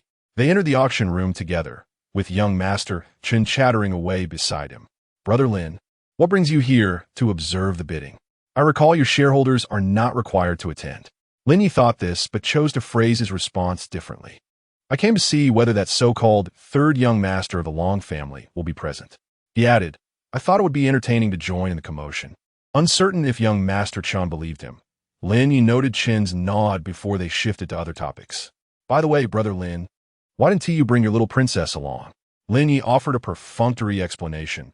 That little one is quite energetic and cannot sit still. So I left her behind this time. Moreover, this time I am engaged in serious business. I hope that young lady does not inadvertently cause me any trouble. As Lin Ye pondered, his gaze shifted and fell upon the third young master of the Long family, entering through the door. How did Lin Ye recognize him? After all, he had spent several days researching his information and had perused numerous images, so he naturally identified him at once. Seeing Lin Ye lost in thought, young Master Chun suddenly turned his gaze toward the entrance, and following suit, young Master Chun's attention was drawn to the third young master of the Long family. He raised his eyebrows in surprise and remarked, I never expected the third young master of the Long family to actually show up. With his presence, the influence in the Magic City will surely experience a tremor. Lin Ye, recalling the information he had seen, nodded in agreement. After all, he is the third young master of the Long family. Under favorable circumstances, everyone will strive to open doors for him. Young Master Chin concurred. Indeed, who knows if our family will ever venture into the capital? Everyone is eager to forge connections with those from the capital when the opportunity arises. The crowd present also noticed the arrival of this third young master, and many began to murmur among themselves. The first to be discussed was naturally the Chun family, who also operates in the construction industry. It appears that the third young master of the Gnome family is genuinely intent on developing in the Magic City. Could this not spell danger for the Chun and Wan families? Indeed, considering the Long family's background in the capital, they wouldn't dare suppress him. Conversely, to watch him ascend while seizing their resources would be a bitter pill to swallow. The Magic City is not vast, and the pie to be shared is rather limited. Everyone desires a slice. Thankfully, our company does not overlap with theirs, otherwise, it would be exceedingly difficult to rise. Alas, the Magic City is about to experience another tremor.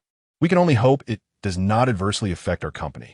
As the discussions among the crowd subsided, the auction commenced with the arrival of various company representatives. We warmly welcome all the guests to the bidding event of Mojing Real Estate. Following a round of enthusiastic introductory remarks, they swiftly transitioned to the main topic. Next up was a development in the Bianqing district. Please refer to the images. This project took 5 years to complete and is adjacent to the ocean. The bidding starts at 2 billion, with each increment no less than 10 million. With a decisive strike of the gavel, the bidding commenced below. Young Master Chin nudged Lin Ye's shoulder, saying, Lin, your company's project looks promising. How about I bid on it and we collaborate? Lin Ye remained silent, as he was keen to observe whether the third young master of the Long family would participate in the auction. His singular goal was to swiftly establish rapport with those from the capital and bring his wife back post-haste. After calling Lin Ye several times without receiving a response, young Master Chun finally decided not to persist. Meanwhile, all of Lin Ye's attention was fixated on the movements of the third young master of the Long family. 2. 1 billion 2. 5 billion 3 billion 3. 2 billion 3. 3 billion 3. 5 billion 3. 8 billion 4. 1 billion finally, when the price escalated to 7 billion. Lin Ye noticed that the third young master of the Long family had also entered the bidding fray, with the involvement of the Long family's 3 young masters. The bidding price surged by an astounding 1 billion, leaving everyone present in awe despite their awareness that the property was worth far more. Major corporations continued to follow suit, raising the bid to 8. 1 billion, then 8. 5 billion, as the Long family's 3 young masters swiftly added another 400 million. The opposing company then raised it by 200 million to 8. 7 billion, and the Long family's 3 young masters escalated the bid once more, bringing it to 9 billion, which elicited murmurs of astonishment from the crowd. The bidding proceeded through 9. 1 billion 9, 5 billion 9, 7 billion, until it reached 10 billion, at which point the opposing company ceased to make further bids. 10 billion once, 10 billion twice, 10 billion thrice, called the auctioneer. At this moment, Lin Ye, noticing the silence, raised his bidding paddle and made a bold leap to 20 billion. The shock on the faces of the attendees was palpable, and the Long family's three young masters wore expressions of disbelief. Lin, what are you doing? If you truly desire this deal, there is no need to raise the bid by such a significant amount, one of them remarked. Based on my previous investigations, the three young masters can muster a maximum of 3 billion, and since this is originally your company's project, you could secure it for an even lower internal price. Lin Ye raised a hand to silence further discussion, leaving the Chen family's young master to remain quiet, though his eyes were filled with disapproval. Upon hearing the sudden bid of 11 billion, the Long family's three young masters felt their confidence wane. One turned to the auctioneer beside him and requested, "Please verify the identity of the individual who raised the bid to 11 billion. Initially, the Long family's three young masters had felt assured of securing the project, knowing that while the information leaked suggested they could only afford 3 billion, they actually possessed up to 8 billion. This slight difference could spell victory or defeat, with millions at stake. As the three young masters pondered, the auctioneer spoke up. "Sir, the investigation results are in. The individual competing against you is the second largest shareholder of Mojin Company." The Long family's three young masters, initially attentive, furrowed their brows at this revelation and glanced at the auctioneer with uncertainty. "Are you certain it's the second largest shareholder of Mojin Company?" he pressed. The auctioneer, feeling the weight of the question, responded, "The records confirm that it is indeed the second largest shareholder of Mojin Group who is bidding on the property in the Chung district." The Long family's three young masters expressed their confusion. But why would he bid on his own company's property? What is going on? The auctioneer was momentarily at a loss for words, and the two men found themselves in a stalemate, unsure of the intentions of the Mojin Group. The Long family's three young masters inquired, "May I meet with him? Can you contact their auctioneer?" Chapter 69, Legend or just a caregiver? "Certainly, sir. I will inquire on your behalf." "Confirmed, sir. The other party has agreed to your invitation for a meeting. Thank you for your assistance." The Long family's three young masters discreetly rose from their seats, aware that as newcomers, every action they took was under scrutiny. As they departed, they did so with a sense of trepidation, and upon reaching the doorway, they spotted an individual standing there. Long Sanshao, puzzled, inquired, "Are you Mr. Lin?" Lin Ye, standing ahead, nodded in acknowledgement. Long Sanshao turned back to glance inside, realizing that no one was paying attention to them, and quickly and discreetly pulled Lin Ye towards the restroom. Initially, he had intended to find a conference room for a more thorough conversation. However, upon reflection, he recognized that venturing into a conference room would likely attract the attention of others, as most companies had their spies in the vicinity. Thus, he had no choice but to lead Lin Ye to the restroom. Once inside, Long Sanshao methodically checked each stall to ensure they were alone before initiating a dialogue with Lin Ye. "Mr. Lin, you should know me as well. I am Long Huafeng. To be frank, I have a keen interest in your company's project, but after my recent inquiries, I must ask, what is this all about?" Lin Ye responded to Long Sanshao's question candidly, stating, "To be honest, I intend to prevent you from pursuing this." Long Sanshao, taken aback, wondered why this stranger would interfere with his innovative endeavors, especially since they had never met before.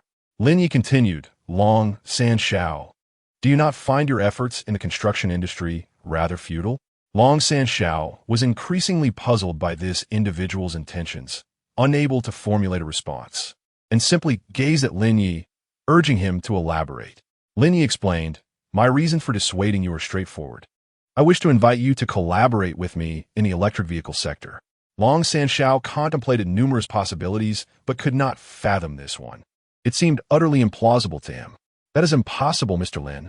Allow me to clarify. The current electric vehicle market is effectively divided between Gandhi and Telsa. At this juncture, entering the fray is virtually unfeasible." Long Sanshao had anticipated a groundbreaking revelation that might guide him toward success. Yet what he received was indeed extraordinary, albeit devoid of a clear path to glory. Lin Ye, having researched the market, interjected, "Do not be so hasty in your rejection. For what if I possess the distribution rights for Telsa and Huaxia?" Long Sanshao was taken aback. The weight of the Huaxia distribution rights was immense. If true, it became evident that this Mr. Lin was not merely toying with him. After a moment of contemplation regarding the prospects of the electric vehicle industry, he decisively acquiesced within 5 minutes. To forego an opportunity for profit would be foolish. After all, the distribution rights are in hand. This is akin to receiving a monetary gift. Furthermore, the fact that this individual had secured Telsa's distribution rights in Huaxia indicated that he was no ordinary figure. Initially, Long Sanshao had assumed Lin Ye to be a mere shareholder of Magic Scene Company, but it appeared he was far more significant than that. Long Sanshao silently resolved to cultivate a favorable relationship with him. Sensing Long Sanshao's agreement, Lin Ye recognized that he had successfully ensnared him, marking the first step of his plan as accomplished. After solidifying their arrangement, the two exited the restroom in succession. After all, it is indeed rather unseemly for two impeccably dressed gentlemen to engage in conversation within a restroom. Upon returning to his seat, Lin Ye was approached by young Master Chun, who inquired with curiosity, "Brother Lin, have you completed your business?" Lin Ye nodded, and young Master Chun, puzzled, asked, "By the way, Brother Lin, why did you decide to bid for your company's project yourself?" Lin Ye cast a significant glance at the young man beside him. The primary reason for personally bidding on this project was undoubtedly to capture the attention of the esteemed Long Sanshao of the capital. Although approaching him directly was an option, the impact of a request made in person could hardly compare to that of an indirect approach. Therefore, it was only natural for him to devise a means to attract his notice. As for the secondary reason, Lin Ye had overheard young Master Chun expressing his desire for the project. It seemed he was quite eager for it. And since Lin Ye harbored no particular ambitions regarding the project, it would be advantageous to let his subordinate take charge. However, such sentiments could not be articulated so plainly. "I see you have an affinity for this project. It's yours," he stated. Young Master Chun was taken aback, unable to fathom that it was indeed being handed to him, especially considering its worth of 11 billion. "Just like that, it's mine? Brother Lin, you are a loss. This could yield far more if managed well. Yet you are the boss. If you were to privately negotiate for this project, you might lose a substantial sum, tens of billions, not mere thousands." Young Master Chun lamented dramatically, while Lin Ye silently mused that he was not at a loss, as he had successfully brought Long Sanshao on board. Regardless of young Master Chen's lamentations, the matter was settled amicably. "Thank you so much, Brother Lin. I thought you hadn't heard me. I never anticipated you would secure this project for me. From now on, you are like my own parent. Wherever you guide me, I shall follow without hesitation." Hearing such extravagant praise from Chun, Lin Ye was suddenly overwhelmed with embarrassment, wishing to shield his eyes and pretend he did not know the man. How utterly mortifying! In the following days, young Master Chen diligently oversaw the project, his stature in the city rising correspondingly. From initially being recognized merely as the heir of the Chun family, he ascended to the rank of one of the 4 young masters of the Magic City, eventually becoming a prominent figure known to be unassailable. However, those acquainted with young Master Chun were aware of his elder brother, Lin Ye.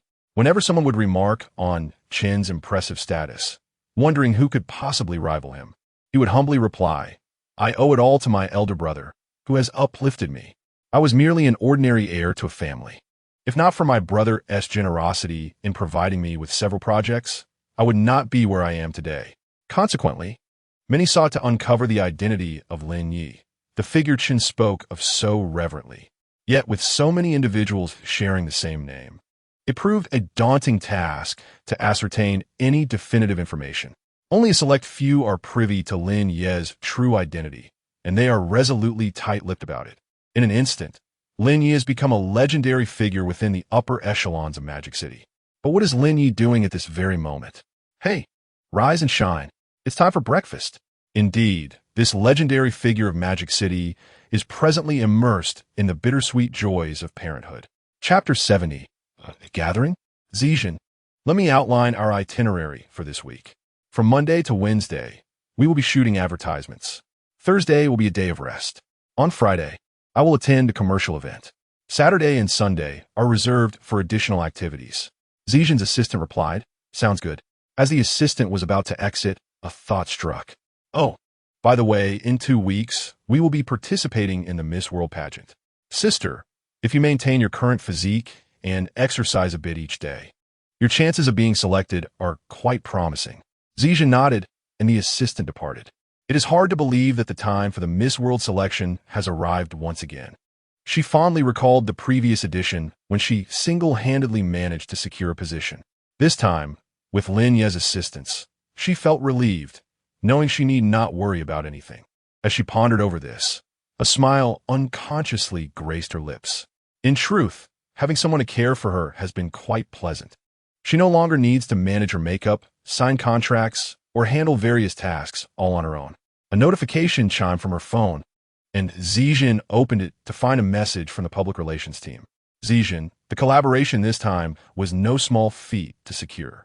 "I had to owe a favor to a certain boss, and now he wishes to meet you. But fret not. If you decide to go, we can all accompany you." Initially, Zijin had no intention of responding, but upon seeing that everyone could join, she reconsidered, thinking that with their presence, nothing untoward should occur. Furthermore, to be frank, the public relations team has treated her well. Securing such collaborations is something many top-tier celebrities yearn for but cannot attain. Still slightly apprehensive, Zijin inquired, "Sister, are you certain? It's merely a casual gathering, right?" "Oh, I understand your concerns. Why would I lead you astray?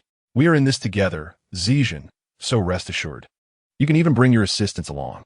Ultimately, Zijin acquiesced. It was only fitting to express her gratitude to those who had assisted her. Now that she had resolved to attend, Zijin thought of bringing some gifts, considering the significant favor done for her. With that in mind, she called her assistant, Xiao Yu. "Could you please purchase a gold watch from Ocala for me? I'll send you the money. Just choose one that you think is appropriate. The price should be similar to those we discussed before." On the other end, the assistant replied, "All right. By the way, why the sudden interest in buying a watch? It's nothing major. The public relations team helped me secure this project, and I owe them a favor. They wish to meet me, and I can present the watch as a token of my appreciation." Upon hearing the conversation, the assistant felt an odd sensation, yet she refrained from speaking up. "Sister, please take me along when the time comes. I shall assist you with your belongings." "Ah, I appreciate it, little fish. No problem at all, sister." As night fell, Zijin prepared to set off. Habitually, she sent a message to Lin Ye, "Brother Lin, I will be gathering at the 703 room on the 5th floor of the Sanshui Hotel." Upon seeing the message, Lin Ye replied with a simple, "All right, stay safe." When Zijin reached the company entrance, she unexpectedly encountered the public relations team, and the three exchanged greetings before departing separately. Suddenly, the assistant's phone rang. Zijin gestured for her to take the call, assuring her that she was in no rush. The assistant nodded in acknowledgement. "Hello, this is... What? My father? Wait, where is he now? Okay, just a moment, I'm on my way." Zijin, overhearing her assistant's anxious conversation, quickly surmised that her father must be in trouble. "Little fish, go take care of your father. There's nothing urgent for me here. Sister, wait a moment. I'll send a message for Xiao Li to come and look after you. I truly cannot leave you alone." Zijin contemplated this and, feeling a bit anxious about attending the gathering alone, decided not to refuse. At that moment, one of the public relations sisters spoke up. "Zijin, what's happening? There has been a family issue, but Zijin is still heading to the gathering. I'm trying to contact Xiao Li to look after her." Upon hearing this, the public relations sister patted her chest and said, "Oh, why go so far for Xiao Li? I'm right here, a perfectly capable person." The assistant waved her hand dismissively. "No, that would be too much a bother, especially since your work doesn't involve this." Seeing that the assistant was unyielding, the public relations sister playfully draped an arm over her shoulder and said, "All right, since there has been a family emergency, go ahead. I'll keep an eye on things. What could possibly go wrong with me around?" Zijin had no objections, understanding that the assistant's family was in distress, and thus, she couldn't hold her back. Reluctantly, the assistant called for a car and watched as the two departed.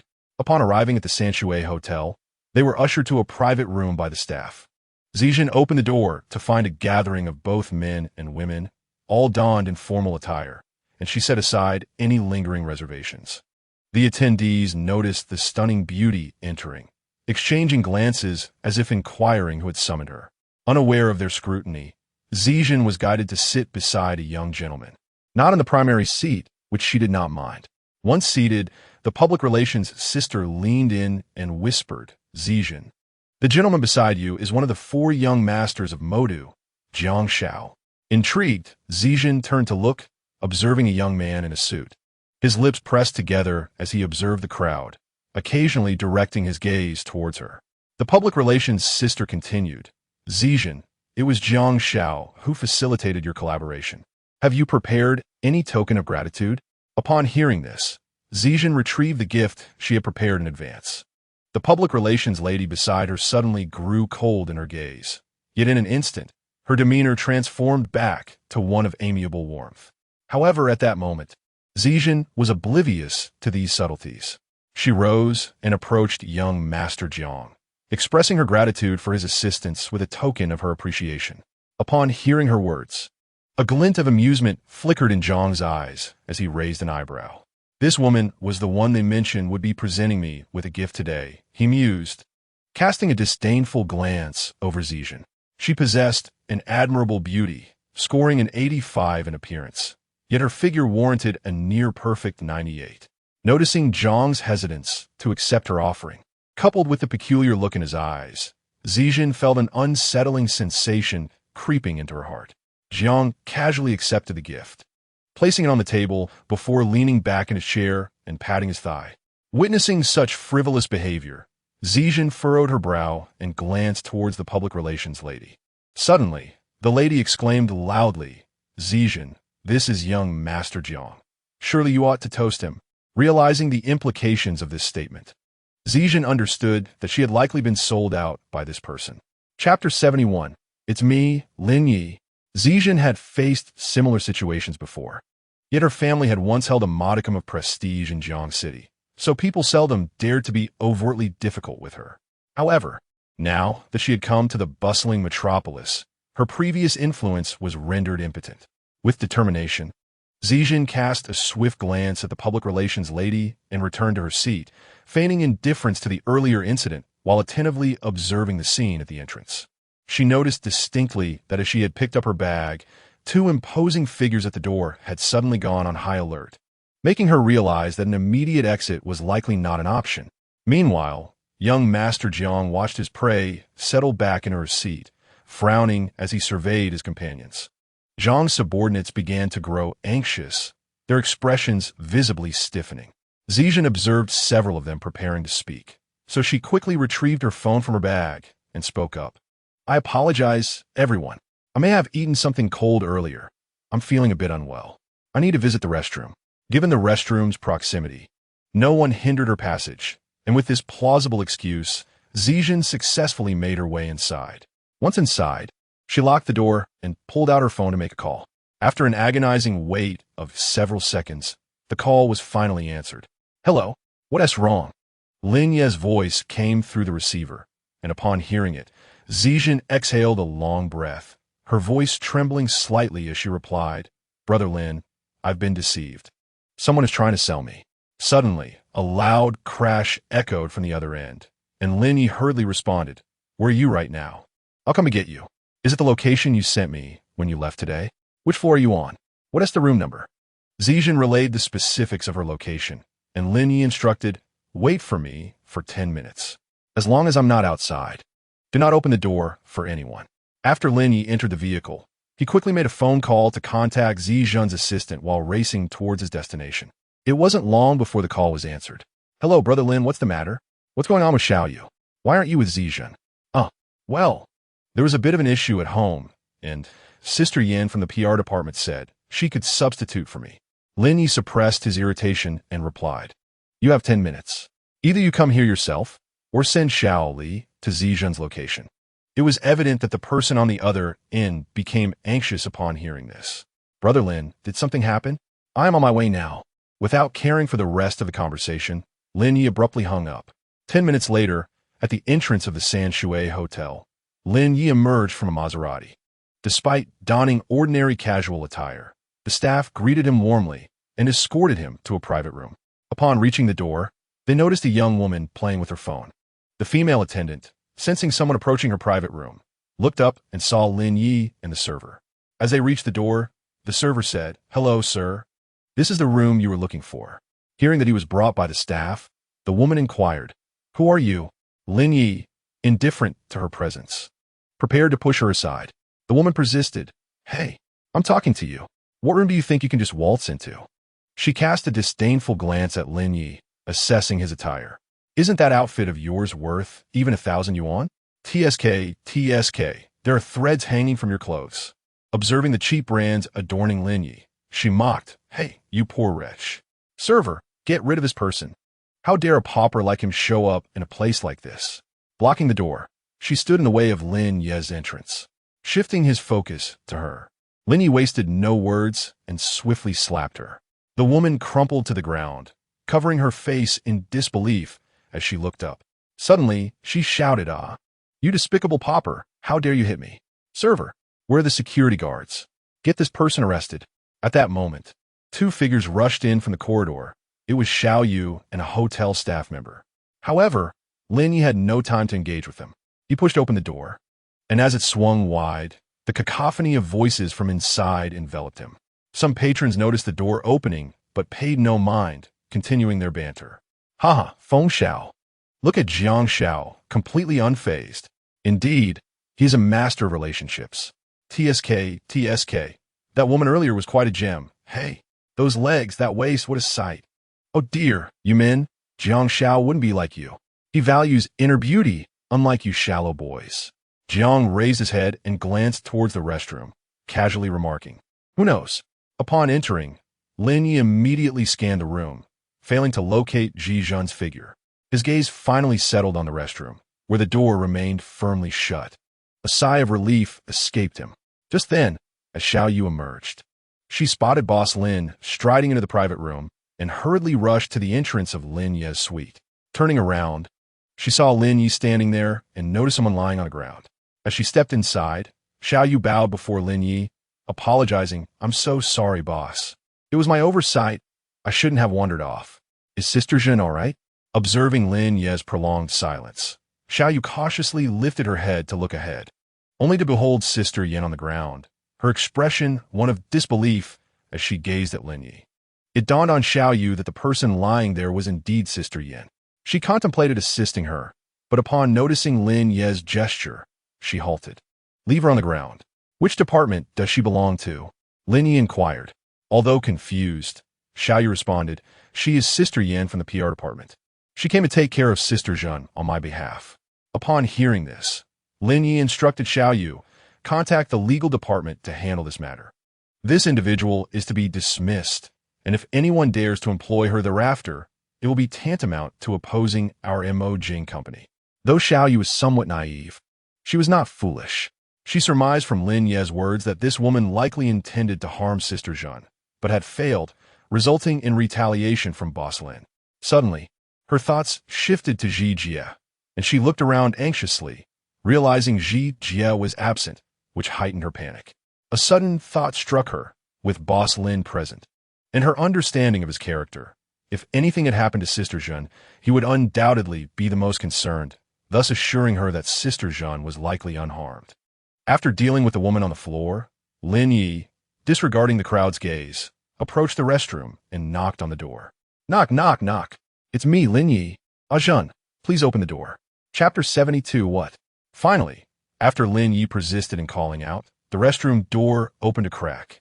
2 seconds later, Ji Zhen flung the door open and fell into Lin Ye's embrace, her hands trembling uncontrollably. The onlookers observed Ji Zhen cautiously exiting the restroom and recognized her savior. This revelation incited feelings of contempt and a surge of anger among the affluent young men present. The leader among them, young Master Jiang, stood up, prompting his followers to rise as well. Ha, brother, are you playing the hero saving the damsel in distress? Not very noble, is it, to use young Master Jiang's turf for your heroics? Lin Ye ignored the provocateur, intent only on escorting Ji Zhen away, as he could feel her trembling. Young Master Jiang, noticing Lin Ye's complete disregard, raised his hand to signal his subordinates, who surged forward to assert dominance over this young man. However, among the wealthy heirs present, none could rival Lin Ye, and within a minute, those who charged forward found themselves sprawled on the ground, howling in distress. Master Jiang gazed at the person before him, who had the audacity to harm his subordinate. Though he himself had not been struck, there's an adage that suggests one should consider the master when reprimanding a dog. It was evident that this individual was deliberately provoking him. With an expression of cold indifference, young Master Jiang remarked, "Impressive indeed. Truly, a young bull is unafraid of tigers. Merely an ordinary person, yet you dare to strike my men on my turf. Are you truly ignorant of the Jiang family in the Magic City, or are you simply overconfident?" Lin Ye, disinterested in the foolish banter of this imbecile, thought it pointless to engage in such trivialities. We are all Chinese. Why speak so much nonsense? Typically, I would have the time to boast and impress. But given that my wife is so frightened and I am being prevented from leaving, it is clear this individual is genuinely seeking trouble. Get lost. Damn it. If it weren't for my current focus on consolidating power in a Magic City and expanding to the capital, I would have already kicked you away. Seeing that this person was unwilling to depart, Lin Ye decided against further verbal sparring. Call your father. Hearing this, young Master Jiang initially thought the man had lost his mind, though his expression suggested otherwise. Nonetheless, it suited him well, so he dialed the number. After a moment, the call connected. Hello, Dad. Your son has been humiliated at the Sanshui Hotel. This person is clearly looking for trouble. He continued, yes. He claims he simply cannot stand our Jiang family from the Magic City. He said to wait for you to deal with him. As he spoke, young Master Jiang raised an eyebrow disdainfully at Lin Ye, mouthing the words, "You're finished." Lin Ye, witnessing the arrogance of this young man, closed his eyes in exasperation, unwilling to look at him. How could someone be so foolish? The reason I dared him to call his father was that his father must pale in comparison to me. I truly cannot fathom what young Master Jiang is thinking. He seems rather intelligent, yet he behaves like a complete fool, calling his father for assistance. The Jiang family must indeed be fortunate to have such a pitiful son. Lost in thought, Lin Ye was suddenly interrupted by a voice from the other end. Hello, what is your name? Lin Ye, feeling exasperated, stated his name and directed a silent glare at the man before him. Dad, that person is named Lin Ye. I leave him to you. With that, young Master Jiang abruptly ended the call. Observing the foolishness of young Master Jiang, Lin Ye could only roll his eyes in disbelief. I assure you, Lin, you are finished. The Jiang family will not let you off lightly. Before Jiang could finish his threat, the phone buzzed again. He picked it up and saw it was a call from his father. In what seemed like a display of arrogance, or perhaps a need to gloat, young Master Jiang answered the call on speakerphone, allowing everyone present to hear the furious roar of the head of the Jiang family. You ungrateful wretch! Who told you to provoke Mr. Lin? Immediately, right now, go and apologize. If he does not forgive you, do not even think about returning home today. Do not jeopardize our family for your folly. With a hurried tone, the other party seemed eager to disassociate, promptly hanging up after delivering the message. Young Master Jiang stood there, stunned, momentarily frozen in disbelief after the call concluded. Lin Ye disregarded his reaction entirely, and seeing no one to impede him, he effortlessly scooped up Princess Zizhen in a princess carry and exited. He drove home at breakneck speed. Meanwhile, the underlings of young Master Jiang had also overheard the words of the Jiang family patriarch. The group exchanged glances, each assessing the other, before turning their gaze to Jiang Ge. A sense of unease settled among them. If even the patriarch of the Jiang family was this tense, it indicated they had entangled themselves with someone far beyond their means. One of the more astute underlings recalled the final words of the Jiang family head and hurriedly approached young Master Jiang, saying, Jiang Ge, a wise man avoids immediate losses. Perhaps we should offer an apology first. Otherwise, if your uncle becomes enraged, what will happen to your allowance? This clever subordinate sought to dissuade young Master Jiang from escalating matters by framing the suggestion of an apology as a strategic retreat rather than a concession. He deliberately omitted mentioning the patriarch's threat to disown him, and instead focused on the potential loss of pocket money, thus preserving Jiang Ji's dignity while providing an avenue for retreat. Upon hearing this, young Master Jiang found it difficult to refuse and acquiesced. Quickly, find out who this person is. Also, who among you can select gifts. Come with me to choose presents. Finally, When young Master Jiang spotted the woman lying on the ground, utterly despondent, he cursed her for embroiling him in such a significant predicament. Although he had a penchant for women, he had never compelled any woman against her will. The thought of the trouble this woman had brought upon him made him wish she would simply vanish. Yet, realizing that rectifying the situation required acknowledging her presence, he declared, "Make sure to keep an eye on this woman. I'm going to purchase gifts, and if you cannot even manage to watch over one person, I shall not spare you." The underlings had no grounds to disagree. "Rest assured, Jianggu, we will keep a close watch on her. You can go without worry." They expressed their apologies, acknowledging that they had not anticipated the magnitude of trouble this woman would cause. Jianggu waved his hand, signaling them to cease their comments, and left the scene with his entourage. Chapter 73. I come to see you. Upon returning home, Lin Ye first lulled Zijin to sleep before preparing for his own rest. Just then, his phone rang unexpectedly. He glanced at the screen and saw it was young Master Long-san. "Hello? Hey, Lin Ye. I hope I'm not disturbing you." Lin Ye looked at the peacefully sleeping Zijin and replied, "Not at all. What do you need?" "Lingo. I wanted to inquire about the specific developments of the Tesla electric vehicle." After a moment of contemplation, Lin Ye responded, "My plan is to launch it in the capital, as the residents there constitute the primary market for vehicle purchases." Young Master Long-san, having considered Lin Ye's strategy, remarked, "Brother, I think the issues you've raised previously are quite sound. However, relying solely on Tesla may not suffice. It cannot sustain such a vast market." Lin Ye pondered the words of young Master Long-san, acknowledging his own lack of expertise in business matters, having only recently embarked on this journey. The two engaged in a thoughtful discussion regarding the developmental prospects of Trellis and the avenues through which greater profits could be garnered. After their conversation, the clock struck 11. As he ended the call, he noticed a missed call from Xuelu. Without delay, Lin Ye returned the call. Upon connection, Xuelu's enthusiastic voice resonated through the line. "Brother Lin, why are you still awake? I was just discussing future development prospects with my partners. I hung up and saw your call. What's the matter?" "Oh, nothing serious. The company has assigned me a new task, and I want to share it with you." Intrigued, Lin Ye inquired, "Oh, what new task has the company given you?" "Hee, I'm going to Beijing to shoot a film, and I'll be playing the lead role." "Congratulations, Schwerer.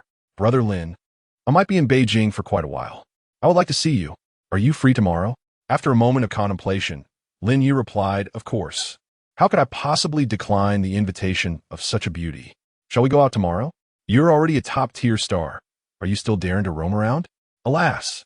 Well, should I come over tomorrow?" "Sure. What would you like to eat?"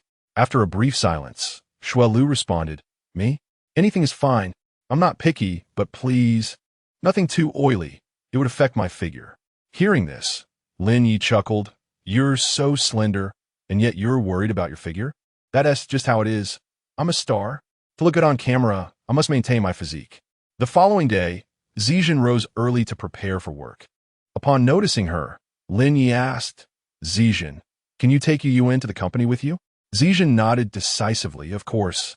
Turning to Yuen, who was nearby, he asked, "Little one, would you like to go to your mother's company to play?" Upon hearing the invitation, Yuen leapt from the sofa and rushed to her mother's side. "I want to go. Mommy, hug me. Daddy, I want to go to Mommy's company." Lin Ye readily agreed. "Then you must play nicely with Mommy today and not disturb her work." Zijin bent down to scoop Yuen into her arms and reassured Lin Ye, "Brother Lin, don't worry. This little one is so well-behaved. How could she possibly cause trouble?" "Thank you for that, Zijin. It's no trouble at all." Little Yuen chimed in. "Daddy, Yuen is very obedient indeed." Lin Ye teased, "Is that so, little one?" Thus, Zijin took little Yuen to the company while Lin Ye remained at home. He opened his phone, preparing to get to work, but suddenly remembered that the place was still a bit messy. He called the housekeeper. "Please send someone to clean the house and prepare some vegetarian dishes, along with a bowl of pork rib soup." The housekeeper acknowledged the request, and Lin Ye ended the call. Before long, the sound of the door creaked open as the cleaning lady entered to tidy up. After completing her chores and preparing a meal, she gracefully exited. Observing her departure, Lin Ye generously offered her a tip of 1,000 yuan. Suddenly, a series of knocks echoed at the door, disrupting Lin Ye from his gaming. He rose to open it, and upon seeing the door ajar, Xuelu peeked in, her face lighting up with a radiant smile. "Brother Lin, I brought some toys for you, Yuan," she exclaimed, lifting a large bag she had prepared. Lin Ye affectionately ruffled her hair and accepted the bag with his other hand. "That girl, I let her go out to play. You're quite thoughtful," he remarked. "After all, Yuan does call me Mama. Hee. Shouldn't I put in some effort for my daughter?" Lin Ye promptly closed the unfinished game, stowed it in his pocket, and pulled out a chair at the dining table for Xuelu. Once she was seated, he joined her at the adjacent chair. "Shall we start with some soup?" he suggested. "Yes, I haven't had lunch yet," Xuelu replied, and Lin Ye casually inquired, "Did you have breakfast?" "Yes, I did," she confirmed. "Brother Lin, this time when I go to the capital, I might be gone for quite a while." With sparkling eyes, she gazed at Lin Ye, silently urging him to express his thoughts. "Be careful and avoid attending gatherings without me. You need to look after yourself," he advised. "All right, I know. Brother Lin, you're just like my parents, always nagging," she teased. Lin Ye, upon hearing this, playfully flicked her forehead. "And who was it that foolishly got tricked into attending a gathering last time? If it weren't for you Yuan being at the Dihao Hotel, how easy would it have been for you to escape?" Xuelu pouted, covering her forehead. I know. That was an exception. It won't happen again. All right, enough of that. Let us eat," Lin Ye said, placing several chopsticks of dishes in her bowl. "Shui, what time are you leaving?" "Huh? Me? I have a flight at 6 this evening. I'll head out right after finishing my meal," she replied. Lin Ye felt a pang of regret. Xuelu was the person he had known the longest, yet their relationship felt somewhat distant. However, he reassured himself that things were not so bad, as they were both pursuing their dreams. He affectionately patted her head again. "All right, eat up. I'll see you off afterward." "No need, Brother Lin. I've sent my location to my assistant. She said she would wait for me downstairs," she responded. "Very well. I'll accompany you down shortly," he agreed, and Xuelu nodded excitedly. After their meal, as Xuelu prepared to leave, Lin Ye leaned on the table, gazing intently at her. Xuelu, feeling somewhat shy under his gaze, shot him several glances, but, realizing he remained fixed in his stare, chose to ignore him and continued eating. As they stepped outside, Lin Ye took hold of Xuelu's bag and walked her to the door, where she was about to change into her slippers. Lin Ye embraced Xuelu tightly, gazing intently at her. Xuelu, seemingly dazed, returned his gaze until she suddenly felt Lin Ye's tongue slip inside her mouth. The two shared a fervent kiss by the door, but soon after, Xuelu's phone rang, prompting them to hastily depart. As they exited, Xuelu playfully struck Lin Ye from behind, while he walked ahead, smiling. Chapter 74, Daddy, wake up! Lin Ye escorted Xuelu to her car, watching her leave. The thought of Xiao Yuan and Zijun spending time together filled him with delight at the prospect of indulging in a long, leisurely slumber. Upon returning home, he changed not a single garment, set the air conditioner to a cool 23 degrees, and nestled into the sofa for a nap. He remained asleep until 9 p.m., when Zijun returned home with Xiao Yuan. Assuming Lin Ye was out since the house was dark, she was surprised to find him sleeping soundly. Zijun instructed Yuan to be quiet as they entered, first checking the kitchen for ingredients to prepare a meal. Meanwhile, Xiao Yuan squatted before his father, observing him as he snored. After a while, feeling weary, Xiao Yuan scampered back to his room, retrieving a tablet to play with nearby. Zijun prepared 2 dishes and a soup, and after serving the food, she went to rouse Lin Ye. "Lingu, it's time to wake up," she called out. However, Lin Ye merely turned his head in another direction, continuing his slumber. Noticing his reluctance to rise, Zijun beckoned Xiao Yuan to come over and eat first. "Leave a bit of food for Lindigo, and we can warm it up when he wakes." Unexpectedly, seeing that his father would not respond to his mother, Xiao Yuan tossed aside the tablet and climbed onto Lin Ye, covering his nose with both small hands. Lin Ye let out a muffled grunt in discomfort, prompting Zijun to wave her hand and softly say, Yuan, come here to mommy. Let's eat without disturbing Lin Ji's sleep." Upon hearing his mother's words, Xiao Yuan, seemingly struck by a whimsical impulse, aimed one hand at his father's face and playfully slapped him, leaving Zijun in stunned disbelief as she blinked rapidly. Lin Ye gradually awakened from the unexpected slap, just in time to hear the system notification. Beep Yu Yuan has learned the art of violent awakening. Host cultivation level increased by 3, currently at 58. Please continue your efforts. Upon hearing the notification, Lin Ye was fully alert, bewildered by the sensation of a burning cheek. As he opened his eyes, he saw Xiao Yu Yuan's other hand poised to strike again. Instinctively, he reached out and grasped Yu Yuan's hand, preventing the impending hit. Seeing his father finally awake, Xiao Yu Yuan joyfully exclaimed, "Mom, it really worked. Daddy is awake." Zijun hurried over to pull Xiao Yu Yuan aside for a lesson. "Yu Yuan, where did you learn that? It's not right to do such things. Do you understand?" "You mustn't." Before she could finish, Xiao Yu Yuan interjected, "Daddy taught me." This revelation left Zijun momentarily speechless, her face flushing with embarrassment as she struggled to find words. Ultimately, she had no choice but to carry Xiao Yu Yuan to the dining table. "Lingo, it's time to eat." Lin Ye was still unaware of what had transpired. Just rising from slumber, his mind was not yet fully alert when he heard Zijun's voice. He wandered over and began to eat. After finishing his meal, Zijun remarked, "Brother Lin, I have some matters to attend to at my company over the next few days, so I won't be staying here." Turning to Yu Yuan, she added, "Yu Yuan, make sure to take good care of Daddy." Yu Yuan nodded, adopting a tone of maturity. "I'm a big kid now. I can take care of Daddy." Zijun playfully pinched Yu Yuan's cheek, which was delightfully plump. It was only then that Lin Ye realized that Zijun was leaving for work, prompting him to say, "No problem. Focus on your work. This girl can stay home and keep me company." It had been ages since he had slept uninterrupted until dawn. Now, free from obligations, he could finally indulge in a deep slumber. For someone who cherished their sleep, not being able to rest until noon was truly disheartening. Lin Yi savored this thought with glee, even chuckling softly, which earned him a curious glance from Zijun. He quickly composed himself, adopting a serious demeanor. Zijun did not linger long before departing, and Lin Yi, along with little Yu Yuan, proceeded to take their baths and retire for the night. The following day, Yu Yuan awoke naturally, glancing at her tablet to find it was already 11 o'clock. Typically, Daddy would rouse her by 10, so she wondered why he was still asleep. With that thought, she cheerfully trotted to her father's door and peered inside, discovering him still in slumber. Yu Yuan then scampered to the sofa to watch videos on her tablet. After an indeterminate amount of time, a rumbling sound caught her attention, which she initially dismissed as merely part of the video. However, when the sound repeated several times, she set her tablet aside and focused on the source of the noise. When it resonated once more, Yu Yuan looked down at her belly and gave it a gentle pat. My tummy is grumbling." "Oh," it called out again. Yu Yuan realized she was hungry. Her stomach was indeed growling. Perhaps engrossed in her tablet, she had not noticed her hunger until now. The instant she recognized her appetite, her gaze shifted towards her father's room. Approaching, she found him still asleep.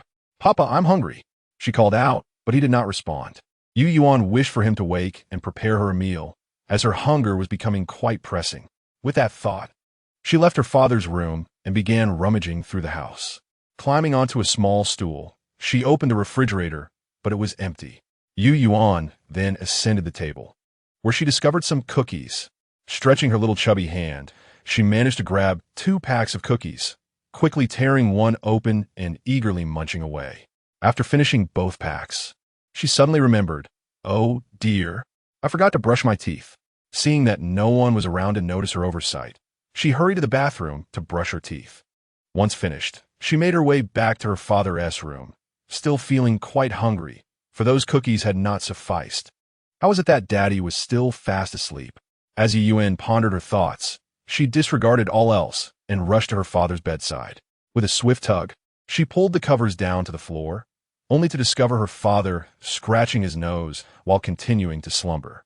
Undeterred, Yuen proceeded to draw open the curtains, allowing the sunlight to flood the room, which prompted her father to turn over, still lost in dreams. In a fit of indignation, Yuen climbed onto the bed, leaned close to her father's ear, and declared loudly, "Daddy, Yuen is hungry. I want to eat." The thunderous shout stirred Lin Ye from his slumber, yet he merely opened his eyes and lay motionless. "Daddy, it's time to eat. I'm starving." Yuen insisted, "Daddy, brush your teeth. Cook for me." However, Her father remained unresponsive, inciting her frustration. After a moment of contemplation, Yuen scampered into the bathroom, diligently squeezing toothpaste onto her father's toothbrush. Upon returning to the bedroom, she found Lin Ye slowly rising. Without hesitation, Yuen seized her father and dragged him into the bathroom. Standing on a stool, she raised her chubby little hand and inserted the toothbrush into her father's mouth. Then, she splashed water onto his face, followed by a hasty wipe with her tiny hand. All while Lin Ye kept his eyes closed throughout the ordeal. Suddenly, a system notification echoed in Lin Ye's mind. Chapter 75, Yuen, the Household Demolisher. Beep Yuen has learned to feed herself. Cultivation progress 3. Current progress 61. Please continue your efforts. Beep Yuen has learned to help others brush their teeth. Cultivation progress 4. Current progress 65. Please continue your efforts. Beep Yuen has learned to help others wash their faces. Cultivation progress 3. Current progress 68. Please continue your efforts. Listening to the incessant notifications, Lin Ye found sleep elusive and, feeling exasperated, opened his eyes. He moved with an air of poetic grace to the sofa, flopping down onto it. Observing her father lying motionless, little Yin, arms akimbo, protested, "Daddy, Yuen is so hungry. I want food." Lin Ye cast a sidelong glance at his daughter, hesitated for a moment, then sighed in resignation as he rose to approach the refrigerator. He retrieved 2 eggs and prepared a bowl of porridge in the rice cooker before returning to his place on the sofa to indulge in a game. Meanwhile, little Yuen, noticing that her father was finally up, merrily rummaged through the house in search of snacks. "I'm so hungry," she exclaimed, and just then a sound echoed. Oh dear. A glass had toppled. With a crash, one glass collided with another, sending both tumbling to the floor. Startled, Yuen took a step back, causing a cascade of chaos as her toy cart fell over, shattering 2 tea sets and scattering tea leaves all around. Hearing the commotion, Lin Ye lifted his head to witness the scene unfold before him. At that moment, the system's voice chimed in, discordant and unwelcome. Beep Yuen has learned to demolish the household. Cultivation progress 3. Current progress is 71. Please continue your efforts. Huh. System, is this polite? Demolishing the house increases cultivation value? Lin Ye mused inwardly, exasperated by the antics of the little rascal. Lin Ye stormed over and pulled Yuan from a pile of bodies, giving her a swift smack on her bottom. "How dare you make a mess? How dare you make a mess?" Yuan, feeling aggrieved, began to cry. "Wah, wah, wah. I'm so hungry. Wah, wah, wah.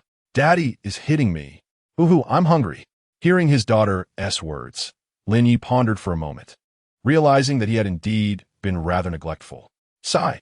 "Oh well, it's also my fault for not preparing her meals for the next day." He sighed again, conceding to let this instance slide. He tossed Yuan back onto the sofa and picked up his phone to make a call. "Hello, housekeeper. Could you please find someone to clean up?" The child accidentally broke some glass. After hanging up, Lin Ye returned to the sofa and exchanged a silent stare with little Yuan. She, sensing defeat, turned her head and snorted before climbing aside to play with her tablet. Lin Ye helplessly rubbed his forehead, noticing that the rice cooker was nearly finished. So he headed to the kitchen to make porridge. He also scrambled 2 eggs, bringing both dishes out and calling for Yuan to come eat. "Come and eat, dear." As Yuan was eating, she heard the sound of the door opening. It was the cleaning lady who had not yet left by the time she was having dinner. The cleaning lady promptly washed the dishes, and after finishing her tasks, Lin Ye gave her a small tip. After their meal, Lin Ye and little Yuan sat on the sofa, engrossed in their phones, each ignoring the other. It was evident that both were still stubbornly holding onto their grievances. Ding dong. The doorbell rang. Lin Ye opened his mouth to call Yuan to answer it, but suddenly recalled that she was still sulking, so he had to get up to open the door himself. Upon opening it, he saw 2 unfamiliar men standing at the entrance, each holding a bag. The man in front spoke first. "Are you Mr. Lin Ye?" Feeling puzzled, Lin Ye replied, "Yes, and you are?" Upon hearing this, the man behind him was pulled forward by the first man, who then playfully smacked him on the back of the head. "You little rascal, apologize to him." The boy nearly lost his balance from the sudden hit, staggering a step forward before quietly saying, "I'm sorry, Mr. Lin." The other man then gave him another light smack. "Speak up, have you not eaten?" I'm sorry, Mr. Lin. The boy shouted this time. Lin Ye was taken aback by the scene before him, but it was clear that one was a parent and the other was a child. What on earth happened? Why are these two performing this little act in front of me? Before Lin Ye could speak, the boy's parent continued, I apologize, Mr. Lin. My son got a bit carried away a few days ago and inadvertently caused you some trouble. I have brought some small gifts as an apology. I hope you will accept them. Lin Ye looked up at the two with a puzzled expression, thinking, I don't know either of them. What is going on? And my son? I didn't know parents describe their children like that. At this moment, Lin Ye's attention had drifted far away, wearing an expression as if lost in another realm. Noticing Lin Ye's demeanor, the person opposite him explained, Mr. Lin, I am the head of the Jiang family. And this is my son. A few days ago, my son accidentally bumped into you, didn't he? That rascal. I have already reprimanded him when he came home. Today, I brought him here to apologize to you. This little brat has been spoiled by us, always causing trouble. As Lin Ye reflected, he recalled the incident of a few days prior when he had indeed been involved in a conflict. Goodness, he had completely forgotten.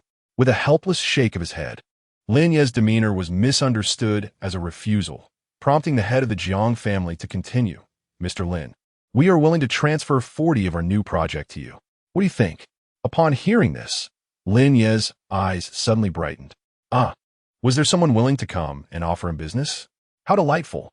Why not take advantage of this opportunity? He had nearly forgotten about the incident, and now, unexpectedly, he could gain a profitable deal. The head of the Jiang family, seeing Lin Ye's agreement, could hardly conceal his joy. After some pleasantries, the head of the Jiang family tugged at his son's ear and led him away, scolding him all the while. You little rascal, if you dare to cause trouble again, I'll make you regret it. Though there was an element of theatrics involved, Lin Ye found it quite entertaining, carrying some small tokens of apology given by the other party. Lin Ye closed the door and returned home.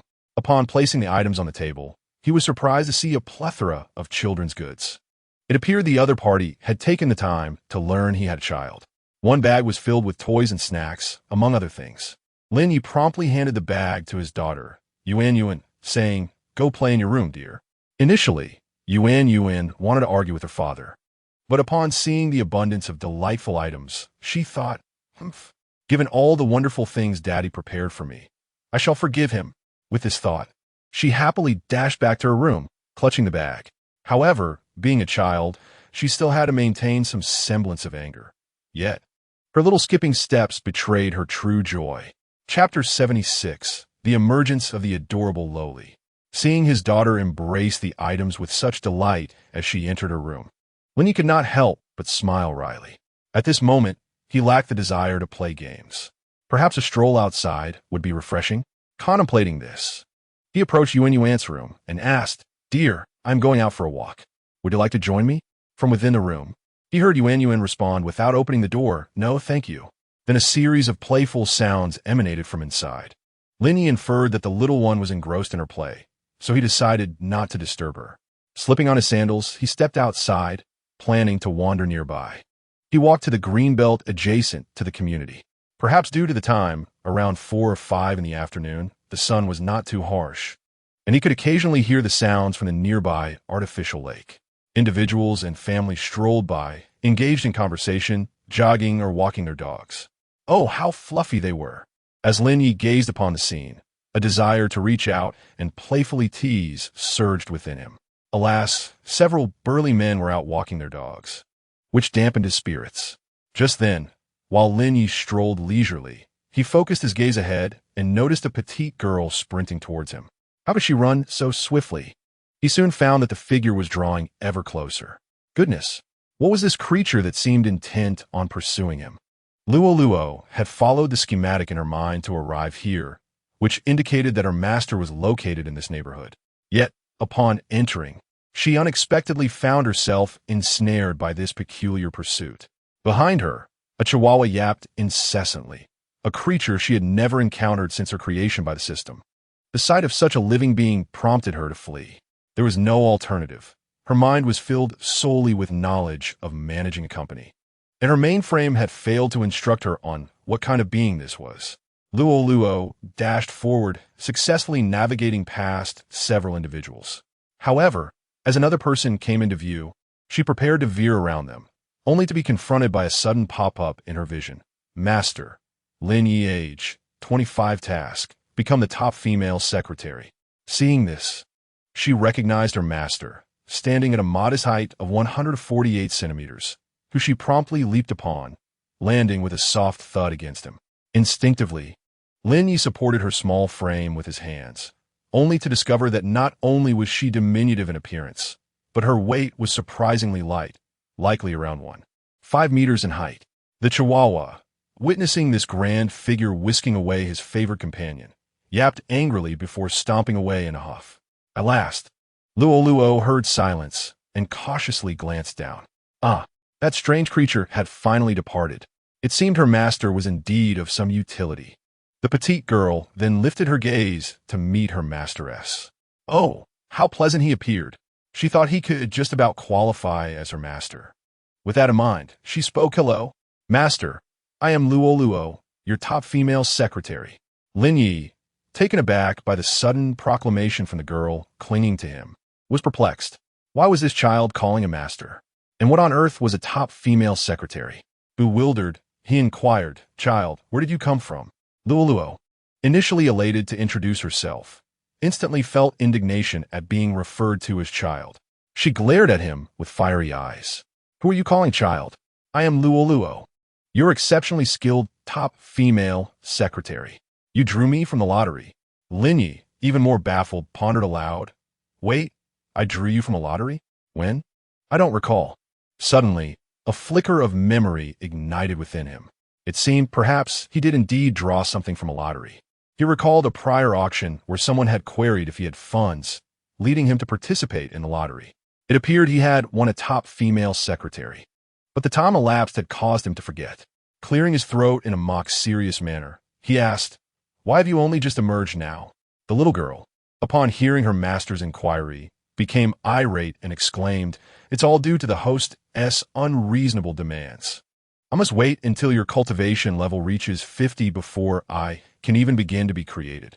Once I am completed, I shall come to find you. Initially, it indicated that you were still in Jiangqing. However, upon arriving at your residence, I could not locate you. When I uploaded the situation to the host, it informed me that it had forgotten to update your location. You have relocated to Modu. It was quite a struggle for me to find this place. Just moments ago, I was chased by a peculiar creature, which nearly frightened me to death. Lin Ye recalled the earlier scene where the little girl was being pursued by a chihuahua, finding it quite difficult to assess. Yet, he pondered, was this truly the top-tier female secretary that the system had gifted him? Such a diminutive figure, hardly more than child. Could this little one really function as his secretary? Lin Ye's disbelief was palpable. This petite girl, standing at just over 1.5 meters, appeared to be exceedingly innocent. He could hardly fathom her as a competent secretary, perhaps as a charming mascot, but not much more. Seeing her master's dubious expression, the little girl pouted and asserted, Luo is very capable. You mustn't look at me like that. Coughing awkwardly, Lin Ye responded to her words and gently set her down. The little girl looked up at him with curious eyes. Where are we going now? To my home. Overjoyed at the prospect of returning home, Luo exclaimed, Are we going back to my house? Lin Ye cast a perplexed glance at the girl. Of course. We're going to my house. Do you have a place in Modu? Luo widened her eyes and gazed up at him. The host said that the master's home is also my home. Lin Ye was taken aback, scrutinizing the little girl before him. Her round face, large, sparkling eyes, and 2 playful pigtails gave her an undeniably cute appearance. Her attire matched her youthful demeanor, and he noted that his palm could easily encompass 3 of her tiny hands. Such a little girl, was this not a delightful gift from the system? Her aesthetic charm struck a chord within him, and although she appeared somewhat dim-witted, he thought to himself that it was all right. He could nurture her capabilities over time. With this in mind, Lin Ye beckoned to the little girl behind him. Let us go home. Bouncing energetically, the little girl hurried to keep pace with Lin Ye, her short legs making her take 2 steps for every one of his. Upon arriving at his home, she curiously surveyed her surroundings and soon spotted a tablet lying on the sofa. Ignoring her master, she dashed towards it. Observing her reaction, Lin Ye felt a twinge of curiosity and was about to inquire when Luo spoke up. Master, do not disturb me. I am receiving messages.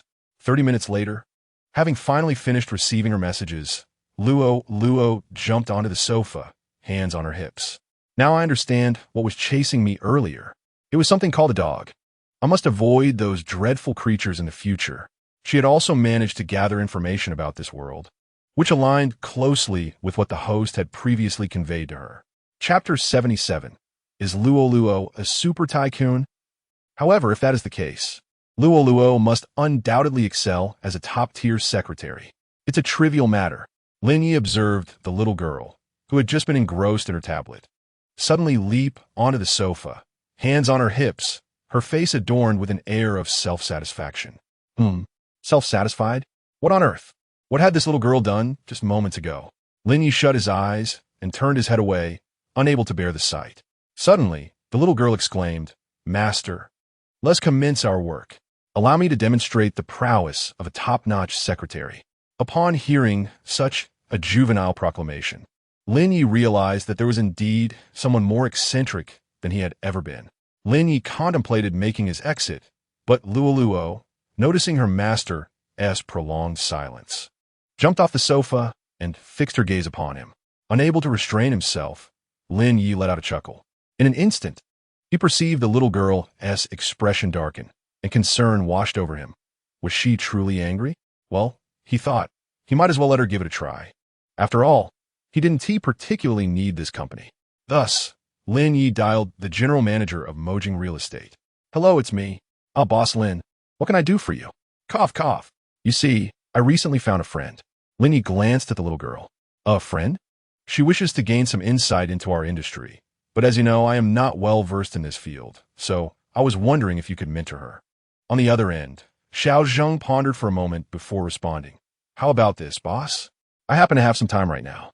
I will come over to assess her. If she passes my evaluation, I shall take her under my wing. After all, my time is quite precious." Lin Ye understood Xiao Zheng's implication. If he recommended someone of genuine talent, they would be willing to teach her, but if not, then there would be no recourse. "All right, I appreciate your assistance, Xiao Zheng. I am currently at the apartment arranged by the company. It's no trouble at all, Boss Lin. I'll be there shortly." After ending the call, Lin Ye turned to the little girl. "I've arranged for someone to come and guide you, but she may not necessarily be willing to take you on." Before Lin Ye could finish his thought, Luo interjected. "Luo is very capable. I do not require a mentor." Lin Ye was skeptical, although he trusted the system. It was indeed difficult to believe that a girl who had yet to reach the age of 15 could manage a company. Wasn't this akin to expecting a child to solve university-level problems? Shortly thereafter, Xiao Zheng arrived. "Good day, Boss Lin." "Hello." Without preamble, Xiao Zheng inquired, "May I ask who you wish for me to mentor?" Lin Ye turned to indicate the little girl, who was sitting at the table munching on snacks. Upon seeing her, Xiao Zheng's smile faltered, momentarily unable to maintain her composure. After a couple of seconds, she regained her demeanor, let out a deep sigh, and donned a professional smile as she approached the little girl. "Hello, miss." Luo looked up in confusion, and Xiao Zheng politely said, "I heard that you wish to learn about managing a company?" Luo shook her head. Luo does not need to learn. Luo can work directly. Little Zheng felt a twinge of embarrassment as he retrieved his laptop and placed it before the young girl, saying, "If you can complete the project plan on this device, you may commence work directly." After speaking, he cast a worried glance at Lin Ye, apprehensive that he might thwart his intentions. To his surprise, Lin Ye appeared to be watching with keen interest. Luo, feeling indignant, turned her gaze towards the bystanders, astonished that anyone could doubt her capabilities. She snatched the laptop and began typing furiously. 10 minutes later, she turned the screen towards little Zheng and proclaimed, "I'm done. I told you, I'm quite impressive." Initially, little Zheng assumed that the swift completion would yield a mediocre result, so he planned to give it a cursory glance. However, upon examining the work, he found himself engrossed. The project was from the previous year, and he had reviewed the optimal plan before. It was indeed the best possible approach at the time. To his astonishment, he now beheld a proposal that was not merely an improvement, but a remarkable enhancement over the previous plan. How could this not astonish him? Furthermore, The fact that this remarkable proposal had been produced by the girl in a mere 10 minutes left him incredulous. After another 20 minutes of scrutiny, he found himself staring intently at the petite figure beside him, swallowing hard. He then called up another project proposal, one that was currently confidential and not meant for external eyes. Nevertheless, little Zheng was eager to see if this girl could replicate her earlier brilliance. Once again, 10 minutes elapsed, and this time, he cautiously accepted the laptop. 30 minutes later, he gasped in astonishment, his eyes wide as he turned to Lin Ye. "Boss Lin, this is truly a talent. Where did you find her?" Hearing the praise directed at her, Luo's spirits lifted, and she playfully patted little Zheng's shoulder. "I told you I'm quite remarkable." Little Zheng, feeling compelled to respond, quickly added, Yes. What should I call you?" "I'm Luo. You can call me Sister Luo." Lin Ye was equally astonished by little Zheng's words. Who would have thought this little girl was such a prodigy? From that day forth, Lin Ye began to share all the details regarding his company's shares and operations with Luo, who seamlessly navigated through various enterprises. Initially, Lin Ye was merely surprised by the young girl's identity, but he soon came to fully trust her capabilities as his company flourished under her stewardship. Occasionally, Luo would also leverage her position to assist Shui Wanwan's company in establishing itself in the bustling metropolis. At first, Shui Wanwan was merely curious about who was aiding her, but upon discovering that it was a young girl, she felt as though her worldview had been profoundly altered. It was only when the two encountered each other at Lin Ye's residence that she learned the truth, that this little girl was, in fact, a robot.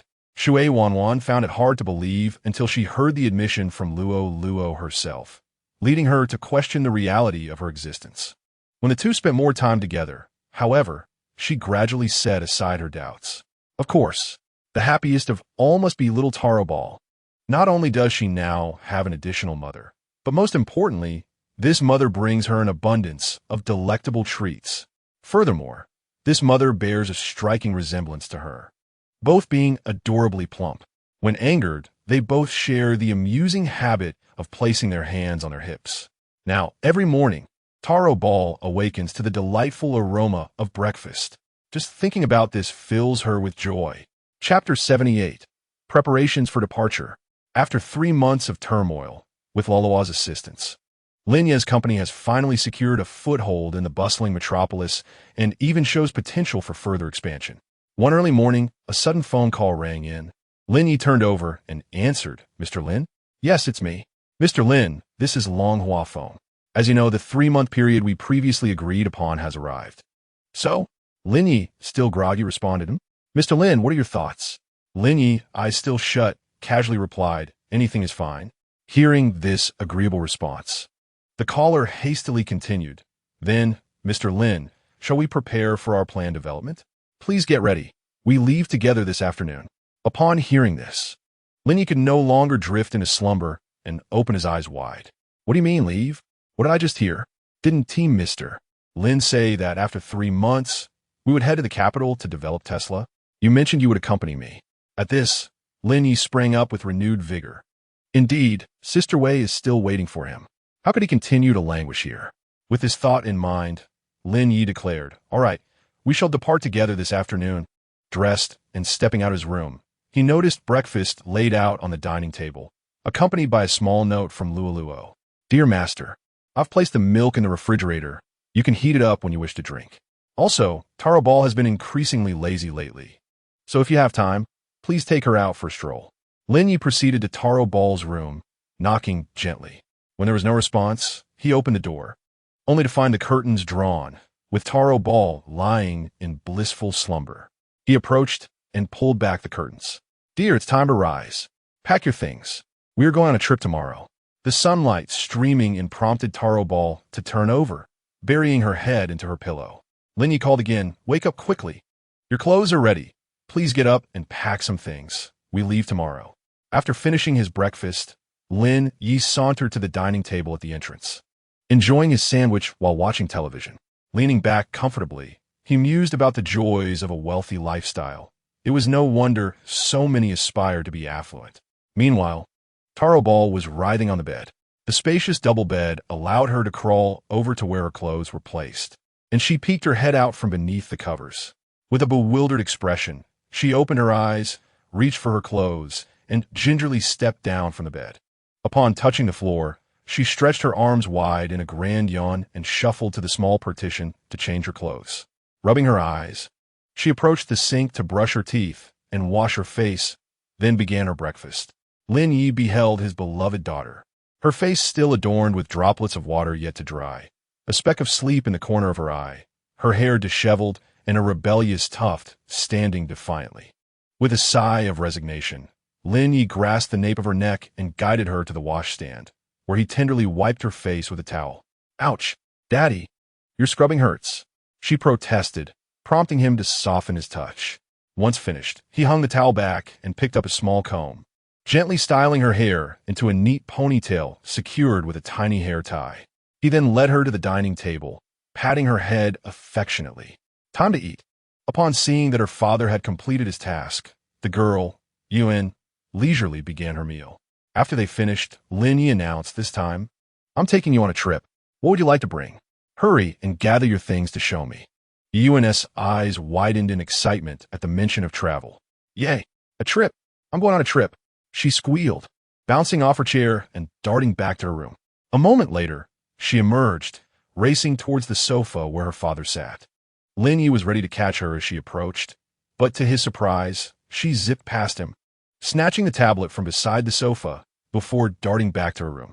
A bemused smile crept onto Lin Ye's face. "Ah, this daughter of mine is quite something," he thought, shaking his head in disbelief as he returned to his own room to prepare.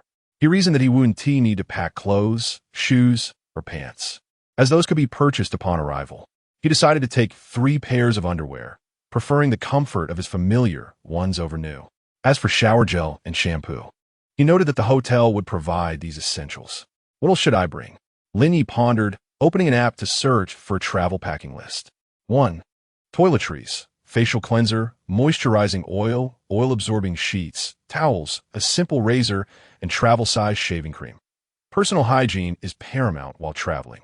2. Disposable underwear, for boys. It's best to travel light. Too many undergarments can be cumbersome. 3.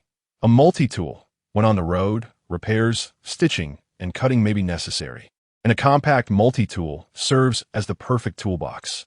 4. A compass. In unfamiliar territory, losing one's way can be a common plight, making a compass an indispensable item for any gentleman. 5. Medications. Adhesive bandages, fast-acting spray, gauze, tape, pain relievers, antidiarrheal medication, and motion sickness tablets. 6. A camera. An essential companion for any journey, whether to capture the serene beauty of nature or the twinkling stars of the night sky. Upon reviewing the list, Lin Ye concluded that most toiletries will be provided by the hotel, while he could pack a few medicines. As for the camera, he dismissed the idea with a wave of his hand. Resigned, he closed his suitcase and retrieved a backpack, placing his chosen underwear inside and adding a few commonly used medications from the family's medicine cabinet before sealing the bag.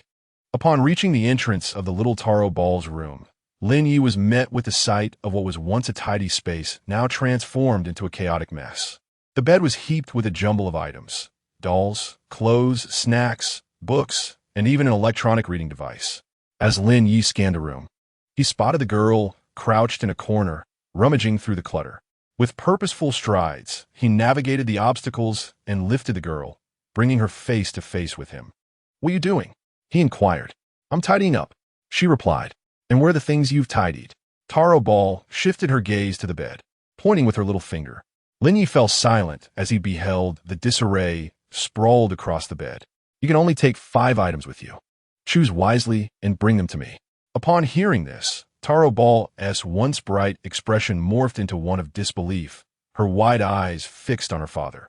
Chapter 79, Arrival in the Capital. Disregarding her thoughts, Lin Ye tossed the girl onto the bed and exited the room. "Hurry up," he called back. Afterward, he dialed the butler, requesting, "Please send 3 more cleaners for a thorough cleaning here." Once he ended the call, he opened a game on his device, thrilled to indulge in a new obsession that spared him from daily monotony. Meanwhile, Taro Ball, left alone, wore a tearful expression of grievance as she curled up on the bed, tossing and turning. realizing that her father was indeed ignoring her. She began to cry and search through the mess. Having completed his gaming session, Lin Ye glanced up to see Taro Ball emerging with 5 items in her arms. The first was a tablet, the second a splendid princess dress, the third a plush doll resembling Kuromi, and the fourth another doll named, if he recalled correctly, the big-eared dog. The fifth was a pair of glasses, which Lin Ye recognized as a gift from Luo Luo, and, deciding not to dwell on it, placed the items into his bag, handing the dolls and other belongings to her father while clutching the tablet. Taro Ball asked, "Daddy, where's Mama Luo Luo?" "Mama Luo Luo is busy with work and doesn't have time to play. This time, Daddy will take you out for fun." "Oh," Taro Ball responded. Lin Ye attempted to ruffle his daughter's hair, but Taro Ball, still sulking, turned her head away, refusing his affection. Without hesitation, he stretched out his arm and playfully tapped her head. "You little rascal, after all I do for you, you remain ungrateful."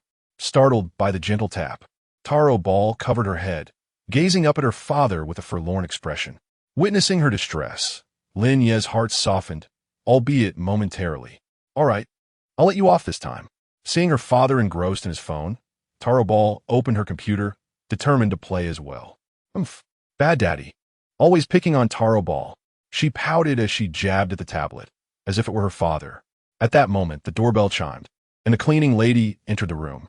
Little Taro, upon spotting a familiar aunt, eagerly called out, "Aunt Yuan, hello.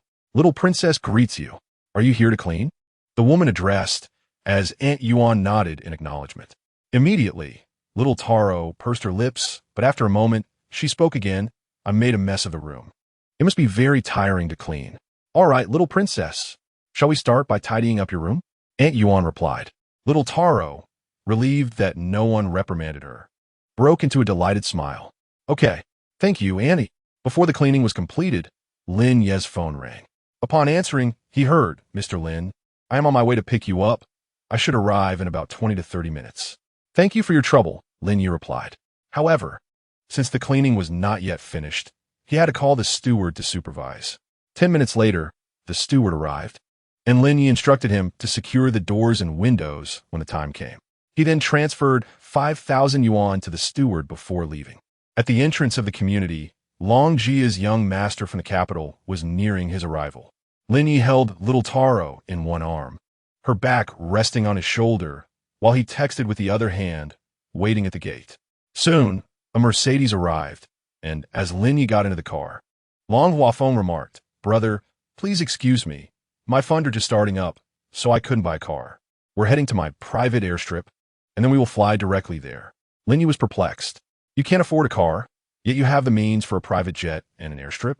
Long Huafeng scratched his head, explaining, "Things were different back then. I bought a plot of land when I visited the Magic City, never expecting to return for business. I purchased the plane at that time as well, but now, alas, I've come to realize how challenging it is to make money." Hearing this, Lin Ye inquired, "Why don't you return to inherit the family fortune?" Long San, the third young master, shook his head in resignation.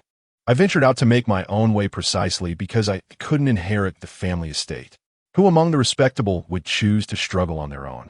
I find myself in a position that is neither here nor there, not the brightest among my kin. While the company may offer me a fraction of shares, the family would never allow me to inherit the estate. I thought I might as well strive for something in the Magic City. If I fail, at least I can return to my meager share." Lin Ye nodded in understanding. As little Taro boarded the plane, she was brimming with excitement. However, unexpectedly, as the aircraft ascended, she became distressed and began to cry. Lin Ye, in a fluster, was grateful for Long San's experience, as he instructed someone to provide the little girl with earplugs, which alleviated her discomfort significantly. Once airborne, she took some time to recover before turning her gaze to the window. Upon seeing the view outside, her eyes sparkled with wonder, and she exclaimed, "Wow, Daddy, look at those clouds. They are so big, and there are birds. Look, they are flying." The sun was exceptionally bright. Lin Ye turned his gaze towards the window, and one must admit, the scenery above was truly splendid. After a brief moment of excitement, he turned to find his father had closed his eyes and fallen asleep. Imitating his father, he leaned back against the seat, closed his eyes, and unexpectedly dozed off as well, perhaps due to their slumber by the time they awoke. The airplane had already landed. Lin Ye was roused from his sleep by Long San Shao, who gently tapped his shoulder. "Say, Mr. Lin, we have arrived. You and the young lady seem quite fatigued. Shall we head to the hotel first? It is rather late." Lin Ye glanced at his phone, noting the time to be 12:23. He nodded, carefully lifting the girl beside him, and followed Long San Shao to the car. They stopped in front of a hotel, where the driver went to park, and Long San Shao led Lin Ye inside, followed closely by 4 bodyguards. Once in the room, Lin Ye cautiously changed the girl's clothes, wiped her down, and tucked her into bed. Unfortunately, there were no pajamas available, and the bathrobe was too small for her. He decided to have someone buy sleepwear the next day. After all, it would not harm the child to sleep without it for a day. Lin Ye thought to himself as he took a shower. After bathing, he donned the bathrobe and sat on the sofa in the presidential suite, pulling out his phone to complete his gaming task for the day. He continued playing until the clock struck 2 in the morning, at which point his game finally concluded, and he returned to bed to sleep soundly. Chapter 80. Wei Wenyu had been confined at home for several months now, allowed only 3 to 5 days of freedom each month, as his family feared he might escape. Each outing was accompanied by 5 or 6 bodyguards, taking turns to ensure his safety. Initially, Wei Wenyu was perplexed by his family's insistence on his return, as he believed he held little significance to the family. If they genuinely cared for him, or if he were truly important, he would not have been able to escape so easily before. Had the family exerted some effort or utilized connections, they could have located him anywhere, yet they did not. Thus, when the family mobilized such resources this time, Wei Wenyu found it perplexing. As for the notion of a strategic marriage, he had contemplated it, but it seemed unlikely to materialize for him. After all, he had numerous sisters, and if a promising union were to arise, those from the family would surely vie for it. Conversely, if it were a less favorable match, the family would likely disapprove, as a child's marriage reflects upon a family. Mediocre unions might be acceptable, but a poor match would be entirely unacceptable. During the first month after being brought back, perhaps due to his cooperation, his family began allowing him outings and even invited some of his former friends over for conversations. To his surprise, he learned quite a bit from those discussions. One of his friends remarked, "Wenyu, I heard your family is forming an alliance with the Liar family from abroad. Congratulations." Upon hearing the name Liar family, Wei Wenyu pondered who they might be. Upon reflection, it is recalled that this pertains to an old esteemed family from the kingdom of Ingjia, a lineage that maintains a remarkably low profile, seldom revealing its true stature. Wei Wenyu took considerable time to unearth this from her memory, ultimately resorting to online inquiries to discern the true intentions behind the return of her relatives.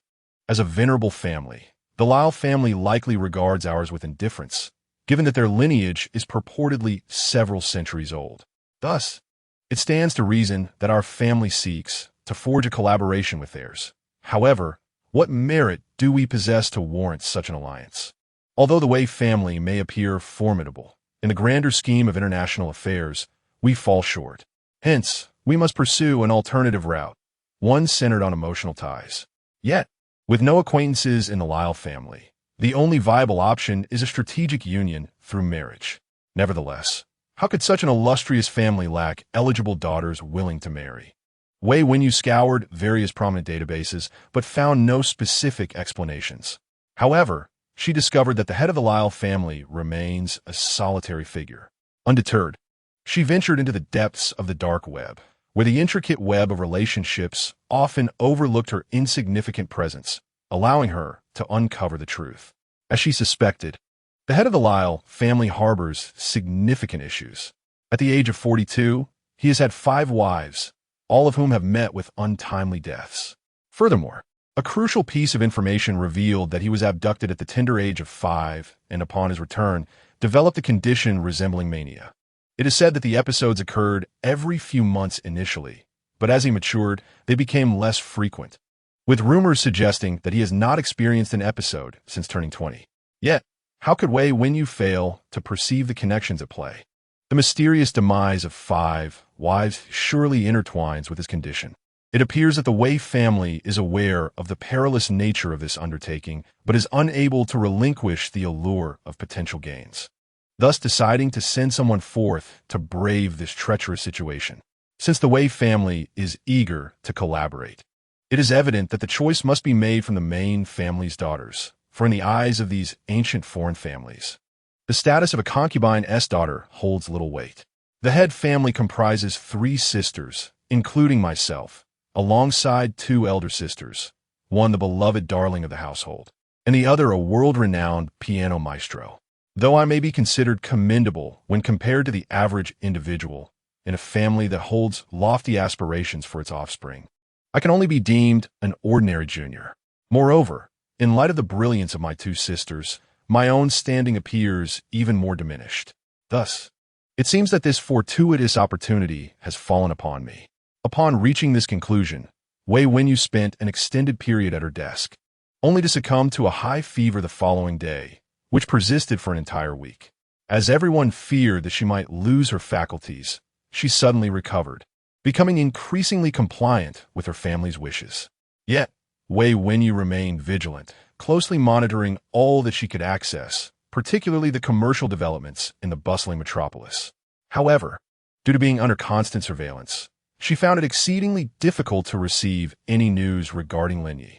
Wei Wendy, resigned to her situation, reluctantly rose to have breakfast downstairs, repeating the monotonous routine of her daily life.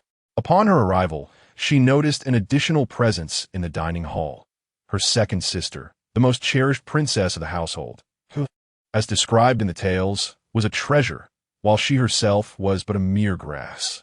Their relationship had always been fraught, with Wei Wendy invariably on the losing end, for their so-called parents only chose to believe what suited their narrative. Ah, it's already 10 o'clock, and my dear sister has only just risen? Wei Wendy did not spare her sister a glance, taking her seat at the table and beginning her meal. What's the matter, sister? Are you dissatisfied with the arrangements made by the family? The Wei family had noted Wei Wendy's newfound compliance in recent weeks and had broached the subject of her arranged marriage, conveniently omitting the perilous nature of the situation, merely presenting it as a fine prospect for matrimony. Wei Wendy was acutely aware of the surveillance present throughout the house and knew better than to speak carelessly. Her sister, witnessing Wei Wendy's silence, let out a derisive laugh. You are indeed fortunate, sister, to be marrying into the Lale family, unlike me, who can only remain by our parents' side as a dutiful little cotton-padded jacket. Although Wei Wendy had grown indifferent to familial ties, she could not suppress a roll of her eyes upon hearing those words, hastening her meal. She wanted nothing more than to finish and escape. Who knew what mischief her bothersome sister might be plotting? Noticing her younger sister's disregard, the second sister's mood soured. Yet, the thought of her sister willingly leaping into the proverbial fire lifted her spirits as she sipped her coffee. Once Wei Wendy completed her breakfast, she prepared to ascend the stairs, only to hear her sister suddenly exclaim, Sister, in 7 days, it will be your engagement banquet. Congratulations. Chapter 81. Her name is Wei Wendy. Lin Ye rubbed his eyes, reaching for the nearby table to check his phone, which read 11:42. Is it already 11 o'clock? I suppose it's time to rise. Slowly sitting up, he surveyed the dark confines of his room and called out, Xiao, AI? Yes, I am here. Open the curtains and turn off the air conditioning. Understood. I will open the curtains and turn off the air conditioning for you. As Lin Ye watched the curtains gradually draw back, the outside scenery slowly came into view. There were no splendid skyscrapers or bustling pedestrians, only a vast expanse of white mist, rendering everything beyond the window invisible. This sight filled Lin Ye with a sense of melancholy. He picked up the telephone beside him and called the front desk. Hello, this is Suite 4901. I would like a set of men's casual wear and a set of children's clothing, please. The male is 184 centimeters tall, and the child is 105 centimeters. Thank you. Certainly, sir. Would you like breakfast delivered as well? Yes. After concluding the call with the front desk, Lin Ye dialed the third young master of the Long family. The phone rang for an extended period before it was finally answered, just as it was on the verge of being disconnected. Ah, has the third young master not yet risen? Oh dear. Brother Lin, you have truly caught me off guard. Am I not just now awakening? Ha! I apologize for disturbing the third young master. I merely came to inquire when you might be available to show me around our company. Ah, Brother Lin, had you mentioned it earlier? I assumed your early morning visit had some urgent matter, and it startled me. Please wait a moment. I shall come to you shortly. Upon hearing that someone was seeking him, Lin Ye hurriedly interjected, No need to rush. Finish your meal first. I have yet to dine, and my daughter has not awakened either. As if summoned by fate, just after he spoke, a soft voice called from behind, Daddy. Little Yu Yuan, rubbing her eyes, appeared at the doorway, entirely unadorned. This sight took Lin Ye by surprise. He rushed over, grabbing a nearby towel to wrap around Yu Yuan, then lifted her with one arm. In his urgency, he had tossed his phone onto the bed. Hastily, Lin Ye retrieved it and held it to his ear, saying, All right, young Master Long, I must discontinue our conversation for now. My daughter has awakened. Click after ending the call. Lin Ye noticed his daughter gazing at him with a dazed expression. He rubbed his forehead in mild exasperation, yet a smile unconsciously graced his lips. Approaching the vanity, Lin Ye set Yu Yuan onto a chair and took a disposable comb to style her hair. Where are the hair ties? He inquired. Upon hearing her father's voice, Yu Yuan raised her small hand, adorned with 2 hair ties. Lin Ye fashioned her hair into playful pigtails, a hairstyle he had mastered after 3 weeks of practice. Ding dong, it seemed the items he had ordered were arriving. Lin Ye rose to open the door, and 3 staff members entered. 2 began arranging the meals while 1 placed clothing onto the nearby sofa. Thank you for your efforts. You may place the food over there. Where are the children's clothes? Please bring them to me first.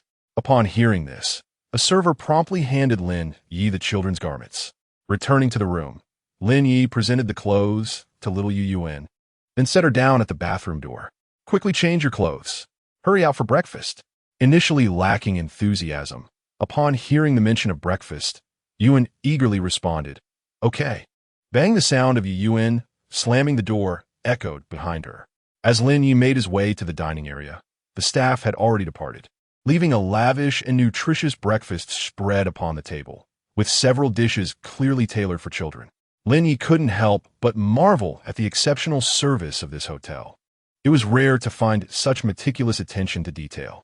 Daddy, looking up from his meal, Lin Ye beheld his daughter emerging from the room. Clad in a short skirt with charming pigtails, her face radiating an air of pride.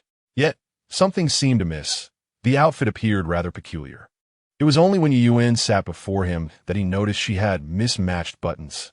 Taking a moment to adjust her clothing, Lin Ye finally deemed her appearance presentable. Upon the arrival of the delightful children's meal, the staff had meticulously shaped the rice and accompanying dishes into charming little animals. The sight of it made Yu Yuan's eyes sparkle with joy.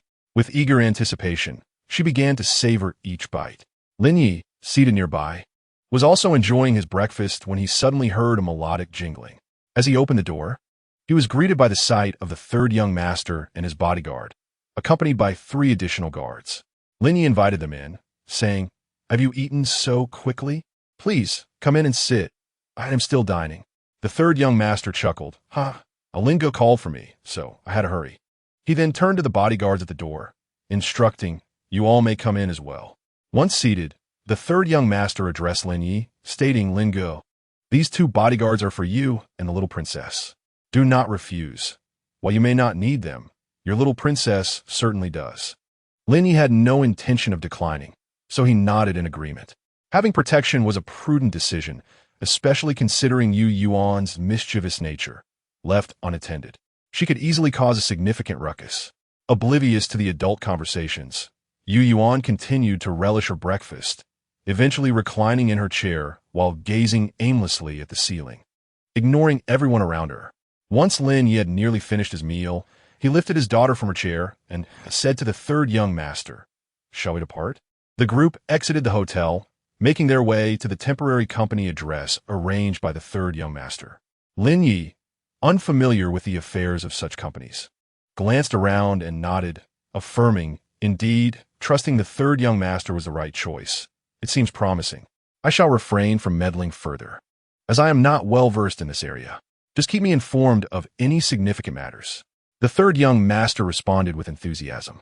However, Lin Ye soon inquired about another topic. Third young master, May I ask you a question? Of course, Lin Ye, go ahead.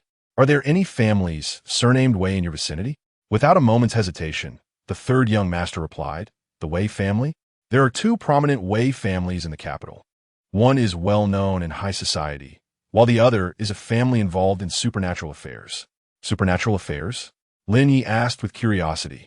The third young master quickly elaborated. They are known for ghost catching and exorcism. It is said their family lineage has been preserved for thousands of years. Whenever notable figures in the capital encounter strange occurrences, they seek out this family. Upon hearing this, Lin Ye gained some insight, yet it was not the information he sought.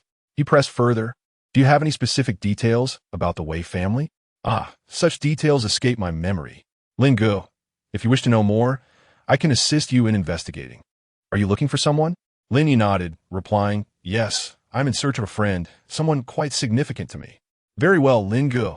Leave this matter to me. What is your friend's name? Please tell me, so I can assist you effectively. Her name is Wei Wenyu. Lin Ye responded. 3 days later, Lin Ye received information regarding Wei Wenyu. She was the third young lady of the Wei family in the capital, currently 28 years old, raised with considerable freedom. She graduated at 21, left home, and moved to Jiangcheng, later settling in Modu due to unforeseen circumstances. 3 months ago, she was retrieved by the Wei family and now resides in their ancestral home. Lin Ye recognized Wei Jie through the introduction and subsequently messaged the third young master. Is there any way to rescue her? Queried Yu Yuan, the doting father. Lin Ye, are you referring to Wei Wenny? Responded the first affectionate of the capital. Yes, Yu Yuan confirmed. Hold on, go. Let me investigate, came the reply. All right, Yu Yuan acknowledged. Lin Ye, are you there? I am. Do you have any news? Yeah. Wasn't it mentioned that the Mingshan family is hosting a gathering tomorrow? Yes. Upon my investigation, I found that everyone from the Wei family will be attending, including Miss Wei Wenny. I understand. Thank you for your help. Yu Yuan expressed his gratitude. Why be so formal, Lin Ye? If it weren't for you, I would probably be lost in the metropolis wondering where to find a decent meal. Well, I must attend to some matters now, Yu Yuan replied. All right, good be, yay. Lin Ye set down his phone and picked up the hotel phone beside him, requesting dinner and clothing. Hey, Yu Yuan was sprawled on the bed, engrossed in a game on her tablet, and responded with a sigh. Ugh. Noticing that Yu Yuan had not emerged, Lin Ye realized she was likely engrossed in her game and called out, hurry up and finish playing. Come out for dinner soon. Yu Yuan, lying there, merely replied with an affirmative. Lin Ye shook his head, uncertain if she truly heard him. Moments later, the staff delivered dinner. Lin Ye tipped the attendant and sent them on their way. However, seeing that Yu Yuan had still not come out, he called out loudly, you can continue playing. I'm starting my meal. He then began to eat. Upon hearing this, Yu Yuan abandoned her game and rushed to the dining table. Phew! Fortunately, her father had not consumed much yet. She remembered the last time he said he would start eating first. He finished everything without leaving her any. In the end, he had to rummage through the fridge for bread to give her. Thankfully, this time she was quick to join him. Yu Yuan silently expressed her relief, picking up a small spoon and digging in. Seeing his daughter in this comical state, Lin Ye chuckled and resumed his meal. As they ate, Lin Ye suddenly recalled that he had not informed her about tomorrow as plans. He broached the subject, Yu Yuan, how about we go to see your mother tomorrow? With her cheeks stuffed with food, Yu Yuan looked up at her father, and Lin Ye reiterated, we are going to see your mother tomorrow, all right? Realizing she had not misunderstood, Yu Yuan, unable to swallow her food quickly enough, nodded vigorously. Yes, yes, yes. Lin Ye playfully flicked her forehead, saying, eat properly. Finish your meal before speaking. Look at you. Hastily, Yu Yuan chewed and swallowed her food, then exclaimed, we're going to see Mom. Tomorrow. We're going to see Mom. Lin Ye nodded with a smile. Seeing her father respond, Yu Yuan beamed back at him and continued her meal. In the evening, the two took a bath and retired early for the night. The following morning, Lin Ye was roused by the sound of knocking at the door. To his surprise, it was only 10 a.m. Who could it be so early? Can't anyone let him enjoy a good sleep? As he approached the door and opened it, he was taken aback by the sight of so many people gathered outside. Alongside the third young master of the Long family and his bodyguards, there were numerous men and women. The third young master, seeing the door finally opened, exclaimed, "Brother, you've finally risen. It's already 10 o'clock. The gathering is at 4 p.m. If you don't prepare now, you'll be late." "What's the rush? It's still early," Lin Ye retorted. "Oh, come on. Brother, you're a man. Your little princess needs time to get ready. That little girl takes no time at all. Just half an hour will suffice." The third young master, hearing Lin Ye's words, couldn't help but gape, as if questioning the truth of his statement. "Brother, this is not just any gathering. It's the Nan family. They are a true military and political lineage, with someone in a significant position." Still groggy from sleep, Lin Ye casually inquired, "What position?" Noticing Lin Ye's nonchalance, the third young master glanced at the bodyguards, who promptly ushered the rest away. Once they were alone, he clarified, "What position could it be? It's undoubtedly that one." He gestured toward the direction of the government. Although Lin Ye didn't fully grasp the implications, he sensed that this gathering was markedly different from those in Modu. Nodding in acknowledgement, he replied, "Understood," and refrained from further discussion. Before long, the crowd flooded back into Lin Ye's room. While he brushed his teeth and washed his face, a dedicated individual was tasked with waking up little Yuyuan. Lin Ye watched as these people helped his daughter with her dental hygiene and face washing, then hastily fed her some food before commencing her makeup. The makeup process alone consumed an hour and a half. Yet Lin Ye struggled to discern any significant change, merely feeling that his daughter appeared slightly more presentable. Next came a selection of clothing and hairstyles. After a brief pause, it was time for lunch, during which Lin Ye savored his meal with great delight. Little Yuyuan, however, could only take tiny bites, as the makeup artist had warned. "If the princess messes up her makeup, we'll have to redo it." The mere thought of the morning's chaos sent a shiver down Yuan's spine, making her hesitant to eat heartily, and before long, she had consumed very little. A group of people soon insisted that Yuyuan refrain from eating too much, as it would cause her dress to fit improperly, necessitating change. Hearing this, Yuyuan reluctantly set her eager hands aside. Amused, Lin Ye chuckled to himself, relieved that someone could finally keep this girl in check. Since her mother's absence, she had become rather unruly, constantly arguing with her father and seemingly drifting away from all restraint. After finishing his meal, Lin Ye intended to sit down and continue playing games, but upon lifting his gaze, he noticed the makeup artist staring intently at him. At this moment, Lin Ye felt as though he were a piece of fat meat. Suddenly, he nervously swallowed and glanced at the third young master beside him, who wore a broad smile. "Brother Lin, in just 2 hours we shall set off. It's time for us to prepare." Lin Ye thought to himself, "Isn't it merely about putting on some makeup and changing clothes? What is the big deal?" With this thought, his anxious heart began to ease. An hour later, Lin Ye's gaze was vacant. He declared that he never wished to wear makeup or change clothes again. It was utterly exasperating. Who would want to go through such trouble just to step outside? He felt as though his head no longer belonged to him. How much hairspray had been used? Turning his head, he caught sight of Yuan's stifling laughter beside him, and Lin Ye instantly felt despondent. How much longer could this possibly last? Chapter 83. The plan finally. After 2 long hours of fussing about, it was over.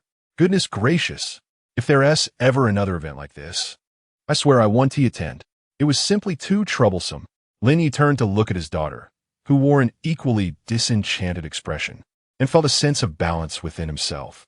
In contrast, the third young master displayed no signs of discomfort throughout the ordeal. Lin Ye observed this and silently gave him a thumbs up in his heart. How impressive! It was no surprise that someone raised in the capital would be so accustomed to such situations. Though Lin Ye claimed he was not nervous, how could that be true? Before he turned 24, he was merely an ordinary citizen, and it was only in the last 2 years, with the help of a system, that he had gradually risen. Nevertheless, he often avoided gatherings and meetings due to his inability to comprehend the conversations. The second reason was his difficulty in adapting to such environments. Moreover, this gathering was hosted by the family of national leaders. It was impossible for Lin Ye to claim he was not nervous or afraid, but he could control his expressions and behavior to maintain composure. He held little Yuan's hand and followed the third young master into the car, preparing to head to their destination. Even before arriving at the venue, Lin Ye sensed something unusual. The surrounding pedestrians grew increasingly scarce with every stretch of the road. Security personnel became more apparent until they finally reached the hotel entrance. Upon stepping out of the car, Lin Ye was met by rows of welcoming staff. As they emerged from the vehicle, a server approached to guide them forward. Lin Ye had initially imagined that, akin to the novels, numerous media would swarm to capture the moment, and many onlookers would gather outside. However, the reality was starkly different. Not only was there no media presence, but the area was eerily quiet aside from the staff. A few passers-by, noticing the commotion, paused to observe but were soon escorted away by security. As Lin Ye crossed the threshold into the hotel, he glanced back at the world outside and then at the interior, experiencing a profound sense of unreality. He pondered, "At 24, I never anticipated I would have the opportunity to attend a gathering of this caliber." With a shake of his head, he stepped inside, while little Yu Yuan clung to her father's side, gazing around in wonder. Upon entering the banquet hall, one could observe 50 tables meticulously arranged within, while staff members weaved gracefully between them. The early arrivals congregated near the entrance, indulging in desserts and occasionally engaging in light-hearted conversations with those nearby. Long San Xiao escorted Lin Ye to a suitable spot to sit and remarked, "Brother, the banquet is set to commence in approximately half an hour. The guest of honor has yet to arrive, so we could venture to the entrance for some sweets, or, if you prefer not to linger here, we can inform them and retire to the lounge." Lin Ye nodded in agreement. "Then I shall take the little one to fetch some treats first. Shall we come back directly afterward?" Long San Xiao affirmed, "Indeed." Turning to the child, he inquired, "Dear one, would you like some desserts?" "Cake!" exclaimed Lin Ye as he lifted the little girl, heading outside. "All right then, let's go and get some." Upon reaching the corridor at the entrance of the banquet hall, a delightful array of desserts awaited: breads, cakes, fruits, and candies of all shapes and varieties. A server, noticing Lin Ye with the child in tow, approached to offer assistance. Lin Ye graciously accepted with a nod and then asked the little girl, "What would you like to eat, my dear?" The child, mesmerized by the culinary delights before her, could hardly blink. That one, and that one. No, the round one. Yes. And the pink candy, I want that one." Lin Ye surveyed the plate, noting it was nearly full, and gently tapped the little girl's head. "All right, that's enough, dear." Hearing her father's words, the child turned her head away, unwilling to comply, her gaze drawn to a new cake nearby, eager to signal the server for help. Amused by her disregard, Lin Ye shook his head with a smile. "Once you finish, we can still go out again, but if you keep this up, we may not go out at all." The little girl, upon hearing this, reluctantly lowered her eager hands and shot her father a defiant glare. Just as Lin Ye intended to coax her with sweet words, he was interrupted by a yawn. After a robust sneeze, he glanced down to find the little one casting a guilty look, indicating she might be chastising him internally for his sudden outburst. Lin Ye contemplated pinching her cheek, but the moment she spotted his intention, she exclaimed, No, you mustn't pinch. I have makeup on. It will come off." With a sigh of resignation, Lin Ye placed her back in her seat. After finishing her first plate of cake, the little girl insisted on another outing before the banquet had even begun. Seeing that there was still time, Lin Ye acquiesced and took her outside once more. To his surprise, upon exiting the banquet hall, he spotted Wei Jie walking behind a group of people. A quick glance at the gathering revealed that they were indeed Wei Jie's family, with the former steward notably absent. Lin Ye speculated that the steward might have gone to park the car, or perhaps this venue did not permit stewards inside. Wei Winnie, lost in thought, trailed behind her family, and upon lifting her gaze, she was met with the sight of Lin Ye holding the little Yu Yuan, both staring at her in wonder. The moment the little one stepped out, she sensed her father's stillness and followed his gaze, landing upon her beautiful mother. As Yu Yuan was about to call out to her mother, she noticed Wei Wenyu placing a finger to her lips, signaling for silence. Complying obediently, Yu Yuan nodded and remained quiet. Wei Wenyu, relieved by the girl's discretion, shifted her gaze to Lin Ye, who also caught her eye. Their eyes met for a fleeting 2 seconds, during which Lin Ye, observing that the Wei family was not focused on him, made a unique gesture between them to indicate they would meet shortly. Wei Wenyu acknowledged with a nod. Lin Ye then took Yu Yuan to the dessert area, where Yu Yuan pressed her lips against her father's ear and exclaimed, "Daddy, I saw the beautiful mommy. Why isn't she coming over?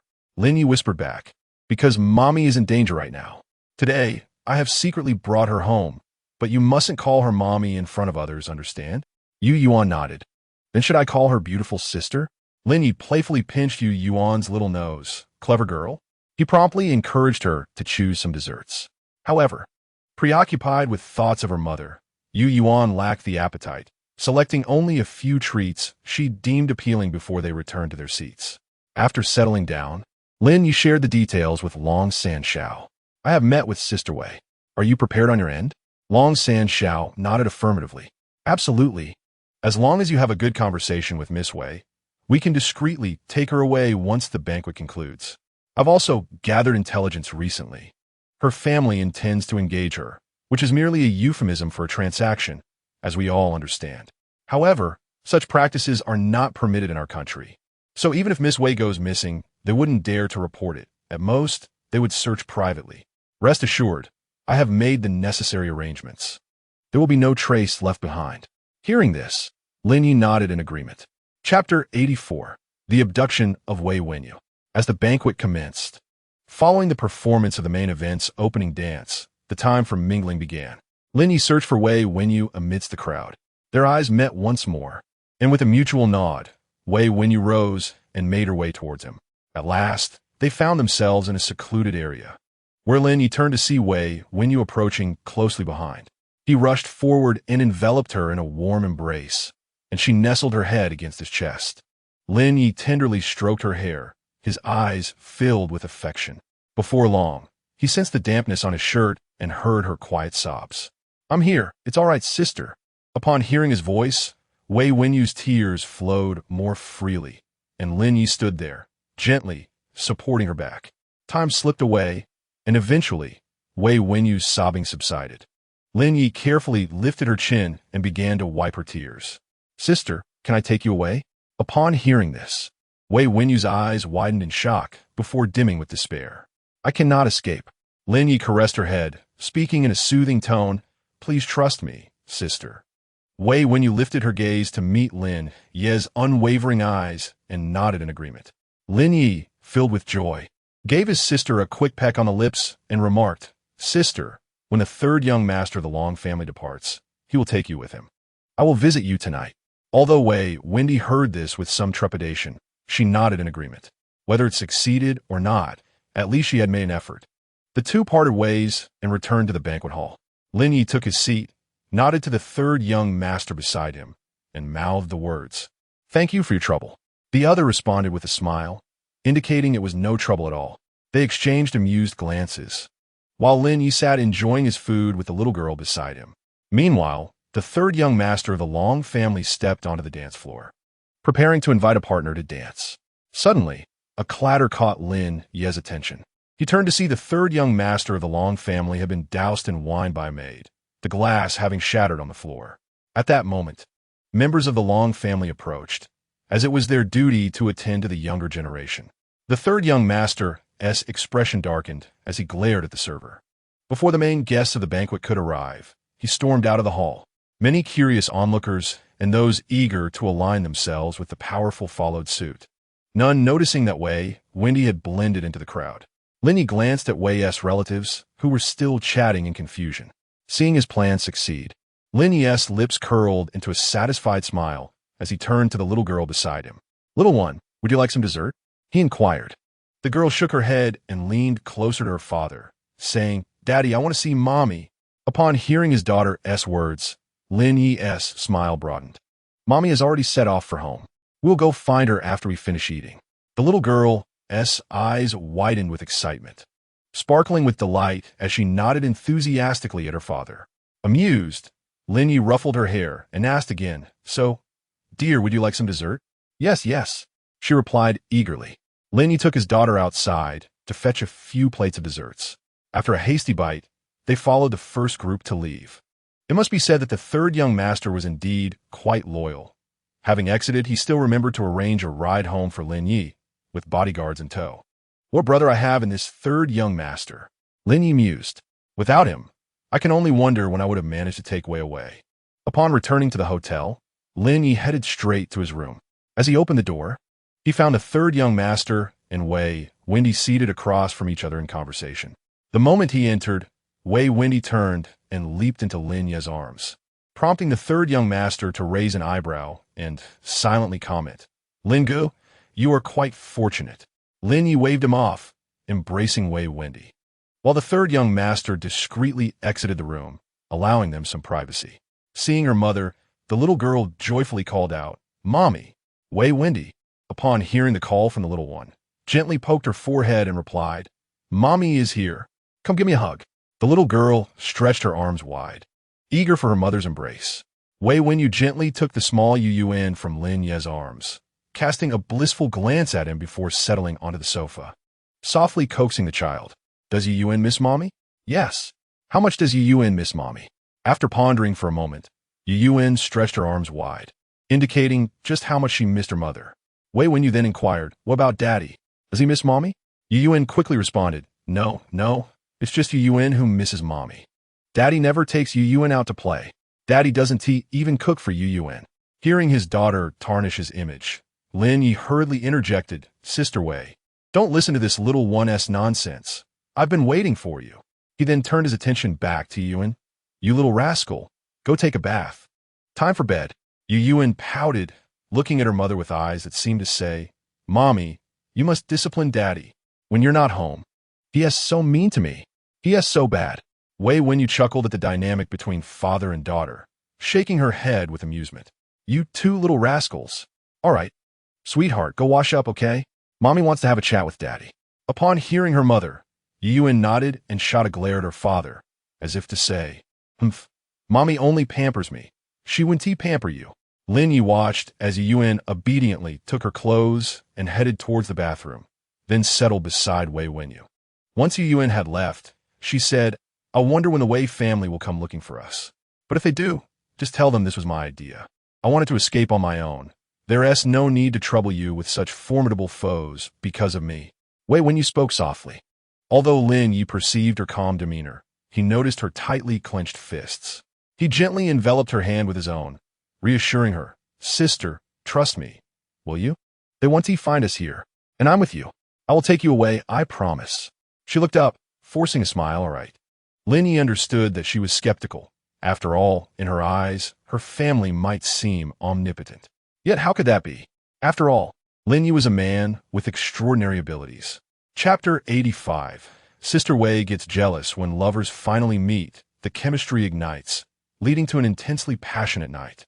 The next morning, Lin Yi slowly opened his eyes and turned to the side, only to realize something felt amiss. He soon remembered that Wei Wenyu was still sleeping beside him. He quickly withdrew his eager hand, but not before giving it a playful squeeze, eliciting a soft murmur from the slumbering Wei Wenyu. Hearing her sound, Lin Yi swallowed hard and reached for his phone on the bedside table, glancing at the screen. Wow, 137. As he opened the door, he found the little lowly Luo and Yuyuan sitting on the sofa, chatting and watching television. Upon seeing her owner, Luo greeted him cheerfully. "Good morning, master." Rising, Lin Yi made her way to the kitchen to warm up breakfast. She noticed Luo at home and, recalling Wei Jie in the room, casually remarked, Luo, could you prepare another serving of breakfast? Something lighter, please." Luo was reminded of the girl she had seen on the surveillance camera at their doorstep the previous night, and a wave of melancholy washed over her. Nevertheless, she nodded in agreement. After Lin Yi finished the breakfast prepared by Luo, she turned to check on the room and noticed that her sister had yet to awaken. Just then, Luo emerged with the freshly made breakfast. "Thank you for your help, Luo," Lin Yi expressed her gratitude. For reasons unknown, Luo's previously gloomy mood brightened, and she returned Lin Ye's kindness with a smile. Lin Yi affectionately ruffled Luo's hair before she settled back onto the sofa to keep company with Yuyuan. Lin Yi then proceeded to the bedroom, gently knocking on the door. "Sister, it's time to get up." There was no response from within. Lin Yi cautiously opened the door, finding the room shrouded in darkness. She leaned closer to her sister's ear and whispered, "Sister, it's time to rise." Accompanying her words was a gentle breath. With a soft whimper, Wei Wenyu slowly opened her eyes. Upon seeing her sister awake, Lin Ye bent down to kiss her lips and drew back the curtains. Wei Wenyi blinked vacantly, lying in bed in a daze. "Sister, your clothes are here. Please change." "Breakfast is ready," Lin Ye informed her. Wei Wenyi nodded in response. Lin Ye then took a seat on the sofa where Yu Yuan was, cradling him in her arms, and sat beside Luo Luo. Noticing her owner's presence, Luo Luo showed no resistance and instinctively nestled closer to Lin Ye. When Wei Wenyi finally emerged, she was taken aback to see Lin Ye sitting with a small girl in the spot where they had once shared moments together. From Wei Wenyi's perspective, the little girl seemed to be leaning against Lin Ye, which caused her to freeze in place. Upon noticing Wei Wenyi's arrival, Lin Ye greeted her with a broad smile and waved, pointing towards the dining table. "Sister, breakfast is over there." However, Wei Wenyi, taken aback by Lin Ye's demeanor, stumbled back into the room and slammed the door shut. Lin Ye, perplexed, sensed something was amiss and turned to see the little girl beside her. Oh no! Wei Jie is still unaware of Luo Luo's presence, Lin Ye thought, rising to approach the door, only to discover it was locked. She searched the house for a spare key and, at last, received one from a small hand. Upon realizing it was Luo Luo, Lin Ye affectionately patted her head and said, "Thank you, Luo Luo." She then turned to the door, unlocking it and stepping inside the now darkened room, where Wei Wenyi sat in a corner, occasionally letting out soft sobs. With a resigned sigh, Lin Ye approached the window, drawing it open once more before making her way to Wei Wenyi. She tiptoed until she was before her sister, gently crouching down and placing a reassuring hand on her head. "Sister, please don't be this way." Wei Wenyi could also feel the warmth of Lin Ye's large hand. Her tear-streaked face, looking utterly pitiful and delicate, slowly lifted, her eyes filled with brokenness. Lin Ye's heart ached unbearably at the sight, and he pulled his sister into his embrace. "Don't cry, sister. It hurt me to see you like this." Wei Wenyi struggled fiercely in Lin Ye's arms, pounding her fists against his chest, but he neither dodged nor loosened his grip. Eventually, as if exhausted, she clung tightly to him and sobbed. Time slipped away unnoticed, and Wei Wenyi fell asleep in Lin Ye's embrace. With no other choice, he cradled her like a princess, carrying her back to bed and tucking her in gently. Strands of her hair clung to her damp face. Whether from tears or sweat, he couldn't tell. After tenderly smoothing her hair, Lin Ye rose to leave, only to feel Wei Wenyi suddenly seize his hand. He looked down to find her staring intently at him. "Will you still want me?" The question both exasperated and amused him. Were it not for her current fragility, he might have flicked her forehead in playful reprimand. Instead, he leaned down and kissed her lips. When her gaze remained unwavering, he kissed her again, softly. Wei Wenyi didn't respond with words. Instead, her eyes flickered toward the door before she began undressing him. Though puzzled, Lin Ye yielded to her. She carelessly discarded his shirt to the floor, then pushed him down with sudden force, her hands already working at his trousers. As Lin Ye lay dazed on the bed, his blurred vision caught Luo Luo standing at the doorway. How long had she been there? The complexity in her gaze was almost human. Wei Wenyi glanced toward the door, then hooked her arms around Lin Ye's neck, pulling him down. Their tongues entwined in a heated kiss, leaving both glistening with sweat by the time they parted. Before Lin Ye could fully gather his thoughts, an unfamiliar sensation overtook him. Its sister.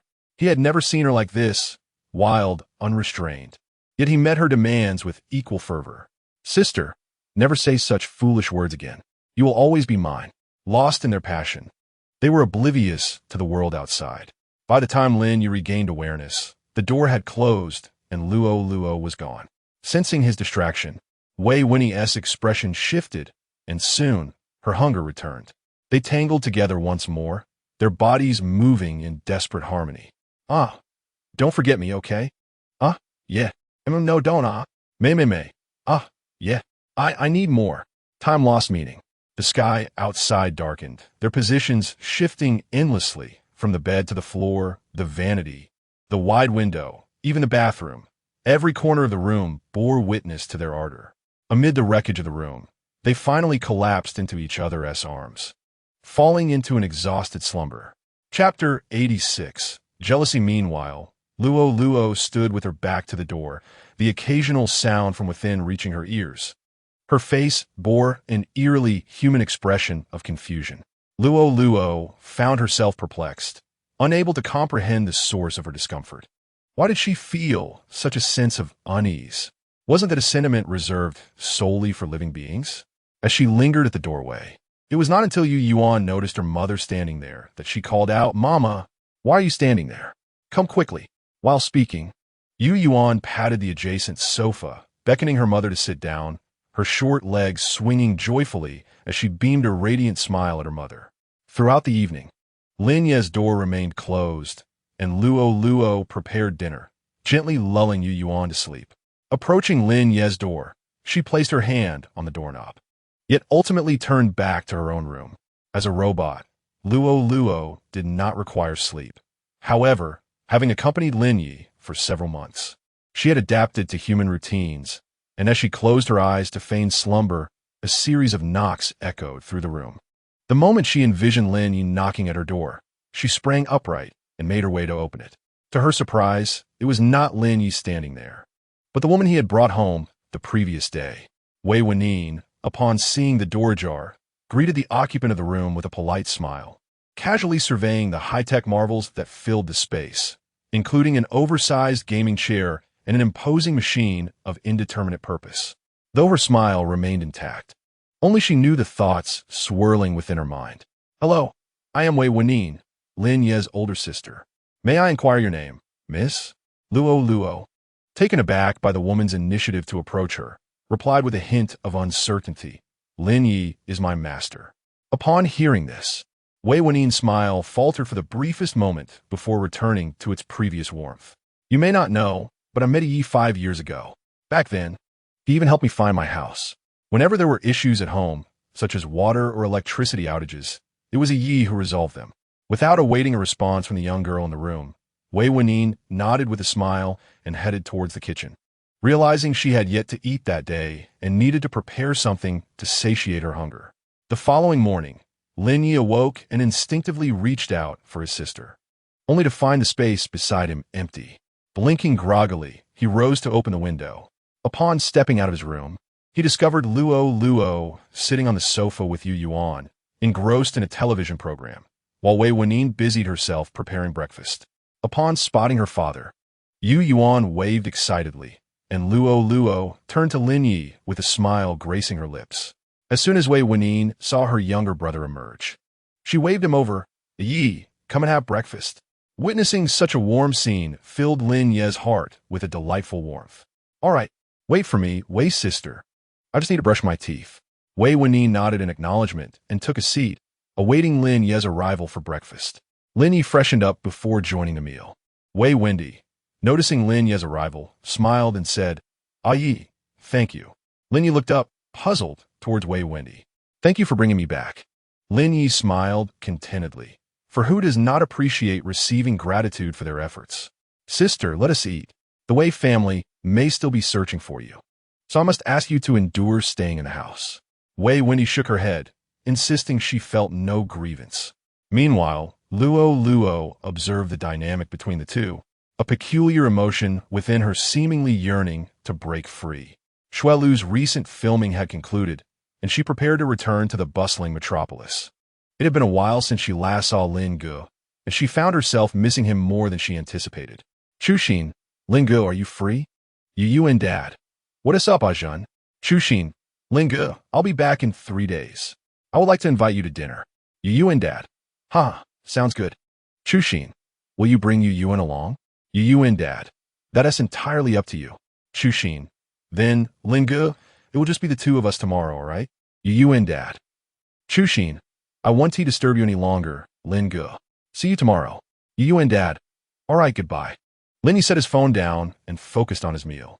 Zijin noticed Lin Ye's actions, maintaining her composed demeanor. As Luo approached to clear the bowls, Lin Ye moved to sit beside little Yuyuan, with Zijin following suit and taking a seat next to him.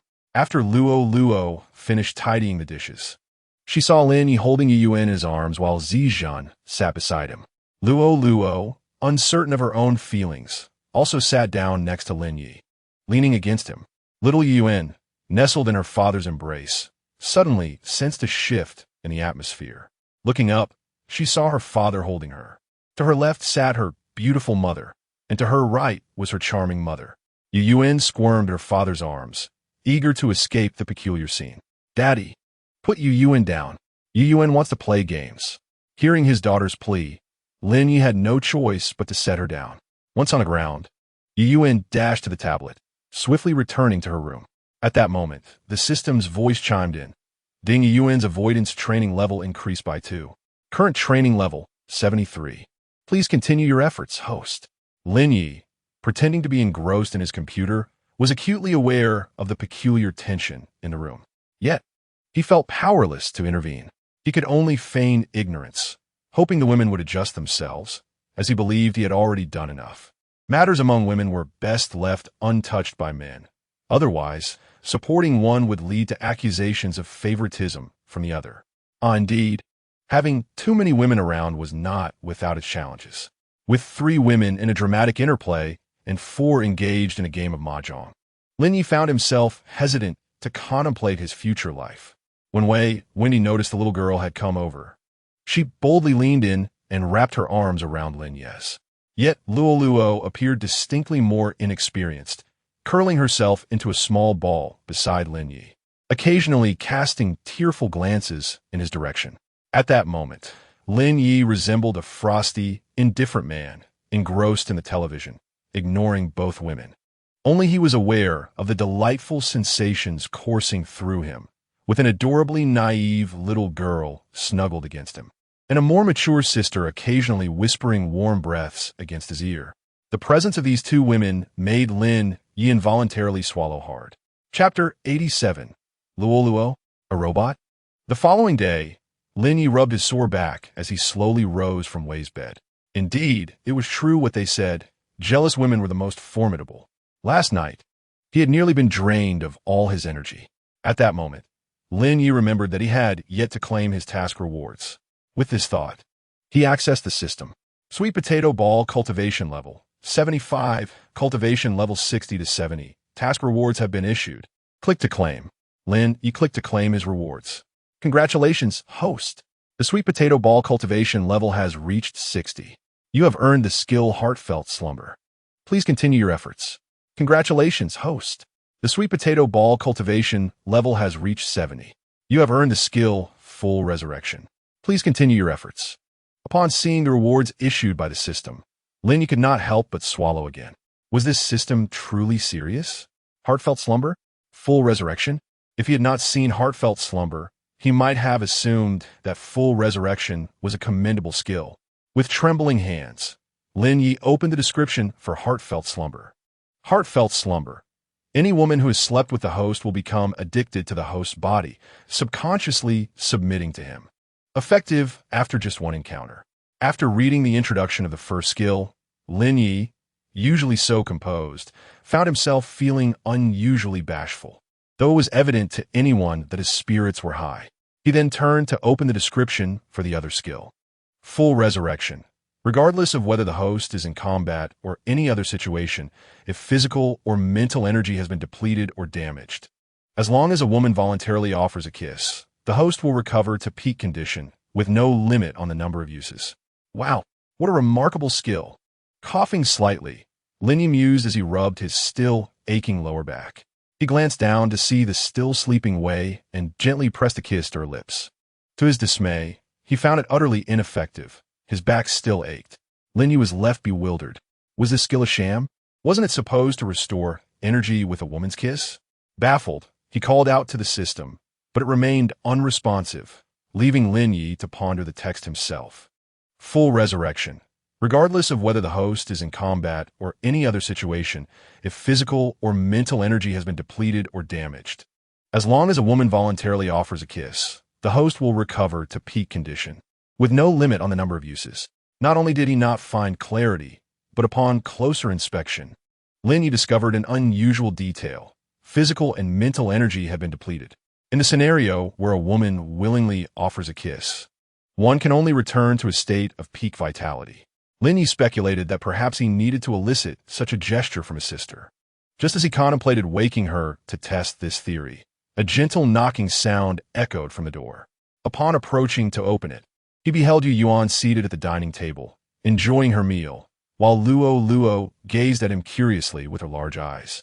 Lin Ye harbored no doubts about Sister Wei's sincerity, yet he found himself intrigued by whether this little robot possessed any semblance of a heart. Driven by curiosity, Lin Ye bent down and asked Luo, "Could you grant me a kiss?" Although she did not comprehend fully, she nonetheless tiptoed and lightly pressed her lips against his. The moment their lips met, Lin Ye felt an instant release from all his fatigue, while Luo experienced a strange sensation, as if her body had momentarily short-circuited. Suddenly anxious, she pondered how a child of the Supreme Being could possibly malfunction. Realizing that his exhaustion had vanished confirmed Lin Ye's belief that the system had not deceived him. Indeed, those abilities were genuine. This led him to wonder if the same effect would apply to the robot. However, after a night filled with tumultuous experiences, he found himself quite hungry. Lin Ye smiled gently at Luo, seated himself at the dining table, and shared breakfast with Yu Yuan. Once they finished, he coaxed Yu Yuan into the room, where she nestled with a large bag of bread and assorted snacks, entertaining herself. Finally, Lin Ye turned his attention to Luo, who sat quietly on the sofa, watching television, yet her gaze bore little resemblance to that of a machine. Instead, it resembled that of a child newly introduced to the world, filled with wonder and thirst for knowledge. Lin Ye approached and turned off the television. At last, Luo's attention shifted to him, her expression brimming with curiosity. He walked towards her, and upon reaching her side, he scooped her into a princess carry. She did not resist. On the contrary, she complied effortlessly. As the core of the robot, she was programmed to follow commands, which would typically involve throwing the person before her over her shoulder, yet she refrained from doing so. Noticing her lack of struggle, Lin Ye carried her towards her room. Naturally, he had prepared the finest accommodations for the robot gifted to him by the system: a bed, a television, a gaming console, and her main unit, along with chargers, all carefully stored. After placing Luo in her room, he secured the door from the inside. Just then, Sister Wei, her expression darkened, emerged from her room, making her way to Luo's door. However, the soundproofing was effective. Once Lin Ye locked the door, nothing could be heard from outside. After standing at the door for several minutes, Wei Winnie grasped the doorknob and gently twisted it, only to find it locked. Her eyelids lowered, concealing her disappointment as she trudged over to the dining table and sullenly resumed her meal. Lin Ye gently carried Lulu back to the bed, leaning over her as she complied with her master's movements. Until now, Lin Ye had never touched Lulu. Firstly, she was his partner. Secondly, as a man, he sensed that Lulu had no feelings for him in the past. Thirdly, he had never dared to believe that this robot could be so touchable, having never interacted with the system before. However, now that he had developed feelings for her, and it was evident that this young girl had reciprocated, what harm could there be in exploring further? Lulu's skin felt as soft and delicate as that of a real person, emanating a subtle scent of milk that Lin Ye could only detect when he drew near. Initially, Lulu gazed at her master with curiosity, but suddenly felt her body betraying her, beginning to tremble slightly. Upon opening his eyes, Lin Ye noticed Lulu's eyes were red, looking at him as if she had been wronged. The marks left on her skin from his earlier grip were already forming bruises. Unable to contain himself any longer, Lin Ye roughly discarded his clothes onto the floor and tore open Lulu's little white dress. Chapter 88. Consummation. Lulu instinctively wrapped her arms around herself. Lin Ye had always known that Lulu had an impressive physique. After all, she changed outfits in front of him daily. How could he not notice? Yet, he had not anticipated her figure to be this extraordinary, a testament to the perfection achieved through meticulous calculations of the so-called system. Coupled with her vulnerable appearance, Lin Ye found himself unable to restrain his desires. With his large hands, he captured her delicate wrists, raising them above her head. Leaning down, he saw Lulu's face flush with crimson, her doe-like eyes glistening with tears as she gazed up at him. Witnessing such a poignant display of emotion, Lin Ye relinquished control. He licked his lips, realizing that the system had indeed provided him with an exceptional companion. Lulu was not only proactive, but also remarkably delightful. In contrast, Zijin exuded an air of aloofness befitting a young lady, which rendered her less engaging in such matters. Wanwan, being a shy 20-year-old, was rather reserved and struggled to let go, unlike Sister Wei, who was quite experienced and unreserved, often making it easy for Lin Ye to experience pleasure without any effort on his part. Moreover, Lulu, as a robot, possessed an extraordinary flexibility and heightened sensitivity. Their encounter left them both exhausted, and Lin Ye gently placed Lulu, who was now absorbing her mechanical oil, beside the charger to recharge her energy. Rising, he intended to grab a meal.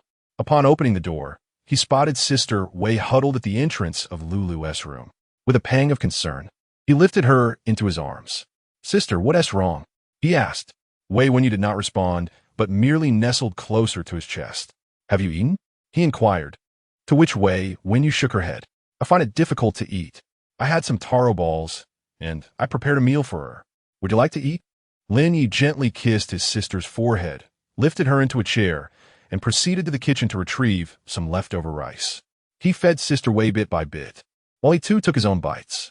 Once they had eaten sufficiently, Lin Ye collected the bowls. He carried his sister back to her room, feeling somewhat fatigued, and chose to do nothing more than hold her as he drifted into slumber.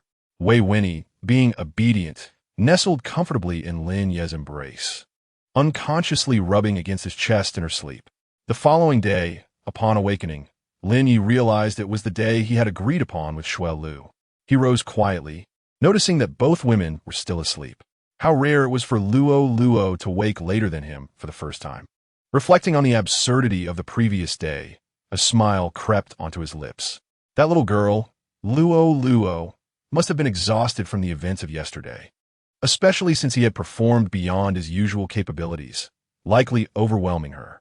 As for Sister Wei, she was simply too fond of him, unable to accept sharing him with anyone else at this moment.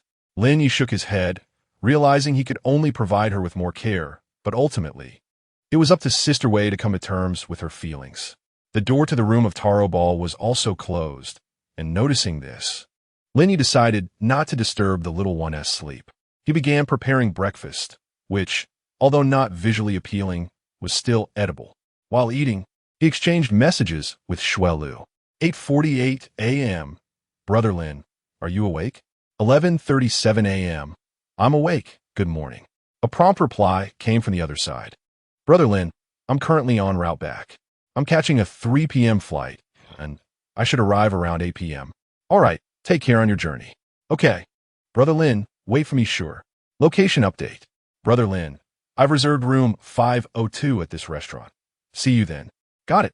Seeing that it was still early and that the food supplies at home were dwindling, especially with Taro Ball's growing appetite, Lin Ye decided to head downstairs to the supermarket for some groceries, grabbing his keys and preparing to leave. He heard a soft thud and turned to see Taro Ball rubbing her big eyes as she sleepily emerged from her room, a small tuft of hair standing upright atop her head.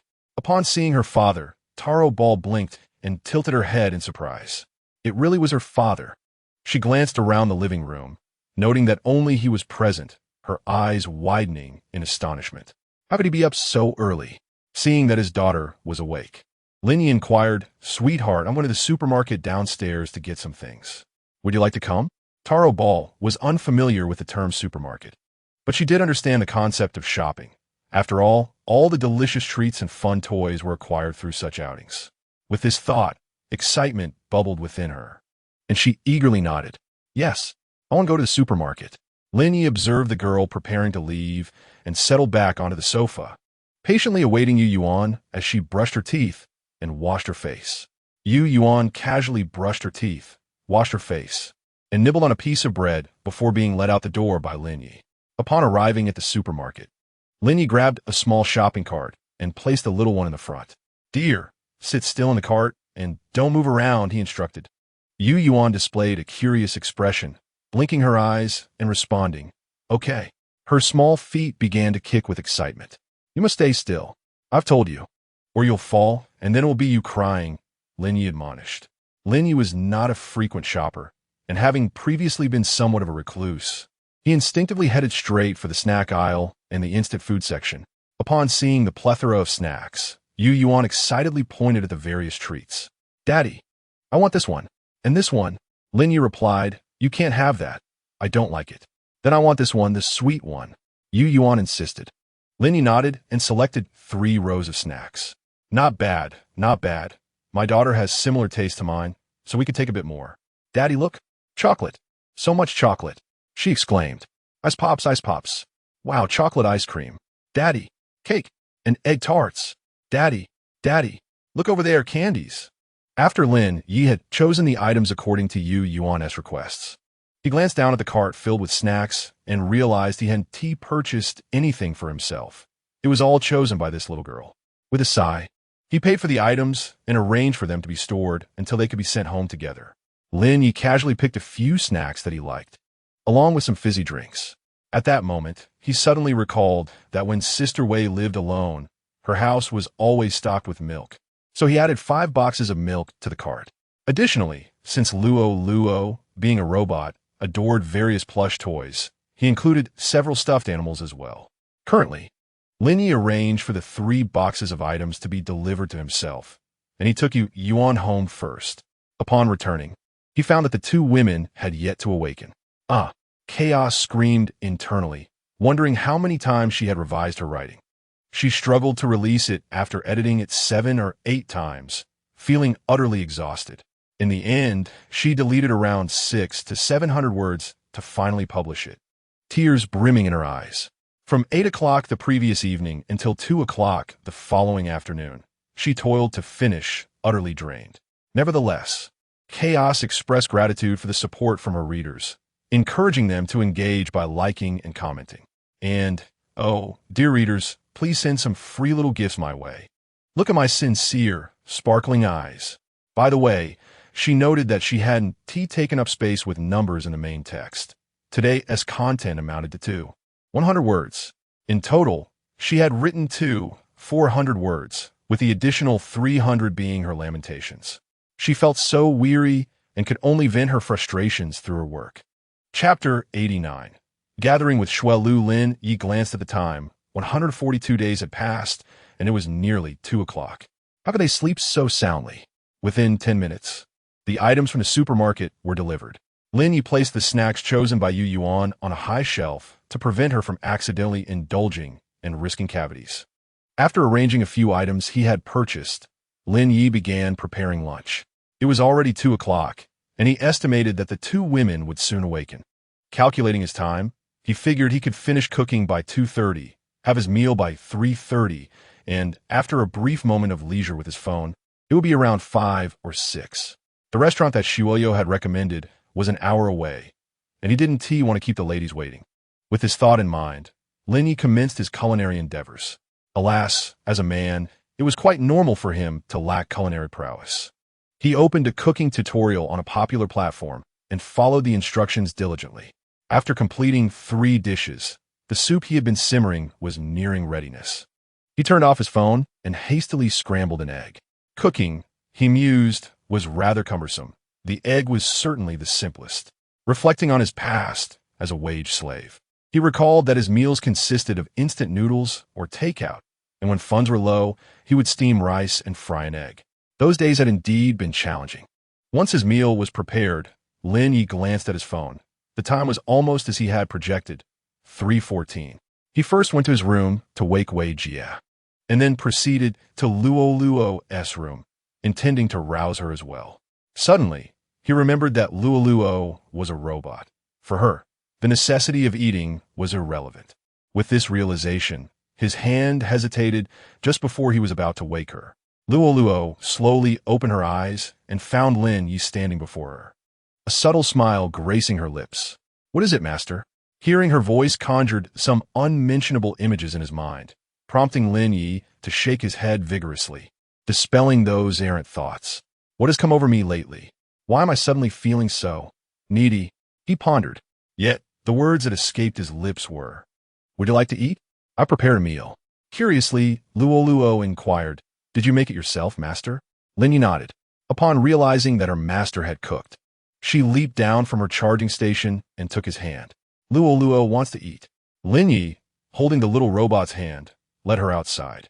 At that moment, Tara was already seated at the dining table, eagerly devouring her meal, accompanied by an assortment of freshly bought pickled vegetables and chicken wings prepared downstairs. As they settled down, Wei Jie soon emerged from the bathroom. Concerned that she might overthink, Lin Yi stood and gently guided her to sit beside him, serving her some food. After the four of them finished their meal, Wei Winnie rose first to clear the dishes and place them in the kitchen before returning to sit beside Lin Yi. He allowed Wei Jie to rest her head on his lap, and she quickly drifted into a light slumber. Not long after, she fell into a deeper sleep. Luo blinked her eyes and, detecting that Wei Winnie had dozed off, stood up and gently kissed Lin Ye's lips, a fleeting touch. Little Taro was engrossed in the television and remained oblivious to the actions of her lowly mom. Before long, the clock struck 6 in the evening. Lin Ye bid farewell to the two women and made his way to the parking lot, where he drove away in the latest model of Lamborghini. It was only after his departure that the two women in the household finally engaged in a heartfelt conversation, unbeknownst to Lin Ye. When Lin Ye arrived at the restaurant, it was merely 7:18 p.m. Indeed, it was still quite early, and he presumed that Shuel Lu was still en route, considering her usual pace. However, upon opening the door, he found Shuel Lu reclining in the rocking chair, her eyes closed in a semblance of slumber. Hearing the door creak, she opened her eyes and was pleasantly surprised to see her elder brother Lin. "Brother Lin, what brings you here so early?" she inquired. "I thought I was the early one. Why didn't you let me know you had arrived?" He replied. With a smile gracing her lips, Shuel Lu responded, "I arrived ahead of time. I couldn't trouble you, Brother Lin. What if you had other matters to attend to?" Gradually, she rose from her seat and made her way to the dining table. Lin Yi drew out a chair for her, inviting the young lady to take a seat, which she did gracefully. He then settled beside her, pulling out another chair. Shuel Lu pressed the service bell on the table, and within minutes, an array of dishes was presented. Lin Yi rested his head on his hand, gazing at Shuel Lu, now a prominent star. When she turned to meet his unwavering stare, she playfully shot him a coy glance, prompting him to chuckle softly. In a bold gesture, Shuel Lu speared a piece of perfectly cooked steak and offered it to Lin Yi, who, noticing her bashfulness, ceased his teasing and began to enjoy the meal. "Brother Lin, thank you," she said suddenly, her voice barely above a whisper. "I am grateful. Without your support, I would not have reached this point." Lin Yi affectionately ruffled her hair, remaining silent.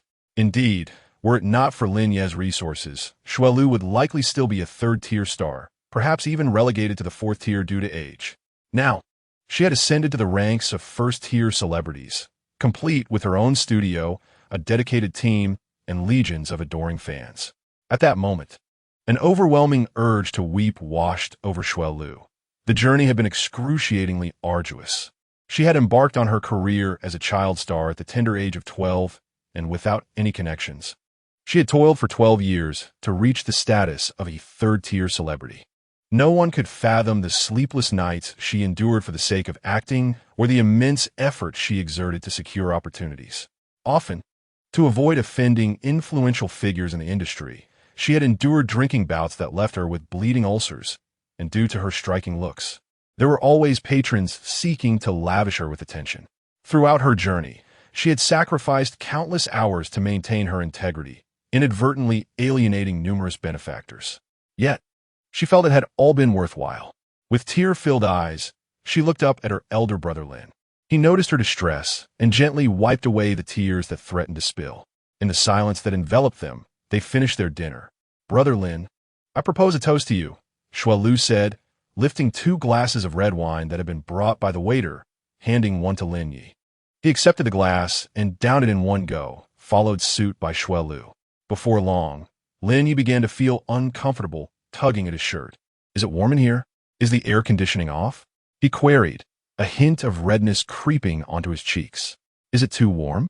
As we are nearing the end of our meal, shall we take our leave, Brother Lin?" Shuel, speaking, unconsciously swallowed. Lin Yi nodded, and the two departed from the restaurant.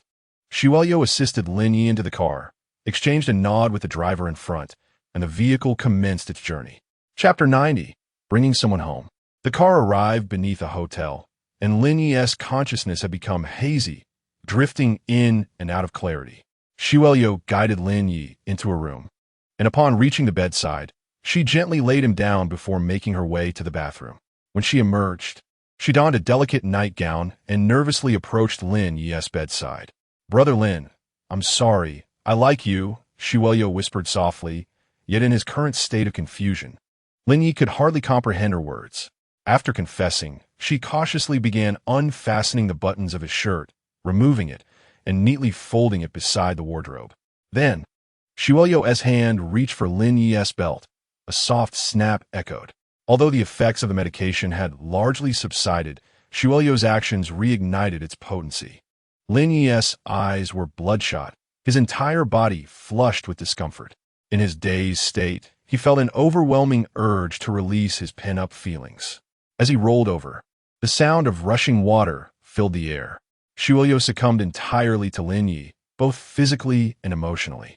Perhaps due to the medication. Lin Ye's endurance this time exceeded all prior instances, leaving Xiuelio in a state of blissful oblivion.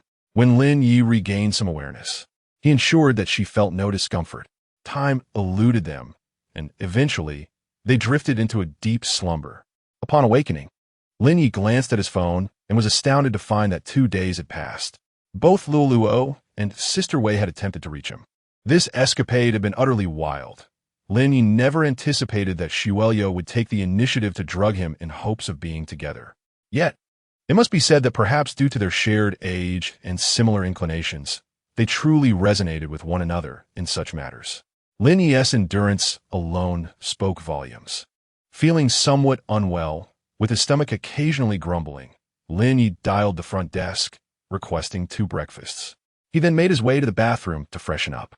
5 minutes later, as Lin Ye emerged from the bathroom, a knock at the door followed closely behind.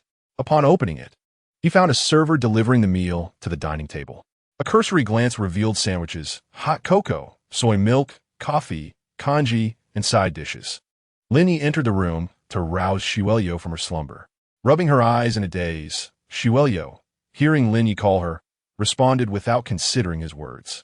Seeing that Xiuelio was awake, Lin Ye stepped out to have breakfast.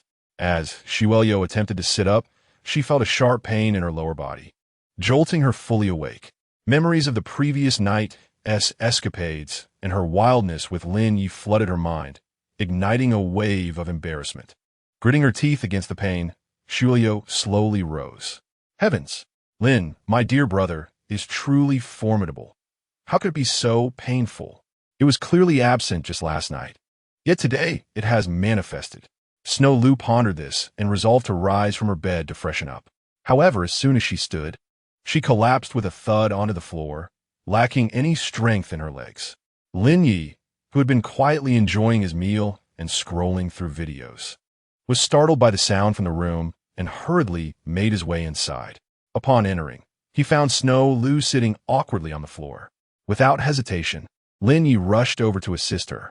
Seeing her brother come to her aid, Snow Lu reached out for help, but Lin Ye noticed she was unable to rise. He promptly bent down and scooped her into his arms, carrying her back to bed. "What's wrong?" Lin Ye inquired, his concern evident as he gently touched her forehead, worried she might have caught a chill from the air conditioning the previous night. However, upon comparing the temperature with his own forehead, it seemed she was not running a fever. Snow Lu shyly clutched the blanket.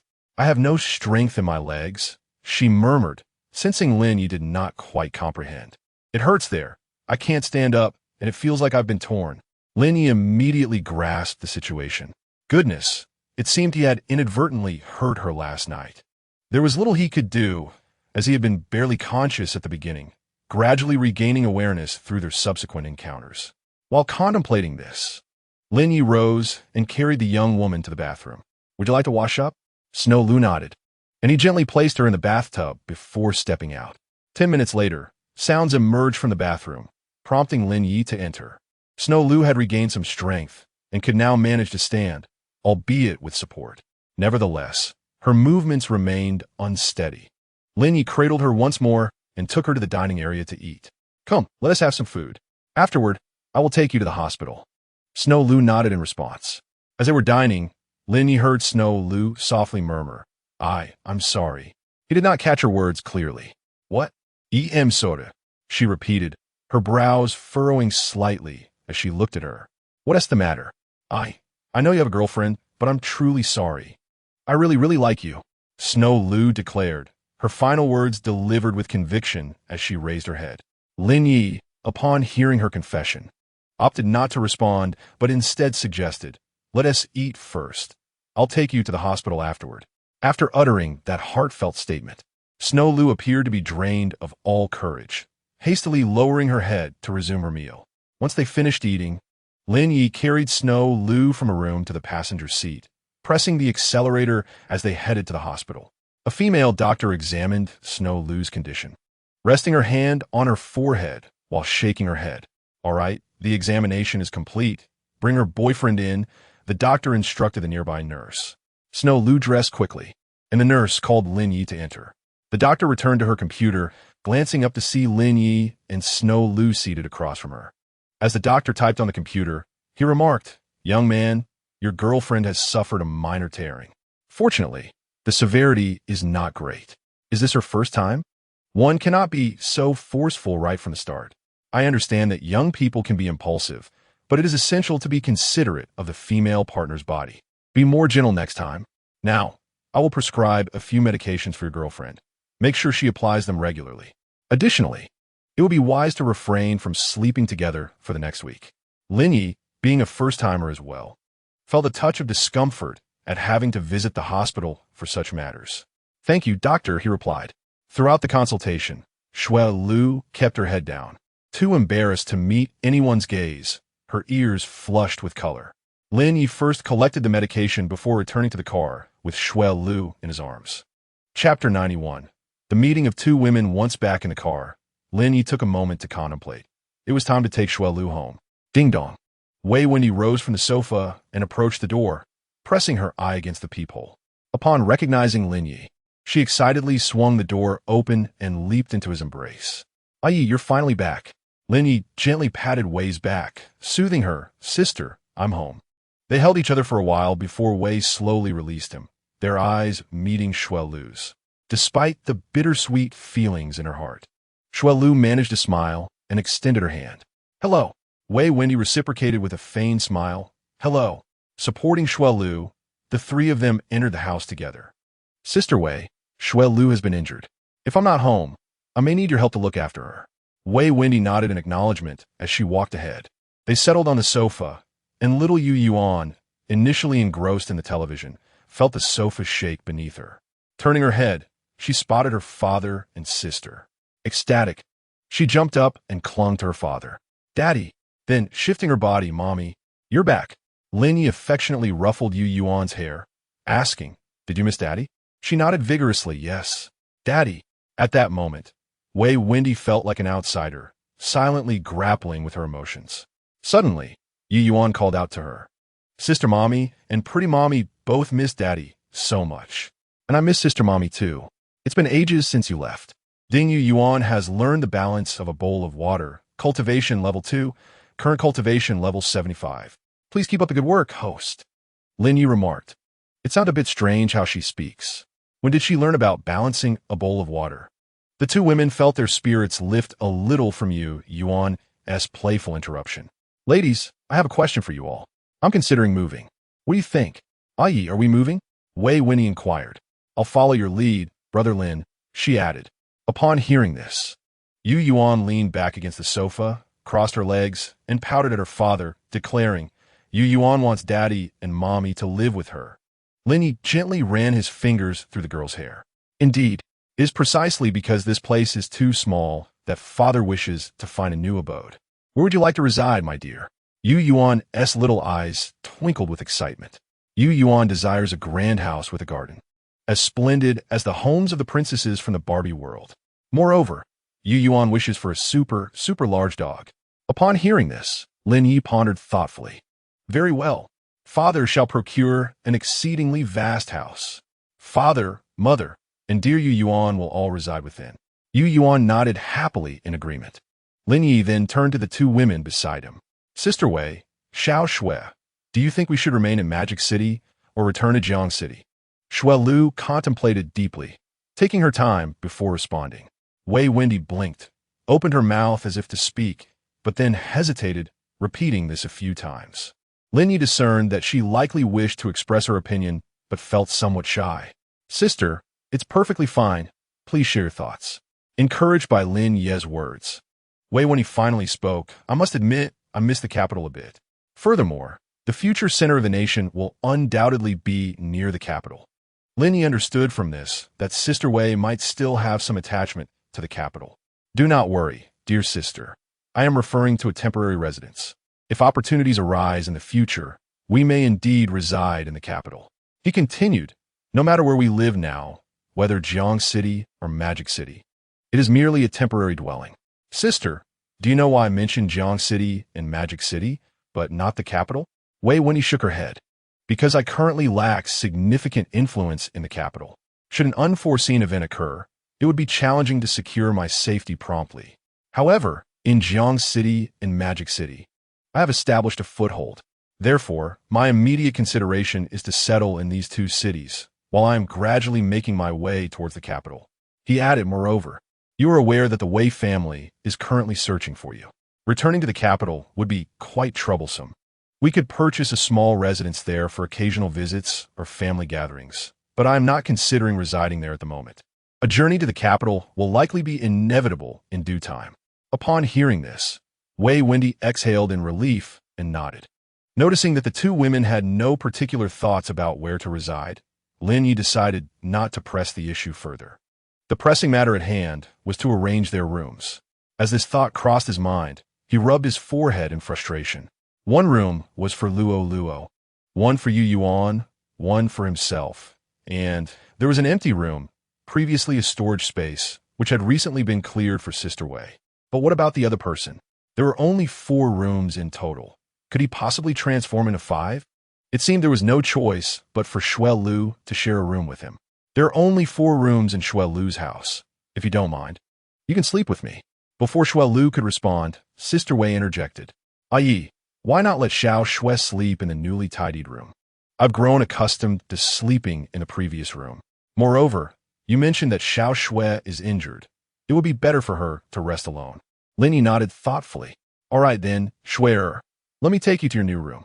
Although Shui Lu was somewhat reluctant to go, she had no choice but to comply when Lin Ge spoke. Upon opening the door, she was greeted by the minimalist decor within, a spacious double bed, a vanity table, and an oversized soft sofa.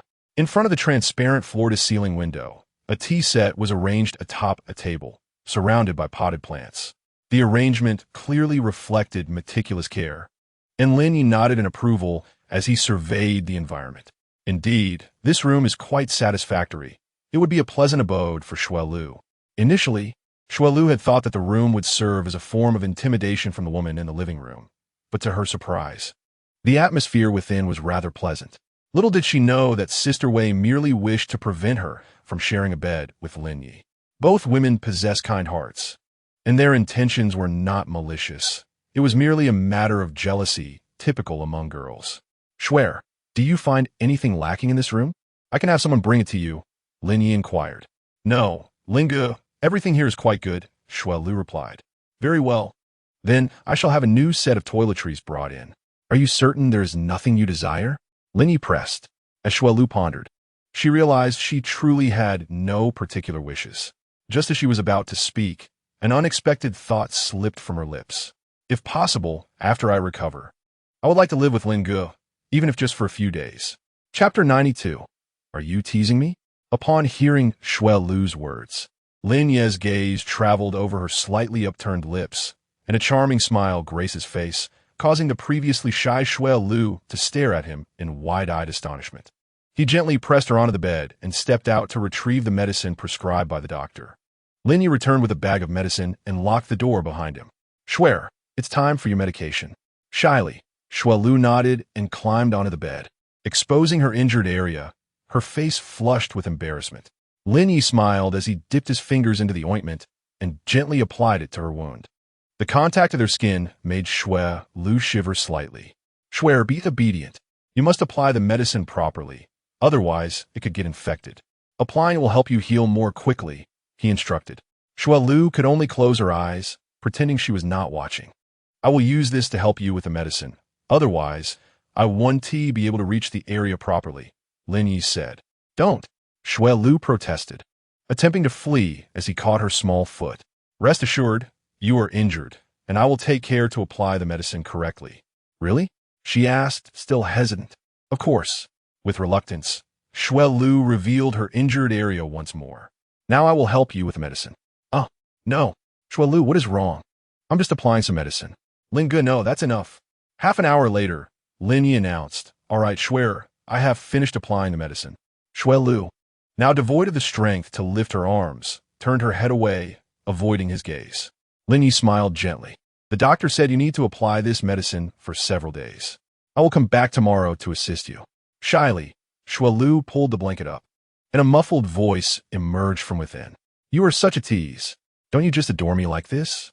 Lin Ye gazed at Lu, lingering in his thoughts, before suddenly realizing and dialing the butler to request the items Lu needed to be brought up. Once they hung up, Lin Ye turned to Lu and said, Shall we, my dear? Do you wish to be treated once more? Lu spun around, glaring at Lin Ye, only to catch the mischievous smirk on his lips. Oof. Considering his relatively gentle demeanor, I shall forgive him this once. As Lin Ye noticed Lu slightly rising, he extended his hand to assist her. Upon exiting, when he greeted them, Yi, how's everything? I arranged that for you. Isn't it splendid? Lin Ye nodded. Quite well. Wei's sister. Do you not reside there? Wendy shook her head with a smile. I am not accustomed to it. I find it a bit uncomfortable. She then shifted her gaze to Lu, saying, As long as my aesthetic sister is not bothered, I was worried you might not appreciate my taste. How could I? Sister S' room is beautifully arranged. How could I dislike it? Just now Lingu even tended to my wounds. Wendy smiled, briefly faltered, Haha, I knew my sister was in good health. That place suits you better. Please take care of yourself. She continued, By the way, Yi, I'll be sleeping with you tonight. Let us not repeat last time's roughness. Lin Ye coughed awkwardly. Ahem. All right then, Wei's sister. He feigned ignorance of the undercurrents between the two women, returning to the sofa, each arm draped around two stunning beauties. As evening fell, Luo had yet to return, having been called to resolve some issues at the company.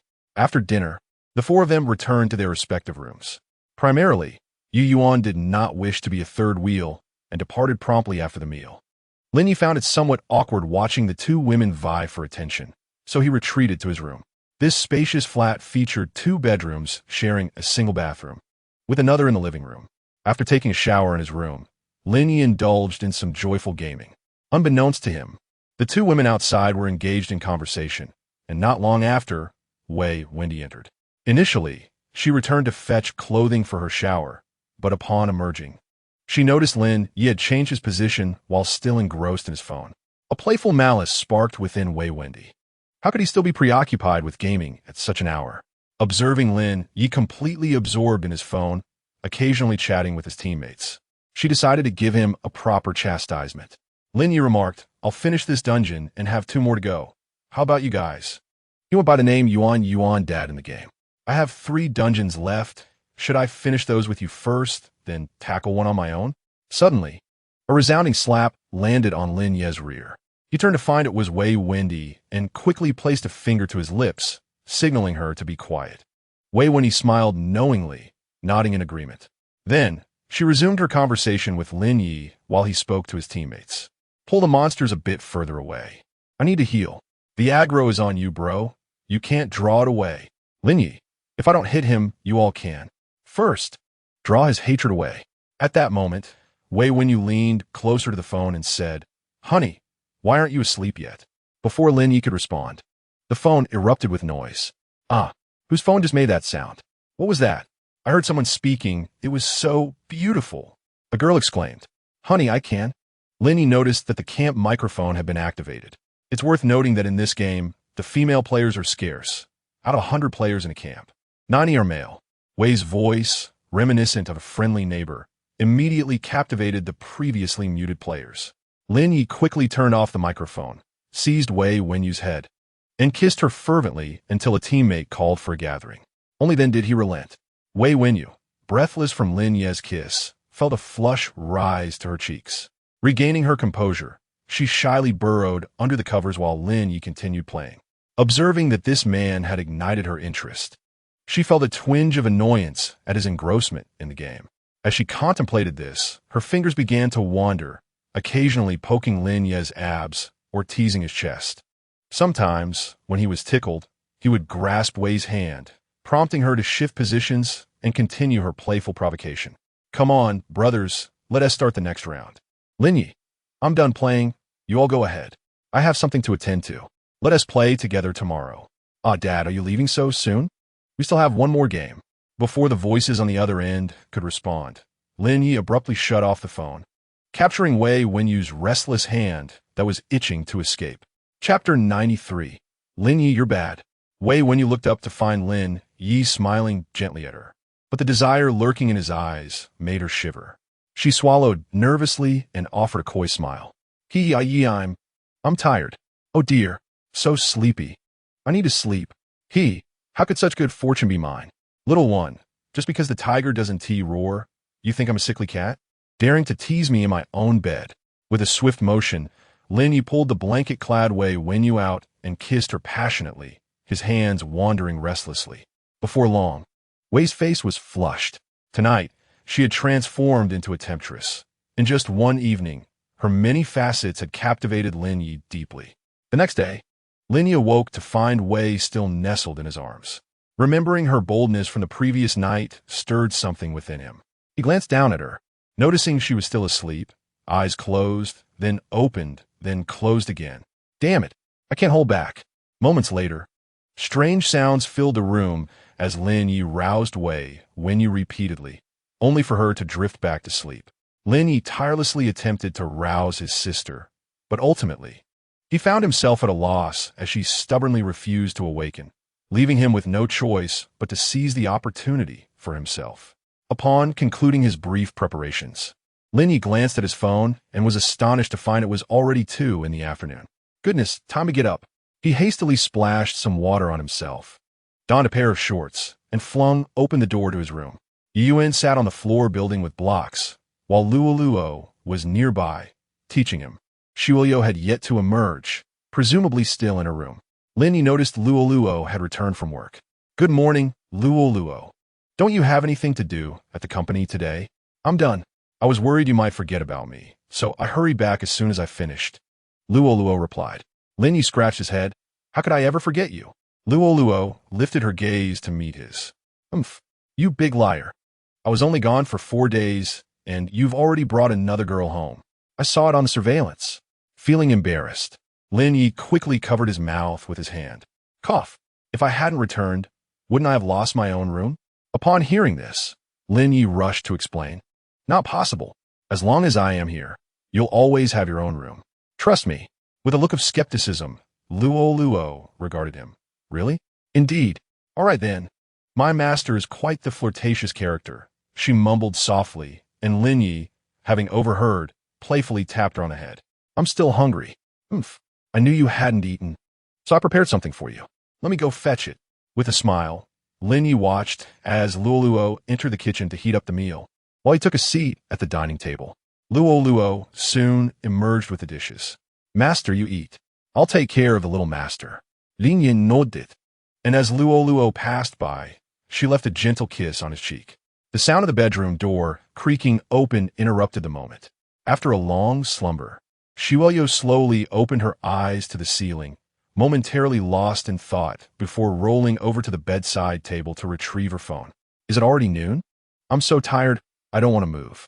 With that declaration, she remained still, flipping over in bed to read her novel. Wow, the author has updated 3 chapters today. 10 minutes later, she exclaimed, no way, is that it? Why does the author always leave us hanging? It's so annoying. Shuoyo furiously tapped the refresh button, wishing she could send a piece of her frustration to the author if her abilities permitted it. After sending a few free gifts, she opened a new novel to read. It seems the system doesn't quite understand me. This isn't my style at all. Let us change to another one. Wow, this campus romance is delightful. The protagonists in this setting always have sweet love stories. I must be the beautiful one in that campus. Sighing, Shueyo eventually realized that time had slipped away, and it was already 2 in the afternoon. Oh my goodness, my phone has led me astray. I haven't tea even at breakfast. Setting her phone aside, she rubbed her eyes and sat up. Ah! She stretched widely, slipping on her slippers, and as she stood, a sudden sharp sensation surged through her. Oh, that hurts! Shuelu sat on the bed for a while, gradually regaining her composure before cautiously leaning against the wall to rise. She made her way to the bathroom to freshen up. As she slowly opened the bedroom door, supporting herself against the wall with one hand on her waist, she ambled out. Lin Ye, hearing a soft thud, looked up to see Shuelu's somewhat awkward posture, unable to suppress a chuckle. Ha! Shue'er, what kind of pose is that? Upon hearing the laughter, which she deemed the source of her predicament, Shue'er shot Lin Ye a fierce glare. Lin Ye, catching her gaze, questioned, "What S with that look?" "I'm merely assisting you with your medication." This only fueled Shuelu's irritation, prompting her to divert her gaze, which landed on a little girl playing nearby, causing a flutter in her heart. Noticing Shuelu's sudden distraction, Lin Ye followed her line of sight and spotted Luo and the young girl engrossed in building blocks on the floor, laughing and chatting. "Shue'er, allow me to introduce Luo, my secretary." Shuelu fell silent, and Luo sensed the shift in atmosphere. Looking up, she saw the woman her master had brought home yesterday, gazing intently at her. She raised her little hand and greeted, "Hello, I'm Luo, the master's secretary." After a prolonged silence, Shuelu composed herself and offered a faint smile. "Hello." She then made her way to Lin Ye's side. Just as he was about to inquire about her mood, she climbed onto his lap, wrapping her small hands around his neck and burying her face against him. "Lin Ye, you're so naughty. How do you have so many women? Am I not enough for you?" Lin Ye playfully pinched Shuelu. "You little enchantress. You certainly satisfy me, but one of you isn't quite sufficient." He punctuated his statement with a gentle bounce. "Ah," Shuelu gasped, perhaps from pleasure or the discomfort of her injuries. Lin Ye, smiling broadly, remarked, "Isn't that right?" Suddenly, Shuelu felt a twinge of pain and reflected on her wounds, realizing that having other women to share the burden of her suffering might not be such a bad idea. At least it would alleviate some of her exhaustion. Chapter 94. Striking Luck. "Lingu, you mustn't forget about me, just because of those little enchantresses. Otherwise, I'll be upset." "How could I?" Lin Ye responded. "I want a baby," Shuelu declared, changing the subject so abruptly that Lin Ye was taken aback. "What? A baby? Where would I find one for her?" Seeing Lin Gu's delayed response, Shuelu pressed herself against his hand, swaying playfully. "Please?" Lin Ye finally processed her request. "A baby isn't solely up to me. You know, but what if I really get pregnant?" He pondered, considering his current situation, realizing that one child wouldn't be a burden. "Then let us have it. But with you on around, I'm not particularly keen on having a child right now." Lin Ye still found it strange how Shuelu had suddenly expressed a desire for a child of her own. Certainly, it is because she has fallen for Brother Lin. Lin Ye suddenly realized that he had inadvertently spoken his innermost thoughts aloud. In the future, Shuer should bear many children for Brother Lin. Shouldn't she? This way, even if Brother Lin seeks companionship with other women, he will not forget her. Although Shuelu acknowledged that using children to win a father's affection is indeed not a commendable approach, her love for him is genuine. "All right, Shuer, let's eat first. We could talk afterwards." Shuelu blinked at Lin Ye, placed a gentle kiss on his lips, then rose to sit in a nearby chair to begin her meal. Yet, from time to time, she cast flirtatious glances his way. However, Lin Ye, preoccupied with thoughts of the children she had just mentioned, paid no heed to her suggestive looks. The worry loomed large in his mind, as he realized he had neglected to take precautions each time. "Hello, is the system there?" Lin Ye's mental call echoed into silence. "System? System." He repeated his summons several times until an impatient voice finally responded. "Do you require assistance, host? Will the rewards you provided earlier increase the likelihood of a woman becoming pregnant?" "Indeed, host." Lin Ye's pupils dilated in surprise. And just as he was about to inquire further, the system continued.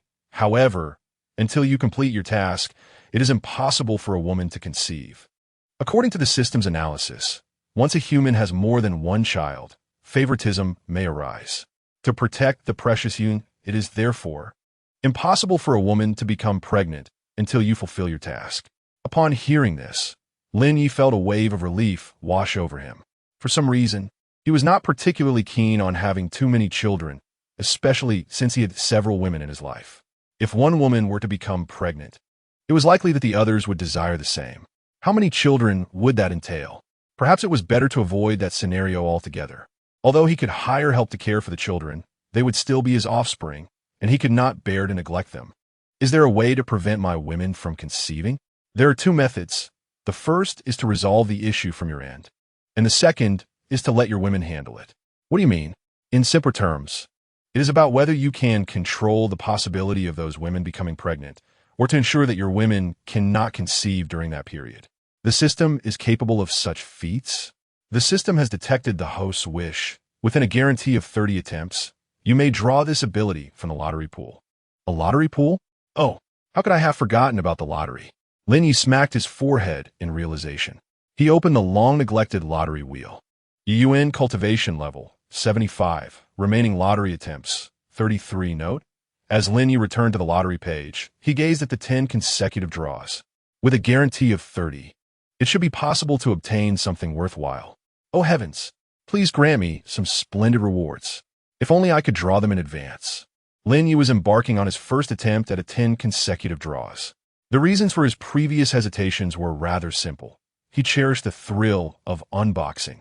Yet the rapid pace at which one could draw left him with little to savor. Moreover, he simply did not possess the means for such an endeavor. Ding! Congratulations to the host for acquiring the soothing ability of Tai Tai. Ding! Congratulations to the host for obtaining 3 strengthening pills. Ding! Thank you for your patronage.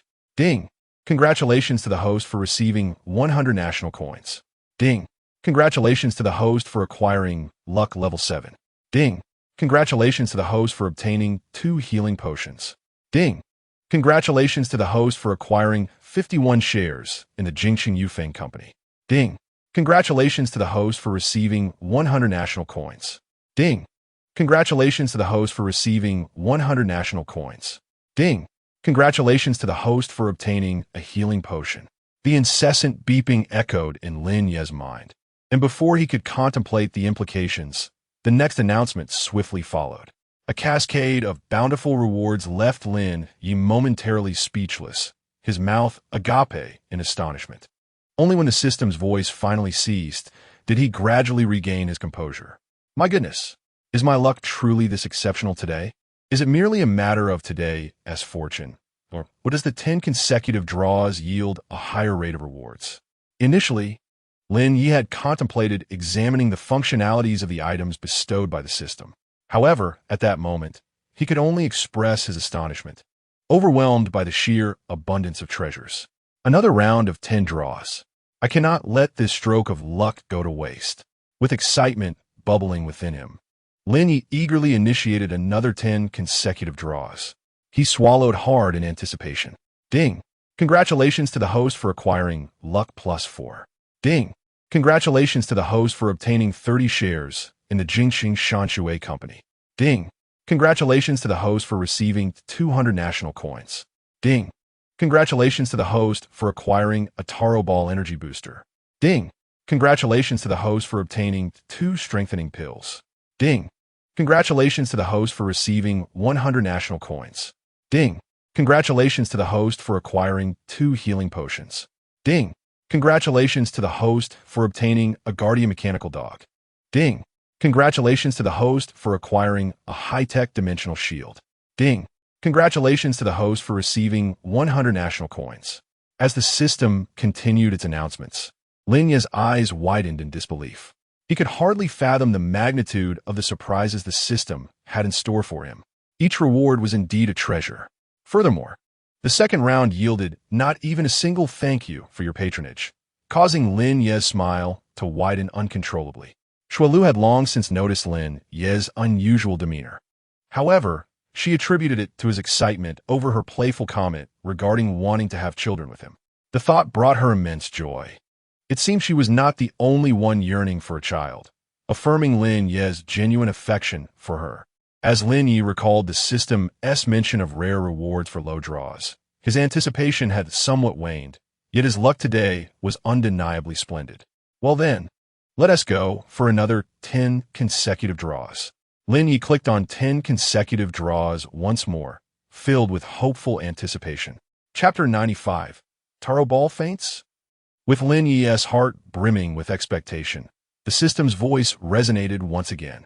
Congratulations to the host for acquiring 100 national coins. Congratulations to the host for obtaining a smart robotic butler. Congratulations to the host for gaining the ability to be trustworthy. Congratulations to the host for acquiring the power to control sperm. Note: 30 guaranteed rewards have been drawn. Congratulations to the host for receiving a mechanical guard dog. Congratulations to the host for obtaining 51 shares in the Shanghai Post Company. Congratulations to the host for acquiring 100 national coins. Thank you for your patronage. Congratulations to the host for obtaining 1 square meter of static storage space.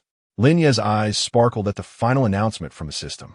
As a true Chinese, who isn't he harbored the desire to hoard items, he quickly scarfed down a few bites of food and then turned to Shuai Lu, stating, "I'm off to work."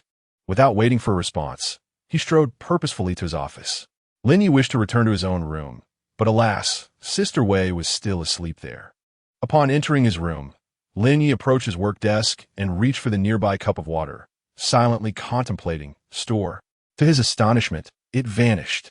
Closing his eyes, he suddenly realized he could visualize a small space within his mind, a confined area where the very cup he had just held resided. After recognizing this phenomenon, he withdrew from the mental space. Lin Ye intended to thoroughly examine the items provided by the system to discern their utility. The first was a soothing adhesive. Note: anyone engaging in intimate relations with the host will experience relaxation and comfort. Upon reading such an irreverent remark, Lin Ye awkwardly coughed into his hand. Indeed, it is a splendid item, albeit somewhat frivolous. The second item was 51 shares in the Capital Wind Company. The matter of shares could be addressed later. Lin Ye moved directly to the third item, Vitality Enhancement Pills. He had received a total of 5. The first time he had obtained them, he had consumed one, and since then, he had not fallen ill, exhibiting remarkable vigor in intimate encounters as well. Without hesitation, he popped 2 into his mouth, chewed, and swallowed, while placing the remaining 3 into the system's storage space. The fourth item was 30 shares in the Capital Landscape Company, yet another share. The fifth item was a mechanical guard dog. Note: the core mechanism ensures unwavering loyalty to its master and serves excellently as a guardian. It can be reclaimed after 30 years, provided there is no significant damage. This was excellent. He would no longer need to worry about their safety when he was away. With 2, he could keep one by his side and give the other to his parents, and he would need to find an opportunity to present it to them. Satisfied, Lin Ye nodded in approval. The sixth item was a high-tech dimensional blocker. Note: can disable all surveillance devices, including maps and location tracking. This was splendid. Just as he planned to move to a small courtyard, he now had both a blocker and a guard dog, ensuring his safety was no longer a concern. The seventh item was 5 healing potions. Note: capable of treating all internal and external injuries, provided there is no disorganization of tissues. Lin Ye raised an eyebrow upon seeing the note, instantly reminded of Shuai Lu. He thought it would be a good idea to let that little girl try it later. After all, it wouldn't look appealing for her to walk with a limp. The 8th entry. Words must be kept. Note: any statement made by the host will be believed by individuals with a favorability rating of over 60. Those with a rating below 60 will have an increased likelihood of believing it as well. The 9th entry. Intelligent robotic steward. Note: a capable little steward. Lin Ye exclaimed in awe, wondering if this system somehow knew he was going to stay in the courtyard. It had delivered an entire suite of features to him. The 10th entry. Control of sperm. Note: prior to any unsatisfactory review screen, the host can control the activity level of sperm. The higher the activity level, the easier it is to conceive. Note: this can only be utilized when the system is inactive. Lin Ye was taken aback by the system's annotations, questioning why it was not passing the review. He felt indignant. After all, they were all adults. Who didn't understand such things? How could the system speak of him in such a way? The system remained silent, seemingly in agreement, as Lin Ye noted its persistent lack of response.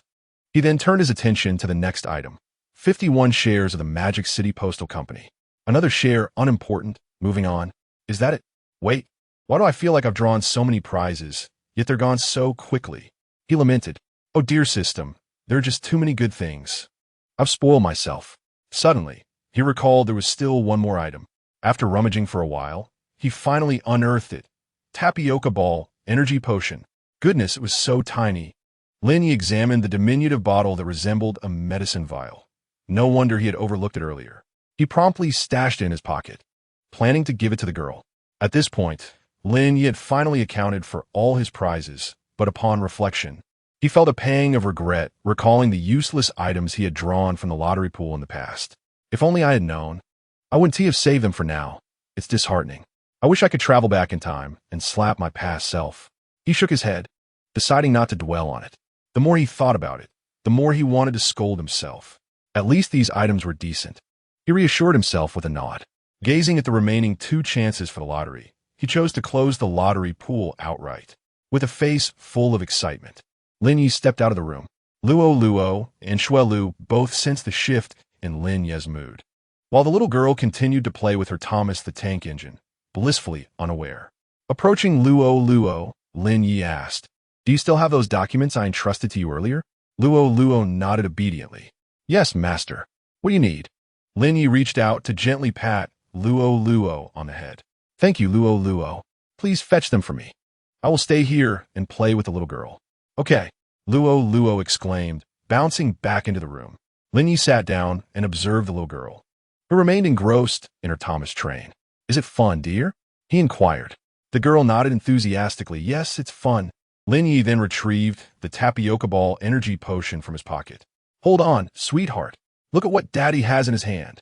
As Taro glanced along her father's line of sight at his tightly clenched fist, she smacked her lips and suddenly exclaimed, "Delicious."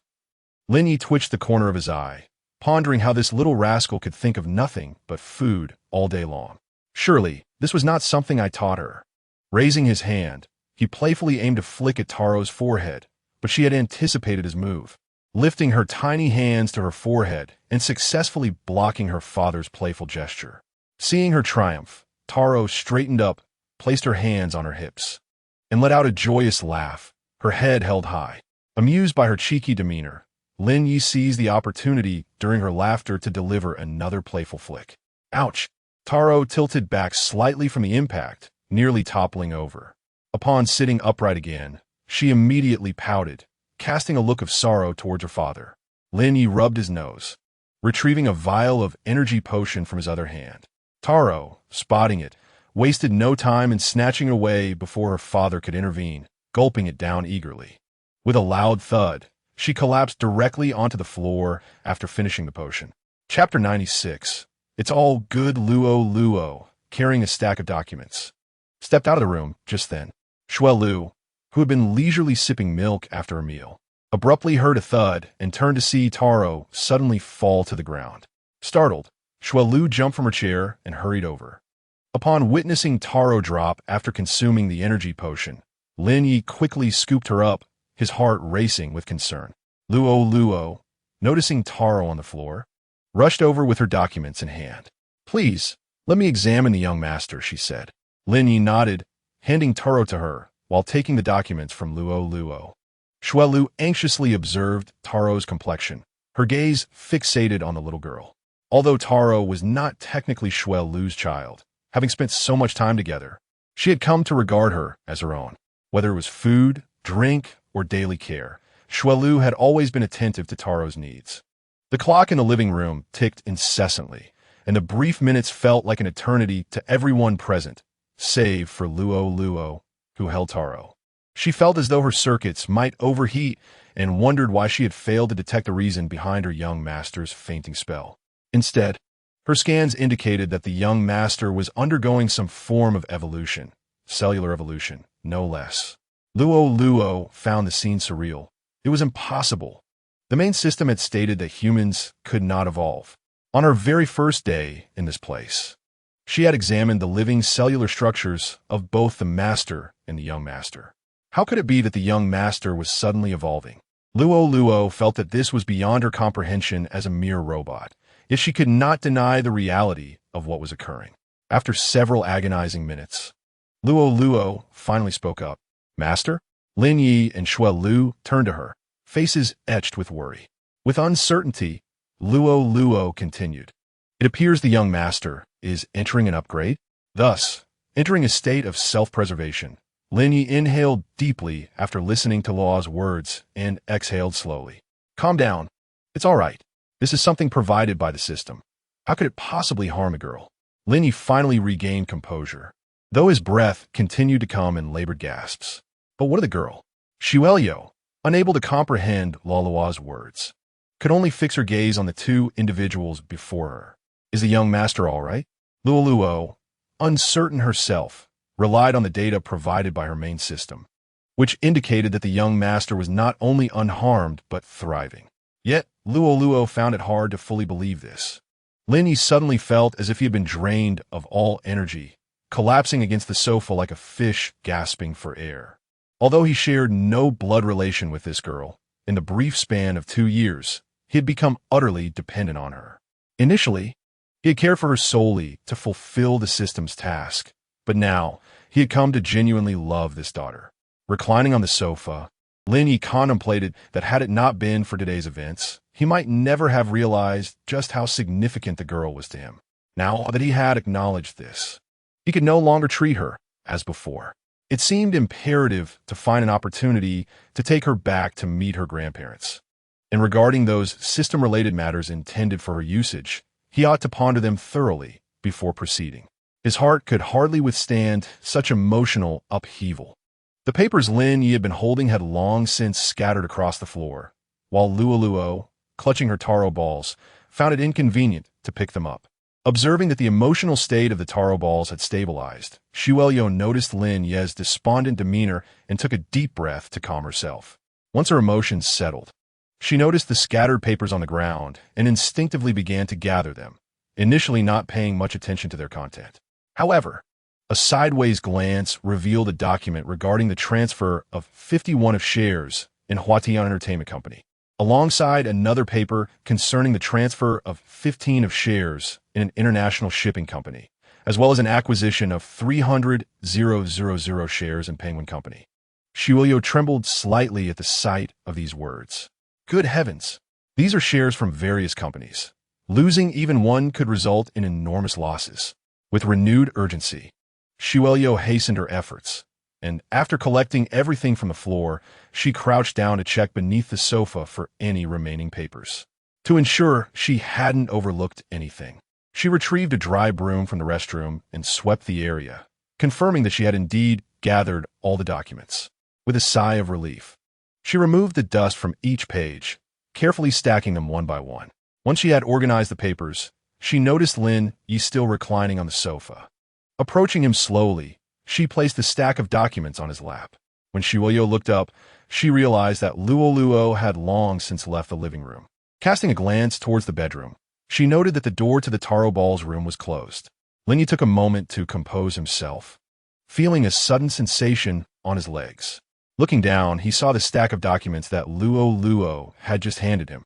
At that moment, Lin Ye also regained his composure, slowly straightening his body. He turned to gaze gently at Shuai Lu. Thank you. Shuai Lu shook her head. It's nothing, Brother Lin. Brother Lin, I see that you have a lot of important documents here. Are you busy with something? Yes. Then you go ahead and work. I won't disturb you. As Shuai Lu spoke, she stood up and moved to the dining table to sit down. Lin Ye nodded and took the documents into his office. He locked the door behind him, approached his desk, sat down, and opened the drawer to take out another stack of papers. He began to organize and categorize them, sorting from Jiangsheng to Modu to Jingsheng, from small companies to large enterprises, and then arranging them by share size, placing each one neatly into a folder before stowing it away. Exhausted, Wei Wendy finally stirred awake. Oh my, how is it so late? She exclaimed, recalling the absurdities of the previous night with Lin Ye, realizing that her own feelings of insecurity had overwhelmed her. Who would have thought that Ye could become so formidable so suddenly? Wei Wendy's cheeks flushed as red as an apple. Yi was truly excessive yesterday. She found it curious. She was not typically so reckless. Why had she lost control so easily? Moreover, it seemed that position was indeed more comfortable. I mustn't think about that. She forcefully patted her cheeks to stay alert. Wei Wendy slipped on her slippers and stepped out of her room, immediately spotting Shui Lu sitting alone, sipping milk. Upon closer inspection, she recognized the milk as the kind Yi had brought her just a few days prior, and her mood shifted subtly. She had glanced at it earlier, but chose to ignore it. Out of sight, out of mind, it's just milk. It doesn't prove anything. Regardless, the marks left by Yi from the previous night assured her of her significance.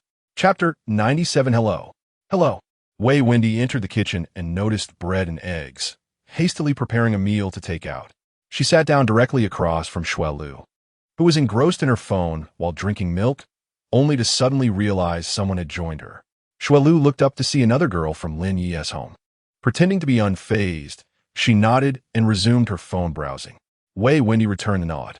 After finishing her meal, Wei Wendy set down her cutlery and scrutinized Shui Lu's face.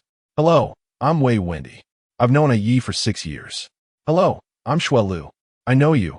You're a star under Yi's company. Shui Lu nodded awkwardly. I'm not sure what your intentions are in approaching Yi, but I hope they are sincere. Shui Lu nodded. I'm only close to Lin Ye because I admire him. I would never do anything harmful to him. Sigh. Wei Wendy, what are you feeling so down about? You should be grateful to be by Yi's side. Wei Wendy responded with a soft As the atmosphere on the scene descended into silence, the sudden ring of Shui Lu's mobile phone broke the stillness. Excuse me, I need to take this call, she said. Wei Wendy noticed the other person had left and also made her way to the kitchen.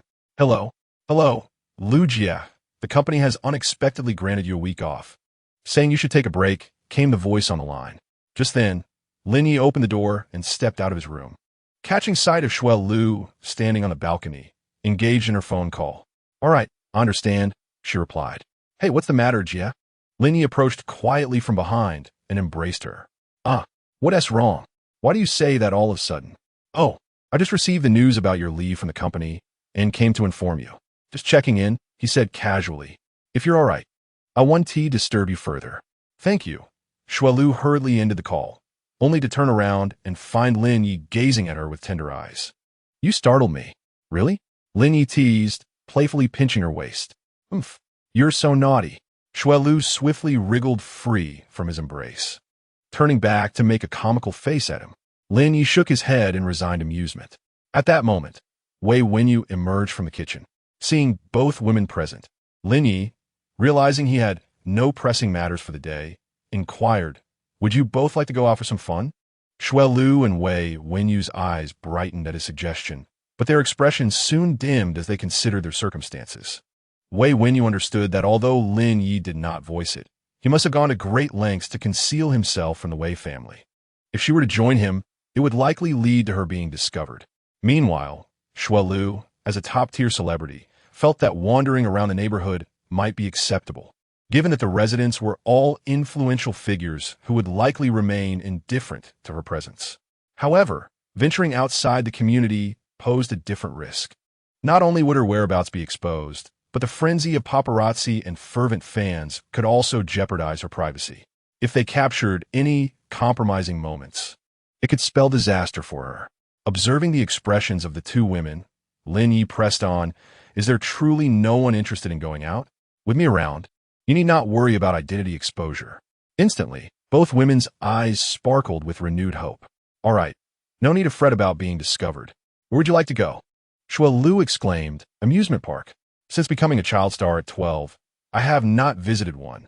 Wei Wenyu added, I'm open to anything. I just want to see the scenery. Since returning to the metropolis, I haven't ventured outside at all. If I don't get out soon, I might go mad. Lin Yi suggested, let us first head to Happy Valley, and if we have time in the evening, we can stroll along the coastline. Both Shui Lu and Wei Wenyu nodded in agreement, appearing quite satisfied with the plan. Lin Yi had carefully considered taking the two women out. With the girl currently in deep slumber, he was uncertain when she would awaken. He needed to devise a way to retrieve the protective robotic dog and the intelligent robotic butler without arousing suspicion at home, which left him no choice but to seek solutions outside. Ideally, he hoped to return before she stirred. Lin Ye mentally rehearsed his thoughts before dialing the phone. Hello, Xiao Zheng, the general manager of Magic Scene Real Estate. I plan to take some people to Happy Valley later. Could you inquire if they can reserve the venue for us today? I am willing to pay 5 times the usual price. All right, I'll ask. After 10 minutes, the phone rang again. How'd it go? Good. It's all set, he replied. By the way, please inform the person in charge at Happy Valley not to take any sneaky photographs, if you understand what I mean. Yes. And we plan to visit the coastline in the evening to enjoy the scenery. No need to clear the area.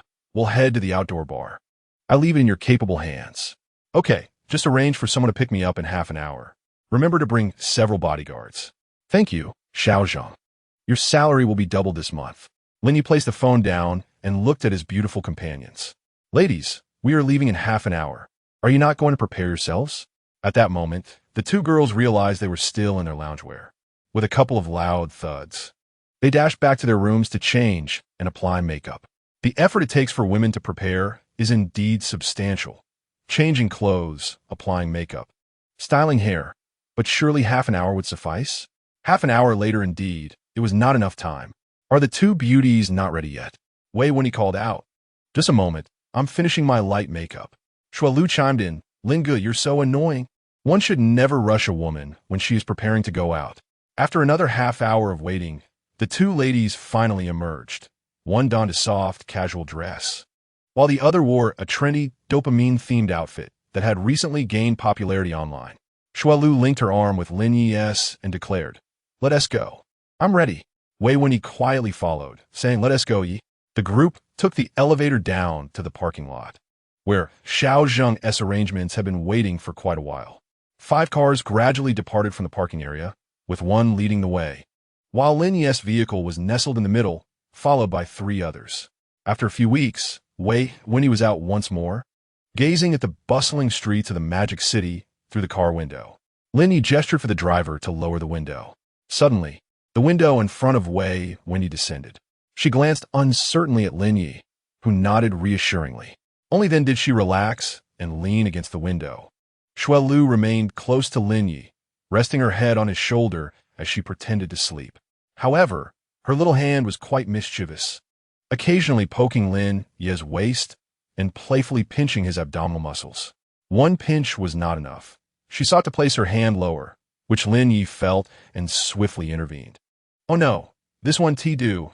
Sister Wei is right beside us, and the driver and bodyguards are in front. We mustn't be too provocative. Lin Ye was not inclined to seek excitement at this moment, especially not in broad daylight. Such indiscretions should be reserved for the night. Chapter 98. Amusement Park. Shuo Lu urged, Hurry, Lin Ge. Come quickly. I want to ride that. Lin Ye looked up to see the introduction of the sled roller coaster, promising a thrilling experience at 260 kilometers per hour. Shuo Lu bounced ahead, glancing back occasionally, while Lin Ye and Wei Wenyi strolled leisurely behind. As they approached the entrance, Wei Wenyi said, Oh my, I think I'll pass on this one. I have a bit of a fear of heights. Lin Ye nodded, summoning a few bodyguards to accompany Wei Wenyi, and leisurely made his way towards Shuo. Hurry up, Shuo exclaimed. With a hint of helplessness, Lin Ye chuckled. Today we have the entire venue to ourselves. There's no need to rush. I've been wanting to ride this for ages. I've heard so much about the most thrilling attraction in Magic City's Happy Valley. Seeing Lin Ye still strolling leisurely, Shuo, unable to contain her excitement, rushed over and linked her arm with his, pulling him along. The staff, recognizing the prominent figures who had reserved the entire venue, adopted a demeanor of utmost respect. Hello. Could you please store our belongings? Certainly. Please have a seat. Just a moment. I will check your items. After the safety inspection, the staff exchanged gestures with their colleagues, who nodded in acknowledgement. The sledding coaster is about to commence, promising an exhilarating experience at speeds of 260 km/h. Shuo nervously gripped the front handle, while Lin Ye reclined comfortably in his seat.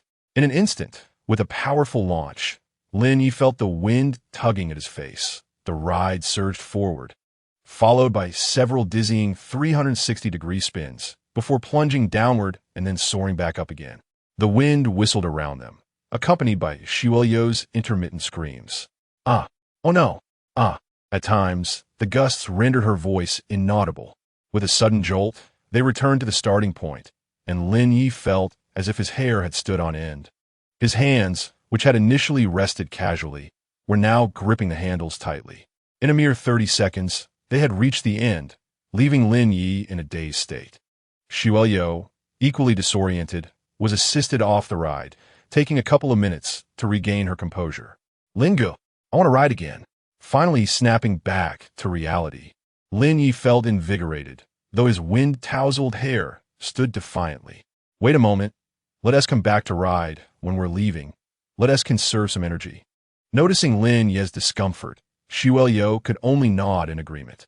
Oh my goodness. That ride truly took off. There was barely a moment to prepare. The launch was instantaneous. As they stepped off the ride, Xuelio, upon seeing Wei Wunin, couldn't help but share her exhilaration. I must tell you, it was absolutely thrilling. I felt as though my soul was chasing after me. In a flash, my body was propelled forward, yet my spirit lingered behind. Wei Wunin, who had been stifling a smile at the sight of their tousled hair, suddenly heard Xuelio urging her to join them, causing her amusement to dissipate. She quickly raised her hand to dismiss the suggestion. Seeing the speed at which they had soared through the air and hearing Xuelio's description filled her with trepidation. Ah, no, thank you. I'm a bit afraid of heights, she replied, her voice quivering slightly. Snow Willow gazed at Wei Wendy with her clear, yet naive eyes. Ultimately, upon witnessing Wei Wendy's resolute demeanor, she could only blink in resignation and acquiesce. Seeing the silly girl relent at last, Wei Wendy exhaled a long sigh of relief in her heart. The trio subsequently engaged in activities such as rock climbing, bungee jumping, pirate ship rides, and spinning roller coasters, among others. For the less thrilling endeavors, the three of them participated together, while for the more exhilarating attractions, only Lin Ye and Snow Willow ventured forth, leaving Wei Wendy to await their return. As the day drew to a close, Snow Willow suddenly recalled the sledding coaster. Lingu, let us go on the sledding coaster one more time. I wanna. Lin Ye felt a wave of sweat trickle down his back. Today had truly revealed the extent of her exuberance. Goodness, her energy seemed boundless. Just as he was about to change the subject, Snow Willow fixed her pitiable gaze upon Lin Ye and Wei Wendy. Through the course of the day, Wei Wendy had come to realize that this younger sister was, in fact, quite innocent, albeit with a few playful notions. Wei Wendy took the initiative to speak first. I'm fine with waiting here for you two. Wei Jia, are you really not going to give it a try? It's truly exhilarating. Snow Willow, having grown more familiar with the gentle elder sister throughout the day, felt a deep satisfaction of 98%. If only Wei Jia didn't have feelings for Lingu, her satisfaction would reach a perfect 100. Wei Wendy waved her hand dismissively. No, thank you. I have a fear of heights. I've hardly been on a plane, and my heart can't take it. With a hint of reluctance, Snow Willow turned her gaze toward Lin Ye. Seeing that Wei Jia had given her approval, he could only nod in agreement. I'm a bit tired. If you wish to go, I'll accompany you, but I want to ride. Today has been quite wild, and I have work tomorrow. Snow Willow initially contemplated pressing the matter further, but upon hearing that Lingu had work the next day, she could only nod in acquiescence. Then I'll go alone. The two exchanged relieved glances, each silently exhaling a sigh of relief. Snow Willow dashed inside like a carefree hamster, and within mere minutes, the unmistakable sound of the ride commencing echoed from within. Her screams resonated through the air, reaching the two outside, who noted that in just 30 seconds, Snow Willow had screamed for 26 of them. Goodness, this girl-ass screams lasted even longer than the last time. Lin Ye remarked with amusement as he turned to Wei Jia. Wei Wendy, startled by her own candidness, coughed awkwardly. Ahem. It was about the same, I suppose. When Snow Willow emerged from the ride, Lin Ye could not contain his laughter. Ha ha ha. In an effort to maintain her refined image, Wei Wendy turned her head away. Her lips tightly pressed together as she struggled not to laugh. Snow Willow, having already acclimated to the sledding coaster on her second attempt, stepped out only to find one person suppressing laughter and the other doubled over in mirth. Instantly, Snow Willow became incensed, placing her hands on her hips, ready to voice her displeasure. Lin Ye promptly waved his hand as the bodyguard stepped forward to retrieve a small round mirror, thrusting it towards Snow Willow's face. She beheld her once neatly styled high ponytail, now a tangled mess, resembling a disheveled golden retriever, the wild strands frizzing out in all directions. Embarrassed, Snow Willow hurriedly covered her face and dashed to the restroom, while Wei Wenyu and Lin Ye, witnessing her retreat, followed suit, engaging in light-hearted banter. Chapter 99. Homeward Bound. Shortly thereafter, Snow Willow emerged from the restroom, having composed herself. "Oomph, why didn't you tell me? I look dreadful," she exclaimed. "All right, Schwer, let us be off." "The sky is nearly dark," Lin Ye replied. Reluctantly, Snow Willow trailed behind. "Don't walk so fast.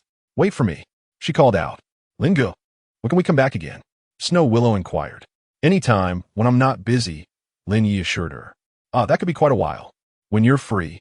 I'm usually occupied too." "Alas," she lamented. "Lin Ye affectionately roufflet had his." The trio, accompanied by the bodyguard, departed from the amusement park. Upon stepping outside, they were greeted by the faint whimpers of puppies, their cries weak and seemingly on the brink of fading away. Turning towards the source of the sound, Snow Willow was the first to rush forward, gingerly parting the bushes. Upon witnessing the scene before her, she whispered, "Lin Ge, come quickly, there are two little pups here. Look, look." Lin Ye and Wei Wenyu approached, bending down to peer closer. "They are so tiny. Where's their mother?" "They must have just been born," Snow Willow remarked. Wei Wenyu chimed in. "I've had pets before. At this size, they should be less than a week old." Snow Willow turned her hopeful gaze towards Lin Ye. "Lin Ge, I want to adopt them. Winter is approaching, and they're so small. Even if their mother were here, she couldn't take care for them." Lin Ye nodded. "Go ahead and adopt them. We can arrange for someone to look after them later. It's not a problem." Overjoyed, Snow Willow stood up and embraced Lin Ye. "You're the best, Lin Ge." Wei Wenyu turned away, avoiding the sight of the two in their embrace, and gently took the two puppies from the bodyguard. "Let us head to the pet hospital first," she suggested. "Sounds good," Lin Ye replied.